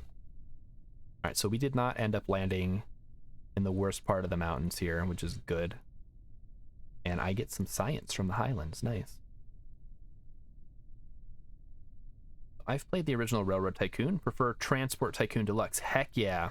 OpenTTD is on Steam now, yeah. So if you like simulation, logistic type games, give OpenTTD a chance. It's free. Has a lot of mods. A lot of community support, and it's a lot of fun. I used to play the original Transport Tycoon, like had it on floppy disk or whatever back in the old days when you could buy things in a store, and it was a lot of fun back then, and I think OpenTTD captures it perfectly. All right. Anything else? Science data from surface of Minmus. We'll grab that. We're coming up with new materials all the time. We just need a good superconductor. Yep. I wonder why no newer game comes close to it. Transport Fever is close but still missing stuff. Yeah, I don't get that either. Like, there's so many good classic games that people like and were well made. And all you have to do is take the formula and make it again. But I guess people just can't figure out how to do that because we see so many attempts that just go flop. Bring back SimAnt. I would love a SimAnt remake or new type of game. It is Eve probe time. Yes, we need to actually design this.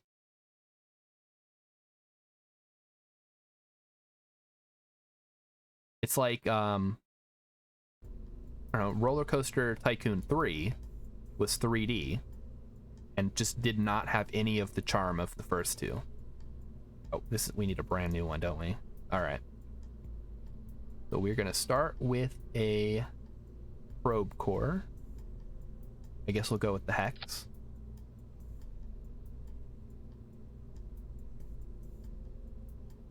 SimAnt, I think you can get on GOG these days, or it might be Abandonware, honestly. But yeah, I remember playing it. Again, it was another game I had on CD, and it was so much fun. Just like trying to figure out all the mechanics and lead your ants to victory. I also remember it being kind of hard. All right, so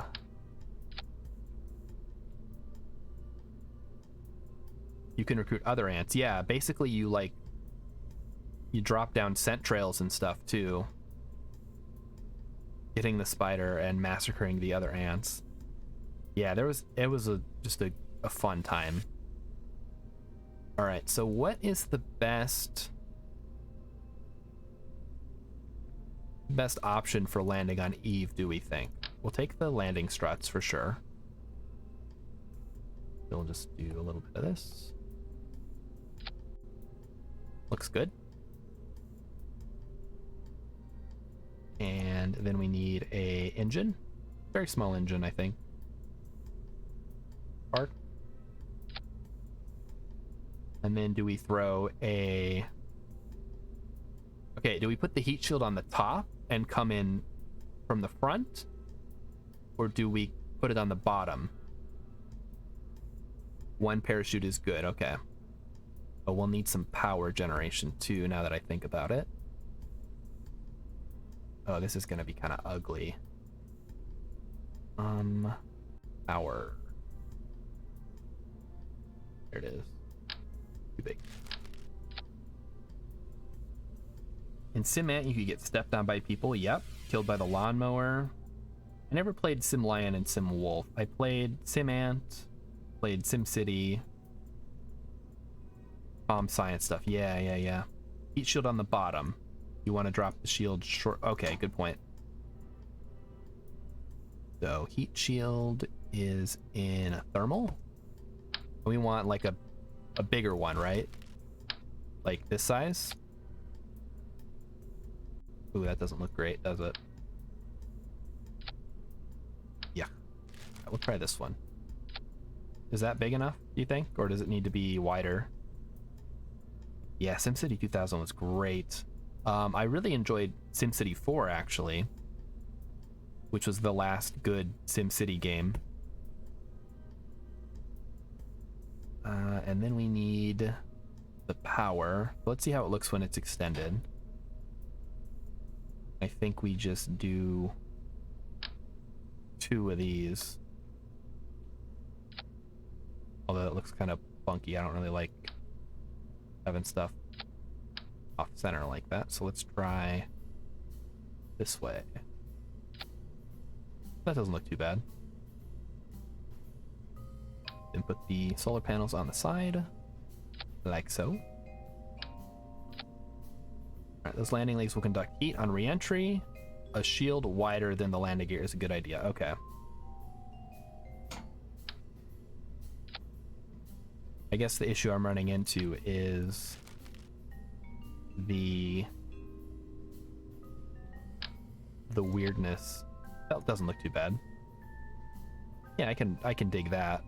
Is that big enough, you think? And then a little parachute.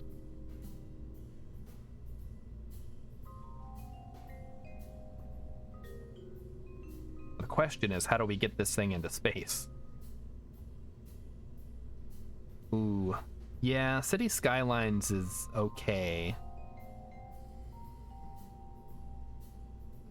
It's better. It was obviously better than just the SimCity game that Maxis released. Ant Simulator. Is that a new one? Is that supposed to be like a take the inflate? I'm not using the inflatable one. Okay, this one's big enough. We don't need all of the ablator, do we? We could probably like drop it down to like 160. This is the 2.5.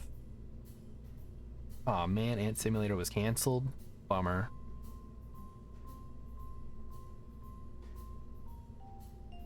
So right now we're rocking the 2.5. The question is, how do we... Where do we... You know what? I got it. We will swap this out for some radials. Oh god, those are huge. Can we use drogues? Would drogues do enough work on Eve, combined with the engine, that we could get away with the Clampatron Jr.?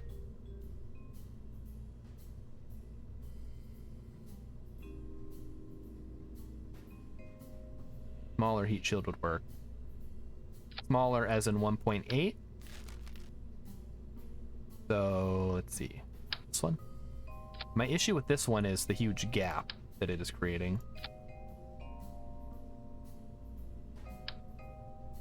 Which looks stupid.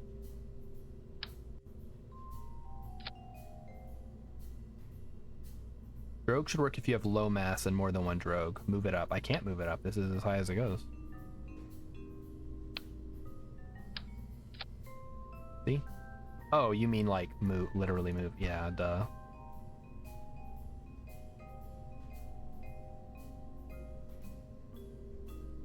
Thank you, chat.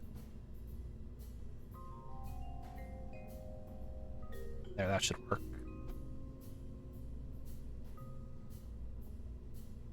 And these can jettison, right? All right, drogues are the orange ones. Yep, right here.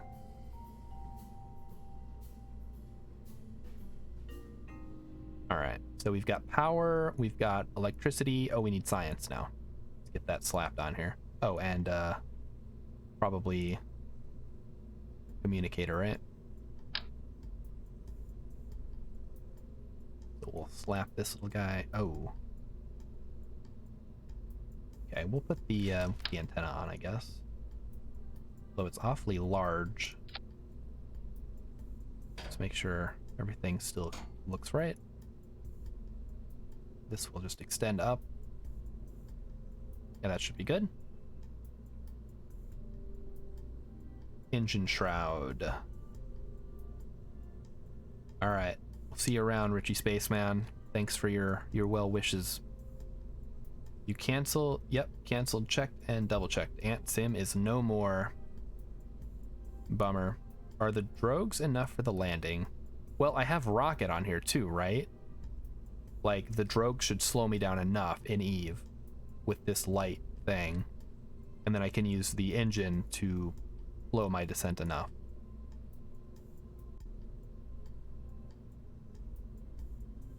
So we need the science, right? I'm getting distracted. So 1 and a 2 should be enough. We don't need like the full package. So how much does this weigh? 1.545 tons with the heat shield, 0.745 without. I biffed it. Oh well.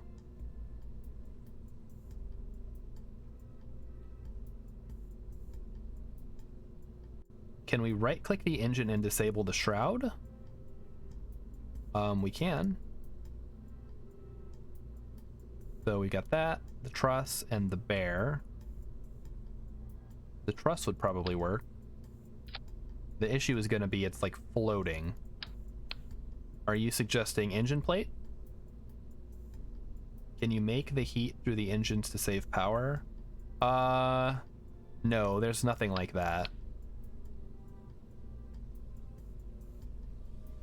Engine plates. No, it's cup. That's not payload. What is it under? Structural? No, that's not right either. Is it coupling?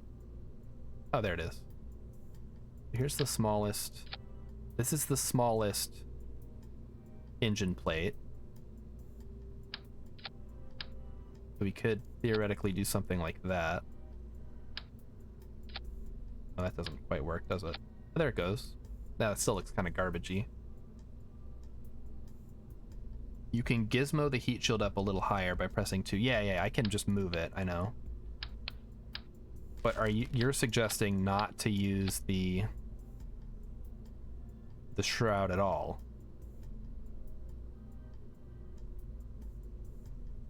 So just move it up. Let's toggle the snap off. Can't quite zoom in as much as I would like to see where it kind of connects. Okay, so you like it like that. Is that what I'm seeing? No engine plate, okay. No engine plate, yep. And this is our little fella here. It's got power, it's got battery, it's got legs, it's got science, it's got antenna, heat shield, and parachutes. I usually add struts to make everything look properly attached. Okay.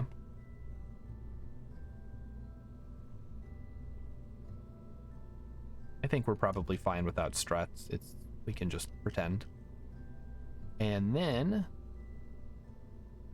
we need to add a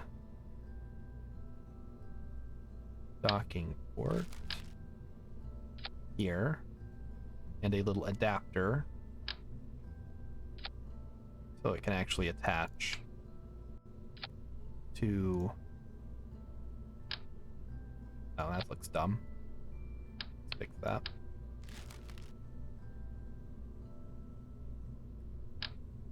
That's too big. I don't want a fuel adapter. Maybe this one? Yeah, that works.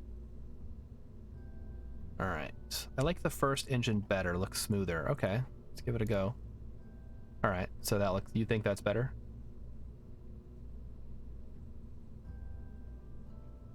Yeah, that's the one I usually use, I think. And that is probably going to look better on Eve. So this is just an adapter. Ignore this. That's just so I can attach it to the station. We could actually just send 2 of these up and attach them. And we maybe want to put a probe core on this so we can, like, hug it into position. We don't need struts. It's Christmas magic that holds this puppy together. That's right. Or do we send this up? Because there's no RCS. I could add RCS to the adapter, couldn't I? Go ahead and do that now. Ooh. All right, now we're getting a little overzealous, I think. Okay, so this is what's going to take us up there. Oh my goodness, something just happened. Ion Summer followed me. Thank you very much. You are follower number 69. What's the thrust to weight? 1.43. Let's check it on Eve. 0.23 on Eve. Oh, let's remove all the stuff, right? 0.43 on Eve. Oh no, I gotta move it back. Shoot.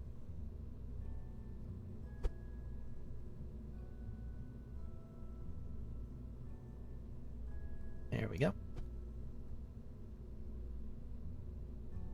That's so much monoprop. I mean, we could, like, take out a bunch.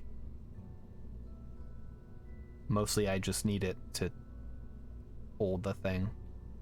I guess we could use the balls, right?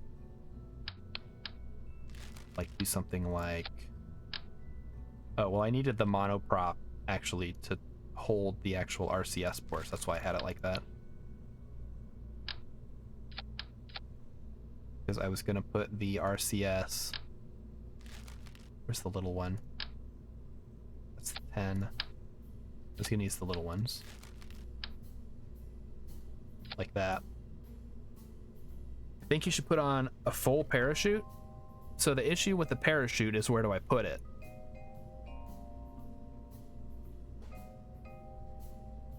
Because if I put it on the top, I can't have the docking port. And if I put it on the side, it's gonna completely, like, cover the whole thing.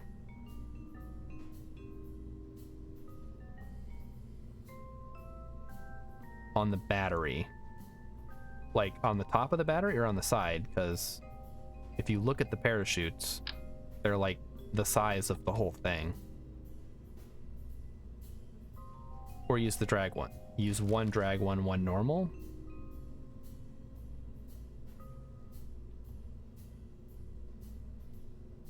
We need full anti-gravity. Yeah, I'm just gonna turn off gravity. Alright, let's do this. Let's just throw a parachute on, and we will attach it this way. So where... Coupling.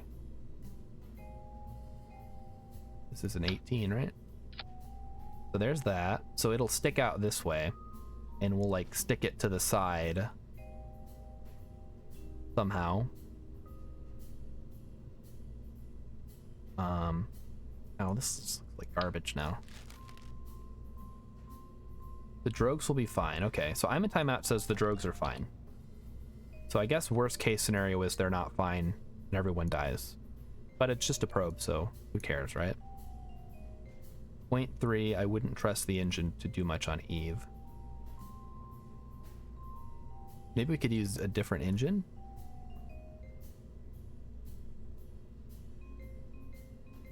I mean, honestly, if I could find a way to attach it that didn't involve it being docked at the top, I could get rid of the engines and just throw a parachute up top. The issue is I need one side to be a heat shield and the other side to be a docking port or a parachute. The drogue alone will be fine. I think we should test dropping it on Kerbin first, then decide. Okay, yeah, let's try it on Kerbin. We'll do a quick test thing. Yeah, let me make this into a sub-assembly.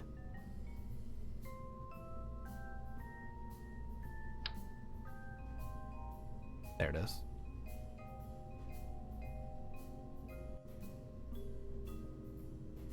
Alright, so we'll throw that away.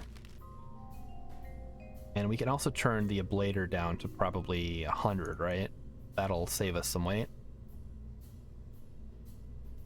Send it up with a quick little launcher thing. Wrong size. Too big. Too small. There we go. And what, like the cheetah? What's good on Bobcat? We should probably use solid rockets, actually. Let's not waste our money. Flea.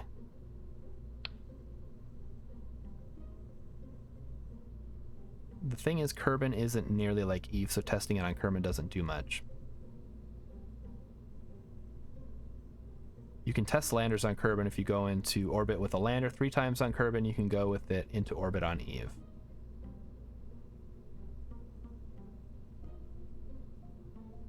Yeah. Well, keep in mind we only need to land it once. And okay, where are the adapters for this? All these adapters are the wrong size. Really? That's not it? Do I just not have an adapter for this size? I think there are fuel tanks that do it like that. That's too much though. There we go. And then just take the fuel out. Alright, so this should do something, right? Let's make sure we're not going crazy. Oh, it doesn't have... Can't even lift this? What? Oh, we're on Eve. Sorry. Back to Kerbin. Okay, there we go. The atmosphere is much thicker, so if it survives landing on Kerbin with just drogues, then it should be okay on Eve. Okay. How about RCS only for moving docking port at the bottom? Oh! That could work. So where does the heat shield go? Or is there no heat shield? Ooh, rust limiter.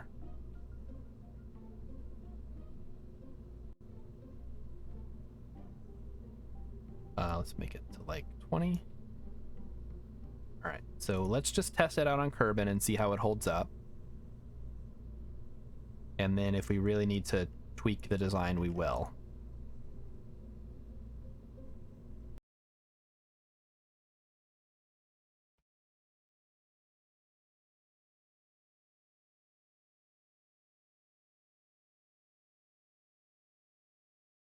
Because ideally... Because we need it to dock. We need it to have a heat shield, I think. And we need it to have a parachute. It's like 3 different things, right? We need to go this way. We're getting a little feisty here. Oh, I should probably turn on RCS. That would fix it. Oh, oh boy.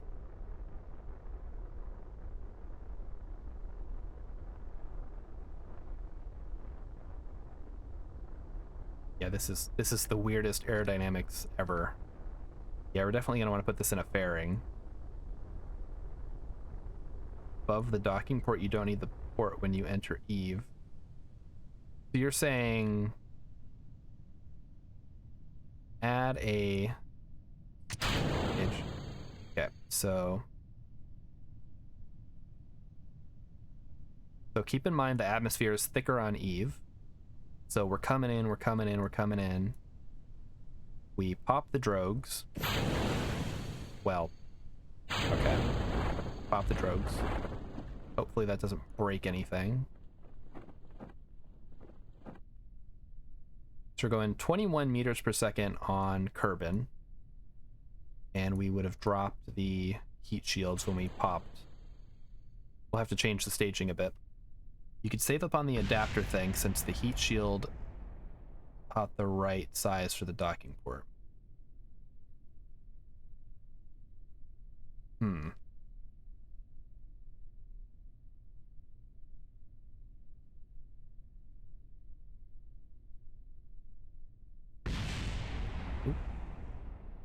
Yeah, it doesn't look like any of the buildings got hit. That's good.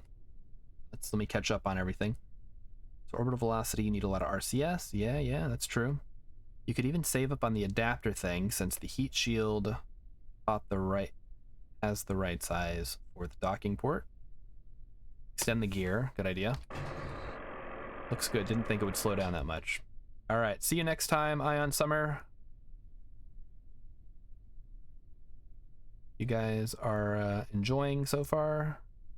Everything's going great. We are 7.5 hours in, just about. So if we should be going slower on Eve, right? So in this case, obviously the gravity is going to mess with our thrust to weight ratio, but the drogues should slow us down quite a bit before we hit. And then boom, we're done. See? Not a problem. What do you guys think? Is that an acceptable design? Then we extend everything, blah, blah, blah. We'll set that up now.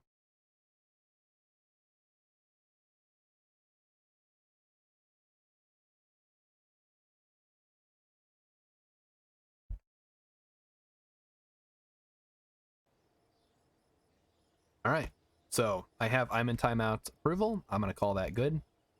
Let's get all the things we want to do assigned to action groups. Because we're gonna need antennas, we're gonna need other stuff. So action group 1. Oh, wait a minute. Do we not have action groups on this? All right, never mind. I guess we're doing everything manually. That's fine too. Then we just need the adapter. Like so.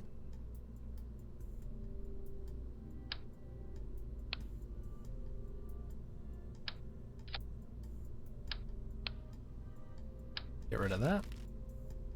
The gravity on Eve is much higher, so that engine should give us just enough thrust. Yeah. I think combined with the drogues, it should be enough, because the atmosphere is thicker too, so the drogues should slow us down more, but the thrust will need to also be more to compensate for the gravity. All right, so now we want to put down a bearing. Like so. And this will deliver this thing. That's not quite what I want, I don't think. I want it to go upside down. We basically want to jettison this part, right? No. The arrow is the side that it jettisons. This will get jettisoned down. Yeah, definitely a fairing on this one, because this one is like funky looking.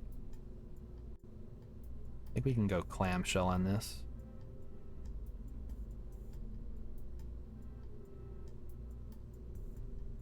All right. Now we need to figure out a way to get it into space.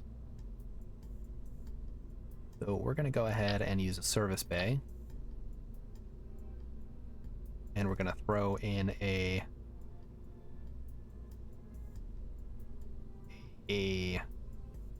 octo, I guess. Doesn't really matter.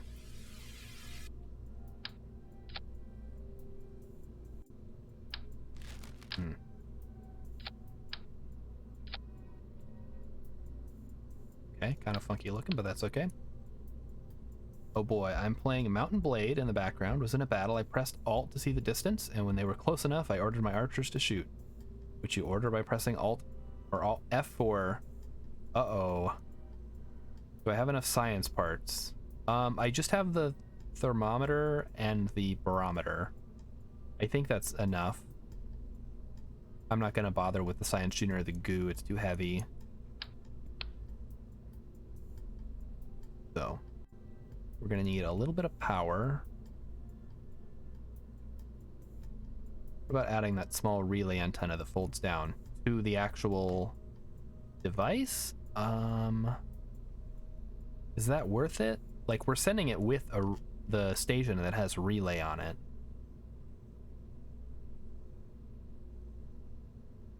So really, we just need it to reach back out to the station. I don't think the relay antenna is necessary. Crap, where did it go? There it is. So we will throw in some power. We will throw in some that thing.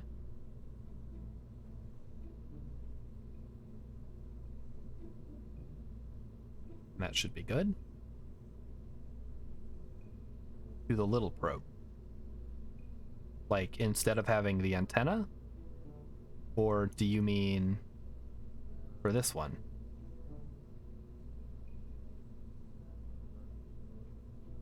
Because this thing is just to get it to dock. Or to get it a rendezvous. Oh, shoot. Yeah, because this is going to use the RCS to get most of the way there.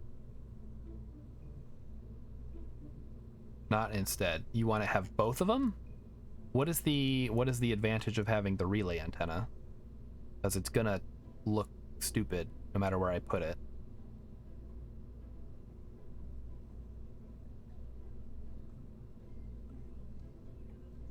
So if you've got a spot that I can squeeze it in here, I'll go for it, but it's kind of heavy for what it is. 0.07 versus 0.005. Want to make sure we keep the probe. Yeah, probe control will be fine, because we're going to have the relay in orbit constantly. As long as we sync up our landing, I think we'll be okay. Relay can relay, that's right. We'll let the relay do the relaying around here. Okay, this part is good. We'll slap a communitron on, like so. We might actually be able to recover this one. Wrong one. This guy. Boy, yeah, I'm gonna have to look at this staging. So let's do a skiff.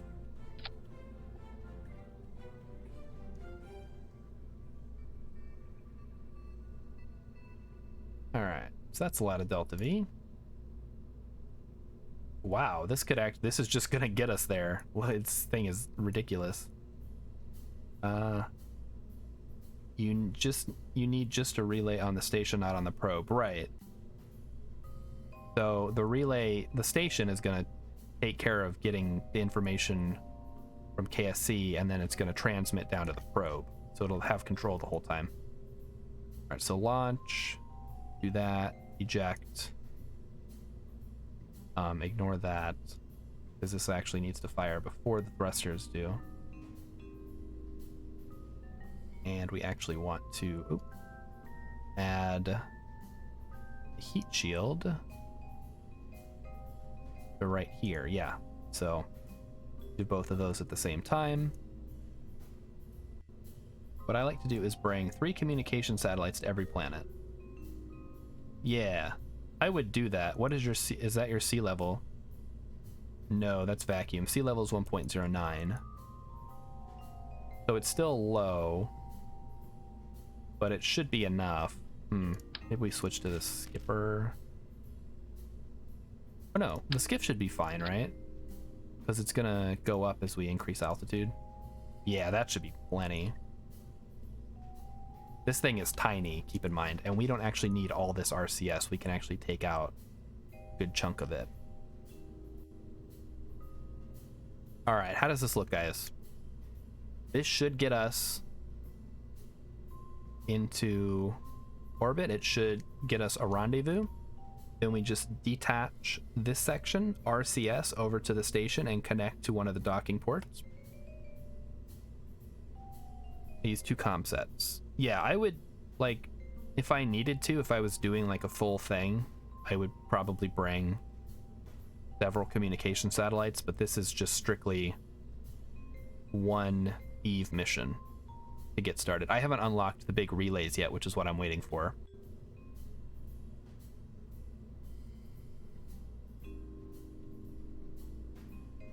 Okay.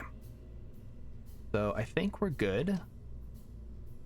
This will attach to the docking port. This has RCS, so it should be fine. This has control. This has its own control, which I can then use to maneuver it around, right?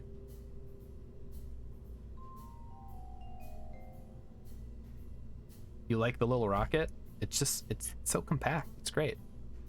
Got a nice little fairing up on top. We're gonna go ahead and save it. And we're gonna let the Eve station swing around and try to get it up there now.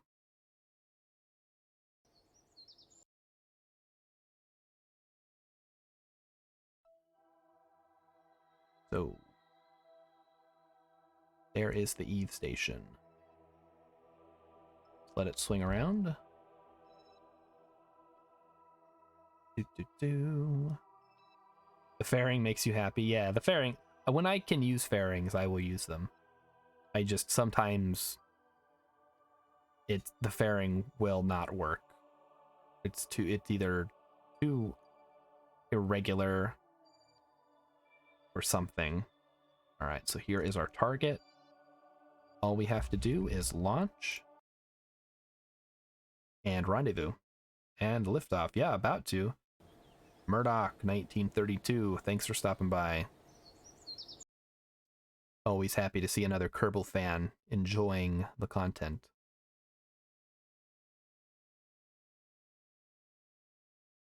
All right, come on. There we go. All right, so we're loaded up. I don't see any additional problems. Yes, docking ports are used as decouplers. That's okay by me. Another thing is we might be able to use some of this RCS to start the deorbit, right? Oh shoot, I didn't think about that. We're gonna bring all the RCS actually, just in case.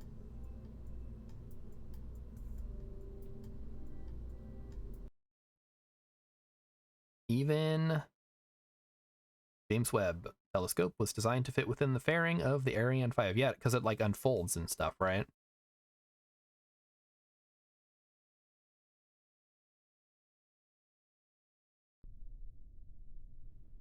All right, here it is. Everything's ready to go. And we've got everything opened. Let's launch. I'm surprised the skiff has this much power at sea level, because it's designed to be more of a vacuum high ISP engine, right? Get out of the way.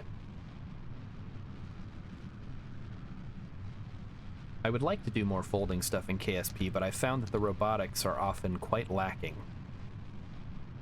Yeah, payloads do have to be designed to fit within fairings. This isn't the skipper, is it? Oh, this is the skiff. This is one of those high ISP engines for vacuums, I think. It's so light that it works well enough down here. Yes, the skiff. No, the skipper I know is like a mid-stage, right? So we use that to get the station up into orbit.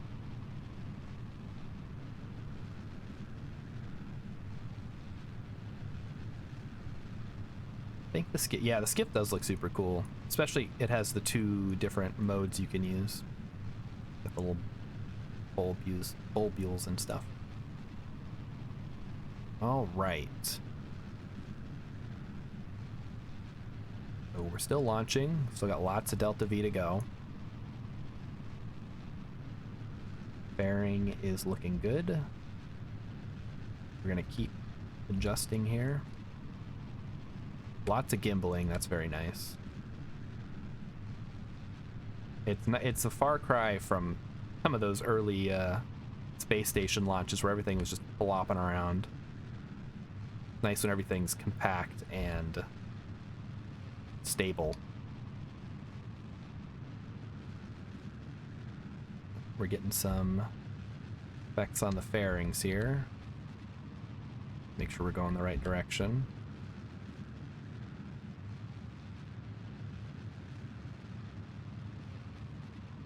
Yep. And there we go. Good ascent. Really nice little rocket. Yeah, managed to cram it in there and hopefully everything works out.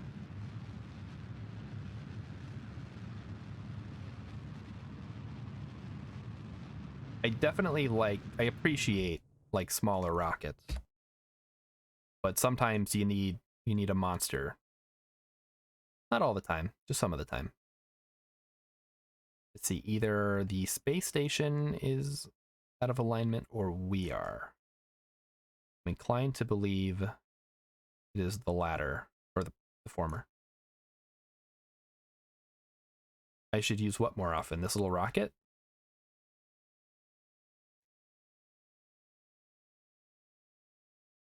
We'll see. I don't know how many more little probes I'm going to have to launch. At least one more for Gilly, I suppose.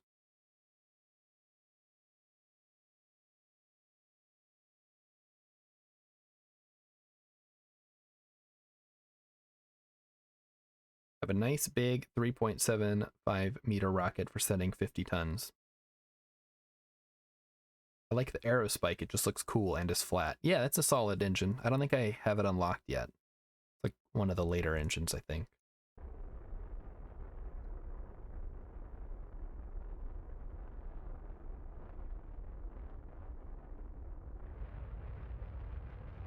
So we're still maintaining communication here. That's good. In worst case scenario, we'll go back to the relay.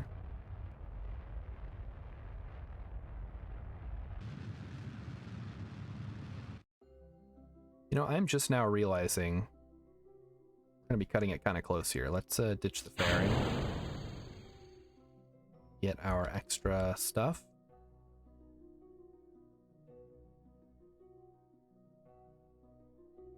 This thing kind of looks like a tick or something. Very interesting design I've gone with, I guess.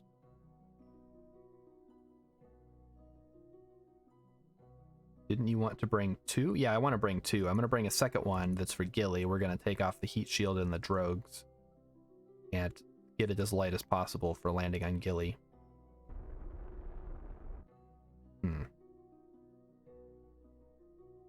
Look, yeah, it looks like a virus. Like like they show in the textbooks, right? Got like the little legs, the big head type thing.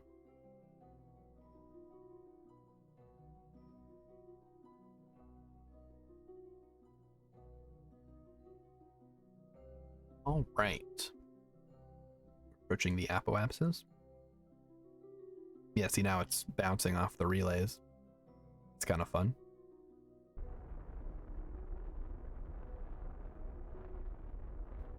So, are we gonna have enough Delta V to do this? I think so. I hope so. If not, it's gonna be kind of a bummer. Have to start over. Well, it's a fun rocket to launch, so it's not too bad. A lot of viruses have a big head thing. Have long legs. I have plenty of Delta V? Okay. Good. You say plenty, but I'm seeing like 100 and 150, and it's going down.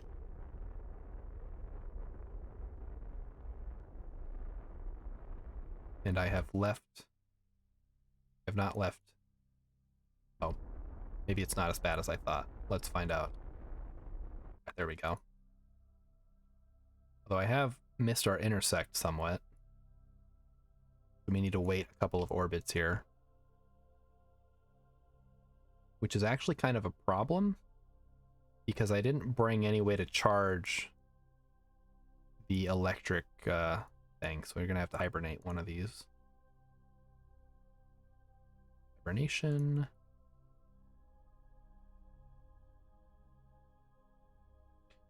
It's fine. All right. So we're gonna do a couple of orbits. We'll check on the power drain. Yeah, we'll put those on hibernation for a couple of orbits and see how long it takes to get kind of caught up. If I look at the map, this is our intersect. It's gonna go slowly. We'll wait actually a little bit. Separation. 69.1, nice. We'll hibernate now.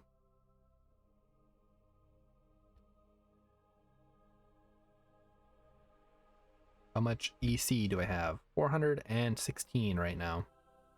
And I believe this generates... This one does generate power. I just don't want to have to open one of my solar panels early.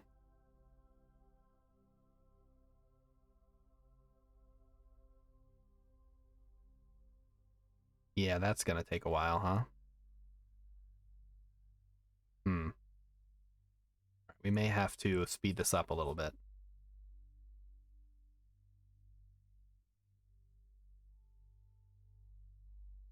So let's do this.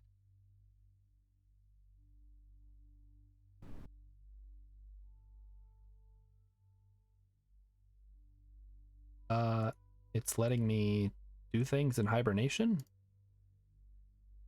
It's unusual. Does it normally let you do that?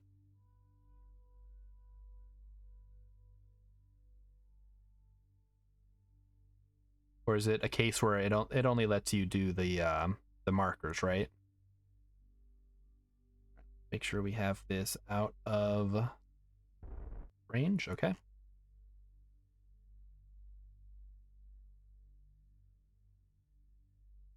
And hibernate in warp. I think we can turn that on.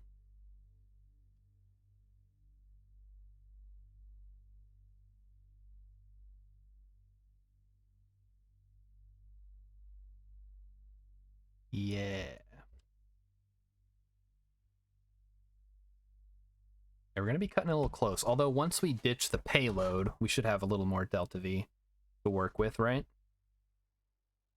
I think that'll go well. So we just need to plug this thing into the station. Go make another one that's designed for Gilly. Plug that into the station.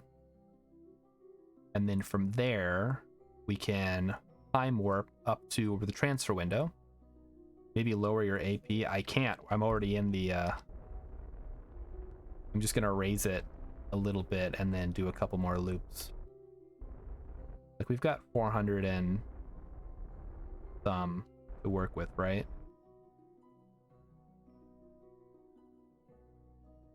So it's more of a matter of being patient.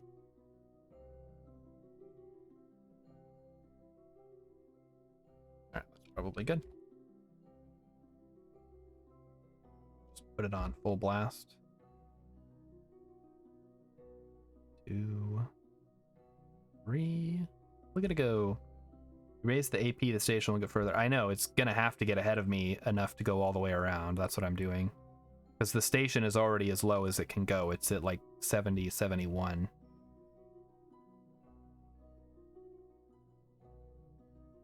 But this seems fine. Like it's just like a couple of days of time warp.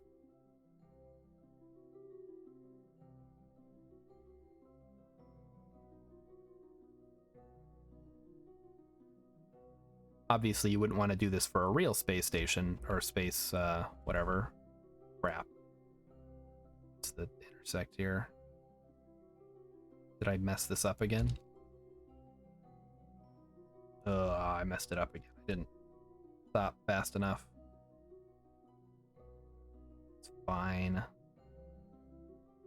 See how close we can get. We may need to do a little bit of finagling.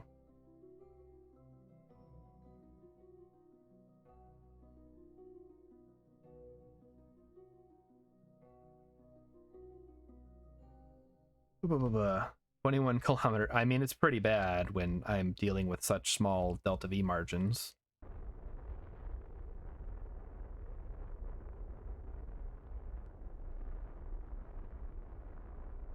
All right, we're lowering it now. Getting it in there.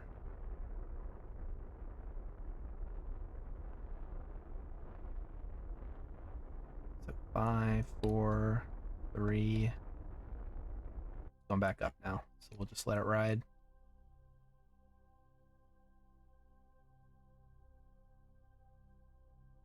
Bad, but not a mission ender. Yeah, it should be fine, because once we, like I said, once we undock or decouple the top section, that can just RCS over there. And that should be fine. It's just the matter of getting close enough that we can do that. And then the other thing can just deorbit itself, right? Oop, we're in the atmosphere now. Crap. How deep into the atmosphere are we? Oh, a little bit. All right, I see. Okay, we're just skimming the top of the atmosphere. No problem. Ooh, that's not great. This could be mission ender.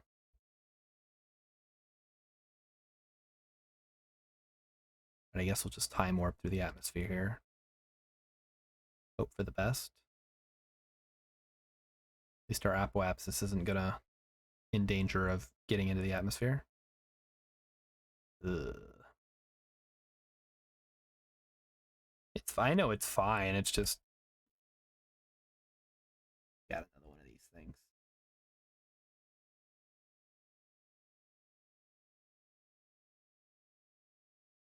Hey, that's good though. I like to see that.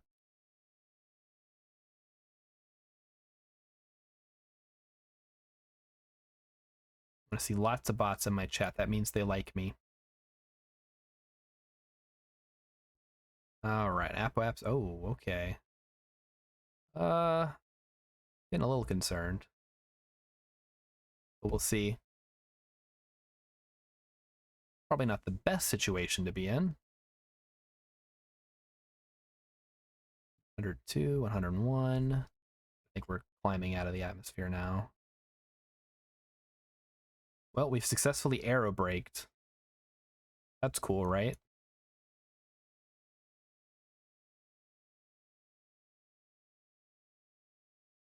On. Yeah, I can handle 5-kilometer separation, I think. Kind of cutting it close for my taste.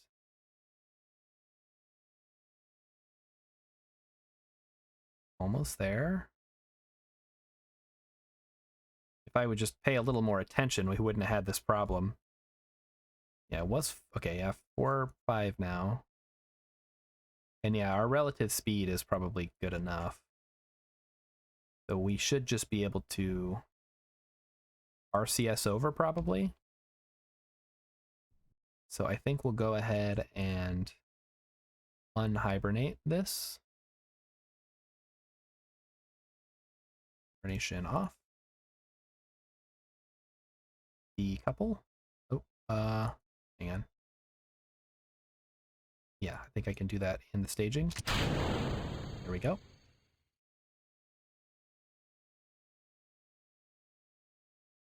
And then we will use the RCS to go ahead and get us the rest of the way there.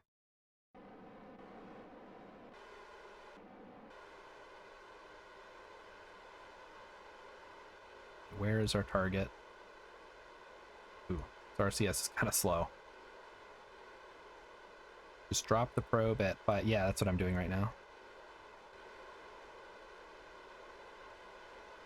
Yeah, we should have enough RCS, and this one doesn't use very much because it's the little ones.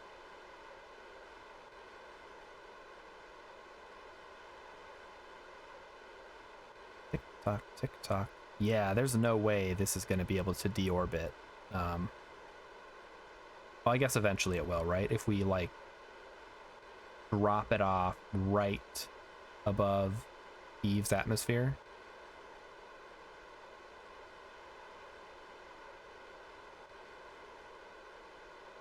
I guess with enough time warp, anything is possible. Can we actually can we physics warp with RCS on? And also, where the heck is this thing? Is that it? No, that's where we came from. Is it up or down or what? Ah, well.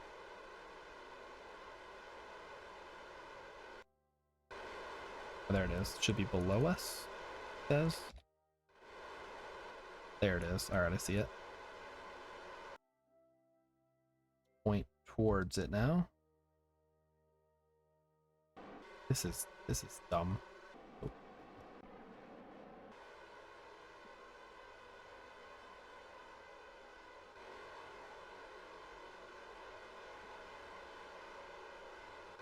Look at it go. Getting away from us, chat. You don't have to go to get, yeah, right? We just gotta, like, scrape the top and it'll catch us.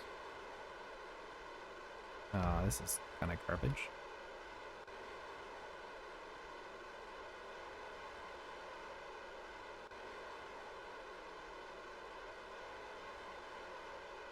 Alright, so eventually this should create a... There we go. Okay, we'll watch that. That's probably more important.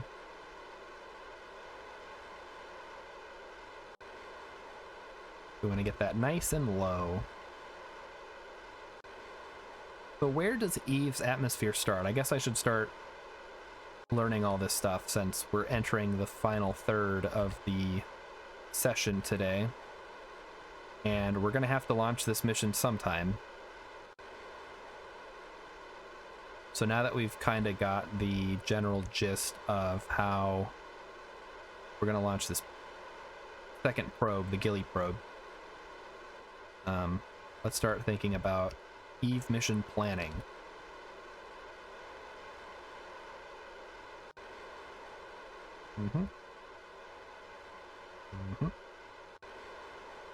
We're getting there.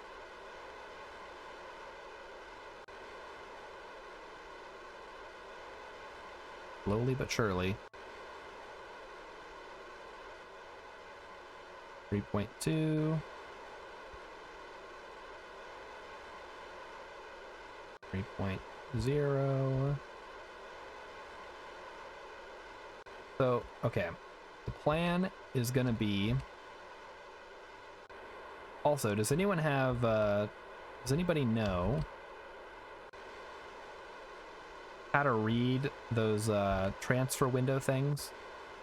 Because I've mostly, like I always say, I just eyeballed it every time I've done it. Like, I get the day that it's supposed to happen, and I just kind of tweak the maneuver node until I get it. I know with Eve, it's kind of like on a different inclination, so it doesn't quite work out.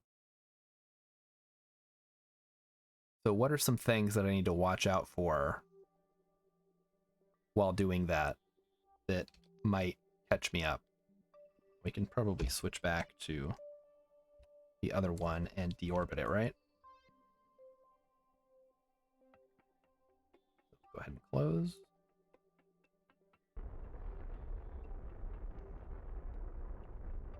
And takes care of that.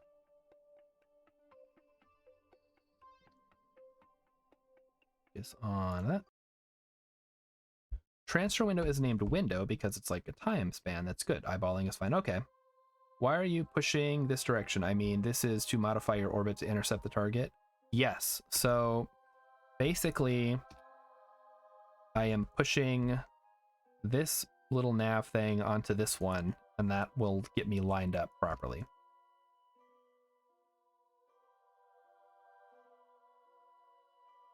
So all I need to do is keep pushing that. You can watch it. Separation will get closer and closer slowly because I'm using RCS. And the relative speed will also get lower.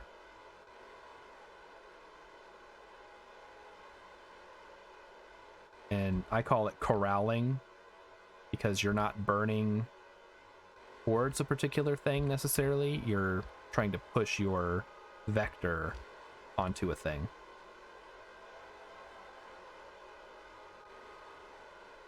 I have to go. Oh no. All right.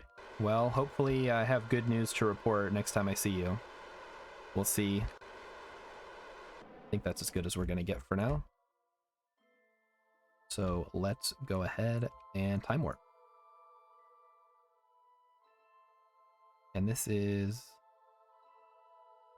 yeah, so you can see we're getting very close now. We need to do that same thing again. So who is second in command on KSP experts here? Because I'm gonna need probably gonna need a lot of help getting to Eve.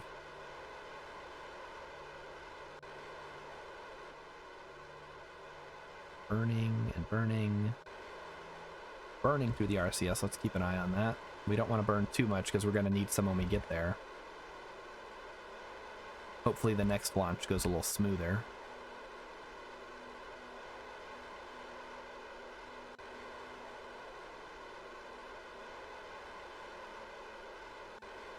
Alright, come on.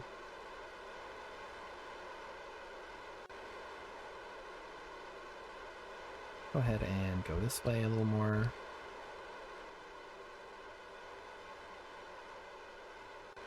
Right, separation. Once we get below 1 kilometer, I'll call that pretty successful. Alright, Emmykins, what kind of help? Just fly there. Yeah, right? Like, who needs to plan? You got enough rockets. Any window's a transfer window.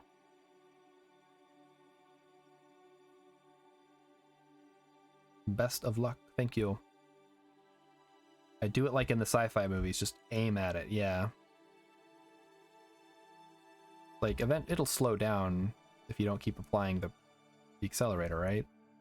That's how it works. Oop, let's go ahead and slow down.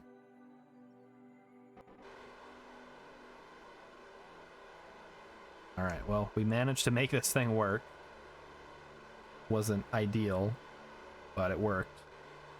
Hopefully we brought enough ablator to get us through Eve's atmosphere. If not, I guess the orb, or the probe goes kaput.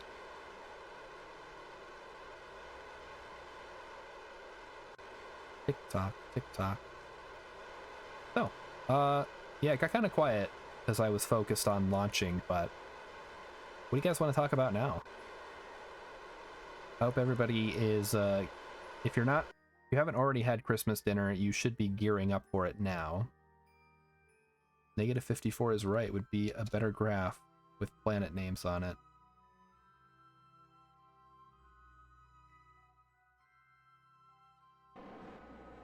Oh, hang on. Let's do this. Now we will aim at the target itself. And we will use the translation controls here. Like so. To line up the target.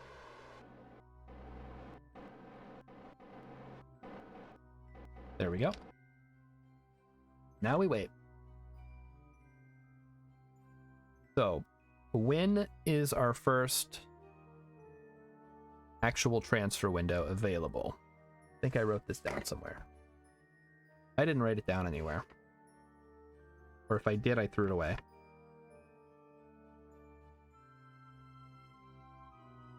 I'll just have to look it up again before we start. I know it's like year 2, day 200 or something. That's all I remember. Alright, speeding it up. 800 meters away. We are cruising. Oh yeah, we're right on target here. This is great. Oop, it's getting kind of funky. Make sure we keep that where we want it.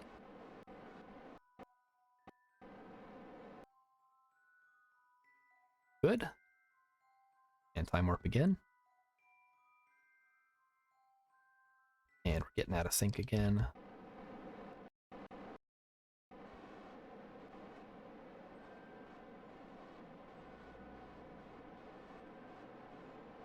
There we go. We're getting there. What was that with year and day? It was year 2, day 200-ish. I don't remember the exact time. Roro S says, you can see the nominal transfer windows from the clock symbol on the right-hand side unless you want to do it yourself. Oh, really? How do I do that? Does it need to be set up beforehand?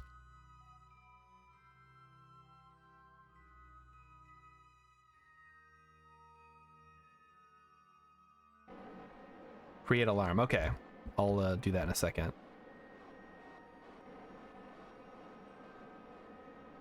There we go. We are coming in towards the station. Plenty of monoprop left. I'm glad we brought a lot. I was gonna cut it down to basically nothing. Set an alarm for transfer. Okay, I've never done that. I'll try that out in a second. Once we're docked safely. Always nice to have someone who knows what they're doing on hand. So thank you for stopping by the channel tonight, Roro S or Roros. Some are supposed to be wrong though. Never tried it, just heard it. Interesting.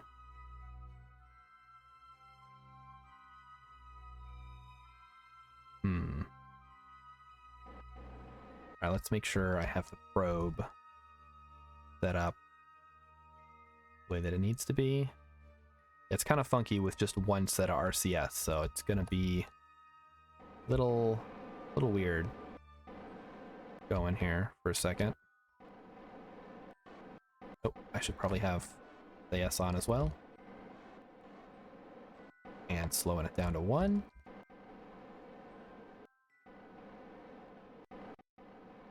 Alright, let's try not to knock any of the solar panels off course. Knock them, not off course. You know what I mean? Probably check the map if it looks like Eve is 54 degrees behind you. I use it to double check after I try to figure it out myself. Okay. I had no idea they added that, so that's good information. Oh my goodness. Murdoch 1932 followed. Number 69, chat, we got him.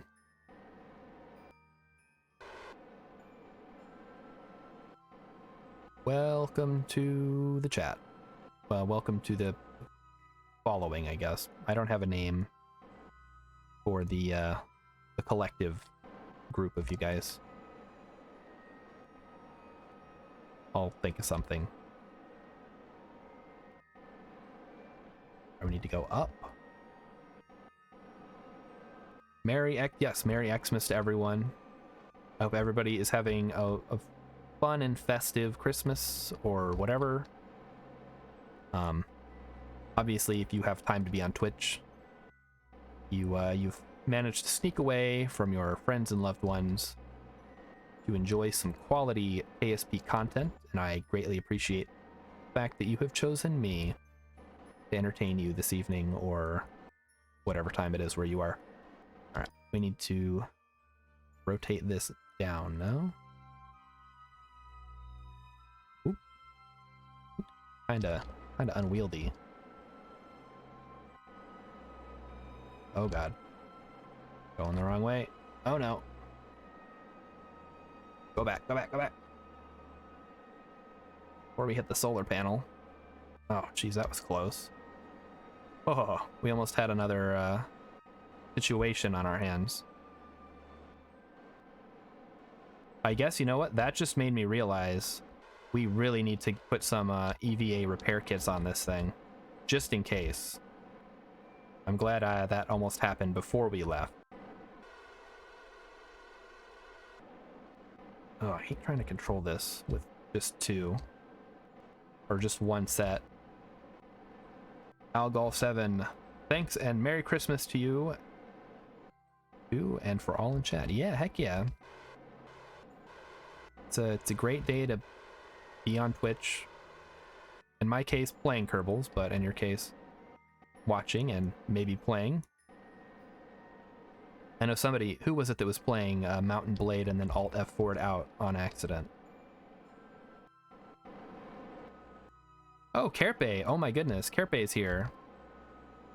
Kerpe, how was your meat-free Christmas?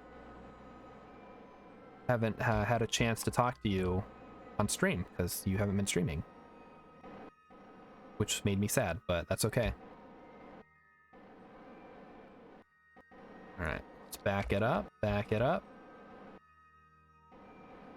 I usually put lights on my craft for navigation purposes, so I know where left and right are. I usually know where left and right are, but yeah, that's not a bad idea. In this case, I just am having trouble with the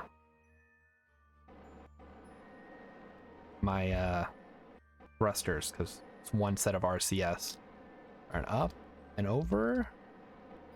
Hope I'm staying hydrated. Oh yeah, me too. I've got my big bottle of water here. I've been kind of neglecting it. Have we finally done it? Oh my gosh, finally. Well, that was a pain in the butt. Okay, let's check those transfer windows. I don't see... Oh, there it is. Okay, Kerbin to Eve. Year 1, day 423. Oh, well, that's even better. Let's add an alarm. All right, we got it. Sometimes panic sets in and stupid brain forgets orientation. Yeah, that absolutely happens to me. So many times. All right, I am actually going to take Carapace's advice and drink some water. I'll be right back.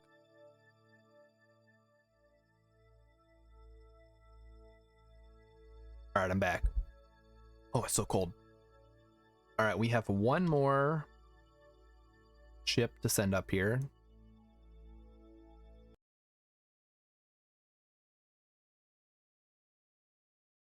So it looks like we've got a new batch of folks in here. How's everybody's Christmas going so far? Did anybody get anything super awesome? So far, I've heard wireless gaming headset, which is awesome. A new computer, which is even more awesome. But I haven't heard anything other than those two so far. All right. What were we doing? Oh, okay, so we need to make the ghillie probe now.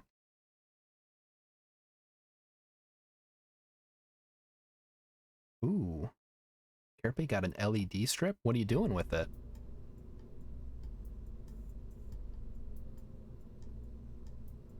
Are you putting it on your PC so that it looks cool? So this is going to be now the ghillie inspector. Oop. And we can ditch the heat shield. Oop, not like that. And instead put on a smaller decoupler. That's not it. A little guy. Oop. Wow. Fat fingering all over here. We can ditch the drogues. Alright, and that's the ghillie inspector now.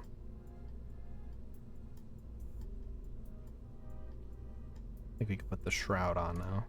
Yeah, that looks good. Alright. What else do we need here? Save it up. Alright, I'm gonna call that one pretty good. So let's go look for a nice window. Murdoch got a piano, holy cow. LED, you put it behind your closet and then it glows all the colors. Mr. Moneybags over here has a closet. Which one doesn't land? This drone probe lands, but it doesn't land on Eve, it lands on ghillie, so it doesn't need a heat shield or a parachute because there's no atmosphere. But on the relay, it doesn't need the relay antenna, does it? But I guess I can, just in case. So, because it'll probably... Hang on, let's look at ghillie real quick. How far away is ghillie from... Oh, wow, okay. Ghillie's all kinds of funky. Alright, so here's Eve. This is our destination. All right.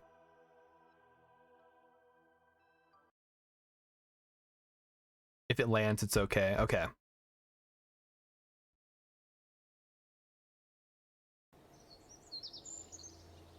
Good, good, good, good, good. All right, so couple things, final things before we launch this thing to Eve. We need to get the drone. Actually, hang on, let me check Eve here. The Eve station and make sure it's still functional.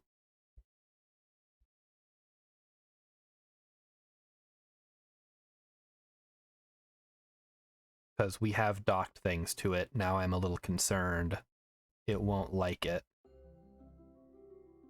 Ooh.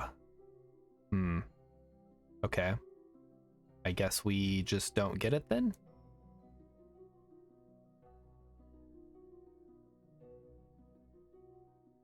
Alright, that's fine. We'll do another one, I guess, at some point. Yeah, because we docked stuff to it, I guess. What if we undock?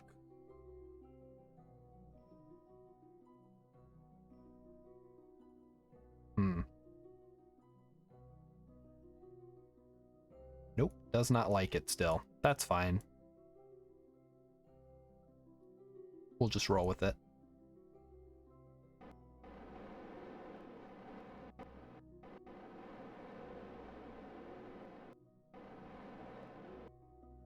I probably should have thought about that before I started docking things to it, huh? I could have sent these separately.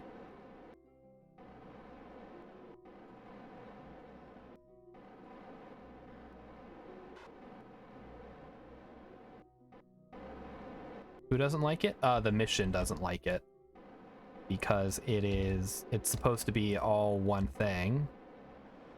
But then since I docked things to it, it decided that it doesn't count as all one thing. So, that's fine. We'll just launch a second one, maybe, in the future if I decide to do that.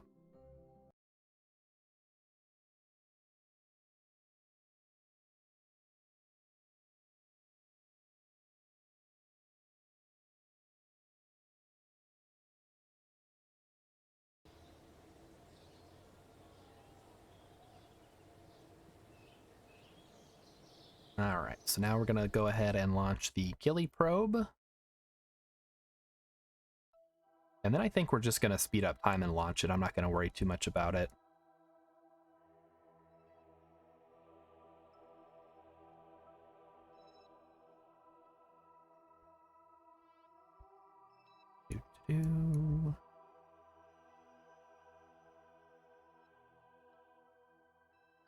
Alright, so once it's over about the desert,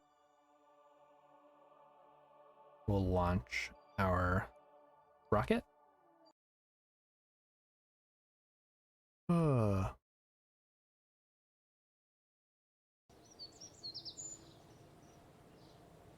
So now that I've launched one of these things, I should have no problem launching a second potential Eve mission to finish up that quest. So we'll just have to do another one on a different day. It's probably fine. Doesn't hurt to have two stations floating around. Want the Gilly inspector? Yes. Make sure this is the right one. Yep, it's got all the landy bits. And launch.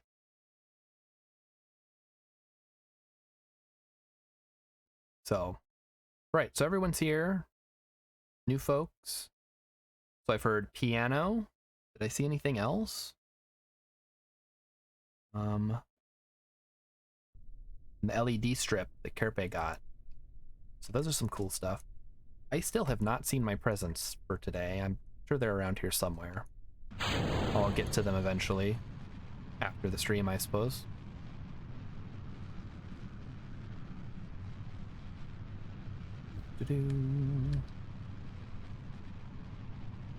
Ooh, getting a little off center here. I gotta be careful.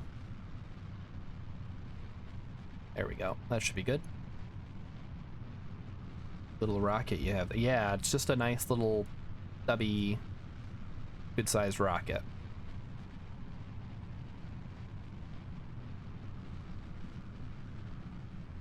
It has served us well so far.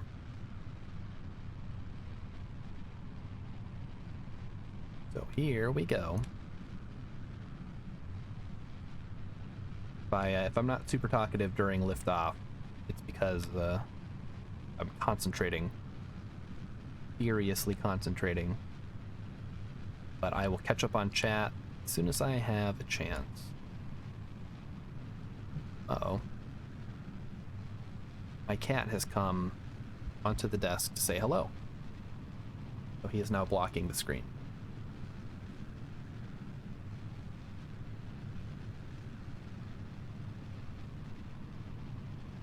Hang on, I gotta pause. All right, buddy, let's go.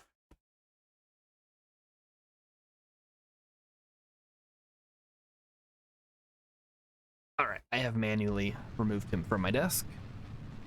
So we're good to go. The KSP also got a camera that makes tiny Polaroids. That's pretty cool. Will be super neat at FurryCons. That does sound pretty neat. Nice little souvenir maker right there.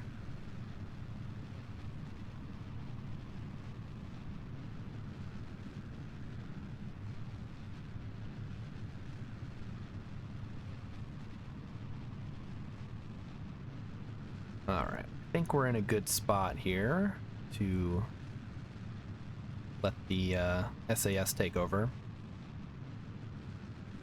And we are on the lookout for a intercept with the Eve station, just right there.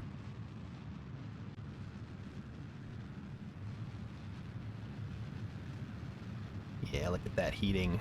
Beautiful.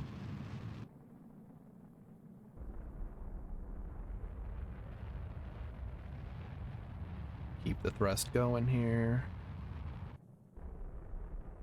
Don't want to go too much, though. We have to keep in mind that the Eve station is orbiting right around 70 kilometers. So anything past that is wasted.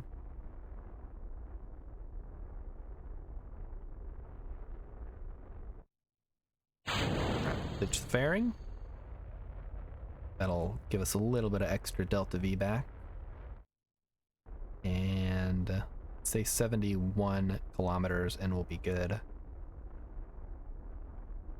And we can start thinking about making our intercept.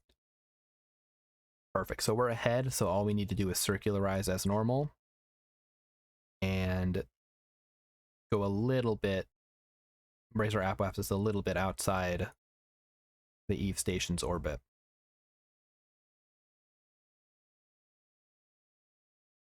So during my last con, Carapace Samana says, I brought one of those single-use disposable cameras that I broke open and turned into a multi-use camera. But in that case, you still have to wait until you fly back to get them developed. Yeah, that's kind of a pain, right? Like, what if you want to give someone a picture? You gotta, like, run to a place to get it developed. And digital's not much better either because you still need to save them down, which, if you're just meeting someone new that you're not necessarily going to see again, can be kind of a pain. I think we're just about ready to fire up the rocket again. Let's go ahead and do that. Just keep an eye on our apoapsis. We don't want it to go too high. So we'll feather the throttle back. Take it nice and easy. We don't want to screw this up like we did the last launch and then spend 20 minutes with RCS trying to dock.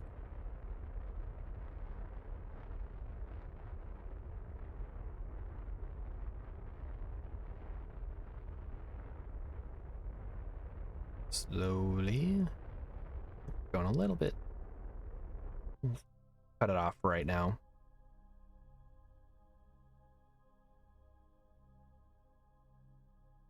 So how much farther should we wait?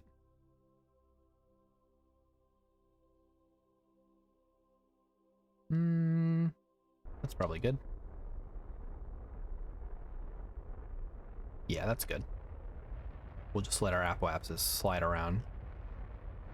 Oh, okay. This is what we're looking for right here.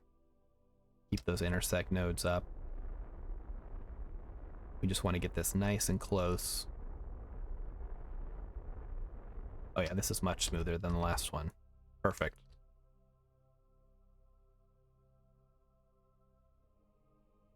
So, sounds like everybody so far that I've heard from has gotten a pretty awesome gift.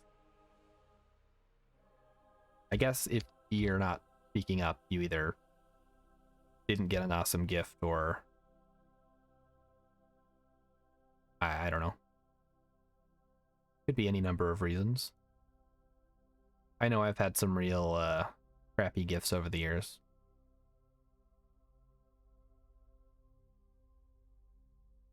I remember one year I made this doesn't relate to crappy gifts, this is just a separate Christmas story. I went through a huge amount of trouble putting together a digital Christmas list with like hyperlinks to everything on Amazon and an explanation of what it was and why I wanted it, how much it cost, and I think I got like one thing off of the list. Kind of a bummer. So let's go ahead and line us up for rendezvous. If it can do that. I forgot to hibernate. That's fine. We got plenty of electric charge.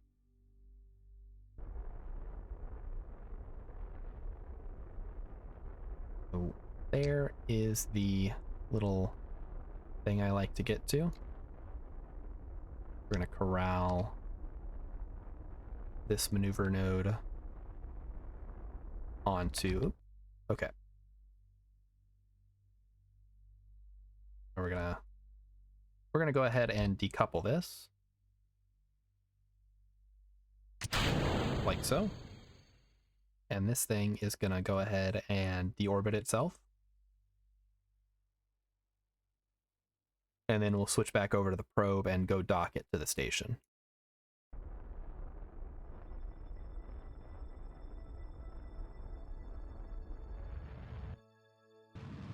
There we go. And now this thing just has to get over there. Flip it around.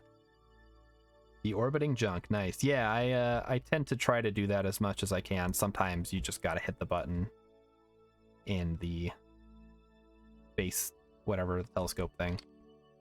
But I try to deorbit it myself as best I can, or if not, like crash it into the mun, or do something with it besides just let it sit there.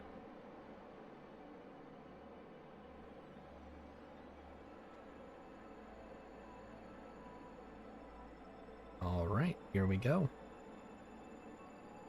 We are slowly, emphasis on slow here, making our way over here. And hey, there's the KSC, nice. Always a fun little thing to be passing over.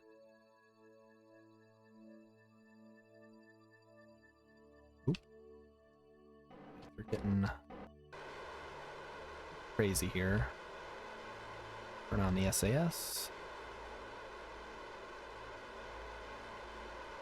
So for those of you who've been here for a long time, you'll remember some of the adventures we've had with RCS and SAS.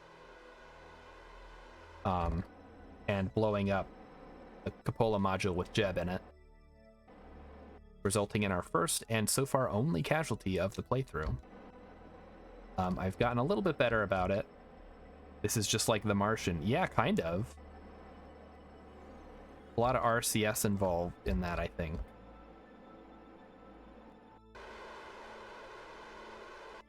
So, that is our target. Let's go ahead and just let Time Warp take over for a bit.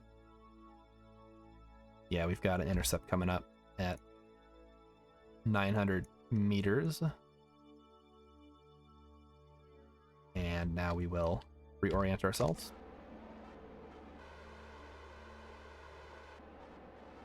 Come on.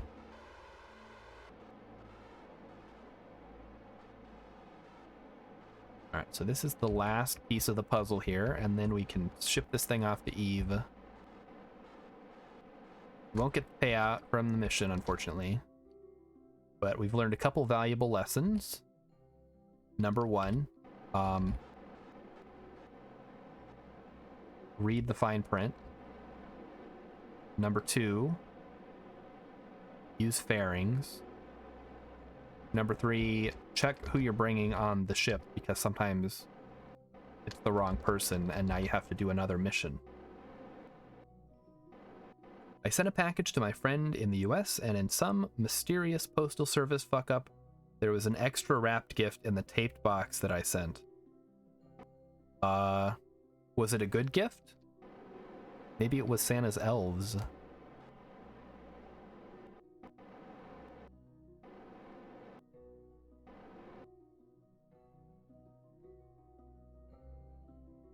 That is pretty exceptionally interesting, though.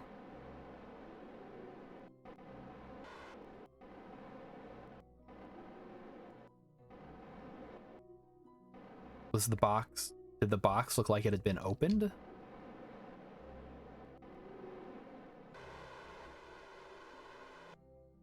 Alright, I figured I would stop in and say hi. Thank you, Silver, for stopping in and saying hi on this most wonderful Christmas day. Was 3 CDs from a Danish singer lady. Those were the extra presents? The box looked like they played football with it. Yeah, that's a thing that can happen. But hey, free CDs, right?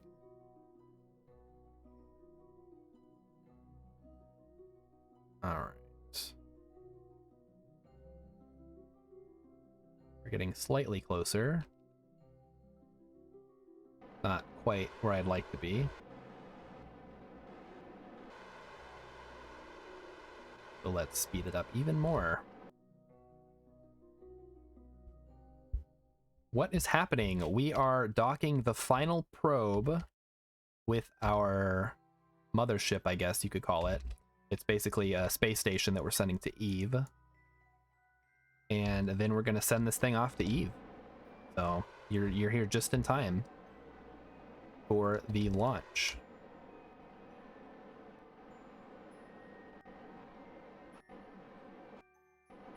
We better slow down here. Slowing it down.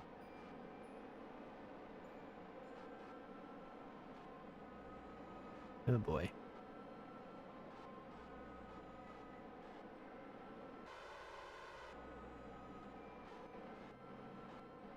Alright, we need to make sure I'm facing the right way here. So the antenna is on the front. Where the heck is... There's the antenna. Alright, I did a complete 360 for no reason. Alright, we need to slow down. No, we need to go faster. Alright. Vulcan Rider has just popped in to say hello and see how we're doing. Hopefully we can get this thing docked and get this mission finally underway. It's been a long day of docking and undocking and transferring. It'll finally all pay off when this thing gets to Eve and we get those sweet, sweet mission points from Explore Eve. You missed it. You didn't miss much. I mean, it's basically been little missions like this to add stuff to the station. You'll get to see the actual launch to Eve.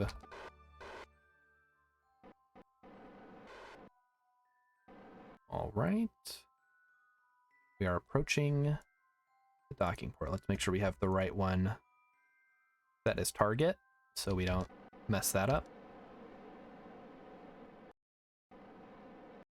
I'm sure you have more important things to do on Christmas, like spending time with the kids and grandkids. That sounds much more important than watching Twitch. All right, let's do this. And now we get to play the crane game, which is what I call the situation where we need to line up the docking port with the other docking port.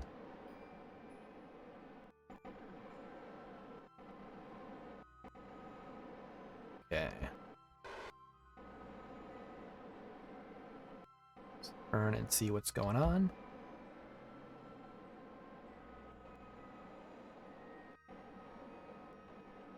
Perfect. So you can now see exactly what we need to hit.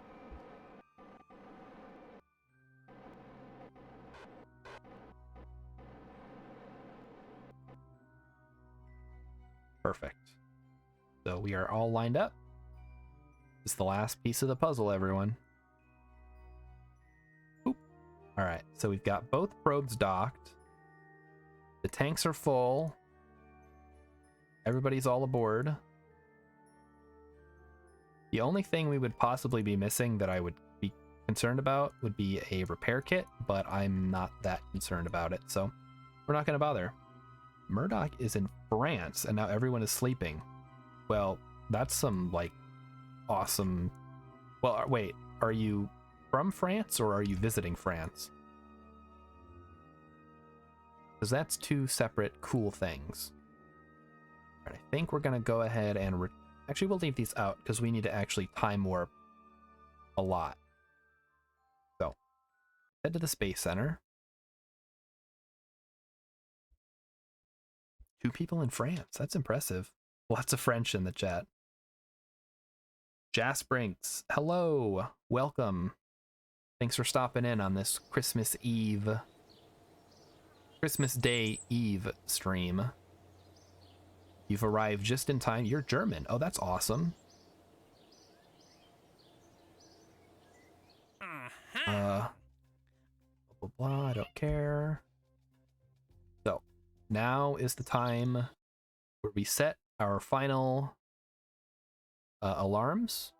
We're going to head over to the sun station and make sure we have an alarm set up for that. And then we're just going to roll it out until it is time to launch to Eve. Is there something special about being German? Well, generally it means you speak German, which some people might consider to be special. You... well, shoot, I don't know. Maybe. Okay, so this maneuver actually happens before our transfer window. So we'll go ahead and warp to that, because I don't think there's any reason not to.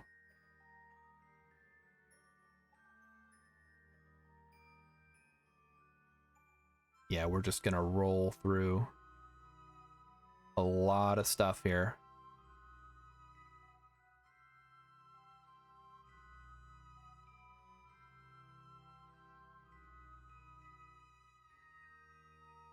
Tick-tock. Yeah, look at that time.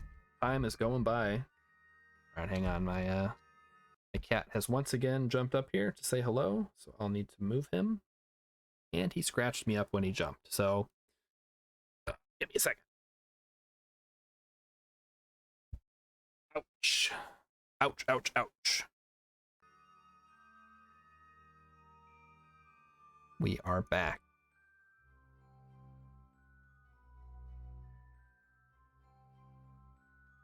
All right, we are approaching our maneuver.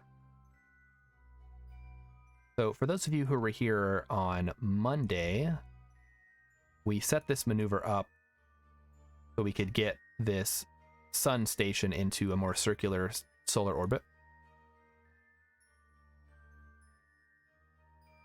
Germans speak German. Well, Austrians also speak German. So, I don't know.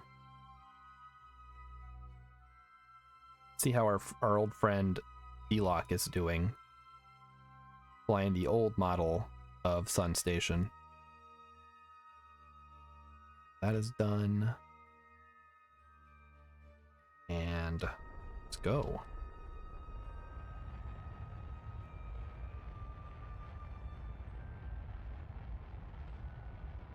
Okay. Just a quick little burn.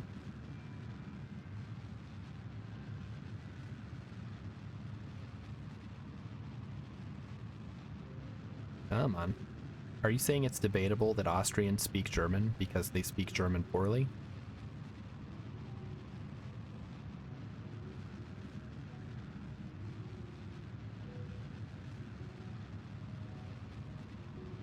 All right, so we're just about there. Looks good enough to me. And now we're going to switch to this one. And Emmykins is stopping in to say hello to everyone that she forgot to say hello to. So take your opportunity to get your hello from Emmykins. How much science? We got a lot of science from this goo thing. Well, not that much. Even in a small country like Austria, there are different dialects, and some are, well, not understandable for a German. Fair.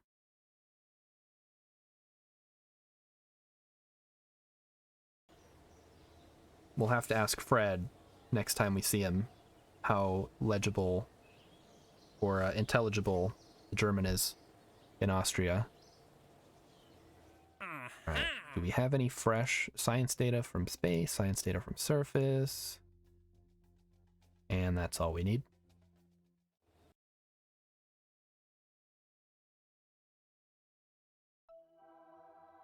So, anything else we need to worry about?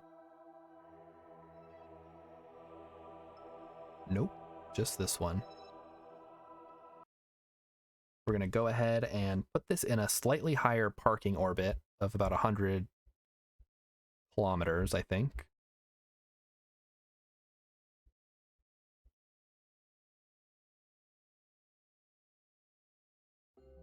So we will control from here. Where is it? Control from here. So the KSS is at 100, and I think the Jet Memorial Station is at 120. I'll actually just put this around like 80. Ooh, it's kind of slow. And we're going to want to disable crossfeed on these for now.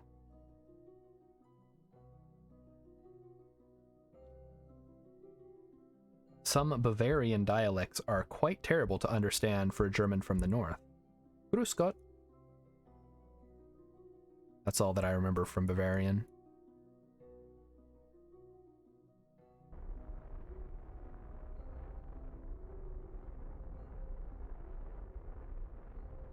All right. From the most high German region there is, around Hanover, I don't speak any dialect, and I have vast problems understanding thick dialects. Hello there, how's it going? Thanks. Wait, hang on. This is hard to read. Adamontage. Okay, it's not that hard. Adamontage 04. Hello there as well. It's going well. We are just about to launch our Eve mission, which was sort of the culmination of today's dream. Of course, then once we're there, we're going to have other problems, but we have to wait to see how that goes, don't we? Ooh. Right. Let's make sure all the wheel authority is running properly.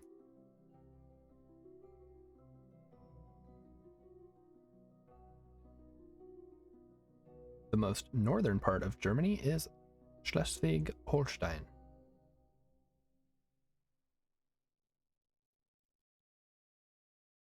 Everyone thinks it's hard to read. Not everyone realizes it's not that hard. Yeah, I was like, wait a minute. That looks like a complicated word. And then I looked at it and I'm like, oh no, it's just like two words like smushed together.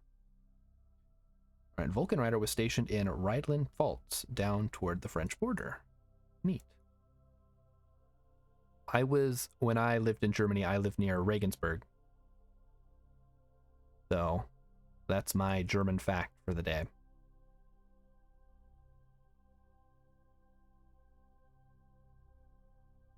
And for some reason in English, Bayern is called Bavaria and München is called Munich. I don't know why it's like that.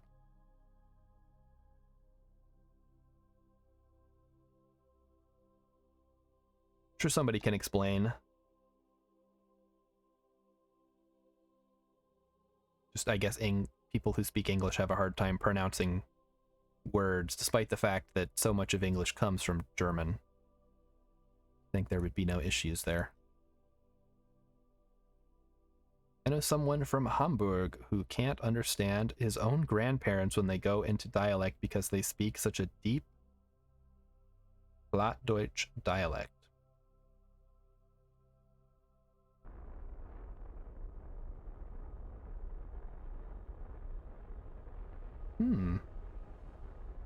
Neat. So much interesting facts about Germany in the chat. I think that's gonna have to be good for our holding position. So 48 days and we reach our transfer window. And we'll double check it when we get there to make sure. Oop, wrong map. You want to zoom out to make sure we're going to be about 54 degrees. Eve is 54 degrees, so 45 is here, 54 is like here. I think that is correct. Yippee!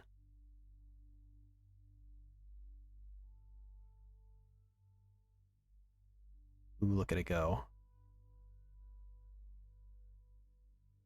Starting to slow down now.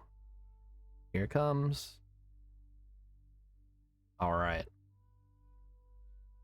Oh, you watched the new Matrix. We were just talking about that earlier.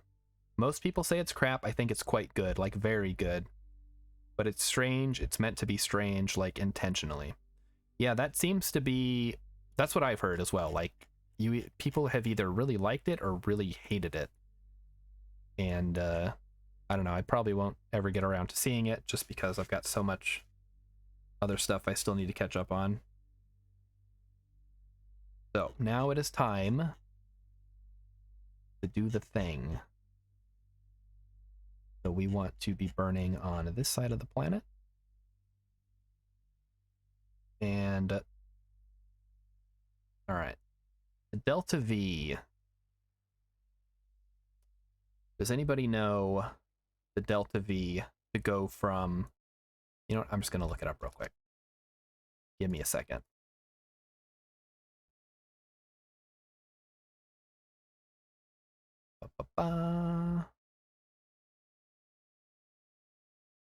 Where is fly from Kerbin to Eve? That didn't help. Keep an eye on your map. Need to wait until Kerbin sits exactly between you and Eve and get your velocity up to approximately 3,060 meters per second. Oh my. Okay.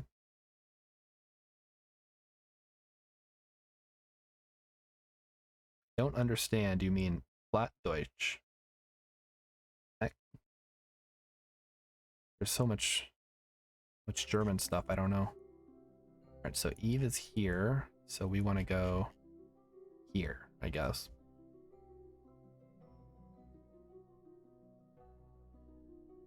Delta V map. Yes. Okay. So the issue is there's a bit of a like twist because of Eve's inclination. So we're just going to kind of eyeball it to start with, I think. Oh, that doesn't seem right. Make sure we're doing that correctly. That is target. And let's...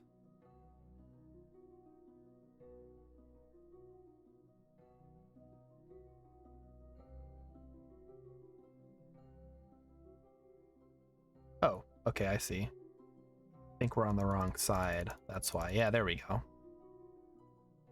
Oh, is the freaking moon in the way again? There we go. All right. Moon is out of the way. Moon is back in the way.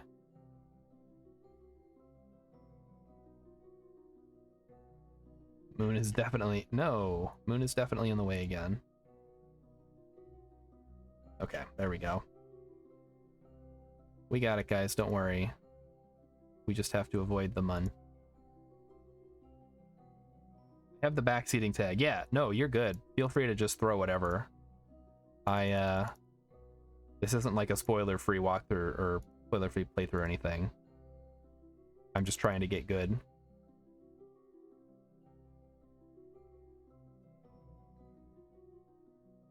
Ah. Why is the mun constantly where I don't want it to be?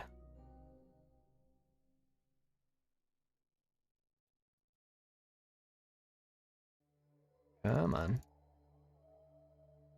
Okay. So if you know if I'm doing this right. Oh, there it is again. Okay, there we go. So there goes the mun again. Oh, we're getting close.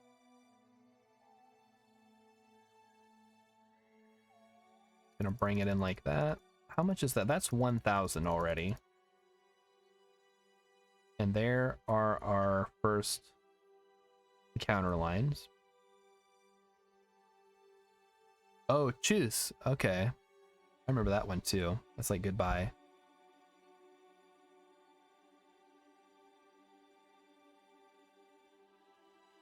All right, hang on. I'm gonna look at the actual map so I know what the heck I'm doing.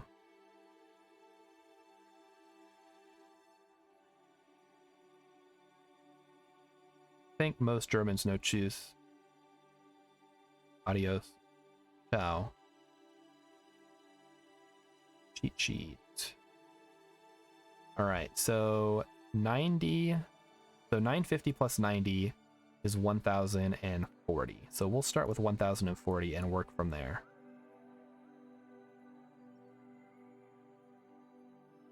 So I was on the right track, I think.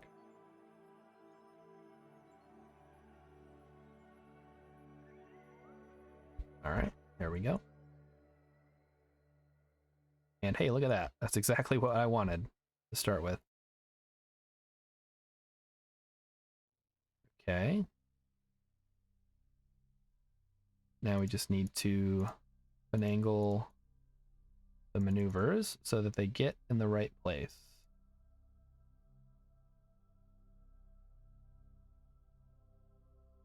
We're getting pretty close.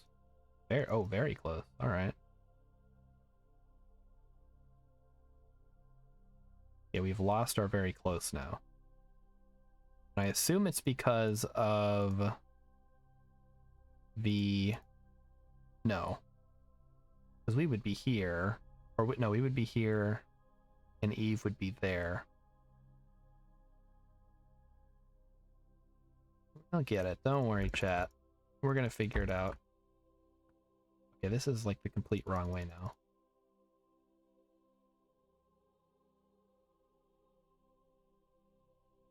All right, give me a hint, chat. Where on the orbit do I want to be doing this?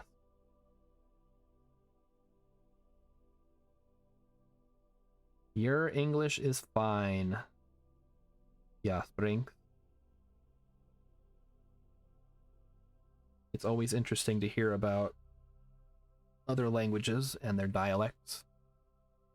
Like I like watching people. Obviously, I watch people in English because that's what I speak, but Australians, New Zealanders, English, Scottish, Irish, they all have something interesting about the way that they talk, and I think it's very cool. All right, gotta wait a bit more. The angles map. Are we okay? So you're saying that we need to wait a little more?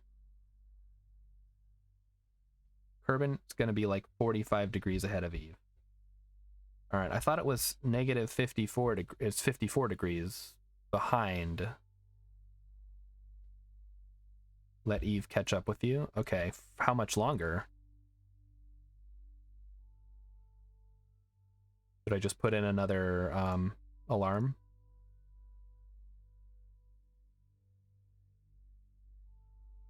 All right, this says another year, which we're not going to wait for, obviously. So why don't we... go ahead and set up the maneuver and just increase the amount of orbits. Well, no, because that would take forever. All right, well, we'll just let Eve catch up for a bit. How about that? Not too long, though. How about we go like 10 days at a time? We'll go up to day 430 and then go from there.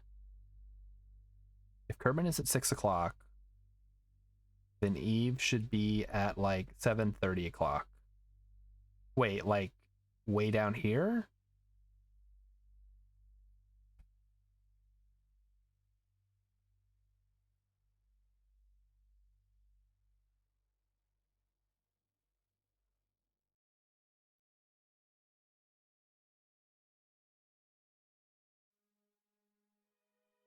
All right, hang on, guys. I gotta check out my cat here. He's digging and stuff.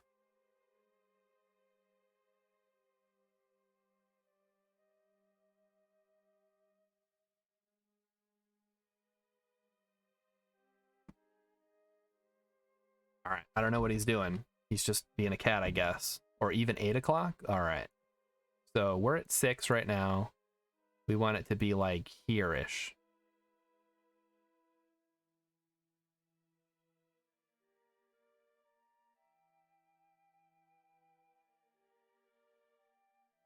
Speed up time then.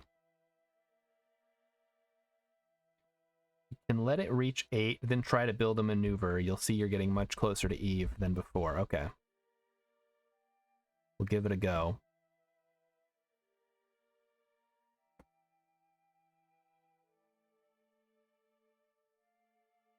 Boy, look at that nav ball spin, huh? So we gotta let it get... It's not even at 9 o'clock yet.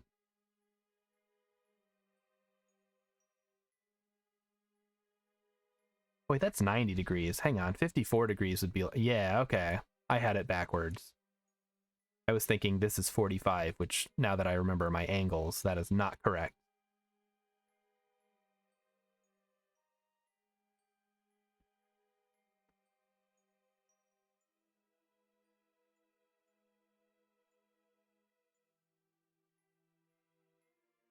All right, we'll just let it run for a bit here.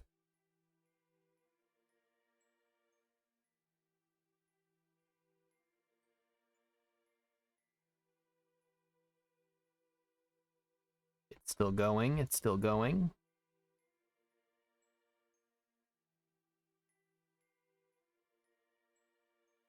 All right, so it's now past... Oh, no, not quite. Not quite to 9 o'clock yet. Because we're also moving. So it's like a dynamic target. All right, let's really speed it up here. We'll just keep an eye on Kerbin and Eve. All right, so I think we'll... That's not quite right either. We'll keep going here. These are some long waits for transfer windows. Yeah, okay, this is getting closer to where I thought it was. All right, let's try that.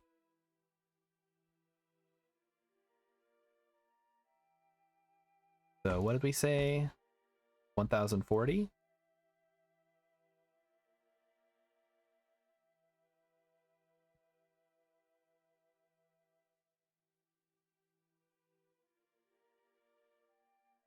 $1,040 it is.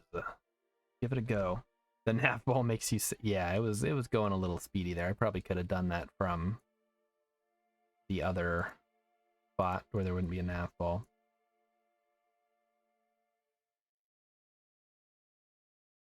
Oop, okay. Which way do we want to go to get these to sync up?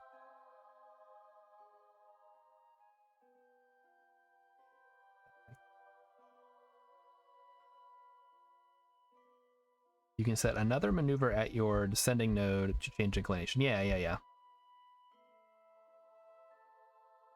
So you're saying we should do 1040 to get out and then change at the descending node? Yeah, we could try that.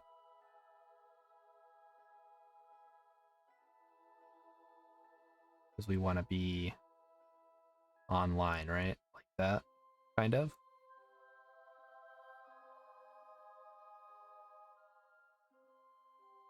Something like that. And then we just... Oh my goodness. So loud. Yes, Brinks, thank you very much for the follow. Is that loud for anyone else? Oh, hang on. Oh, I'm on the wrong maneuver. That's why.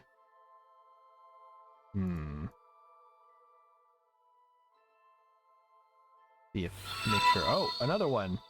Alright, you guys are followers number 69 and followers number 69. Thank you very much for the follow. From both of you guys. Okay, this is not... I'm not even seeing, like, the closest approach now.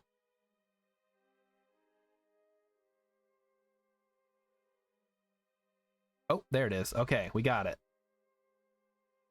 Now we tweak. Very slightly. Oh, okay, even a slight tweak is gonna be like millions of kilometers.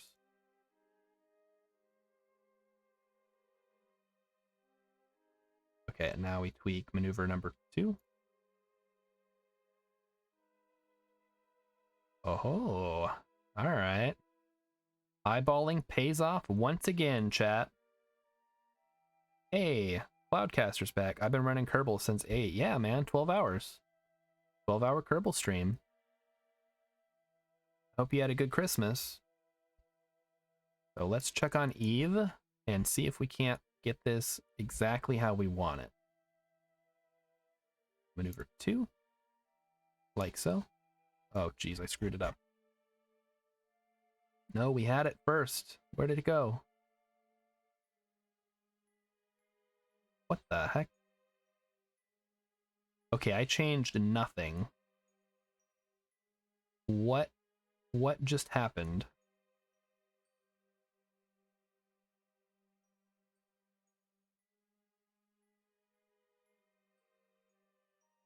Oh, wait a minute. There we go.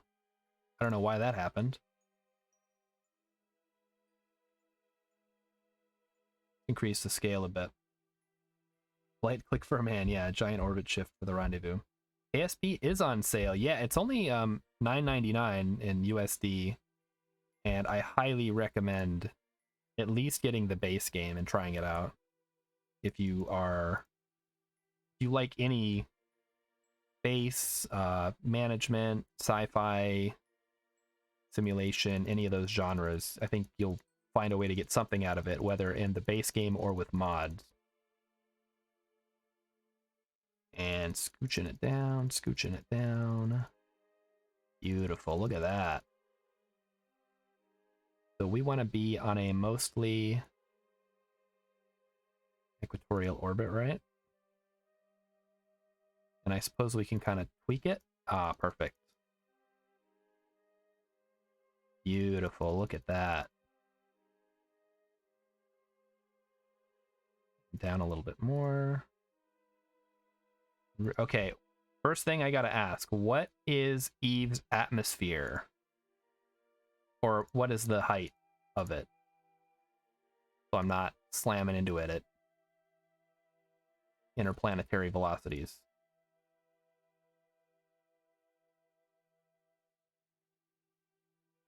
Is it 200? With mods, you can make a whole new game, exactly. And yes, the James Webb Telescope did launch. At a montage is pointing that out. We're all very excited to hear about it. I know Beetle Rock, another streamer, was launching a replica of it in KSP last night in celebration. So I won't be doing anything that exciting because I don't think I have the parts unlocked. Press the planet button on the right. Oh, does it have the information? Oh, no, that's this one. Atmosphere 90,000. Okay, so we've got plenty of room to work with.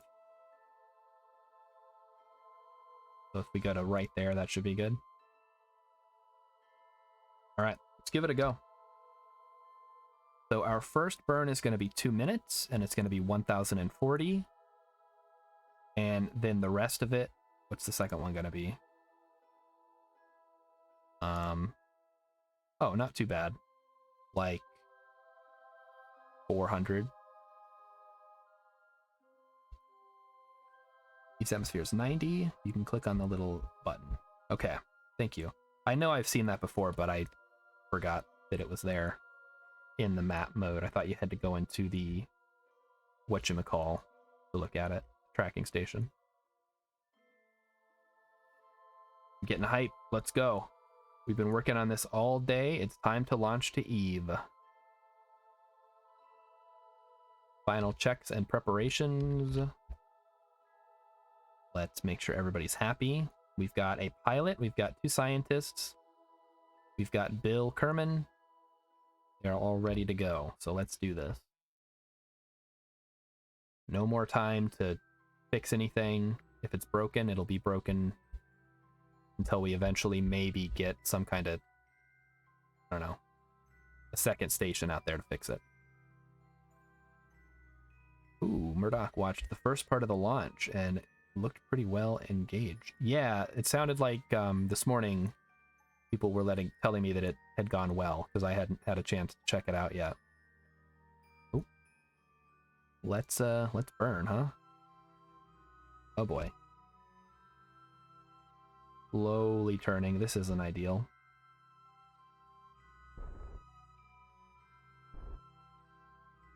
Get the gimbaling going just a little bit. Come on. Come on. We're wasting valuable Delta V. Okay, there we go.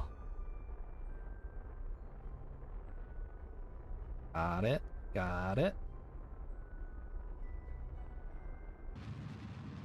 Now we launch. We'll just follow the maneuver node marker until we get close as we can get to what we had.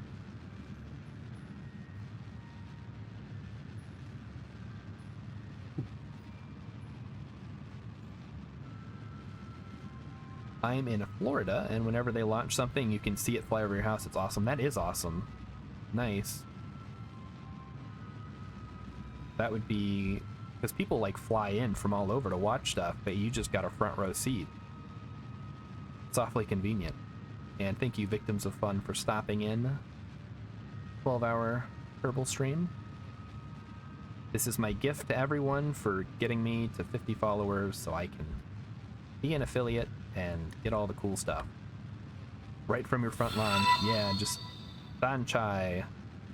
Thank you. You are follower number 69. Congratulations. Hi, I'm new. You are new. And Victims of Fun. Welcome. You are follower number 69. Oh wait, actually, I think Sanchai might have actually been number 69. But in my heart, everyone is follower number 69.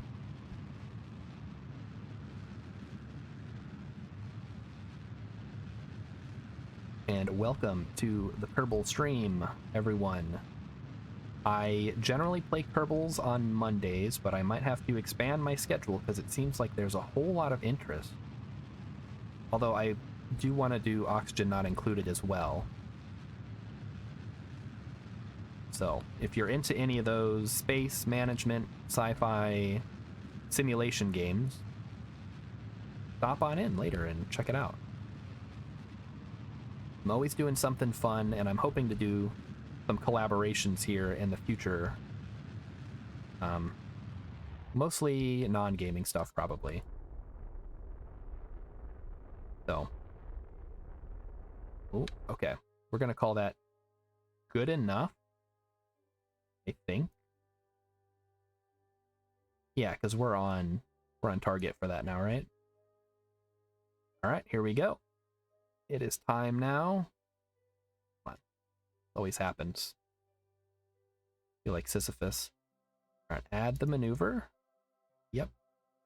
No, not maneuver. What the heck? Get that out of here. Delete. Delete. Why would I want a maneuver? There it is. Let's see. I've been streaming KSP for 1.5 years. And playing it for almost 7 years. To me, it's the greatest game of all time. I do want to get advice in the context of streaming KSP, absolutely. And Murdoch says, I was pretty surprised during the launch. The gain of altitude was not always positive. In the middle of the launch, the telescope was losing altitude. To have a second burn when he got more speed. A periaps says, yeah, if they're using, taking advantage of the Oberth effect, that's what would happen, right? We already had that one. All right, we'll just go ahead and warp to that. I think everything should be good to go now. Another thing somebody mentioned about the launch was that the fairing was removed so early in the atmosphere. All right, delete and close.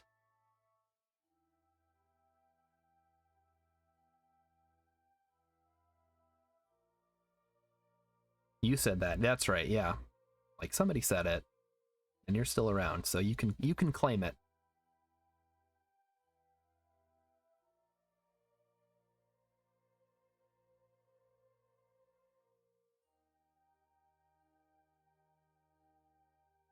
So we're going to have a bit of space junk here from our transfer stage, which we're going to detach here as we're burning. But I think that'll be okay. So create a reward so people can create a kind of avatar. You simply hire a Kerbal and name them with a viewer's name. It allows viewers to get direct attention, like when they conquer the Mun. It's always rewarding for people to hear yes, so Murdoch just saved the Jewel mission and everyone from dying. Well, here's the thing. You can just name a Kerbal if you want. I have a reward for that. It's not specifically for Kerbals, but you can name anything. You can name a ship. Although I think naming Kerbals requires some kind of, like, editing in the files to change their names. You can't just change their names, right? Yeah. So let's level everyone up. Alright, so we got some level 3s now. And we are going to go ahead and gather some information.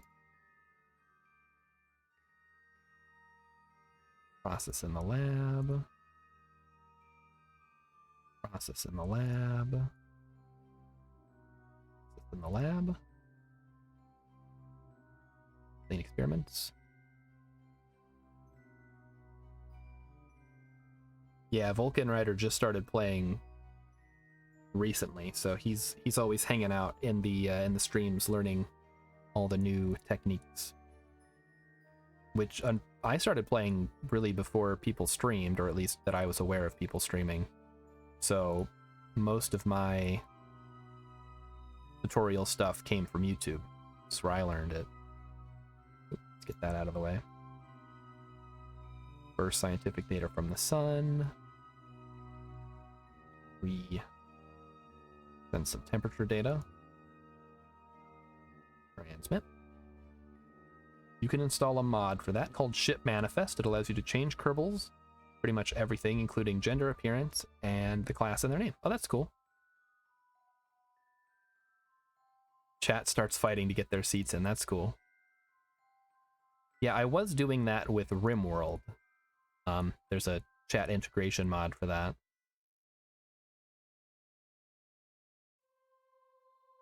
So that's something I'll have to consider. Let's get a crew report. Oh, it's not manned. Crew report.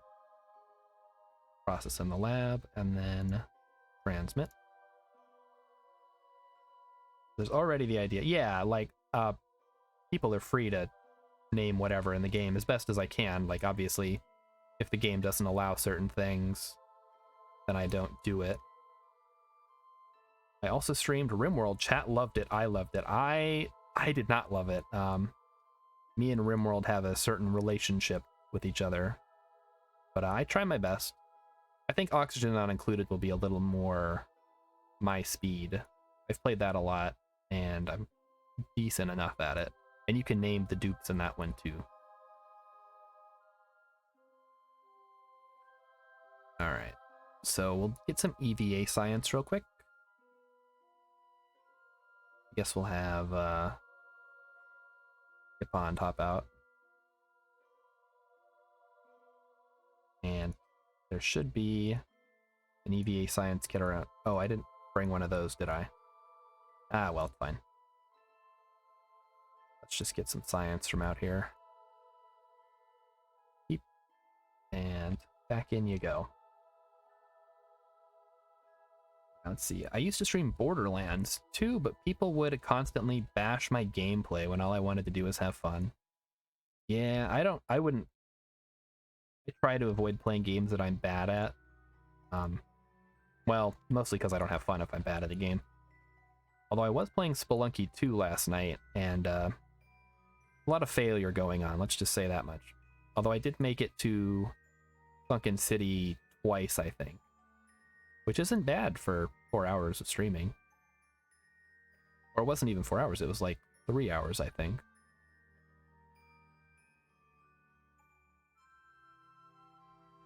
That's where the name comes from, Victims of Fun. Through such viewers, they either enjoy your content or not. The latter often backseat or bash. I don't mind. I guess, yeah, I agree with that for the most part. I think if everyone's having fun and they're bashing your play in like a fun way, then I think it's probably fine. Like, I know if I'm bad at a game and people can point it out and laugh. That's entertaining. All right, so I think we've got all the science we want from the sun. Let's go ahead and set the alarm. I think is this thing. Oh, that's still that debris floating around. So we'll set an alarm. And actually we should set that to be like 5 minutes to give us extra time to change our SAS stuff. I had no idea I had time warp on. Wow. Oh, we finally got level 3 pilot. You know what that means? Your name is the name of your podcast. That sounds fun. What do you podcast about? I streamed Red Dead Redemption 2. A person appeared.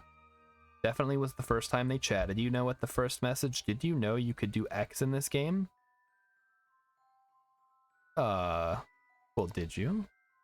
Yeah, it's nice when people say hello before they start saying things. Or like, hey, I love this game. I'm happy to see someone else playing it. Did you know X about the game? And I'd probably be like, no, I did not know that. I just played it today. Or I'd say like, I did know that, and I plan on doing it. Or I don't plan on doing it, and here's why. So we'll delete that. Backseating is it? Yeah, it's a broad spectrum. I generally don't mind backseating unless it's like a puzzle spoilery type game. Like you wouldn't backseat someone playing Outer Wilds. That's just not gonna make anybody happy. Unless they ask for it, I suppose. But even then, you should try to be vague with your hints. All right. So let's focus on Eve. Gonna need to tweak our maneuvers a little more, I see.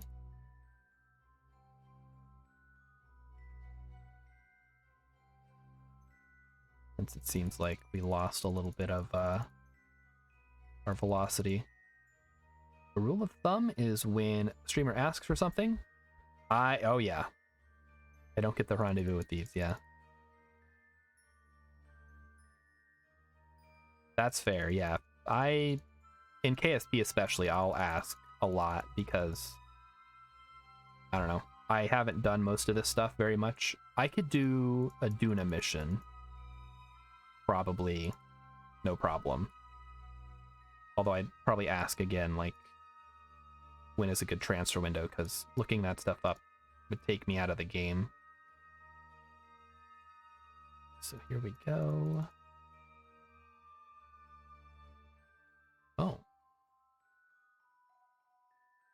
Alright. So, looking pretty solid. Just need to bring it in a little more. There we go.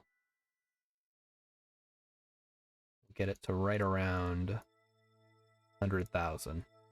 That's probably good. And we'll straighten it out once we get there. Burn time 57 seconds.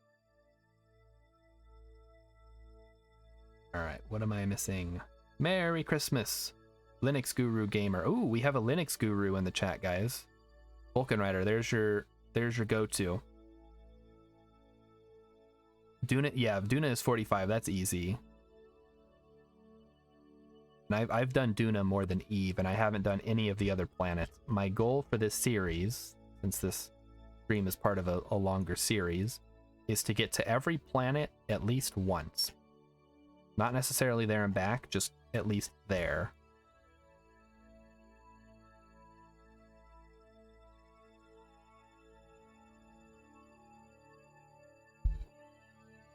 So, we are approaching our maneuver. Let's make sure everything is where it's supposed to be.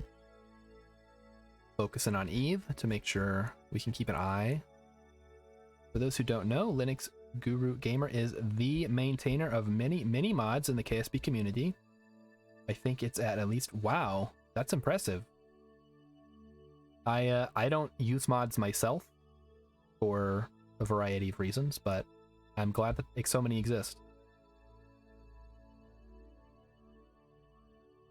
I mostly don't want to wait, so I force brute my encounters. Yeah, that's what I tend to do too. At this point, more than 260 mods. Wow. Surely some of those could be merged together, right?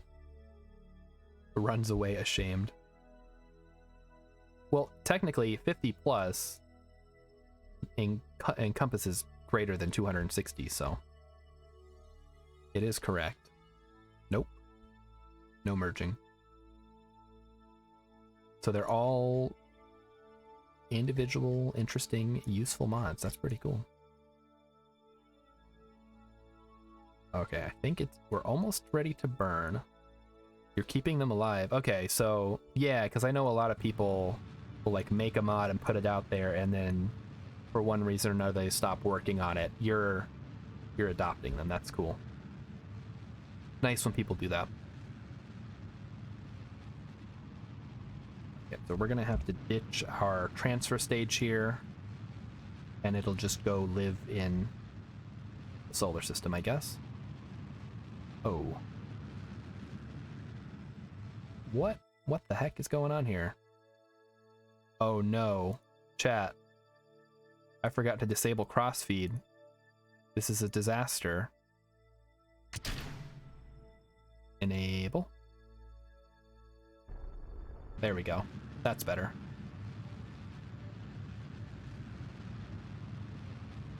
Ooh, we almost burned through a lot of fuel for no reason. Alright, let's head back to Eve and see. Oh, here it comes. Slowly making its way up. Alright, let's slow it down. And make sure we are going the right way.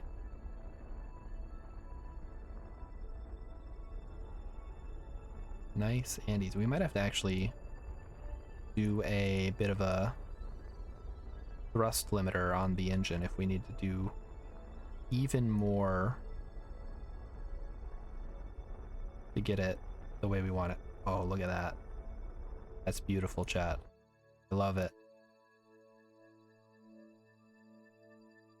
Okay, let's see. To my defense, it's better to underestimate than overestimate. Depends on what the situation is, but yeah. I'd say that's a good rule of thumb. Just saying hi to fellow KSPers. Nice. Yeah, I'm not 100% KSP streamer, but I do it at least once a week. And I do have an ongoing career that is ongoing. So I also like other stuff. Dyson Sphere program is one I've been playing. Star Sector. Does anybody here know about Star Sector actually? Because there was just a really big update like 2 weeks ago. And I love sharing it with people. But I feel like most people on the online space probably are already aware of its existence. But Star Sector is basically Mount and Blade in space. There will be mods in KSP 2. Beyond that, no idea what will be involved. Very cool. Yeah, I think they have mentioned that in one of the dev diaries, right? Warp to next. See how things shake out.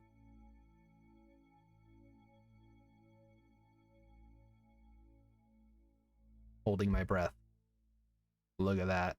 That beautiful purple ball. Finally here. It took us 9.5 hours, but we made it.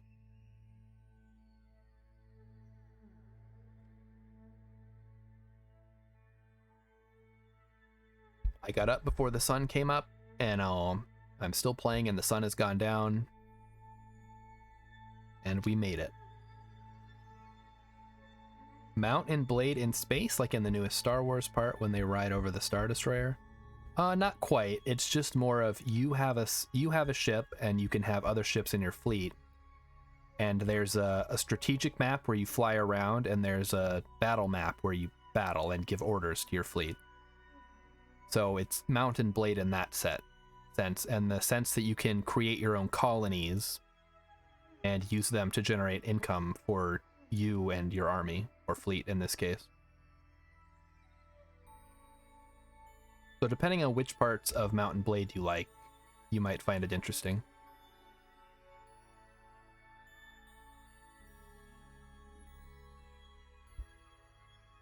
And here it comes. We're almost there, chat. Look at it, you can see it. It's so purple. That's not that purple. Kind of purple. Ugh. So how much Delta V do we have? It doesn't want to tell us, does it? Let's move that down. 2,600. And then these guys will have to detach. And when you say the newest Star Wars, do you mean Rise of Skywalker? Gotta go? Alright, Linux Guru Gamer, you have a great rest of your Christmas. And, oh, hang on. We got the contract. Nice. Money, money, money, money. And unfortunately, we don't get this one. We've already talked about this. Adding the probes messed it up. I like riding into the enemy's infantry and crush their skulls with my axe. Yeah, Mount and Blade is a good time. I prefer using lances, personally. Because you get that couched lance bonus if you do it right. Although it's kind of hard to get in. Are you playing Mount and Blade 1 or Mount and Blade 2? Alright, explore Minmus. What? We've already done that. Are you kidding me? Alright. Well, I guess we'll go do it again. Science data from space around Kerbin. Alright, we need to dock 2 vessels on or around Minmus. Let's go do that real quick. Just got here. What's happening? Well, we just made it to Eve, which was sort of the goal. We're just going to go ahead and delete the debris here. And let's check on... We have 2 days until we reach our periapsis, so we're not going to have time to do the Minmus mission, unfortunately. So we'll just circularize and then do the Minmus mission, I guess. Okay, you're playing Bannerlord, so Mount and Blade 2. So here we are. We have our main ship with the 2 drones, one for Eve, one for Gilly. And we need to set up our maneuver, thus that we circularize, right? Circularize, right? Oh, that's not too bad. I was worried it would be worse than that. So we just want to make sure that it is a correct amount. Oh, look at all that. We've got way more delta V than we needed. That's great.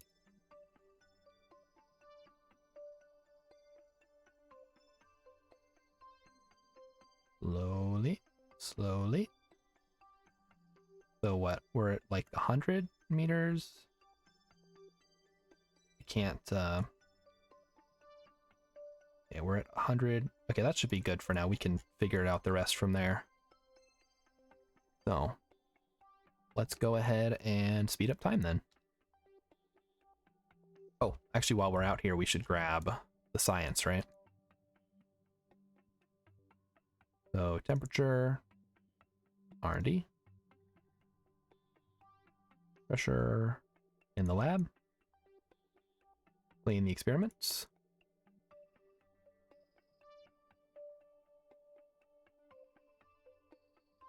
I'm glad to see so many KSP fans in the chat tonight. This has been wonderful. You guys are all lovely. Observe the mystery goo. Again, process in the lab. Clean it out. Now I'm kind of regretting not bringing a science junior along.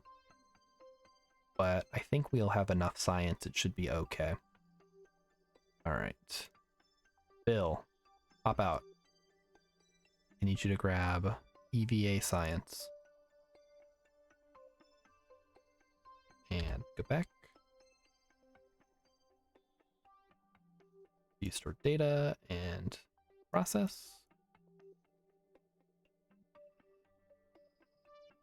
Data, process.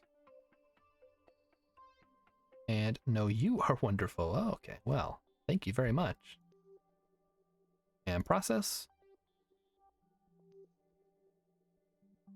You know, I was watching my favorite streamer the other day. It was his birthday. And the chat was just so awesome. And I think he was maybe a little overwhelmed by how nice everybody was. And I think that's one of the great things about Twitch. You find the right channel, you find the right audience, you can really have a good time, like all around. So I'm hoping someday I can, oh, you're wonderful. That's from Keanu. Oh, you're just memeing on me. That's fine. But I really hope someday I have a big audience that is as supportive as his is. Alright, I think that's all the science we need to collect for now. So let's speed up time. I streamed the 100th stream of my KSP career on my birthday. It was damn awesome. That sounds pretty awesome indeed. Let's see, if I stream once a week, that would take 2 years about. So I'd have to work really hard to line that up with my birthday. I need to get some doubles in there. All right, we're getting closer and closer.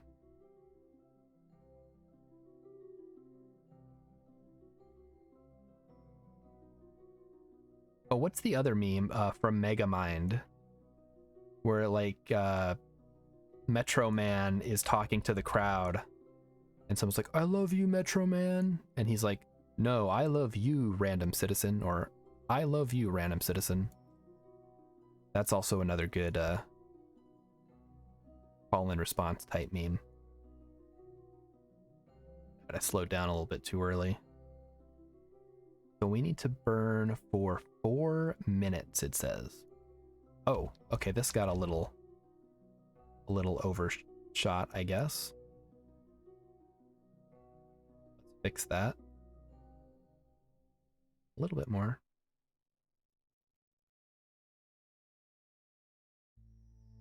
Very apps is that now. Okay, we'll go for 100 for now. Although, maybe higher. Higher is better, maybe?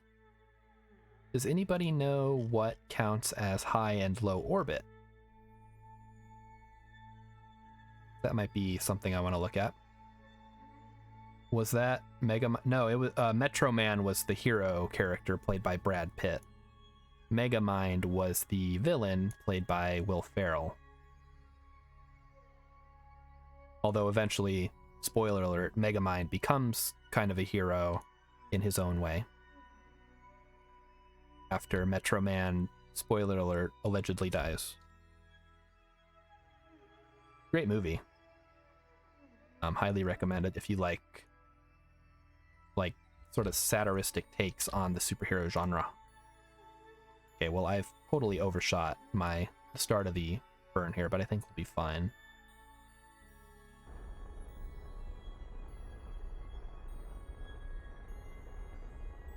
And burn. Let's go.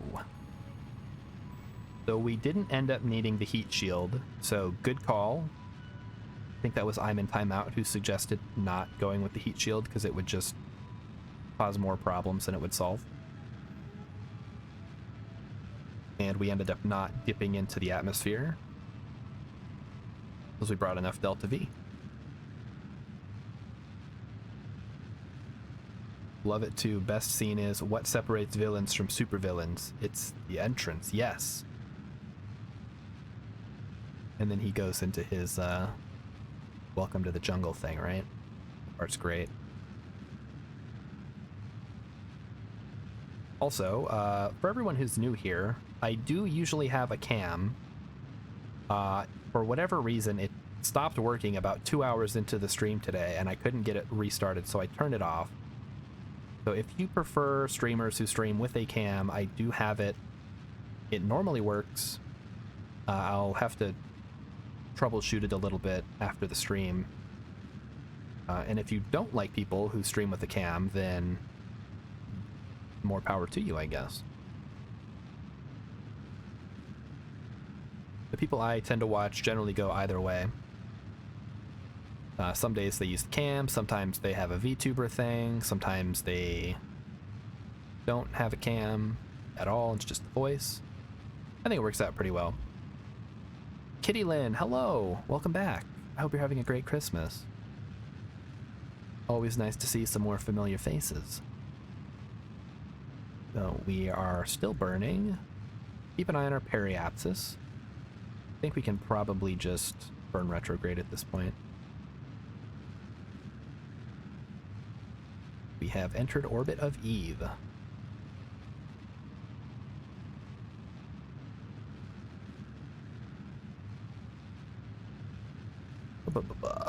Been lovely. I hope you got some awesome presents or had some awesome food or any variety of awesome things. I think 110 will be our cutoff for the periapsis.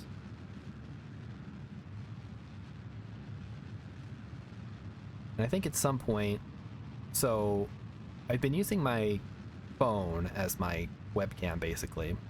I think at some point I'm gonna have to like spring for like a real camera because I can't be using my phone as a camera because I need it for other things, obviously. Get much time. I mean, that's the greatest gift of them all, right? Like free time, day off of work, couple days off of work. No responsibilities for just a tiny amount of time. I'll take it. All right, so we're coming out to our apoapsis here.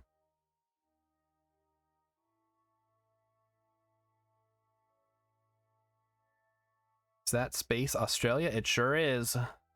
Welcome everyone to Space Australia, the least hospitable place in the galaxy.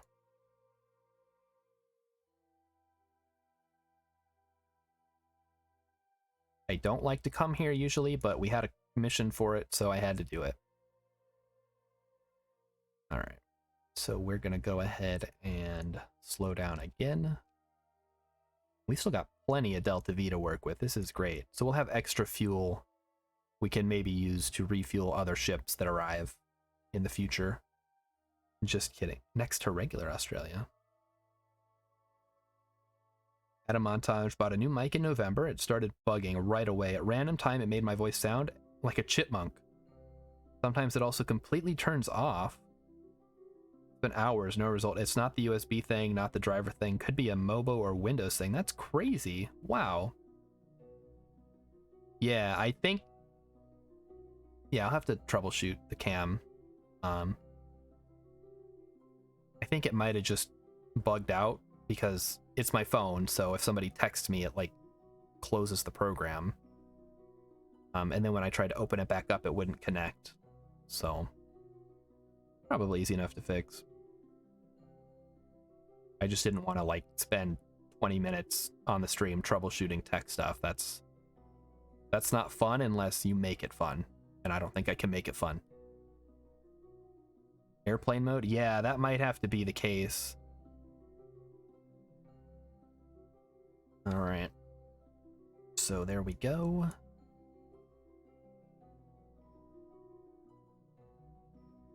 And that's crazy about some people pay good money to make your voice sound like a chipmunk on helium, though. But I suppose if it happens randomly, it's not very useful. Yeah, I just actually spent a couple of hours yesterday setting up this mic. I had previously been using my Pink Kitty headset, gamer headset mic, which apparently people say sounded fine. I just wanted to grab a microphone and then have it available.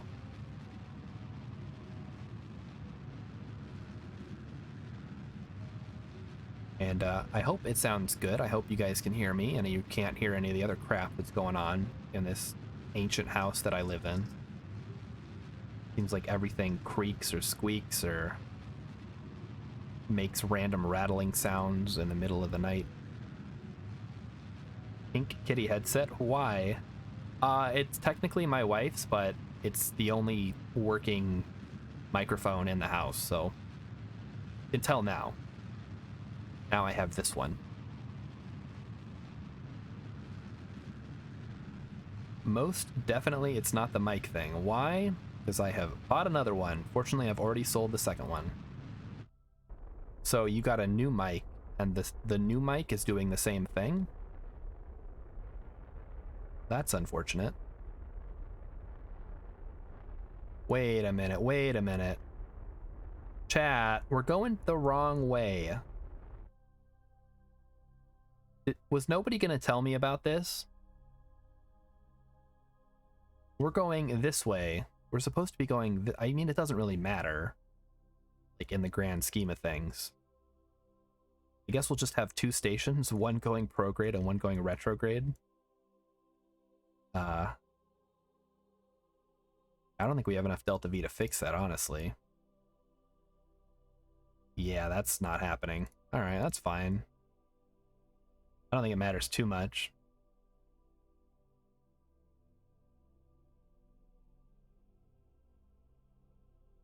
Because we're not exactly going to be launching anything that needs to intercept with the station, right?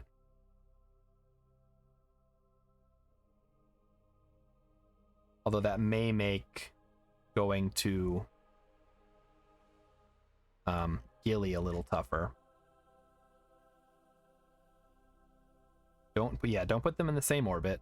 I won't worry about that. Unless you're going to get to the surface. If so, the atmosphere may become a brick wall to you. Yeah. I guess one option would be to try to, like, encounter Gilly and then kind of, like, get a loop so that I come back going the right way, but I don't know if that's worth the amount of effort I'd have to put into it. So we'll just let it be. Another thing to keep in mind next time we fly out here. The maneuvering doesn't help with the red things because the maneuver cross doesn't rotate with it.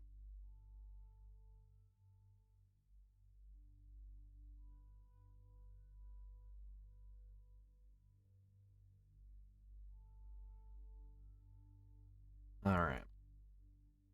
Oh, I suppose it doesn't necessarily matter. I can still get to Gilly because I'm going to be approaching it. Yeah. Does not matter.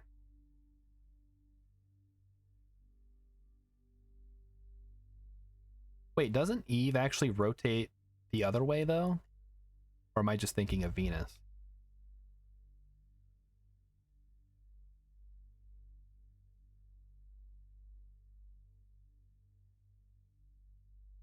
I think I'm thinking of Venus.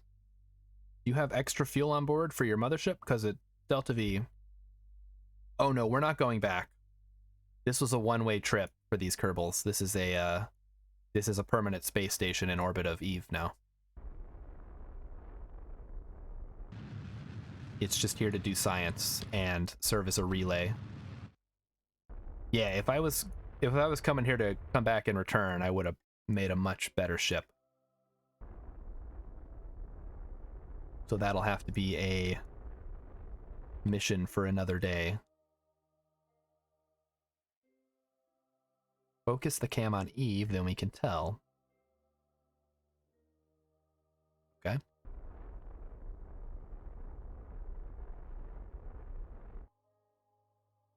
Does it say? Blah, blah, blah, blah.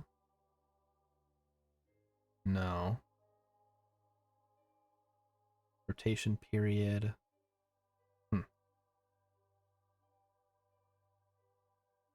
All right. Well, I can't tell any difference. So let's go ahead and head back to the KSC. Actually, we'll get the science started here.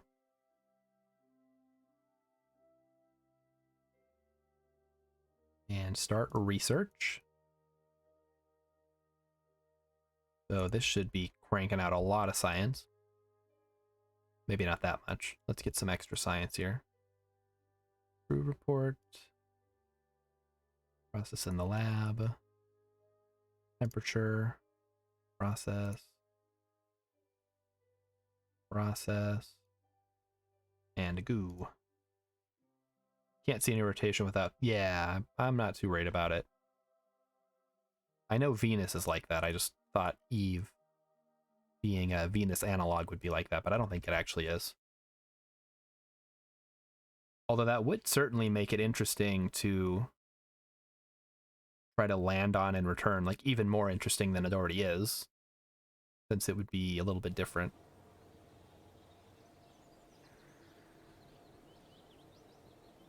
All right. Bring volcanic rock back with you. That's from Eve, right? That's not happening. All right, so we just need to launch... Wait, let's check our missions here. All right, so we're going to send a cheap little craft to dock around Minmus. That's all we're going to do. Venus has a sulfuric acid atmosphere and Eve doesn't. Eat your craft. That's true. It technically does not.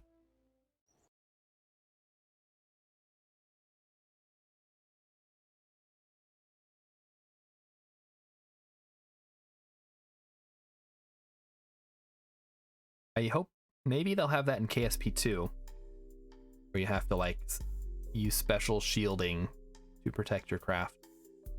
That might cause too much trouble though. Alright, so we are gonna pump up power of the crew transfer shuttle by adding a heat shield with some extra ablator.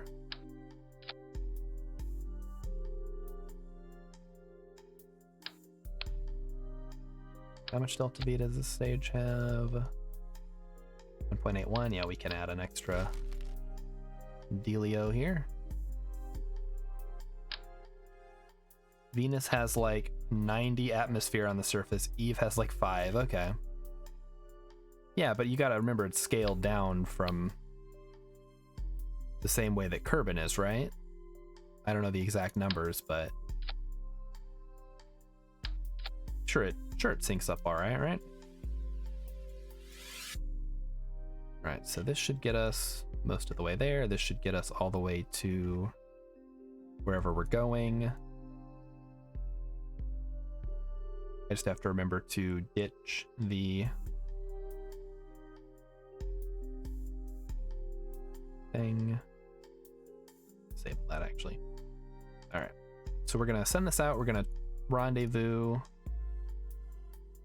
Who are we taking? Just Valentina, I think.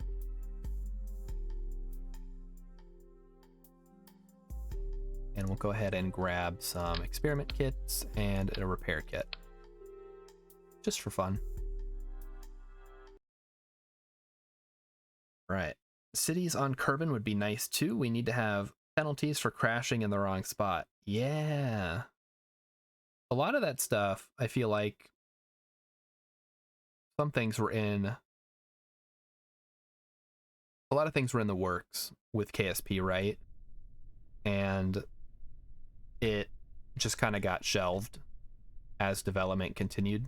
Like the different resources that you could gather from different places. It all just kind of got rolled into ore. Oh, I've heard rumors of pink-skinned Kerbinoids on Duna as well. Haven't you ever seen the face? Face on Duna? Looks like a Kerbal. It can't be... Can't possibly be natural. I am now ascending, so if I do not see chat, please forgive me. Doing my best.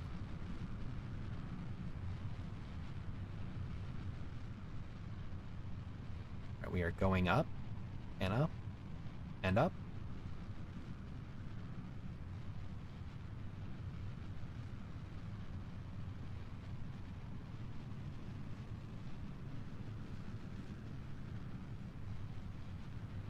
Well, this has been a pretty good launch. Wow.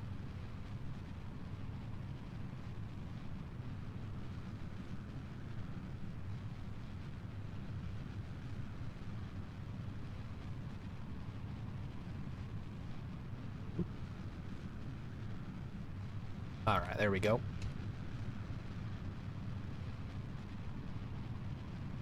So all we got to do is dock, is that it? Just dock 2 vessels on or around Minmus. All right. This doesn't have an antenna, does it? Shoot. Oh well.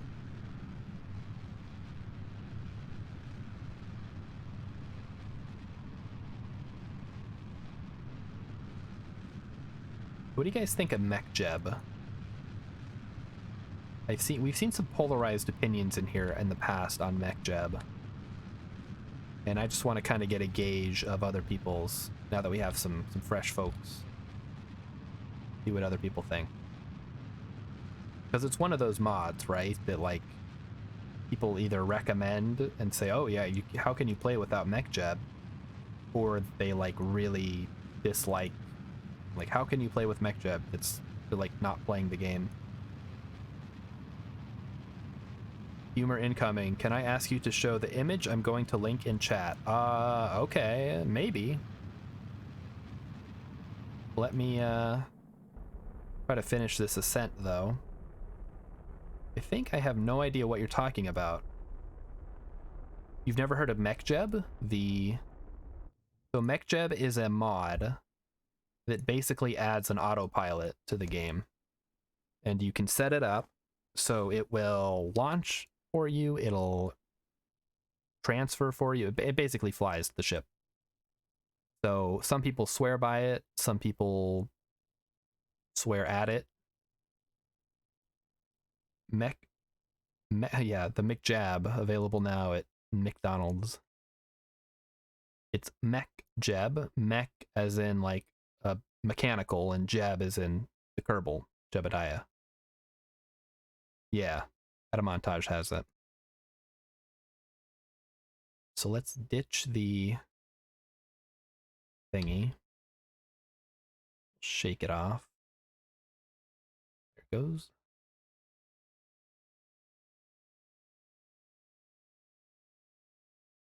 And hopefully it gets out of the way.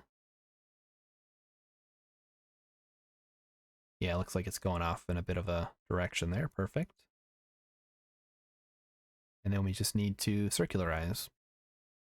We got 330 left. Yeah, that'll get us a good chunk of the way there. Yeah, autopilot does take away from the game. I guess people who, from what I understand, it's people who have done so many launches that they just don't want to do them anymore because they're boring. And I understand that. Like, there's only so much excitement you can get out of a launch. But some people really like it. I'm not gonna... I mean, I'll sit here and say I don't play any mods, so mech jeb or whatever, it doesn't matter, I won't use it. But yeah, people who use mods, I don't see why there would be an issue with that.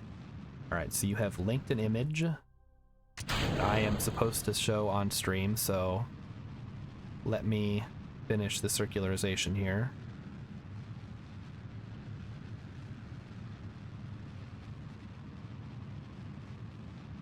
That I appear to have supremely bungled.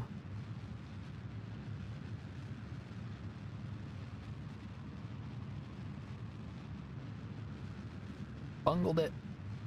Bungled it. There we go. I think I've unbungled it now. Perfect.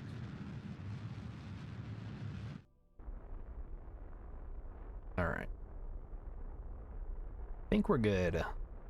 So we're going to get up to 70 on the periapsis side. Then we're going to take a quick break and take a look at this image that is, I'm sure, hilarious. Oh, slowly. There we go. Okay. So we will just let the game run while I locate this image.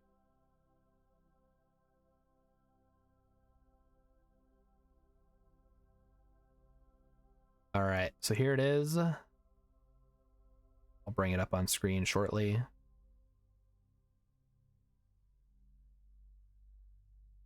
So as you can see, we've got some mech-jeb launch sequences here. We start with the blast off. Mech-jeb is cheating. Oh boy. SRB, semi-related bullshit. Sepratron, there's a legitimate reasons for using mech-jeb, and you shouldn't try to start a oh, okay, I see what this is now. I only use it for information. It's a single-player game. Yep. Yeah, but you're still cheating. Thanks for confirming.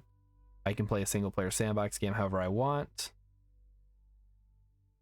But NASA uses autopilots. Thread locked. Wow. Reusable thread returned to VAB for next deployment. That's beautiful. Yeah, that's about how all of the images shake out, or all the discussions shake out, right?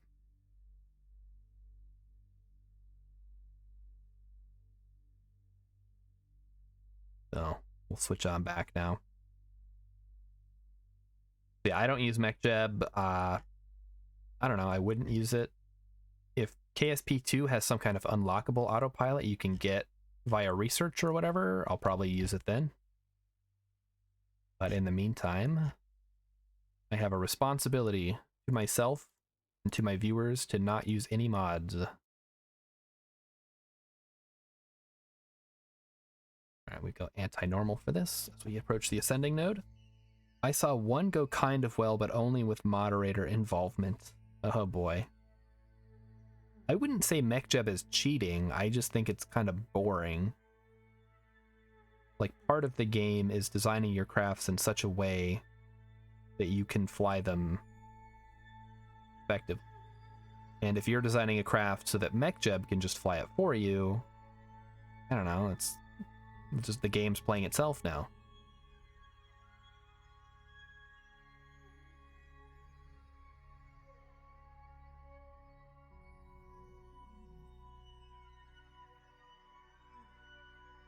And it's not quite like something like Factorio, where the factory builds itself. You still have to provide input on how it builds itself, and you have to design the blueprint yourself. So basically, there's two camps. One that thinks mech-jeb is a cheat, others just use it. I'm in the middle of both. It has plenty of useful features, and you can input specific attitude.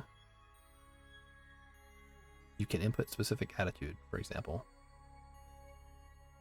All right, fair.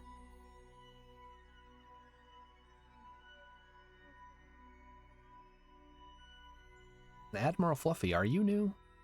Have I seen you before? Did you say something earlier? If I have not, then welcome. Thanks for stopping in. You may just be being quiet, that's okay. We appreciate everyone. I get into orbit manually, I dock and rendezvous manually. And I love it, me too.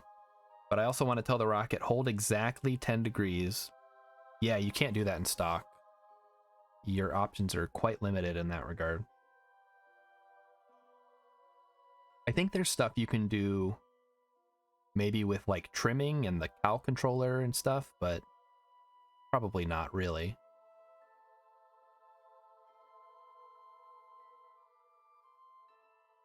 All right, time to get our inclination with Minmus correct.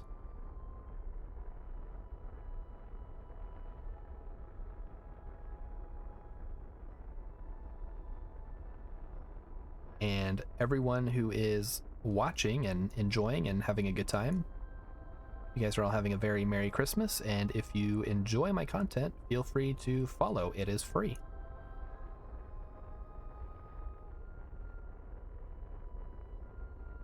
Kind of, yeah, but only kind of. I agree with that. Like, you're very limited with your holdings for the SAS.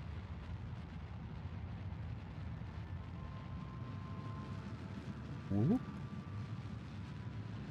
Went right past the ascending node, but we're still good. So, got a nice circularized orbit. Let's get ready for our burn to Minmus. I think we determined it was 9:30, right? Yep. That looks right to me. And the mun is in the way. Great.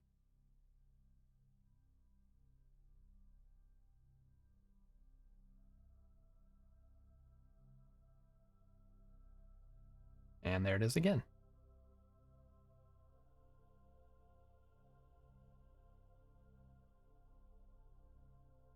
Oh, mun, why are you like this? Just wants attention, I guess. All right, there we go. So let's scooch it ahead. Beautiful. What I like to see. It's magic and can, are we talking about the reaction wheels? I'm not playing an FPS shooter when I gotta aim manually. It's a damn rocket. The pinnacle of human Kerbal engineering. Complex but brilliant. It really is. I think the thing I'm most looking forward to, though, in KSP 2, not the autopilot, not the colonies, is going to be the interstellar travel. Or, yeah, it is interstellar, right? Because you're going to a different star system. So I'm super excited to see how that gets handled and check out some new planets. Oh, right, we gotta, like, wait a long time for this. Whoop. Okay, if you're prone to getting dizzy, look away from the stream now. You should have looked away already, but I'll give you a warning now.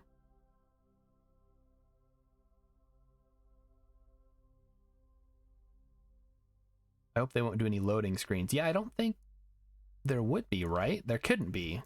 How would that work from like a seamless launch perspective? What I like about KSP2 are the supply runs. You fly at once and set up automation. Yeah, that's another thing that sounds like it's going to be pretty cool. All right, one more orbit, I think. So that's not so much MechJeb as it is, it's in the background. You don't even see the rockets. It just happens automatically. You just have to prove that you can do it, and then it does it for you. And here we go. Unfortunately, Valentina still isn't level 3. We need to really get her out into solar orbit to grab that level 3 spot.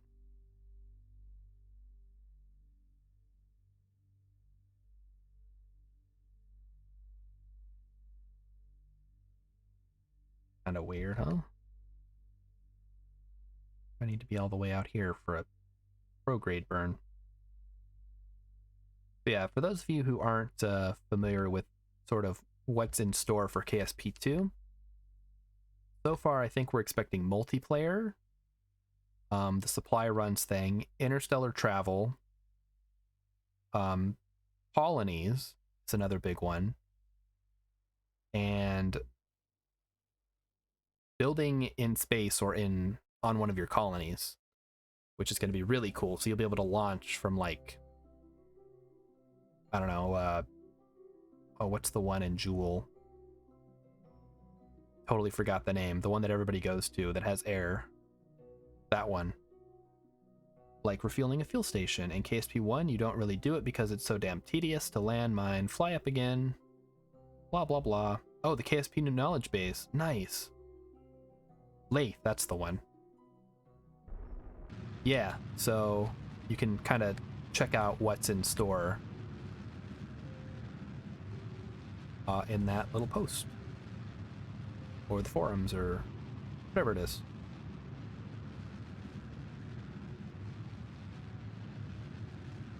Yeah, Lathe is one of the big ones that I want to go to for sure in this run. Like I said, I want to hit everything, but if I don't get to, like, Dress, I don't think anyone's going to be too sad about it. Also, I like the sparks when building a rocket. It's the small things, right? Now let's take a look at Minmus here and make sure we're on track.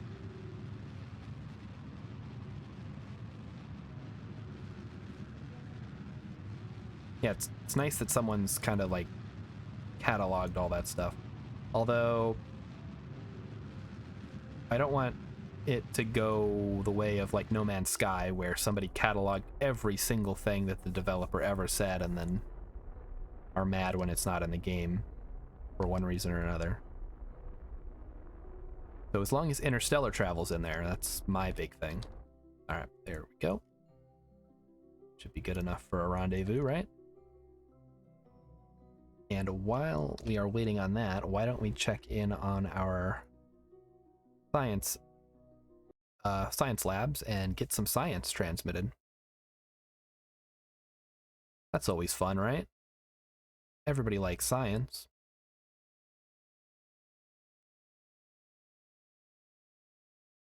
Ooh, long load.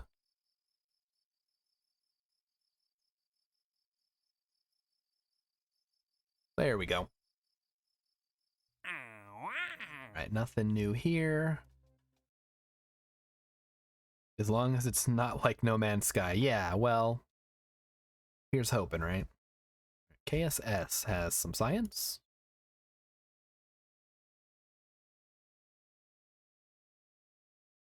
I think I think there's way too much what's the word I'm looking for? Like weighing on KSP2. They can't afford to be like No Man's Sky.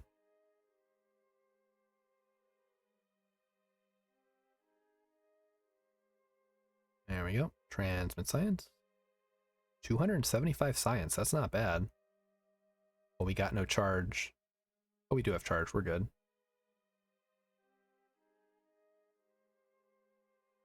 It's just going to take time, I guess. I will do a little speed up here. Get some power.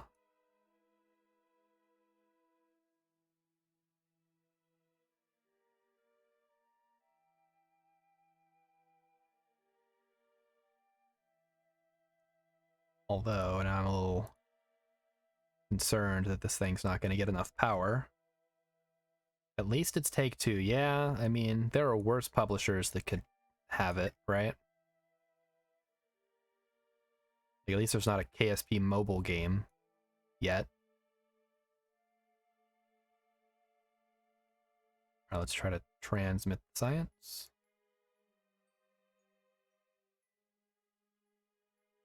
It's too big. It's not going to fit. Oh, no. All right, we got to stop the research, I guess. And try to get fully charged.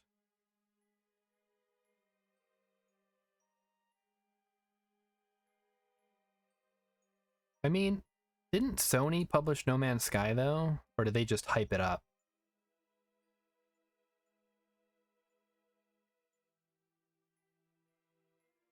Because I remember there was, like, big backing behind No Man's Sky at the time. And obviously it's gotten a lot better since then. They've gone back and fixed and added things and made it more of the game that people wanted. But at the beginning, oh man. People were mad. There we go. All right. Now we will resume researching. Back to the Space Center. And we are going to hit up our Mun station. And I think we'll leave the Min station for when we get there.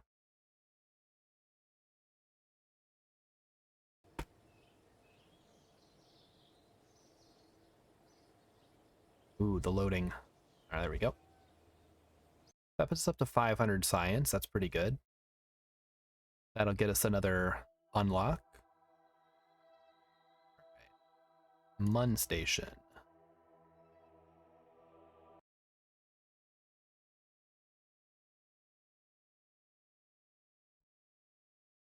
So, talked about the Matrix 4.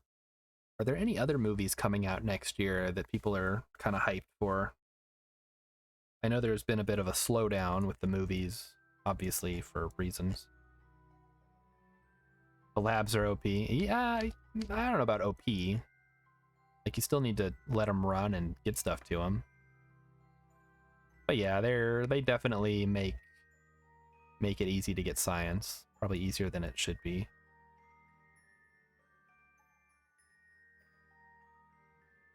Let's check the power. 3,400. Yeah, that should be good.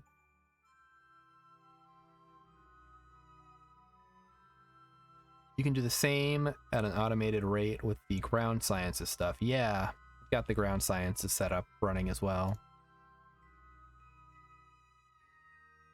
Although I think they've depleted all of the goo science you can get so far. All right, so there is our science there.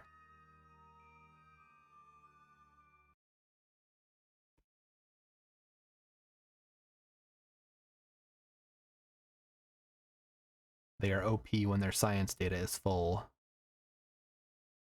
Yeah, I try to keep them, or I think I kind of topped them up when I first launched them, and then I've just kind of neglected them. So we've got 1,000 science. Is there anything that we want right now? Composites for 300. I don't think there was any of this stuff that we needed. What was it? Advanced? Yeah, that would give us the shielded docking port. That'd be pretty nice. Inflatable airlock is okay. The big girder, I like that. And field science. I don't really care much about rovers. Scanning tech would be good. We could start mining. Unmanned for the smaller octo. Mun and Minmus data is actually, yeah, it's enough to unlock everything if you run it through the scanners, right? And we're going to want the bigger relays at some point too. All right, well, let's finish up our Minmus mission and see what the next thing is that we need to do. All right, fly it up. So we got about 2 hours left to go here. That's actually kind of a lot. Wow. I'm gonna have to keep everybody entertained for 2 more hours, huh? See if I can pull it off. So here is our ship. Let's get the... Oh, we're doing this again, huh? Come on. All right. Fly.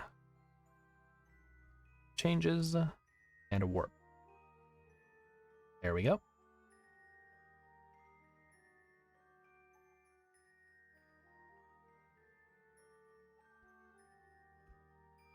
So, hopefully, yeah, we get everything we need out of Mun and Minmus, but I would also like to get some stuff out of Eve as well, since I'm already there.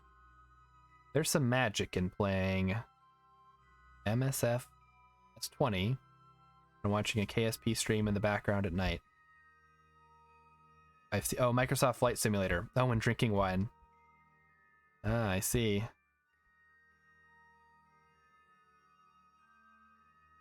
Well, I'm glad you're having a good time. I also enjoy gaming while I watch streams, so you're in good company.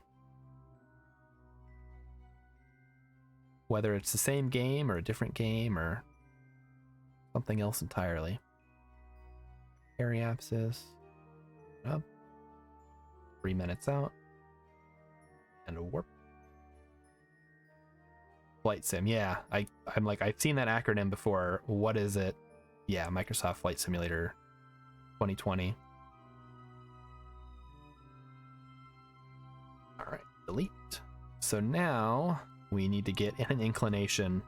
Wow, this kind of got a bit bungled. Luckily, we have plenty of fuel to work with, so I don't think it'll be a problem. Not target orbit. So where are you flying these days? Any place fun?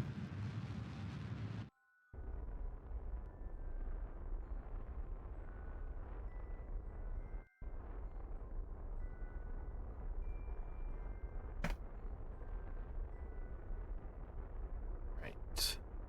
Almost there. Down to 12,000 is our rendezvous height. Then we'll just need to adjust the inclination. Just leave the orbit big. Yeah, it is. I just need to make sure I'm good.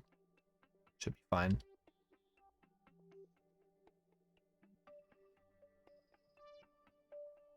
So we're going, we're going, we're going.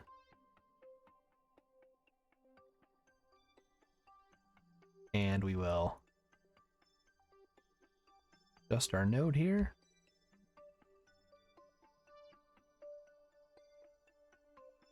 It's Yaquat to Prince Rupert, Canada. Doing it on the descending node would be cheaper, would it? Oh, because it's farther out? Sure, we can do that. My main thing is I want to make sure... Alright, yeah, we'll adjust the inclination first. We're not in any rush. And then we'll set up the rendezvous.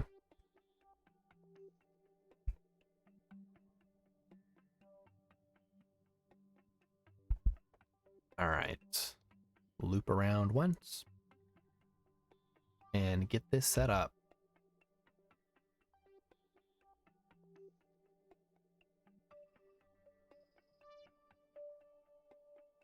Now here's a game that some of you guys might not be familiar with. Has anybody played Freelancer? Speaking of flight sims.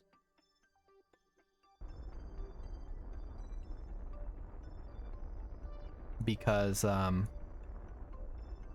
guess if you're not familiar with Freelancer itself, you may be familiar with the creator, who, name I can't remember now.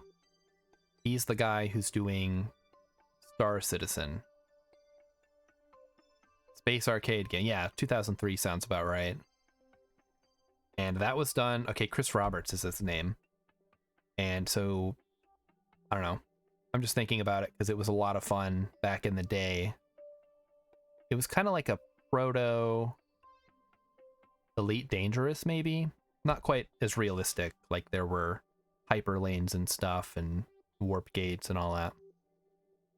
Yes, loved it. All right. Yeah, that was a good time. I actually have it on CD somewhere around here. Maybe I should stream that. That might be fun. I only played co-op, never finished the single player campaign. That game was hard. Like, I feel like I barely managed to get through the campaign, and I felt like I was constantly spamming nanobots and shield charges and stuff just to stay alive in some of those fights. It got bad.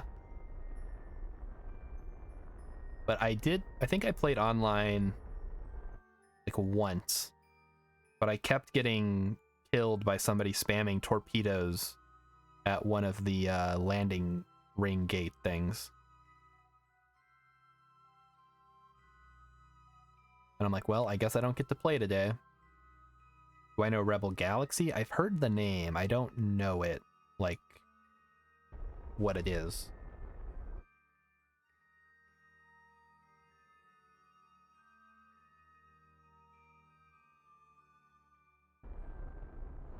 That sounds like it should be a Star Wars thing, but I'm pretty sure it's not.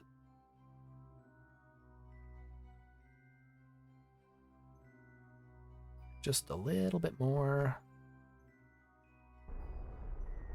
I guess we can get it as good as we can right now, right? Yeah, that's good. I'm calling it good. Let's go ahead and get this set up. It's a fun little buy ship, weaponize it, and fight the stuff game. But the best about it is the soundtrack. Oh, okay, it's one of those types. Is it? It's like an arcade style space sim game.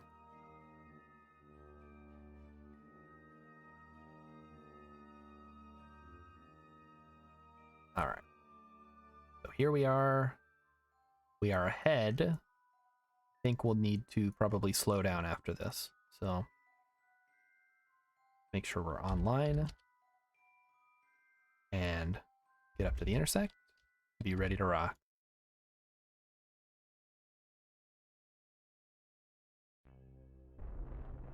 Oh, yep, that I was right.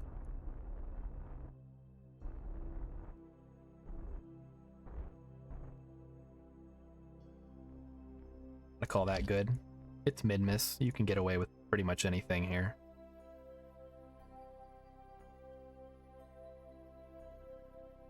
But what are some, I feel like I played a game.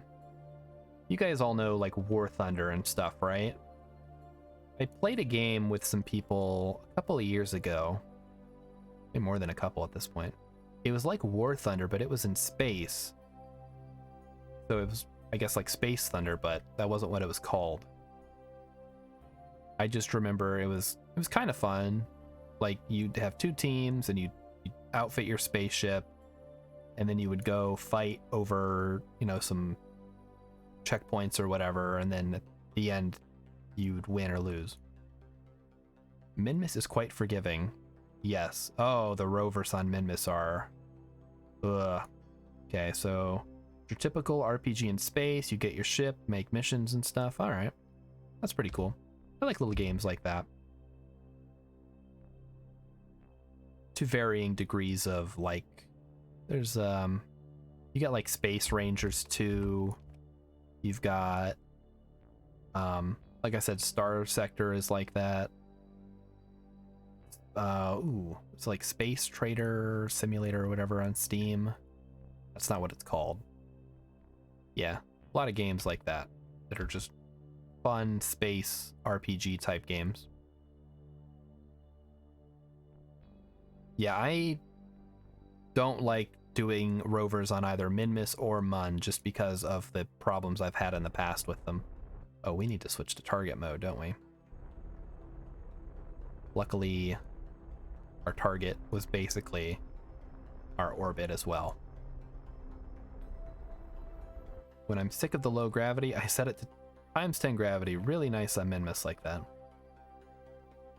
Soundtrack is British Garage. Just listen to it for a bit. It's on YouTube. All right, I'll have to check it out. I always like games that put effort into their soundtrack. Even if the music isn't for me, if it's for somebody, then I know that the developers are actually concerned about making good art. All right, here comes our target. Let's make sure we're coming in at a reasonable speed. We don't want another Jeb situation.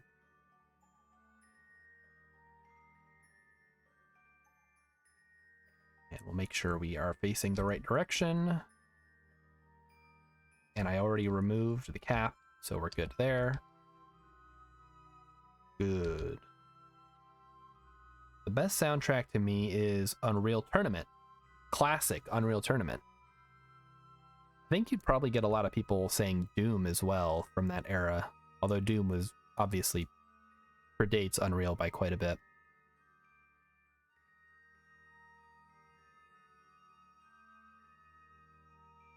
All right, switch on the RCS and slow down. And we're going to need to angle the docking ports. So let's switch over to here. Oh, this is the one that we made that was all floppy when we were doing stuff to it. You guys remember that? That was a disaster. control from here, point down. Let's see if the patch that came through actually fixed that.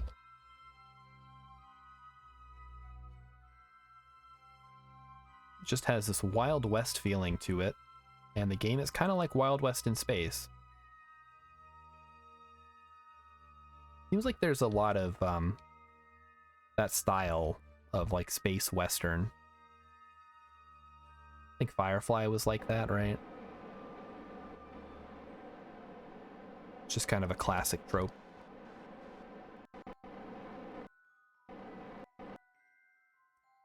Alright, we're just gonna drift a little bit here.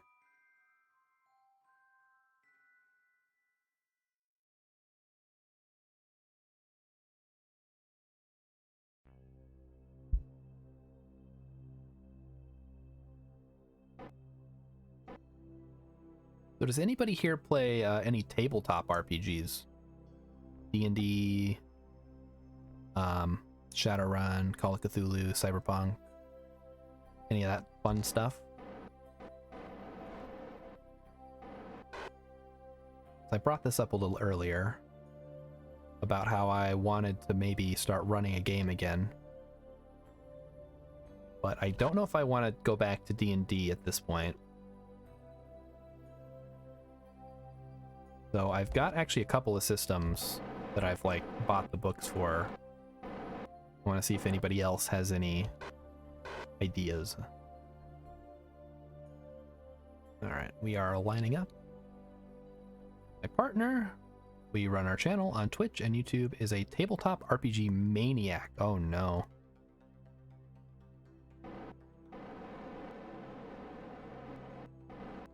So, okay, so lots of options then.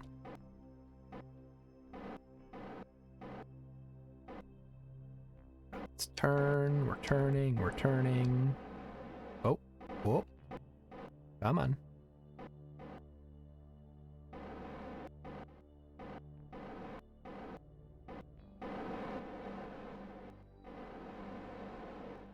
All right, we got it, chat.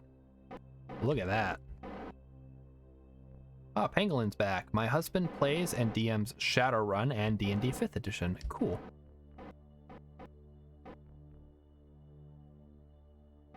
All right, let's see how this holds up. Hey, it's not flopping at least. So there is our mission complete. Let's get that. Oh, it's starting to shake again. Let's quickly undock. Oh, should we transfer some fuel maybe? No, we need that fuel. Undock. Whoop. Yeah, the hinges do not like having that much weight on the end, so if you're doing anything like that, used to play Necromunda. That's more of like a tabletop war game, right? Let's drop our orbit a little bit so we're not on a collision course, just in case. All right, now let's see what other cool mission we've got.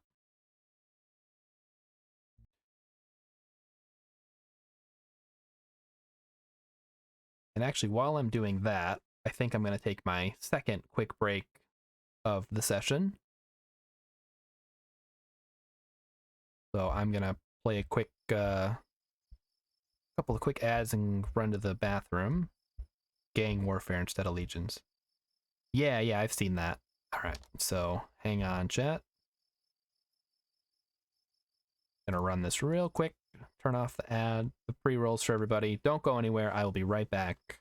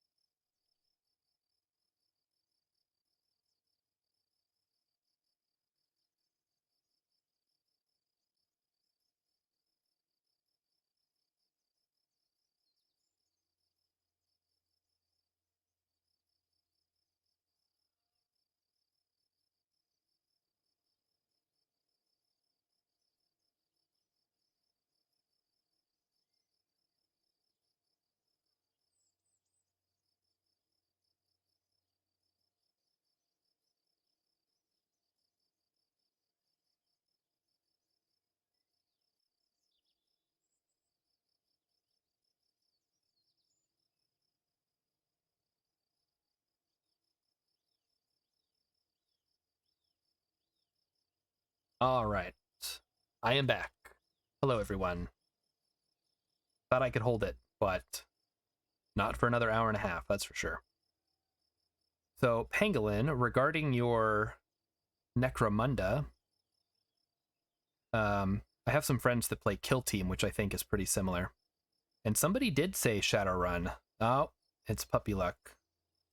Yeah, I was just mentioning if anybody else liked tabletop RPGs. And what was this about?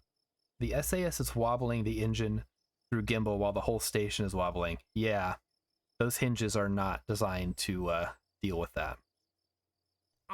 So explore the Mun. Dock 2 vessels on or around the Mun. Okay, we can do that. Plant a flag on Eve.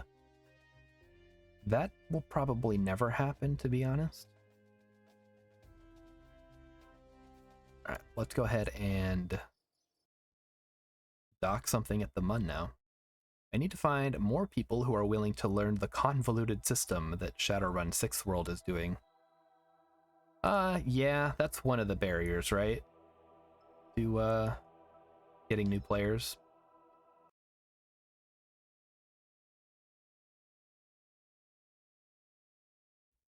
One of the issues I run into is that I play D&D 3.5 edition, and basically everyone has either moved on to Pathfinder or 5th edition. So I essentially have to teach people a new system, an old new system, a new old system, however you want to think about it. All right, so we need to get Valentina back to Kerbin, and then we can... Oh, too much. 3.5 was dope. I know, right? I try to convince people.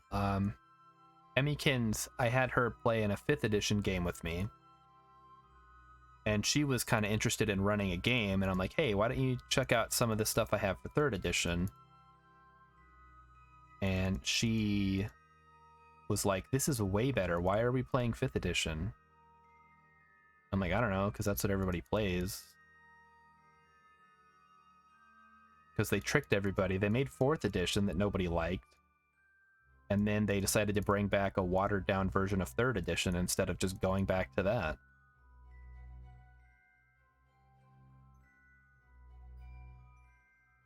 Someone mentioned Cyberpunk and summoned me. Yes.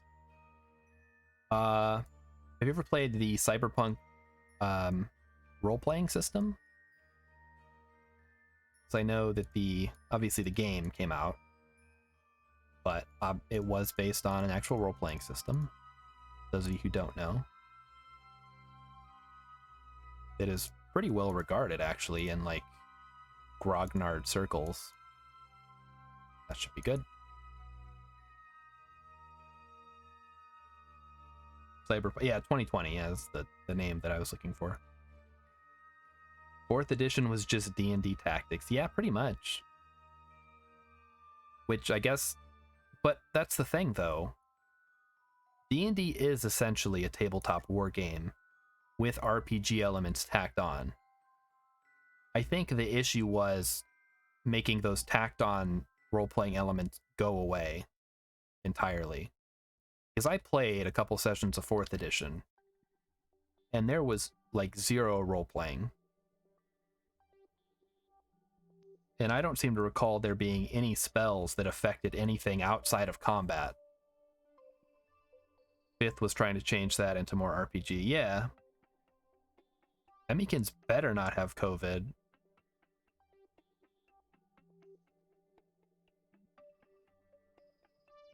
I think that the issue with D&D mostly is that it's a tabletop war game, which is fine. It's a tactical role-playing game. But it like resents being that. It's like, no, we want to be a serious role-playing game, but also here's all the rules for combat, and it's like 400 pages long.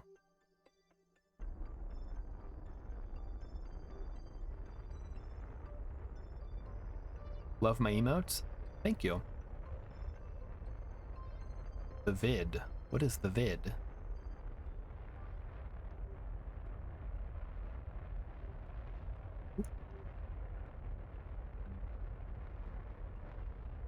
Oh, COVID, the decking section.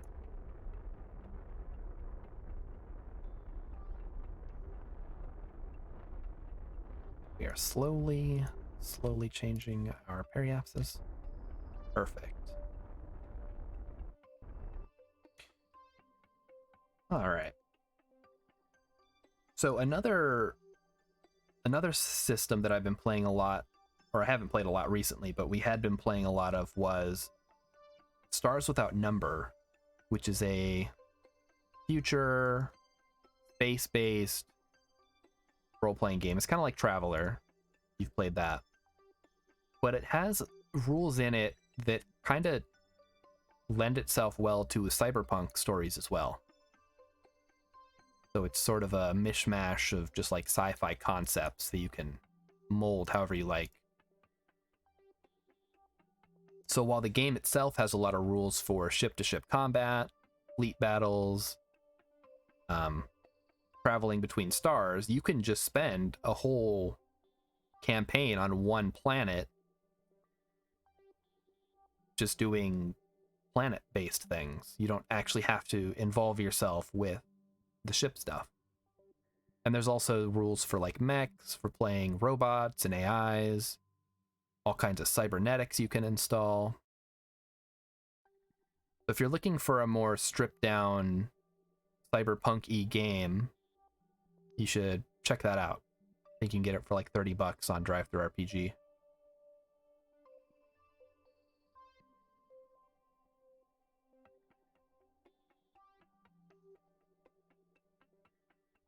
Let's set this up. 5 minutes out. And warp. Is Stars Without Number based on the book? I don't think it's based on anything. It's just a rule system. So I doubt it. There's also a fantasy version called Worlds Without Number, which I also have, although I have not got a chance to play with it yet.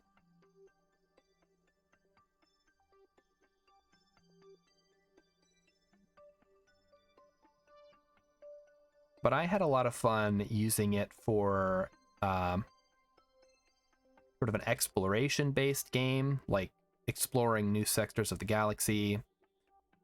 I ran it as like a long-running kind of campaign thing where they went planet to planet trying to do X thing, or I think in that one they were getting back home from somewhere. And so that required them to constantly be on the move, which was a lot of fun. But then my friend ran a game where we were on one planet the whole time. It was like a dystopia cyberpunk style planet. And we never left, and it was a ton of fun. We did like heists and stuff. The book is the rule book. Yeah, there you go.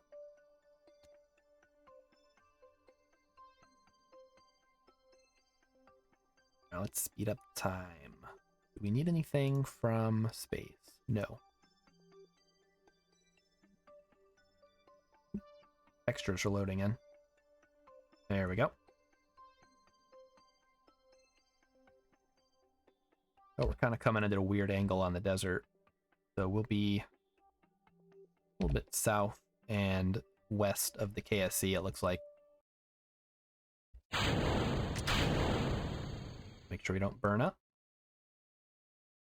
Point side towards... Can't read that. I assume it's like point side towards atmosphere or something. So what are some other... I have Call of Cthulhu. I got all those books because I was interested in running like a horror-themed game, and I didn't feel like 5th edition was going to handle that very well. But I never got around to actually running it, so they're just kind of sitting somewhere around here. And the other system... So I have the 5th edition book. I have Pathfinder version 1, which I didn't much care for. I've got D&D 3.5 edition core rulebooks. I've got stars. Actually, I don't have stars without number. I have worlds without number. My friend has stars without number. We just used his book. And it's called Cthulhu already. So those are all the RPGs I have lying around.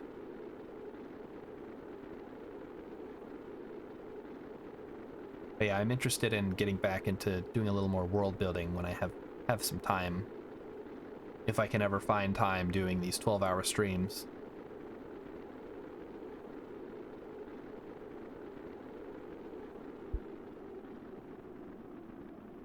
I have 13 or 14 5th edition books. Oh, yuck. Do you like 5th edition? And the collector's edition of Shadowrun 6th World. That's pretty cool. I have my issues with 5th edition. There's an old point-and-click adventure called Simon the Sorcerer. In the game, you come into a hut and see like 5 gnomes playing officers and accountants. That's a good one. I like the occasional nod in a fantasy world like that. Like monsters are playing like humans and whatever.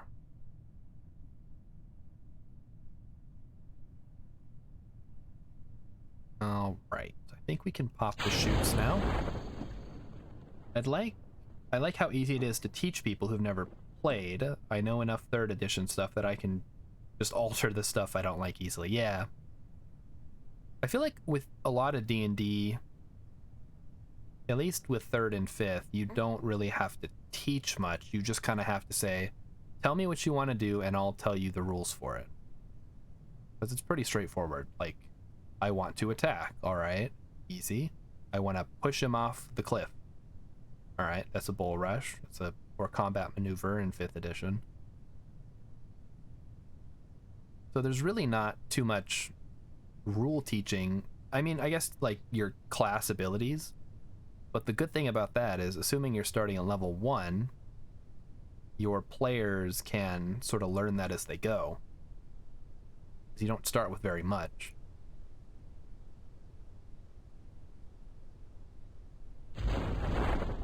But yeah, there's definitely, like, I think one of my biggest issues with 5th edition is advantage. It doesn't feel rewarding when you get it. Like, in 3rd edition, getting, like, a +2 because you have a reason to get a +2, that felt like you'd planned it out. With advantage, it just seems like, oh yeah, sometimes you get to roll an extra die and maybe it'll be high and maybe it'll be low. What difference does it make? And yes, statistically, it's like a +5.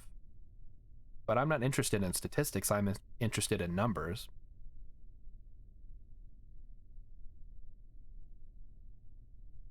So, yeah, that's one of my issues. Obviously, some people like that it's simpler. There's less, like, math you have to do. I remember we were playing Pathfinder, we kept calling it Mathfinder because I had this notebook of all the different bonuses I would get depending on how I was attacking.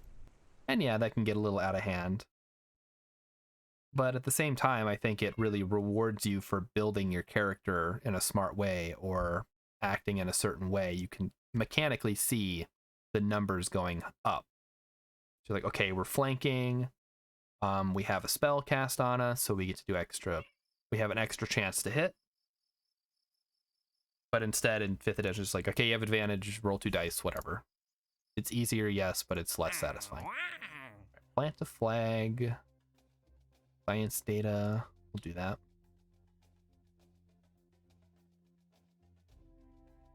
And we have John Lee here. I guess we can grab John Lee while we're out.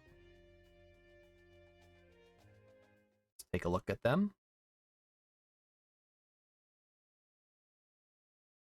So hopefully after we get these this Mun stuff taken care of. John Lee's wreckage. All right. We can go ahead and go back to Eve because I really wanted to launch those probes. I've also been looking into trying out the new Call of Cthulhu system. Yeah, I really want to play that at some point, but nobody wants to play it except Emmykins.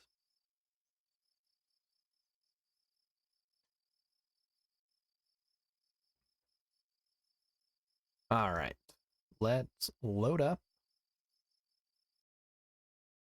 the thing. I want to do some more horror-based stuff, maybe even run a horror-based Shadowrun game. Yeah, that could be fun. I know there's like a future Cthulhu supplement that's like more cyberpunky. I don't know much else about it though, so you'd have to look into that.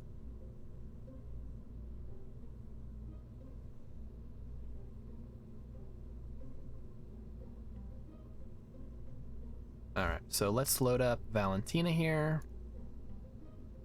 Just a quick routine trip over to the Mun. Not a problem.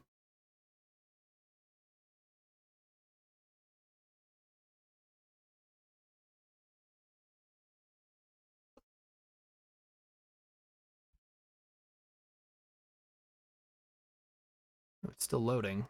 That's interesting. There we go. All right. So let's get everything set up the way I like it. Want to see the thrust away.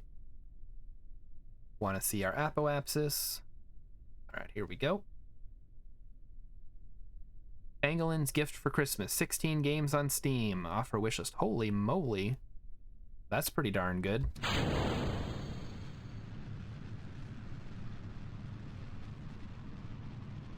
We're going slightly east, as always. I got a little wobbly there at the beginning for some reason. Sales are dope. If you guys are, for anyone who doesn't have KSP yet, it's $10 on the sale. At least give it a shot. Like, it's pretty fun. Even if you don't do very much in it, it's cool to just mess around in sandbox mode. Try launching rockets.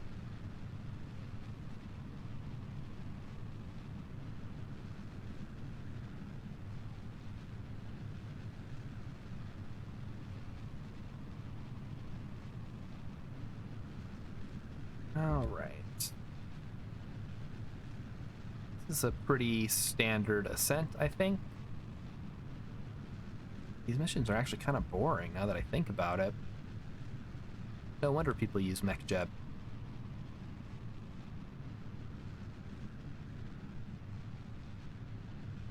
Wait, did anybody ever say what movies were coming out next year that were exciting?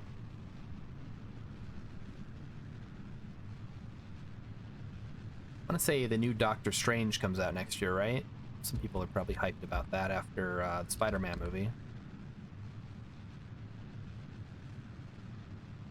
And what else? What else?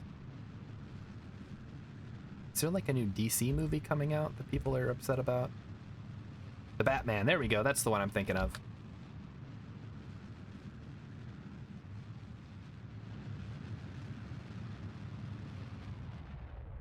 Anything comic related, yeah.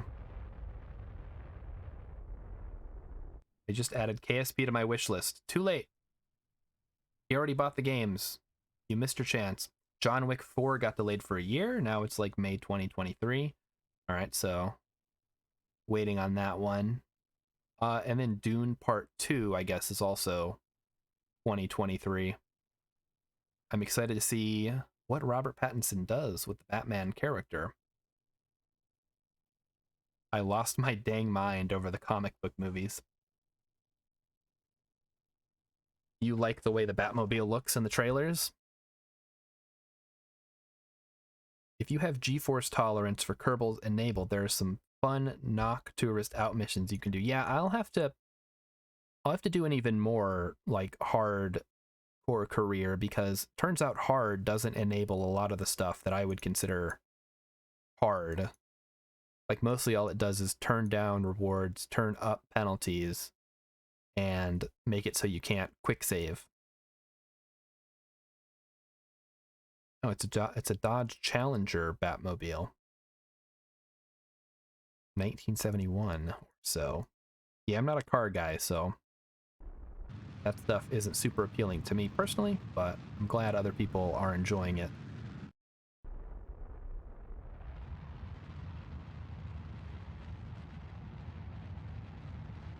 Pangolin is also excited about Batman and Doctor Strange on the Multiverse of Madness, which is going to feature everyone's favorite character, Wanda from the hit TV show WandaVision.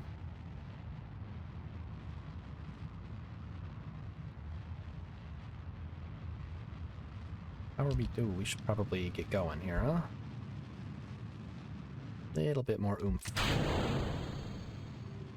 Ah, there's the music. Always nice to hear.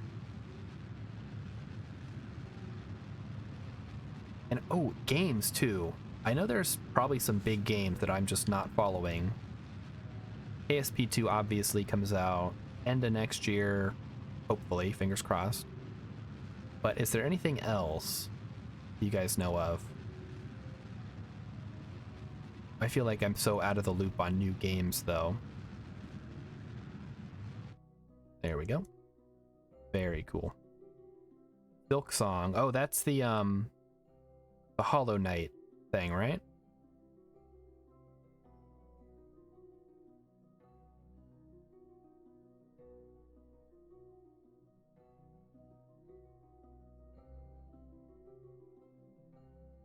Baldur's Gate 3. We'll see. Finally making a sequel to 20-year-old game. We'll see how it goes.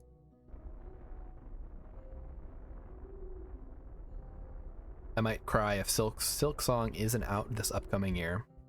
Silk Song is the Hollow Knight. Oh, it's a sequel. Okay.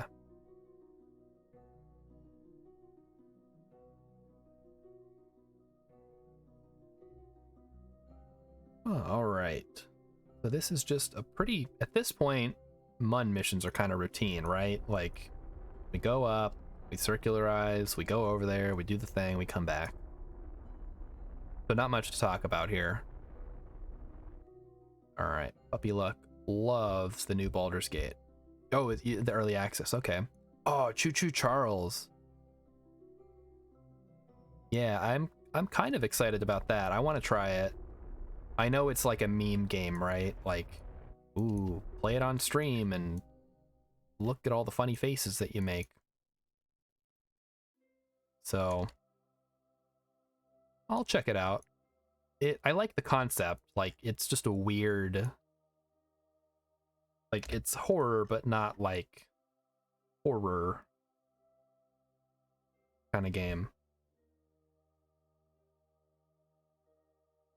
And some of the smaller games you've been following will be coming out, hopefully. Yeah, like I said, I haven't been following like big games, and I haven't in a long time, honestly. Like, It Takes Two won Game of the Year, and it barely registered on my radar that it even came out. You'll be playing Choo Choo Charles on my stream. So yeah, if you don't know, I think Pangolin might have got a shout out earlier. Pangolin plays platforming games mostly. So if that's your style, go check her out. And I believe she just got affiliate, so, or is about to, very close. Alright, so hopefully some emotes in the future. I hope they release the PC version of the new Horizon game. Oh yeah, so I never played Horizon, what's it, Zero Dawn, right? But I saw some people streaming it. I saw some people reviewing it on YouTube. I'm like, oh, this looks kind of cool. I didn't realize there was so much lore behind it. You have doubts. Uh-oh. Created a fan music. That's awesome.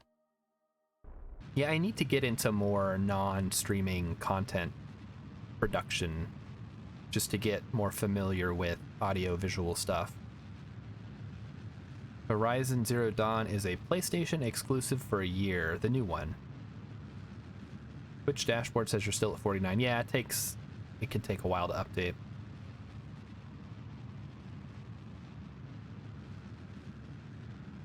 So it's kind of like Breath of the Wildy, right?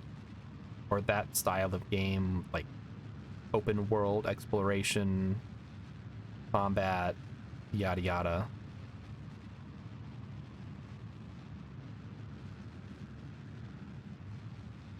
The game is beautiful, and I love the creatures and weapon designs in it, and the story is pretty dope.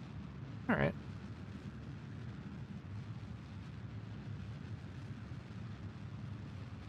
So we should be approaching the Mun. Make sure we're getting a good orbit here. We're going to want to close in on John Lee first. Rendezvous with them. And then... Oh, wow, this is like perfect. Spot on. It's a little bit close for comfort. You might want to back off on that, actually. There we go.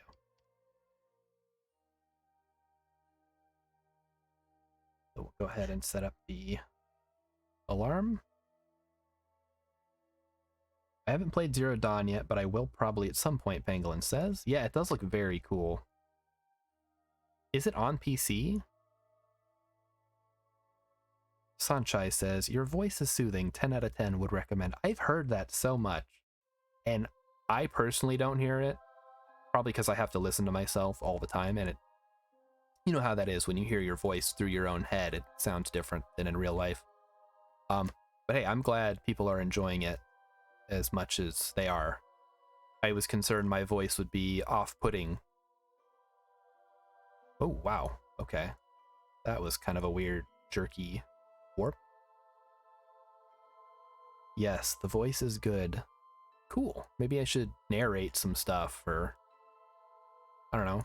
On Tuesdays, I actually do non-game content where I mostly read weird internet things, whether that's SCPs. Last week I did weird WikiHow articles, like how to cosplay as a dog. People seem to enjoy that. Sometime in 2023, Horizon Forbidden West will be out on PC. I don't understand people who don't like their own voice. I like my voice. It's not that I don't like my voice, I just don't find my own voice soothing. Probably because, like I said, I have to hear it all the time, and it sounds different when it's through your head. Puppy Luck cosplays as a dog constantly. Well, you should head over to WikiHow and update the article a little bit, because it looked like it could use some holes filled in. The other, so we read a couple of articles. The highlight was how to touch a girl. And I'm not kidding, that's the name of the article, How to Touch a Girl. And it was very, let's just say off-putting and creepy to read through. But I think everybody got a bit of a kick out of it. Phrasing. I did go to Eve. We currently have a station. The station is in orbit. Unfortunately, because we put the probes on there, it didn't count for finishing the mission. So we're going to have to send another Eve mission in the future.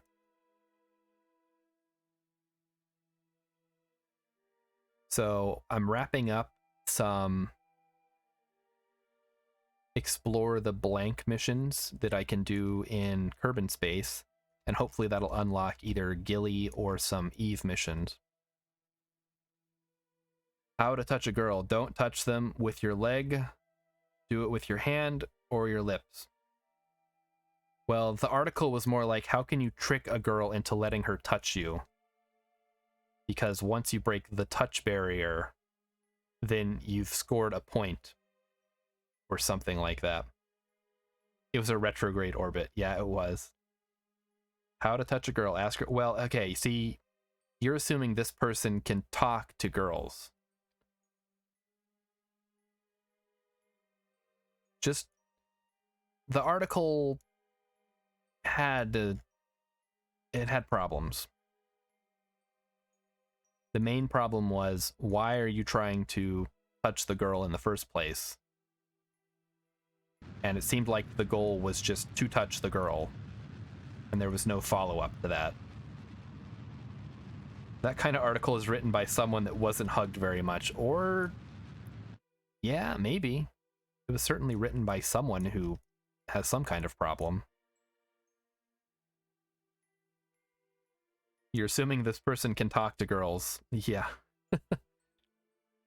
What were the examples? Like, do activities so that way you have an excuse to touch the girl, like dancing or tandem skydiving.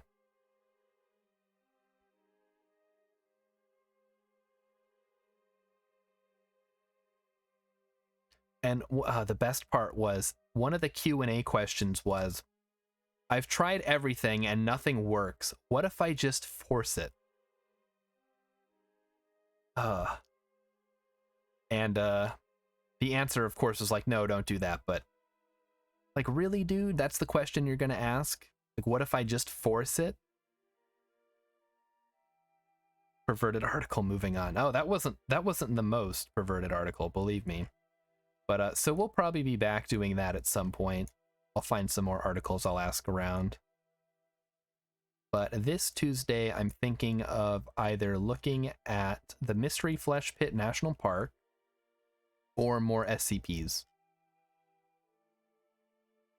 All right, what are we going the wrong way here? All right, we'll let it go around once. Those kind of articles make me feel queasy. Yeah, Flesh Pit is cool. Admiral Fluffy knows about the Flesh Pit. What times you stream? This is gold. The schedule is somewhere down there. But I stream Central Standard Time, US Central Standard Time, 6 to 10 or 6 to 9 on Monday, Tuesday, Wednesday, and Friday. But yeah, the schedule is up to date and it is accurate. I am very punctual. If it says I'm going to stream, I am going to stream. Come hell or high water. And Pangolin, it's not so much that they make people feel uncomfortable, it's just that they're just so fascinating and weird that you have to wonder why they exist, who is reading them, who is writing them, and why do they have such great comedic timing? Although I think that last part might be added by me.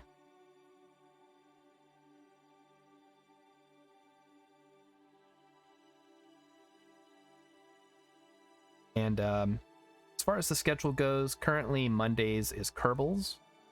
Wednesday was RimWorld. It's switching to Oxygen Not Included because me and RimWorld are having some problems. And Friday is kind of whatever. It's been Monster Rancher the last couple of weeks. I played Spelunky 2 last night, which was a lot of fun. Well, a little bit of fun. The comedic timing is all you. Oh yeah, absolutely. You don't have a... Yeah, definitely. If you know what times you're going to be streaming, having a schedule is so important. Because people want to know. As we have an example, Sanchai here. Wondering what times I stream, and I can let you know.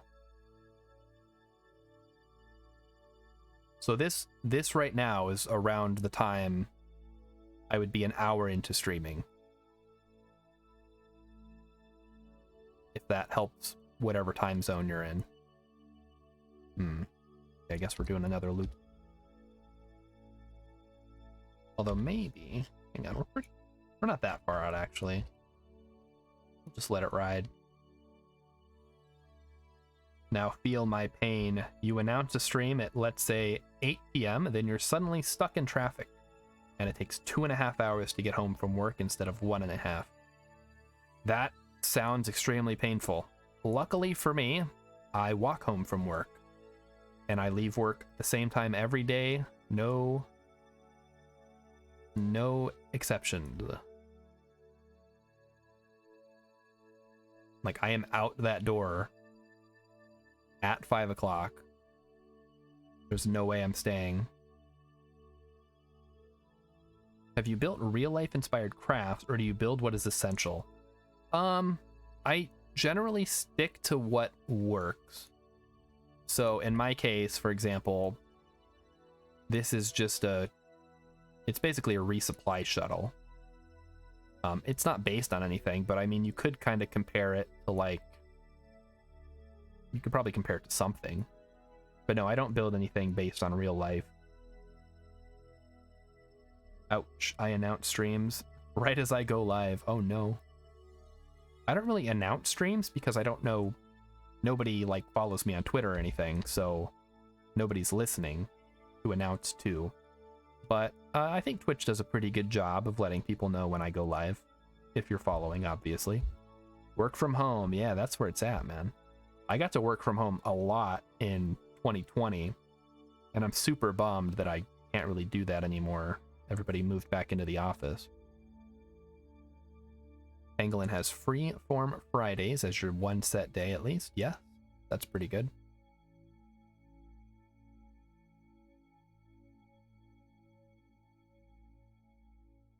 But yeah, having set times is very important, I find. A lot of the people that I watch don't really have set times, like they have like windows of time. Some people I watch just stream whenever, and it's very frustrating to wonder when the next stream is. So I strive to not do that. You always know when my stream is going to be. It's all about control. They don't like people in their underwear, I guess. Well, the main thing was we switched to a new system, so everybody kind of had to be in there working on it for the year, but then now that we've got used to it, it's hard to like convince everyone that we can go back home. All right. Oh, I think we need to actually adjust our inclination here. Let's do that.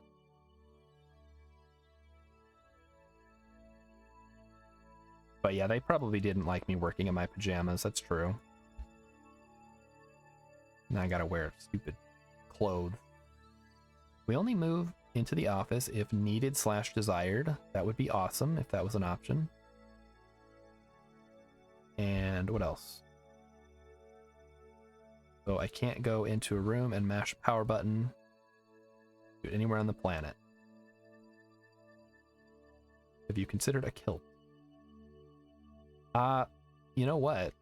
I know you're asking I'm in timeout about the kilt, but I actually kind of, I don't want to say asked about this, but I pointed it out to some of my lady coworkers. I'm like, you guys don't get it. I have to wear pants. You guys can wear a skirt or pants or shorts or open-toed shoes or whatever. Like, the dress code for guys is so much more strict. It's not fair. I don't like it. I want to come in wearing yoga pants and sandals. Like, come on. All right, so Adamontage says, I changed my work this year from a startup to the biggest bank in all of Russia. They don't really like remote work these days. They only allow like 30% to work remotely, but they pay very well. It's a gigantic corporation. So yeah, play their game. Yeah, if they're paying you enough to be in, then so be it. I don't really feel like I get paid enough to have to come in, but whatever. Berks and a toga would be great. I would love to wear that into the office. I'm in favor of having a dress code that's unisex. If a man wants to wear yoga pants, let him. Exactly, that's a little bit of equality goes a long way.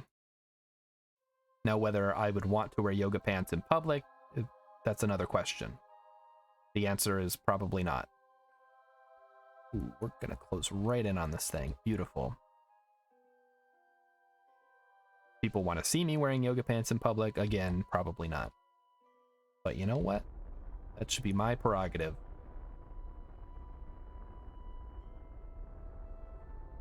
Is Adamontage Russian? That's a great question.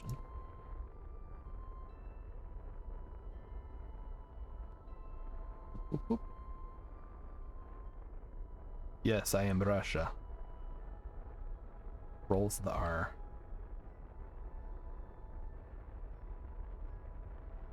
Yeah, I feel like anytime I say something, I say Russia, I'd have to do it in with like the little accent.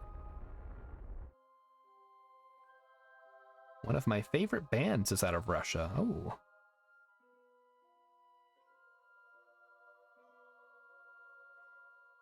My Wi-Fi uniform is sweatpants, t-shirt, and flannel. That sounds great. When I worked from home, I literally just wore pajamas all day. Like, I get out of bed, work in pajamas. Because we didn't do video calls or anything. So I didn't have to be presentable. And then I was going into the office like 3 times a week. Slaughter to prevail, okay.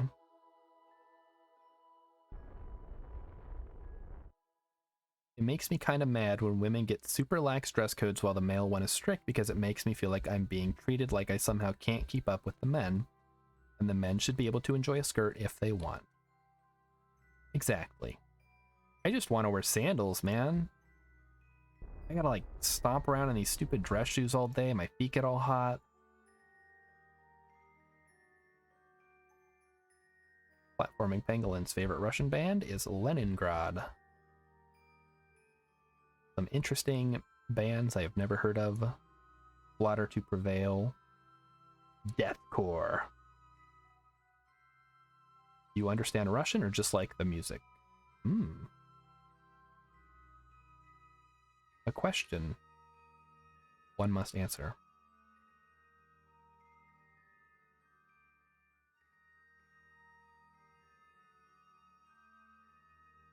Let's see what they have to say. Ooh, we got a... I don't know how this plane wreckage got all the way out here, but way to go, dudes. This thing, Mark II cockpit. Just out here around the mun. What were they testing exactly? We got another engineer. Ah. Alright. I guess.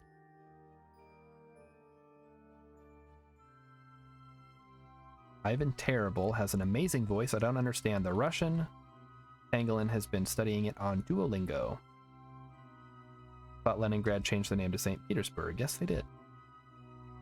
That is, of course, the city on the Baltic Sea, right? Between, like, Finland and, is it Estonia at the top? I never remember the order.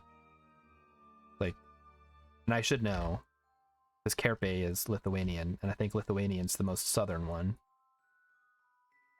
Oh, crap, now I don't remember. Somebody tell me the order from north to south.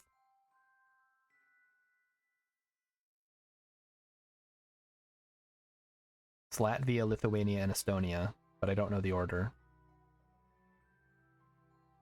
No, we cannot. Cyrillic is beautiful. I was just talking to someone about Cyrillic, actually. I don't remember the exact context. And how difficult it was to learn Russian. Because it's easy to mix up the alphabets, because they look similar, but they make different sounds. From north to south, Finland, Estonia, Latvia, then Lithuania. Okay.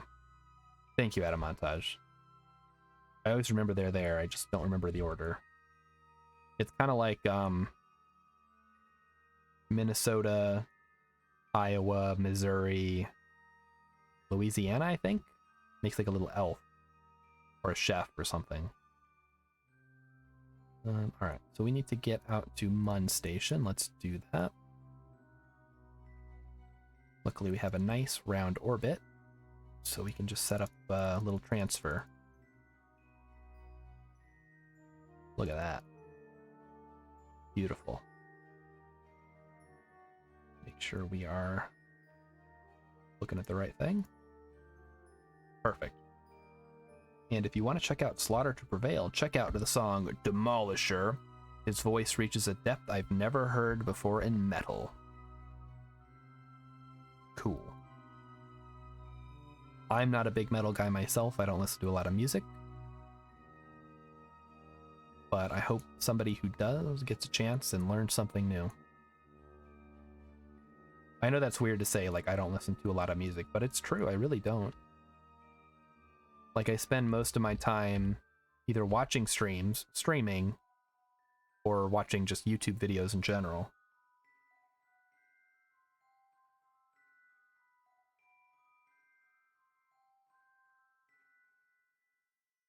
All right, we'll just speed up and do our little burn. A 1 second burn, huh?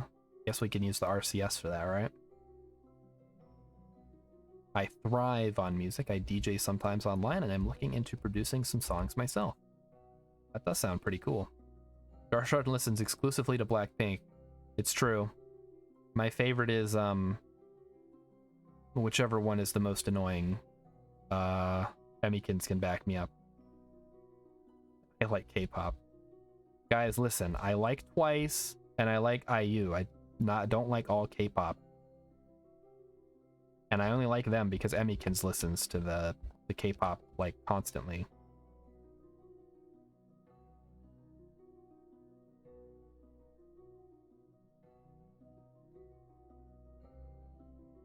Do you mind if I friend you on Twitch and occasionally ask you for help with Russian? That's on you guys. Alright, something of an experimental bass lover, but I want to push in elements of metal for fun, electro swing, and see where I get. Well, puppy luck? Good luck with that. I have dabbled in a little bit of music myself, and it is a world of worlds.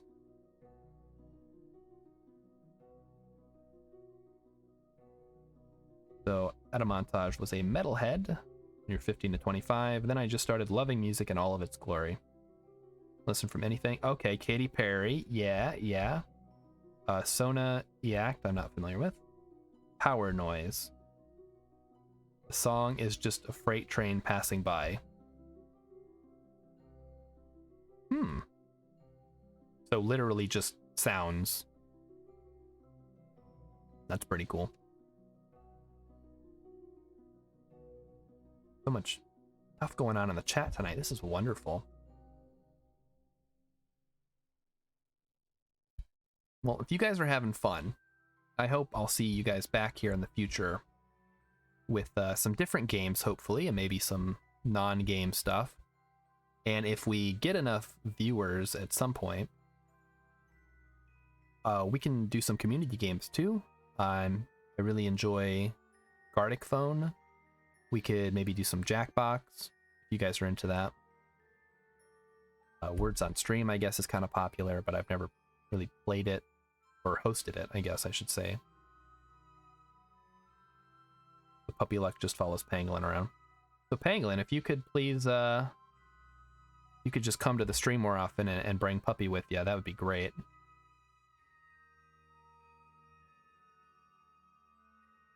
All right, because I love talking about RPGs, sort of like getting different perspectives on them.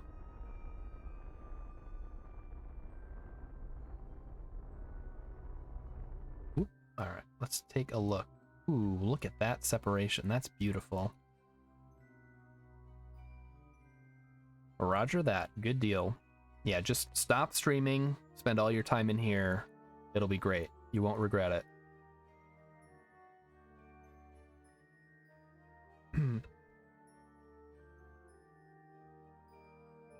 All right. Hey, we're heading into the last hour here, guys. You can believe it. I think my voice is starting to go a little bit, so it might be a little quieter for the next 45 minutes, but don't worry, everything's all right. I've been drinking water. Out of montage. I'll be happy to get back. Unfortunately, Americans usually stream when I sleep. I mean, you're watching right now. Are you supposed to be asleep? And yeah, I have the same problem with some of the streamers I watch. Like, there's an Australian guy. I've got people from the UK that stream. Luckily, they stream when I'm at work, so I can kind of watch there. And it's that's time zone stuff, right? So Puppy Luck also does medieval reenactments, LARPs, leatherwork.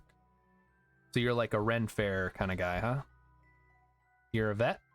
Wait, like a okay, are you a animal vet or are you a military vet?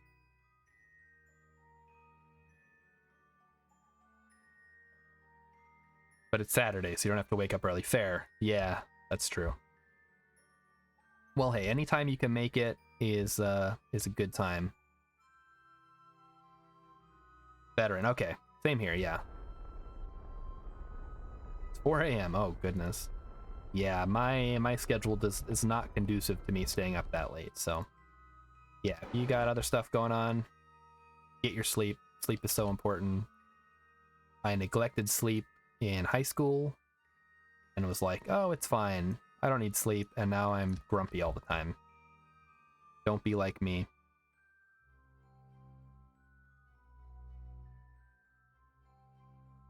All right, let's slow it down. Slowing it down. Sleep is overrated. Cliffy's here. Holy moly, we got the whole gang in here. Cliffy, shouldn't you be off at a magic tournament somewhere?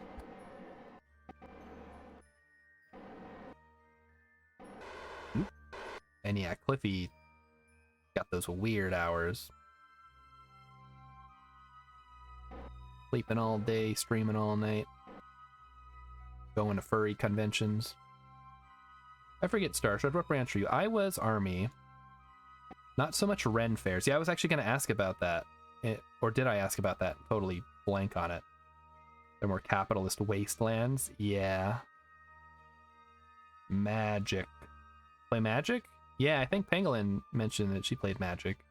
I play on Arena exclusively these days because it's free. Obviously, you don't have access to, like, Vintage and Commander.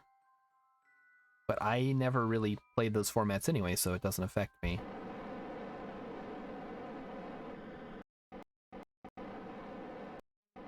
Dingy! Oh my... Dingy, isn't it, like, 3 in the morning there? Puppy Luck was a Calf Scout. I was an Arabic linguist. Been playing Vintage Cube all day on Magic Online. Puppy Luck plays Commander. Yep, that's the that seems to be pretty popular thing. Like I only play Commander. It's late, however, it's Sunday, so it matters not. That's fair. I love me some days off, right? Well, the 12-hour stream has been going super well. We got the gang all here. Chat's been popping off. I can't even keep up sometimes. My voice is holding up, hanging in there. I got about 40 minutes left to go. And then I'll finally be able to eat some lunch/dinner, which is now stone cold, of course. But that's okay. I enjoy the old 60-card decks, but now Commander, because that's what the friends and husband play. Yeah, that's the thing, right? Like, why do you play Magic? Because that's what everybody else plays. Why do you play Commander? Because that's what everybody else plays. It's just the advantage of being the biggest game in the biggest format. Pangolin has a ridiculous Sliver Commander deck. Ooh, that sounds pretty brutal. Augers. If it wasn't Christmas, I would have been here. I'm glad it's gone well. Yeah, no worries, man. I hope you had a great Christmas. I hope you got some awesome presents. Or gave some awesome presents. Whichever the case may be. Alright. So we are closing in on our target here. Oh, this is another one with the arms, isn't it?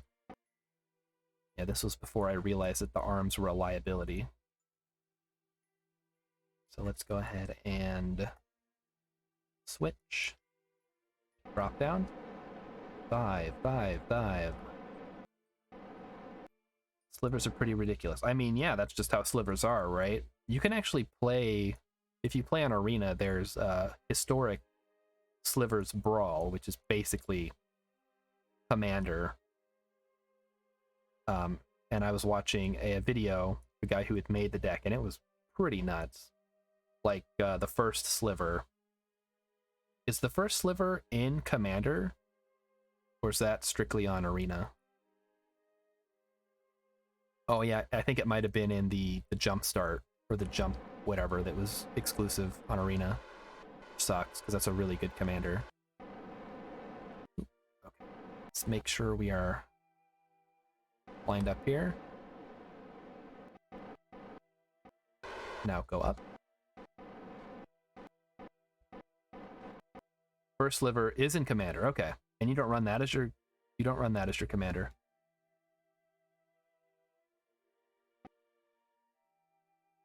Yeah. If Emmykins isn't here to respond, although she is, there she is. Yeah, she wasn't doing great this morning, so good to see she's feeling better. She has all 5 legendary slivers. First sliver, Sliver Overlord, Sliver Legion, Silver Queen, and Sliver Hive Lord. Alright, and I'm assuming you run a bunch of shapeshifters in there too? Because there's obviously not like 50 slivers you could run.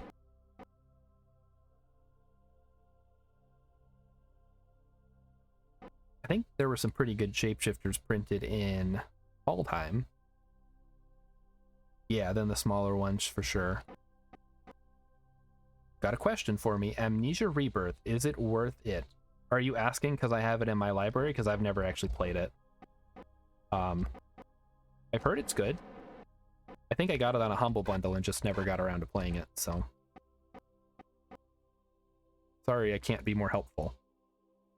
Oh, slow down. Let's turn on the fine controls here. Nope, all slivers. And 1 changeling and a wizard. Fair. Just 1 changeling, huh? Hoping you play it, I'll make a judgment call later. Yeah, just check the reviews, I'm sure. My trick for Steam reviews is to check the negative reviews, because those will say if the game is the problem or if the people reviewing it are expecting something different than what they got. So that's the best way I found to do that. All right, let's see if we can't get a little bit of... I wish there was a better way to do this. And by this, I mean transfer fuel without transferring all of it. So Pangolin's got a bunch of extra slivers. All right. So we did the milestone. All right. Let's head back to KSC.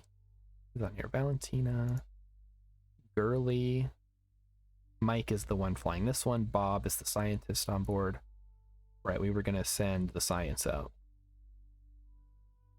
Oh, we don't have a lot of science, though. Oh, we never sent... No, we didn't send Minmus science. That's right.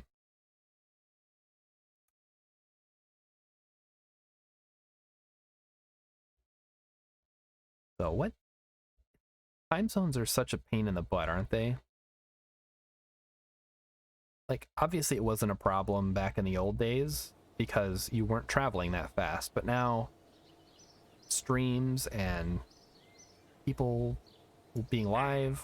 Oh, explore Eve. Yes. Gather scientific data from Eve. Done. Plant flag. I don't think we care about that.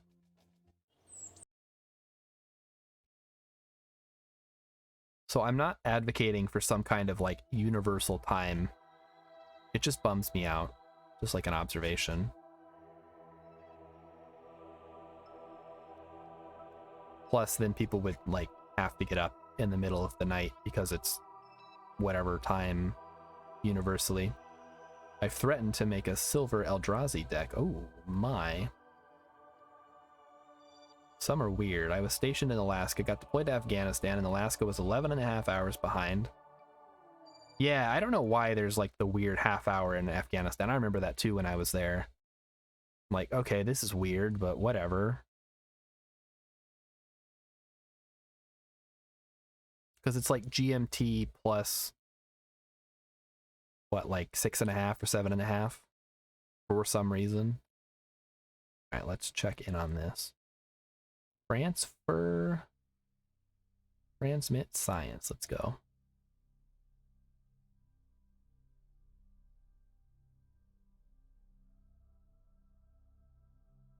Transmit. Come on. There we go. 499 science.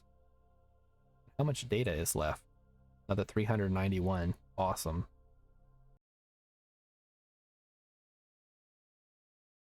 Been the base strategy for me. First, check the negative reviews. Yep. I saw so many negative reviews for the new Matrix. Everyone just kept saying the action is bad and slow. The characters are stupid. It's not the real Matrix. Come on, you were just expecting different. Yeah. So that's kind of how I judge things, and I definitely agree. Like, I wish I could give some examples I remember, but sometimes it's like, this game is too hard. All right, that's not really a review. This game is too short. Okay, that's fair. You know, depending on the price.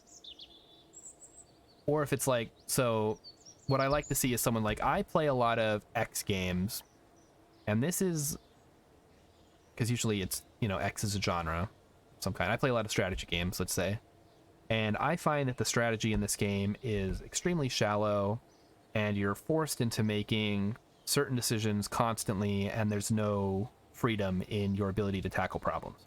That's a good review for like a strategy type game. Like, there are only a few builds that work. It's very boring and repetitive. You're not going to get a lot out of this. That's the kind of review I look for usually. Terminate John Lee's wreckage. And let's head over to the Eve station and send back some science. The Matrix Resurrections is amazing. Yeah, that's like, either people love it or they hate it, I guess. If they don't make a new Matrix game after the Unreal Engine 5 showcase, I'm going to be pissed. Dingy. I know, I watched that. I'm sad that that wasn't really a game, but the graphics, you can't argue with that, right? Like, those graphics were pretty sweet. Right, let us send a crew. Oh, we currently do not have a connection back to KSC. Why not? I think we're on the far side of the planet. Let's take a look. Could barely tell it was a game. Yeah, I thought it was just a movie. All right, we have just a teeny tiny connection back to the thing. We're gonna have to upgrade at some point.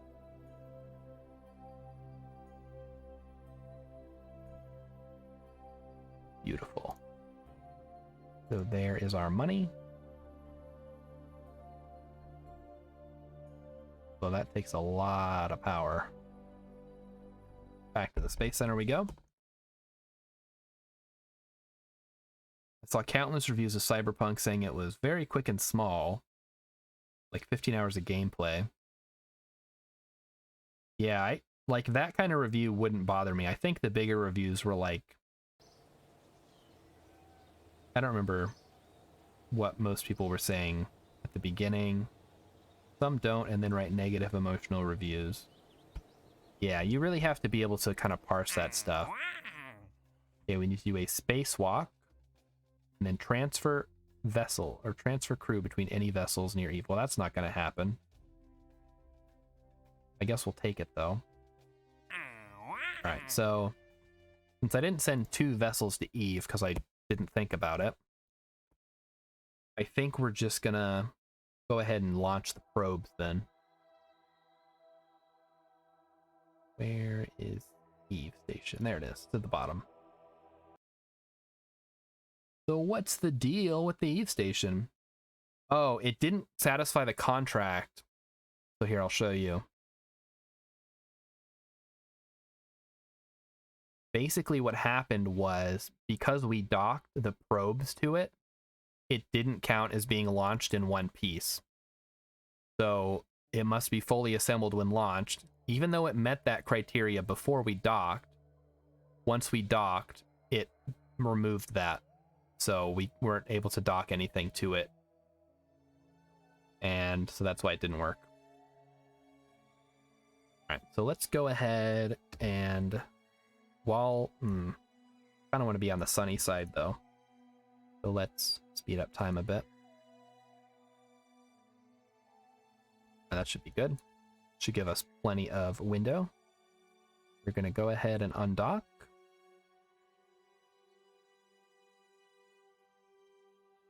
Oh, I need to unhibernate, I guess.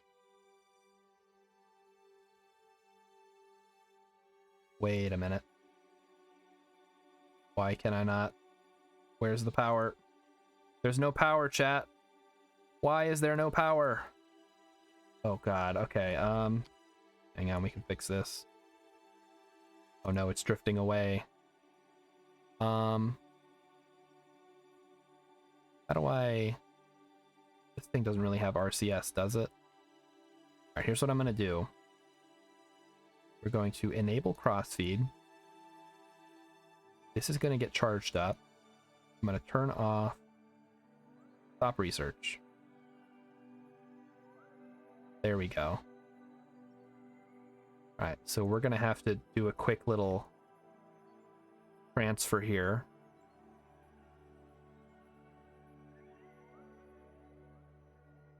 Can I turn this one on at least? Oh no, this one too?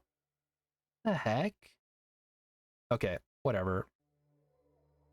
I can't... Oh, I can use an engineer to fix this, right? I can just extend one of the solar panels.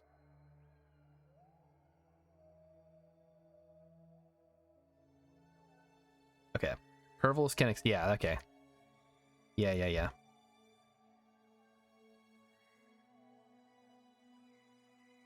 Can I put them back? No, I can't. So once it's out, it's out. So one of those panels is going to get ripped off in Eve's atmosphere, unfortunately. But that's just going to have to be how it is.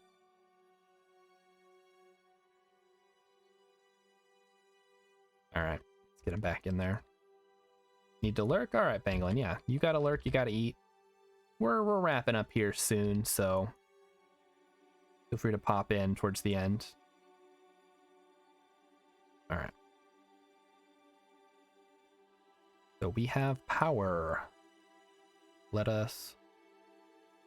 Hibernation off? Oh, yeah, hibernation off. Alright, first thing, we gotta dock this thing back up.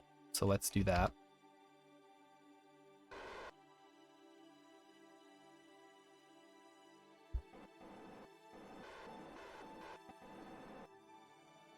Make sure we're pointing the right direction here.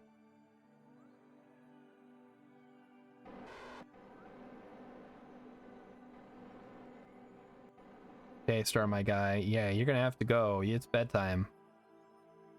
So I hope to see you sometime this week. Whether you're streaming or I'm streaming. Apollo 13 headline. Failure was not an option. Yeah, no, obviously I don't want to fail this mission. But the being down one solar panel is going to be a bit of a bummer. I'm going to be honest. But I'm hoping I can work through it. I don't know why the power wasn't charging on those batteries. I think I might have had crossfeed disabled.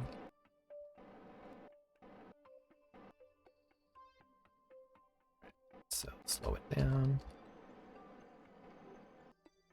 That should just dock up, right? Be a little funky, but whatever. All right, there we go. And then we'll switch back to this guy.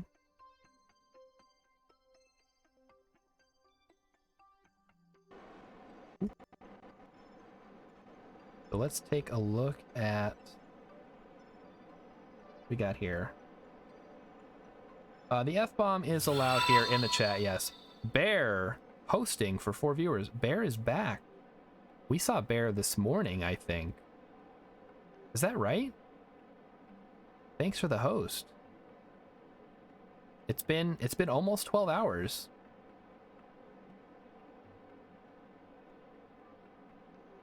All right, so this RCS should be enough to get us into the atmosphere. And did I answer? Yeah, the F-bomb's allowed in chat. I try to avoid saying it on the stream just because. Try to keep my my outburst to a minimum. Okay, so we did that. We did that. All right, now we're gonna switch to retrograde. Try to land on a surface instead of the Explodium C. I mean, I think we've got a pretty good shot at it here. Oh, maybe not. We might need to start. Let's slow it down as much as we can. Use the RCS up. I should extend the... Maybe not extend the antenna? I don't know.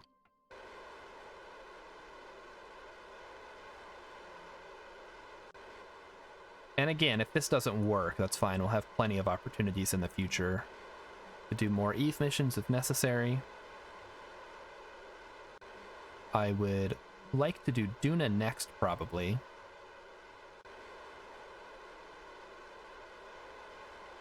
But the game seems to really like me hanging out around Eve. Let's make sure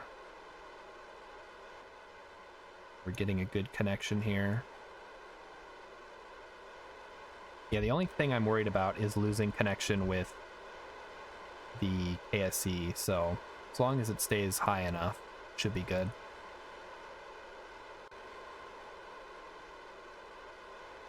Slowly, slowly. Getting down to the... I don't know. I wish it would tell me where on my path I was gonna collide with the atmosphere, but I guess it's probably fine.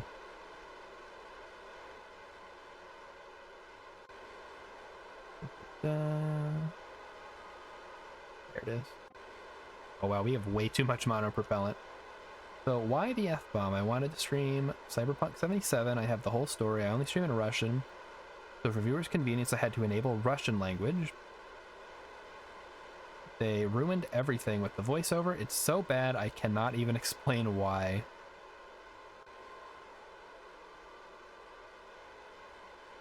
So you put on... Okay, so they messed up the Russian voiceover work? Is that what you're saying?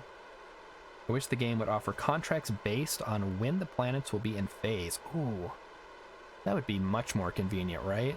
Like, hey, Duna's coming up. Why don't you send something there? Like, yes, thank you, game. That would be much more useful than whatever it is I'm doing now.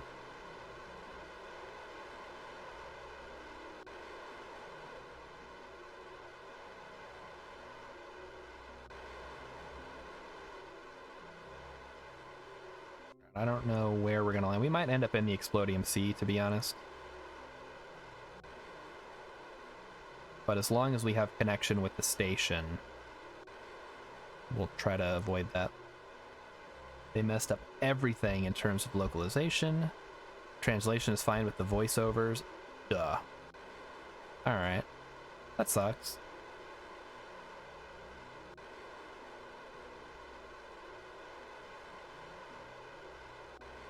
I haven't played Cyberpunk yet. I was kind of holding off for the bugs and stuff to get fixed and whatever else. Wait for like a big sale. Localization.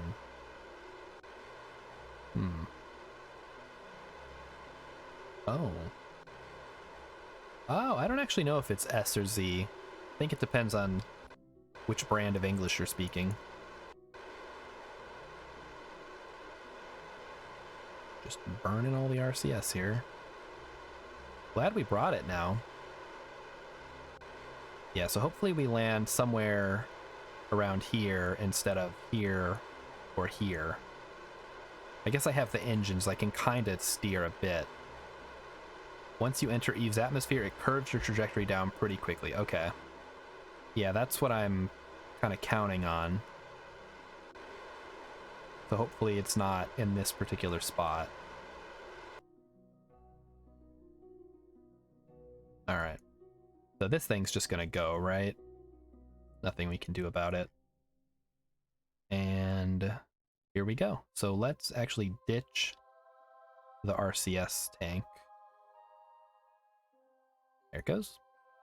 Alright, goodbye, RCS. Thank you for your help. But now, great, it's time for me to go. Uh-oh. Okay, well, hopefully we don't come in the, like, one spot of Explodium. We've entered atmospheric flight above Eve. Google Translate says it's mostly Z. Okay, then. Alright, so it's just bad. Low signal connection. Yeah, that's fine. It's 24%, so as long as the Eve station has a route back to Kerbin, we should be okay. You would arm parachutes? Alright, fair.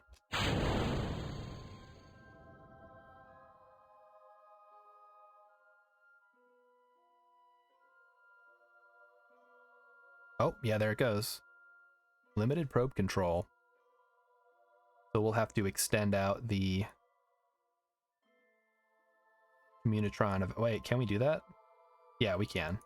Limited probe, right?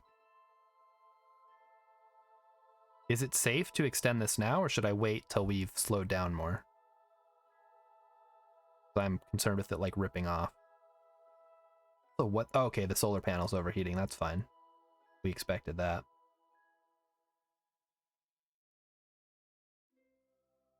Yeah, that thing is getting hot. Look at it. Arm. Wait. Wait. Okay, wait for the antenna. That's fine. Ooh, boy. Alright, so hopefully we have enough power to get us through the descent. And now I'm concerned I should have added more ablator. Now let's take a look at our trajectory here.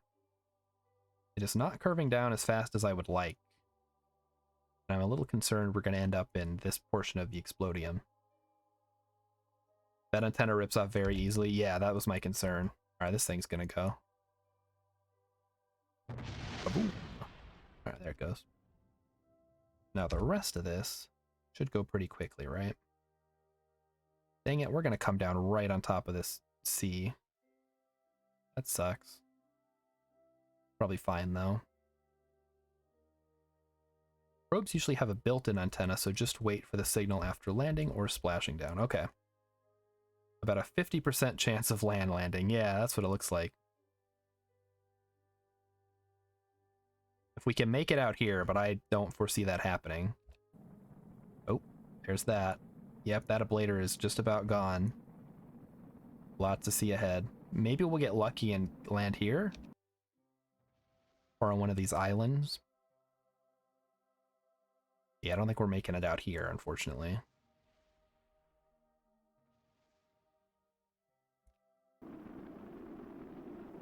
Alright, let's see how quickly the heat shield heats up after running out of ablator. Oh, it's going alright.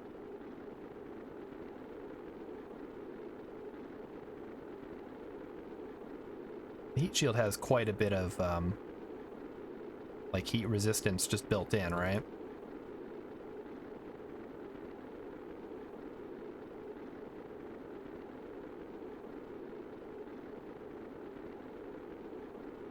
We might make it.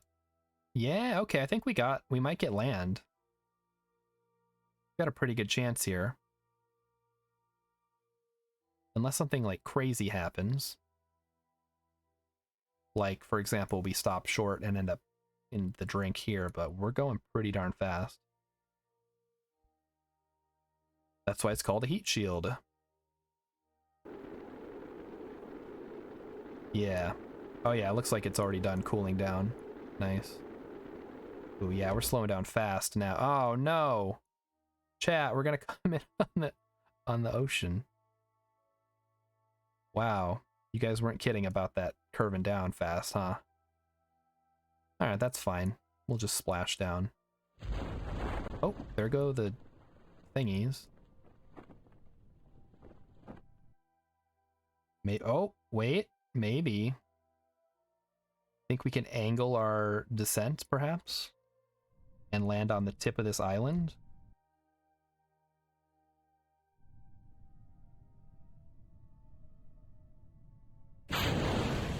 Oh, okay, there goes the heat shield.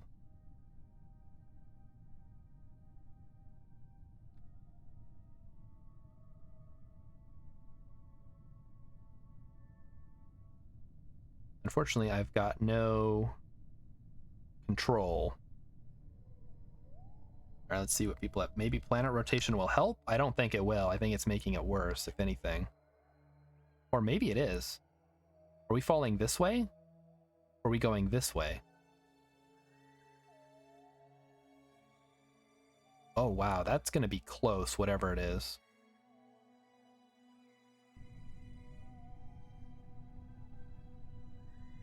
Alright, we're coming down. We're coming down.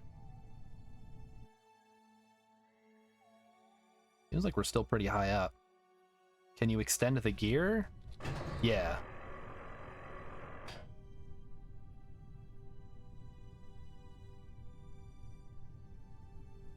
Does a boat sound worse than a lander? I vote no. I mean, it's not going to be a boat. It's just going to flip over and be useless.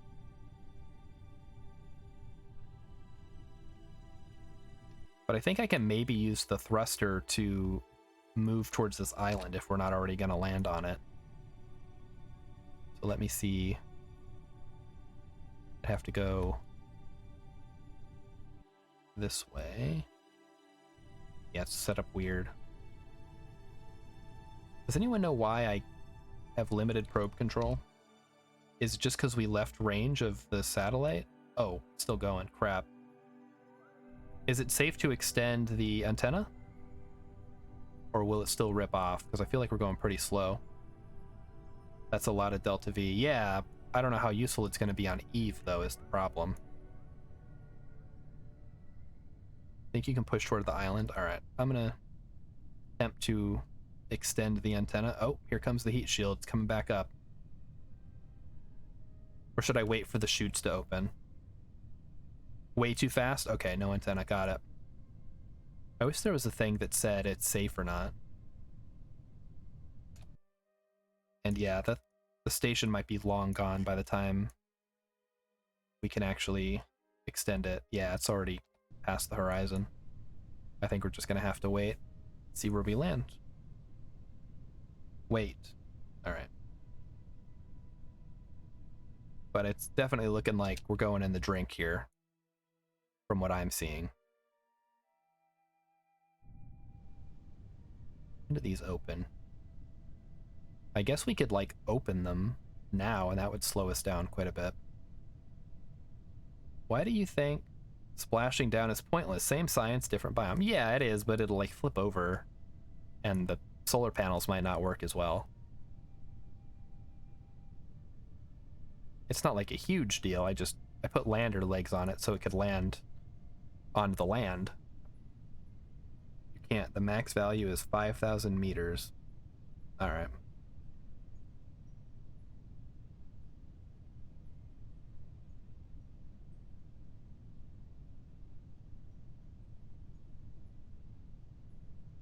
So now we just play the waiting game.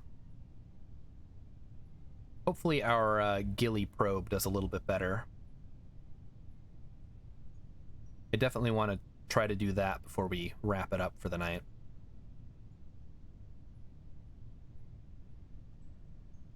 So we've slowed down quite a bit. This ended up working pretty well, I think. We could probably safely time warp here. It'll open at 2,500 meters. Just watch for that.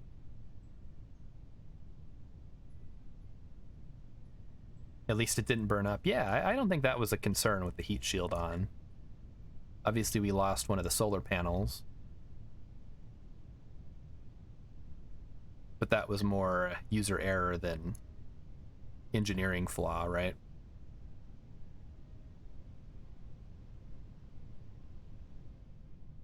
Doo-doo-doo. Yeah. So close to the island, too. That's alright. We'll get the science we got and do whatever with it.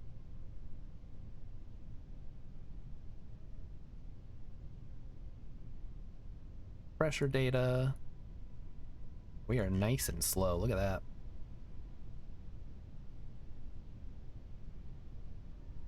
Now the question is, are we going to be going slow enough without the rocket to actually... Gonna be close, I think. We'll see how much it slows down by the time we get nice and low.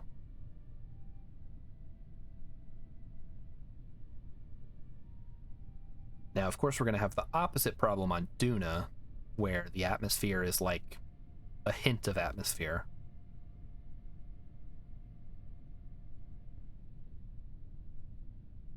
And let's see where the station is. Yeah, it'll be a while before it comes back around, huh? Does anyone know why this is yellow? I've never seen that before.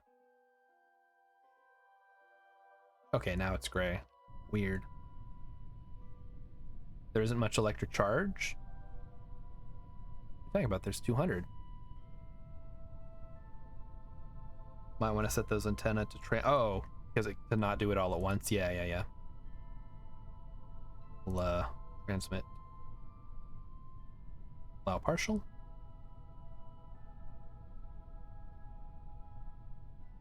Yellow is targeted. Oh. Okay. Usually it's green. 200, but it cost EC. Alright.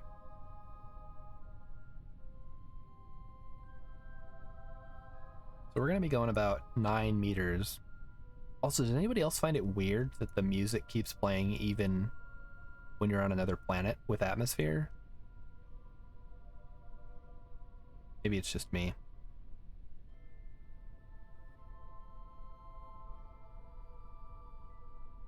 So do you guys think this is safe to splash down without the rockets? Because I don't think I'm going to get a chance to fire them.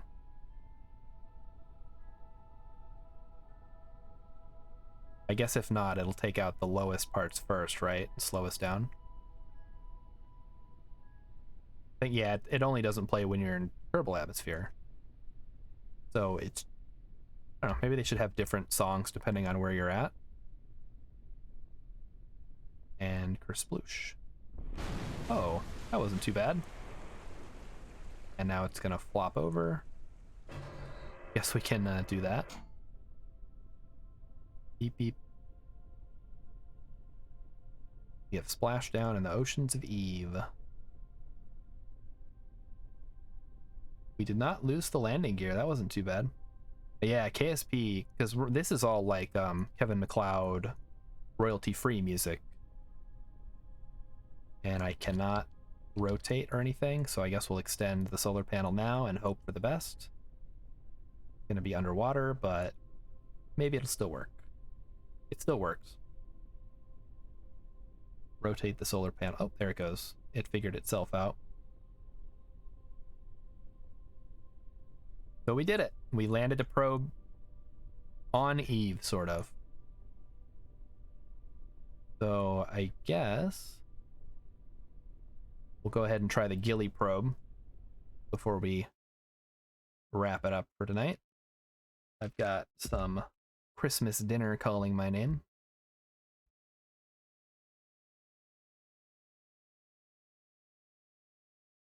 So if you are leaving as well, you got stuff to do, whatever. Thanks everybody for coming out. Super fun having everybody here, having some fun conversations, talking about movies, talking about games, talking about having fun. Curb and Geography is basically an example from the Terrain Noise library manual. Oh, that's cool. And yes, thank you. 12 hours of pure fun. Like, this would normally be what I do on a Saturday anyway, is play games for 12 hours without getting up. And the fact that I'm streaming it only makes it slightly harder because I have to keep talking. All right, so now the question is, how the heck are we going to get this thing over to... Make sure it has power this time. Good, good. How are we going to get this thing over to Gilly? Wait, goodbye. We're not leaving yet. I'm just... If you are leaving now, because it is late, then, yeah. But we still got this to go. We're going to try to at least get this on a course. And yeah, no, well, I'm not finishing right now. No, I want to get to Gilly. I guess that was a little premature on my part. For anybody that didn't want to stick around for the Gilly landing. So, okay, first problem. We are going retrograde. So, this is going to be a little awkward. Oh, I guess first thing is we should change our inclination, right? Get out of there. Why is there still a maneuver?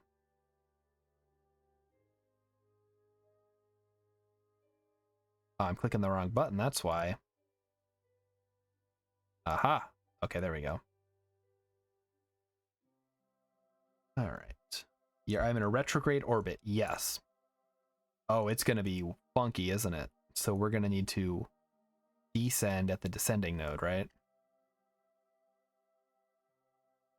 Instead of the way that I normally go.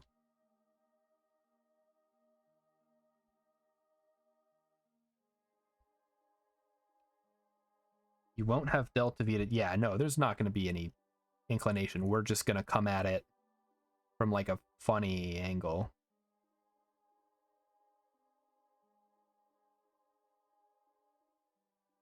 So we're just going to change it so that it's 180. So that way we're on at least the same line. And then we can use that to kind of set up a weird style of burn.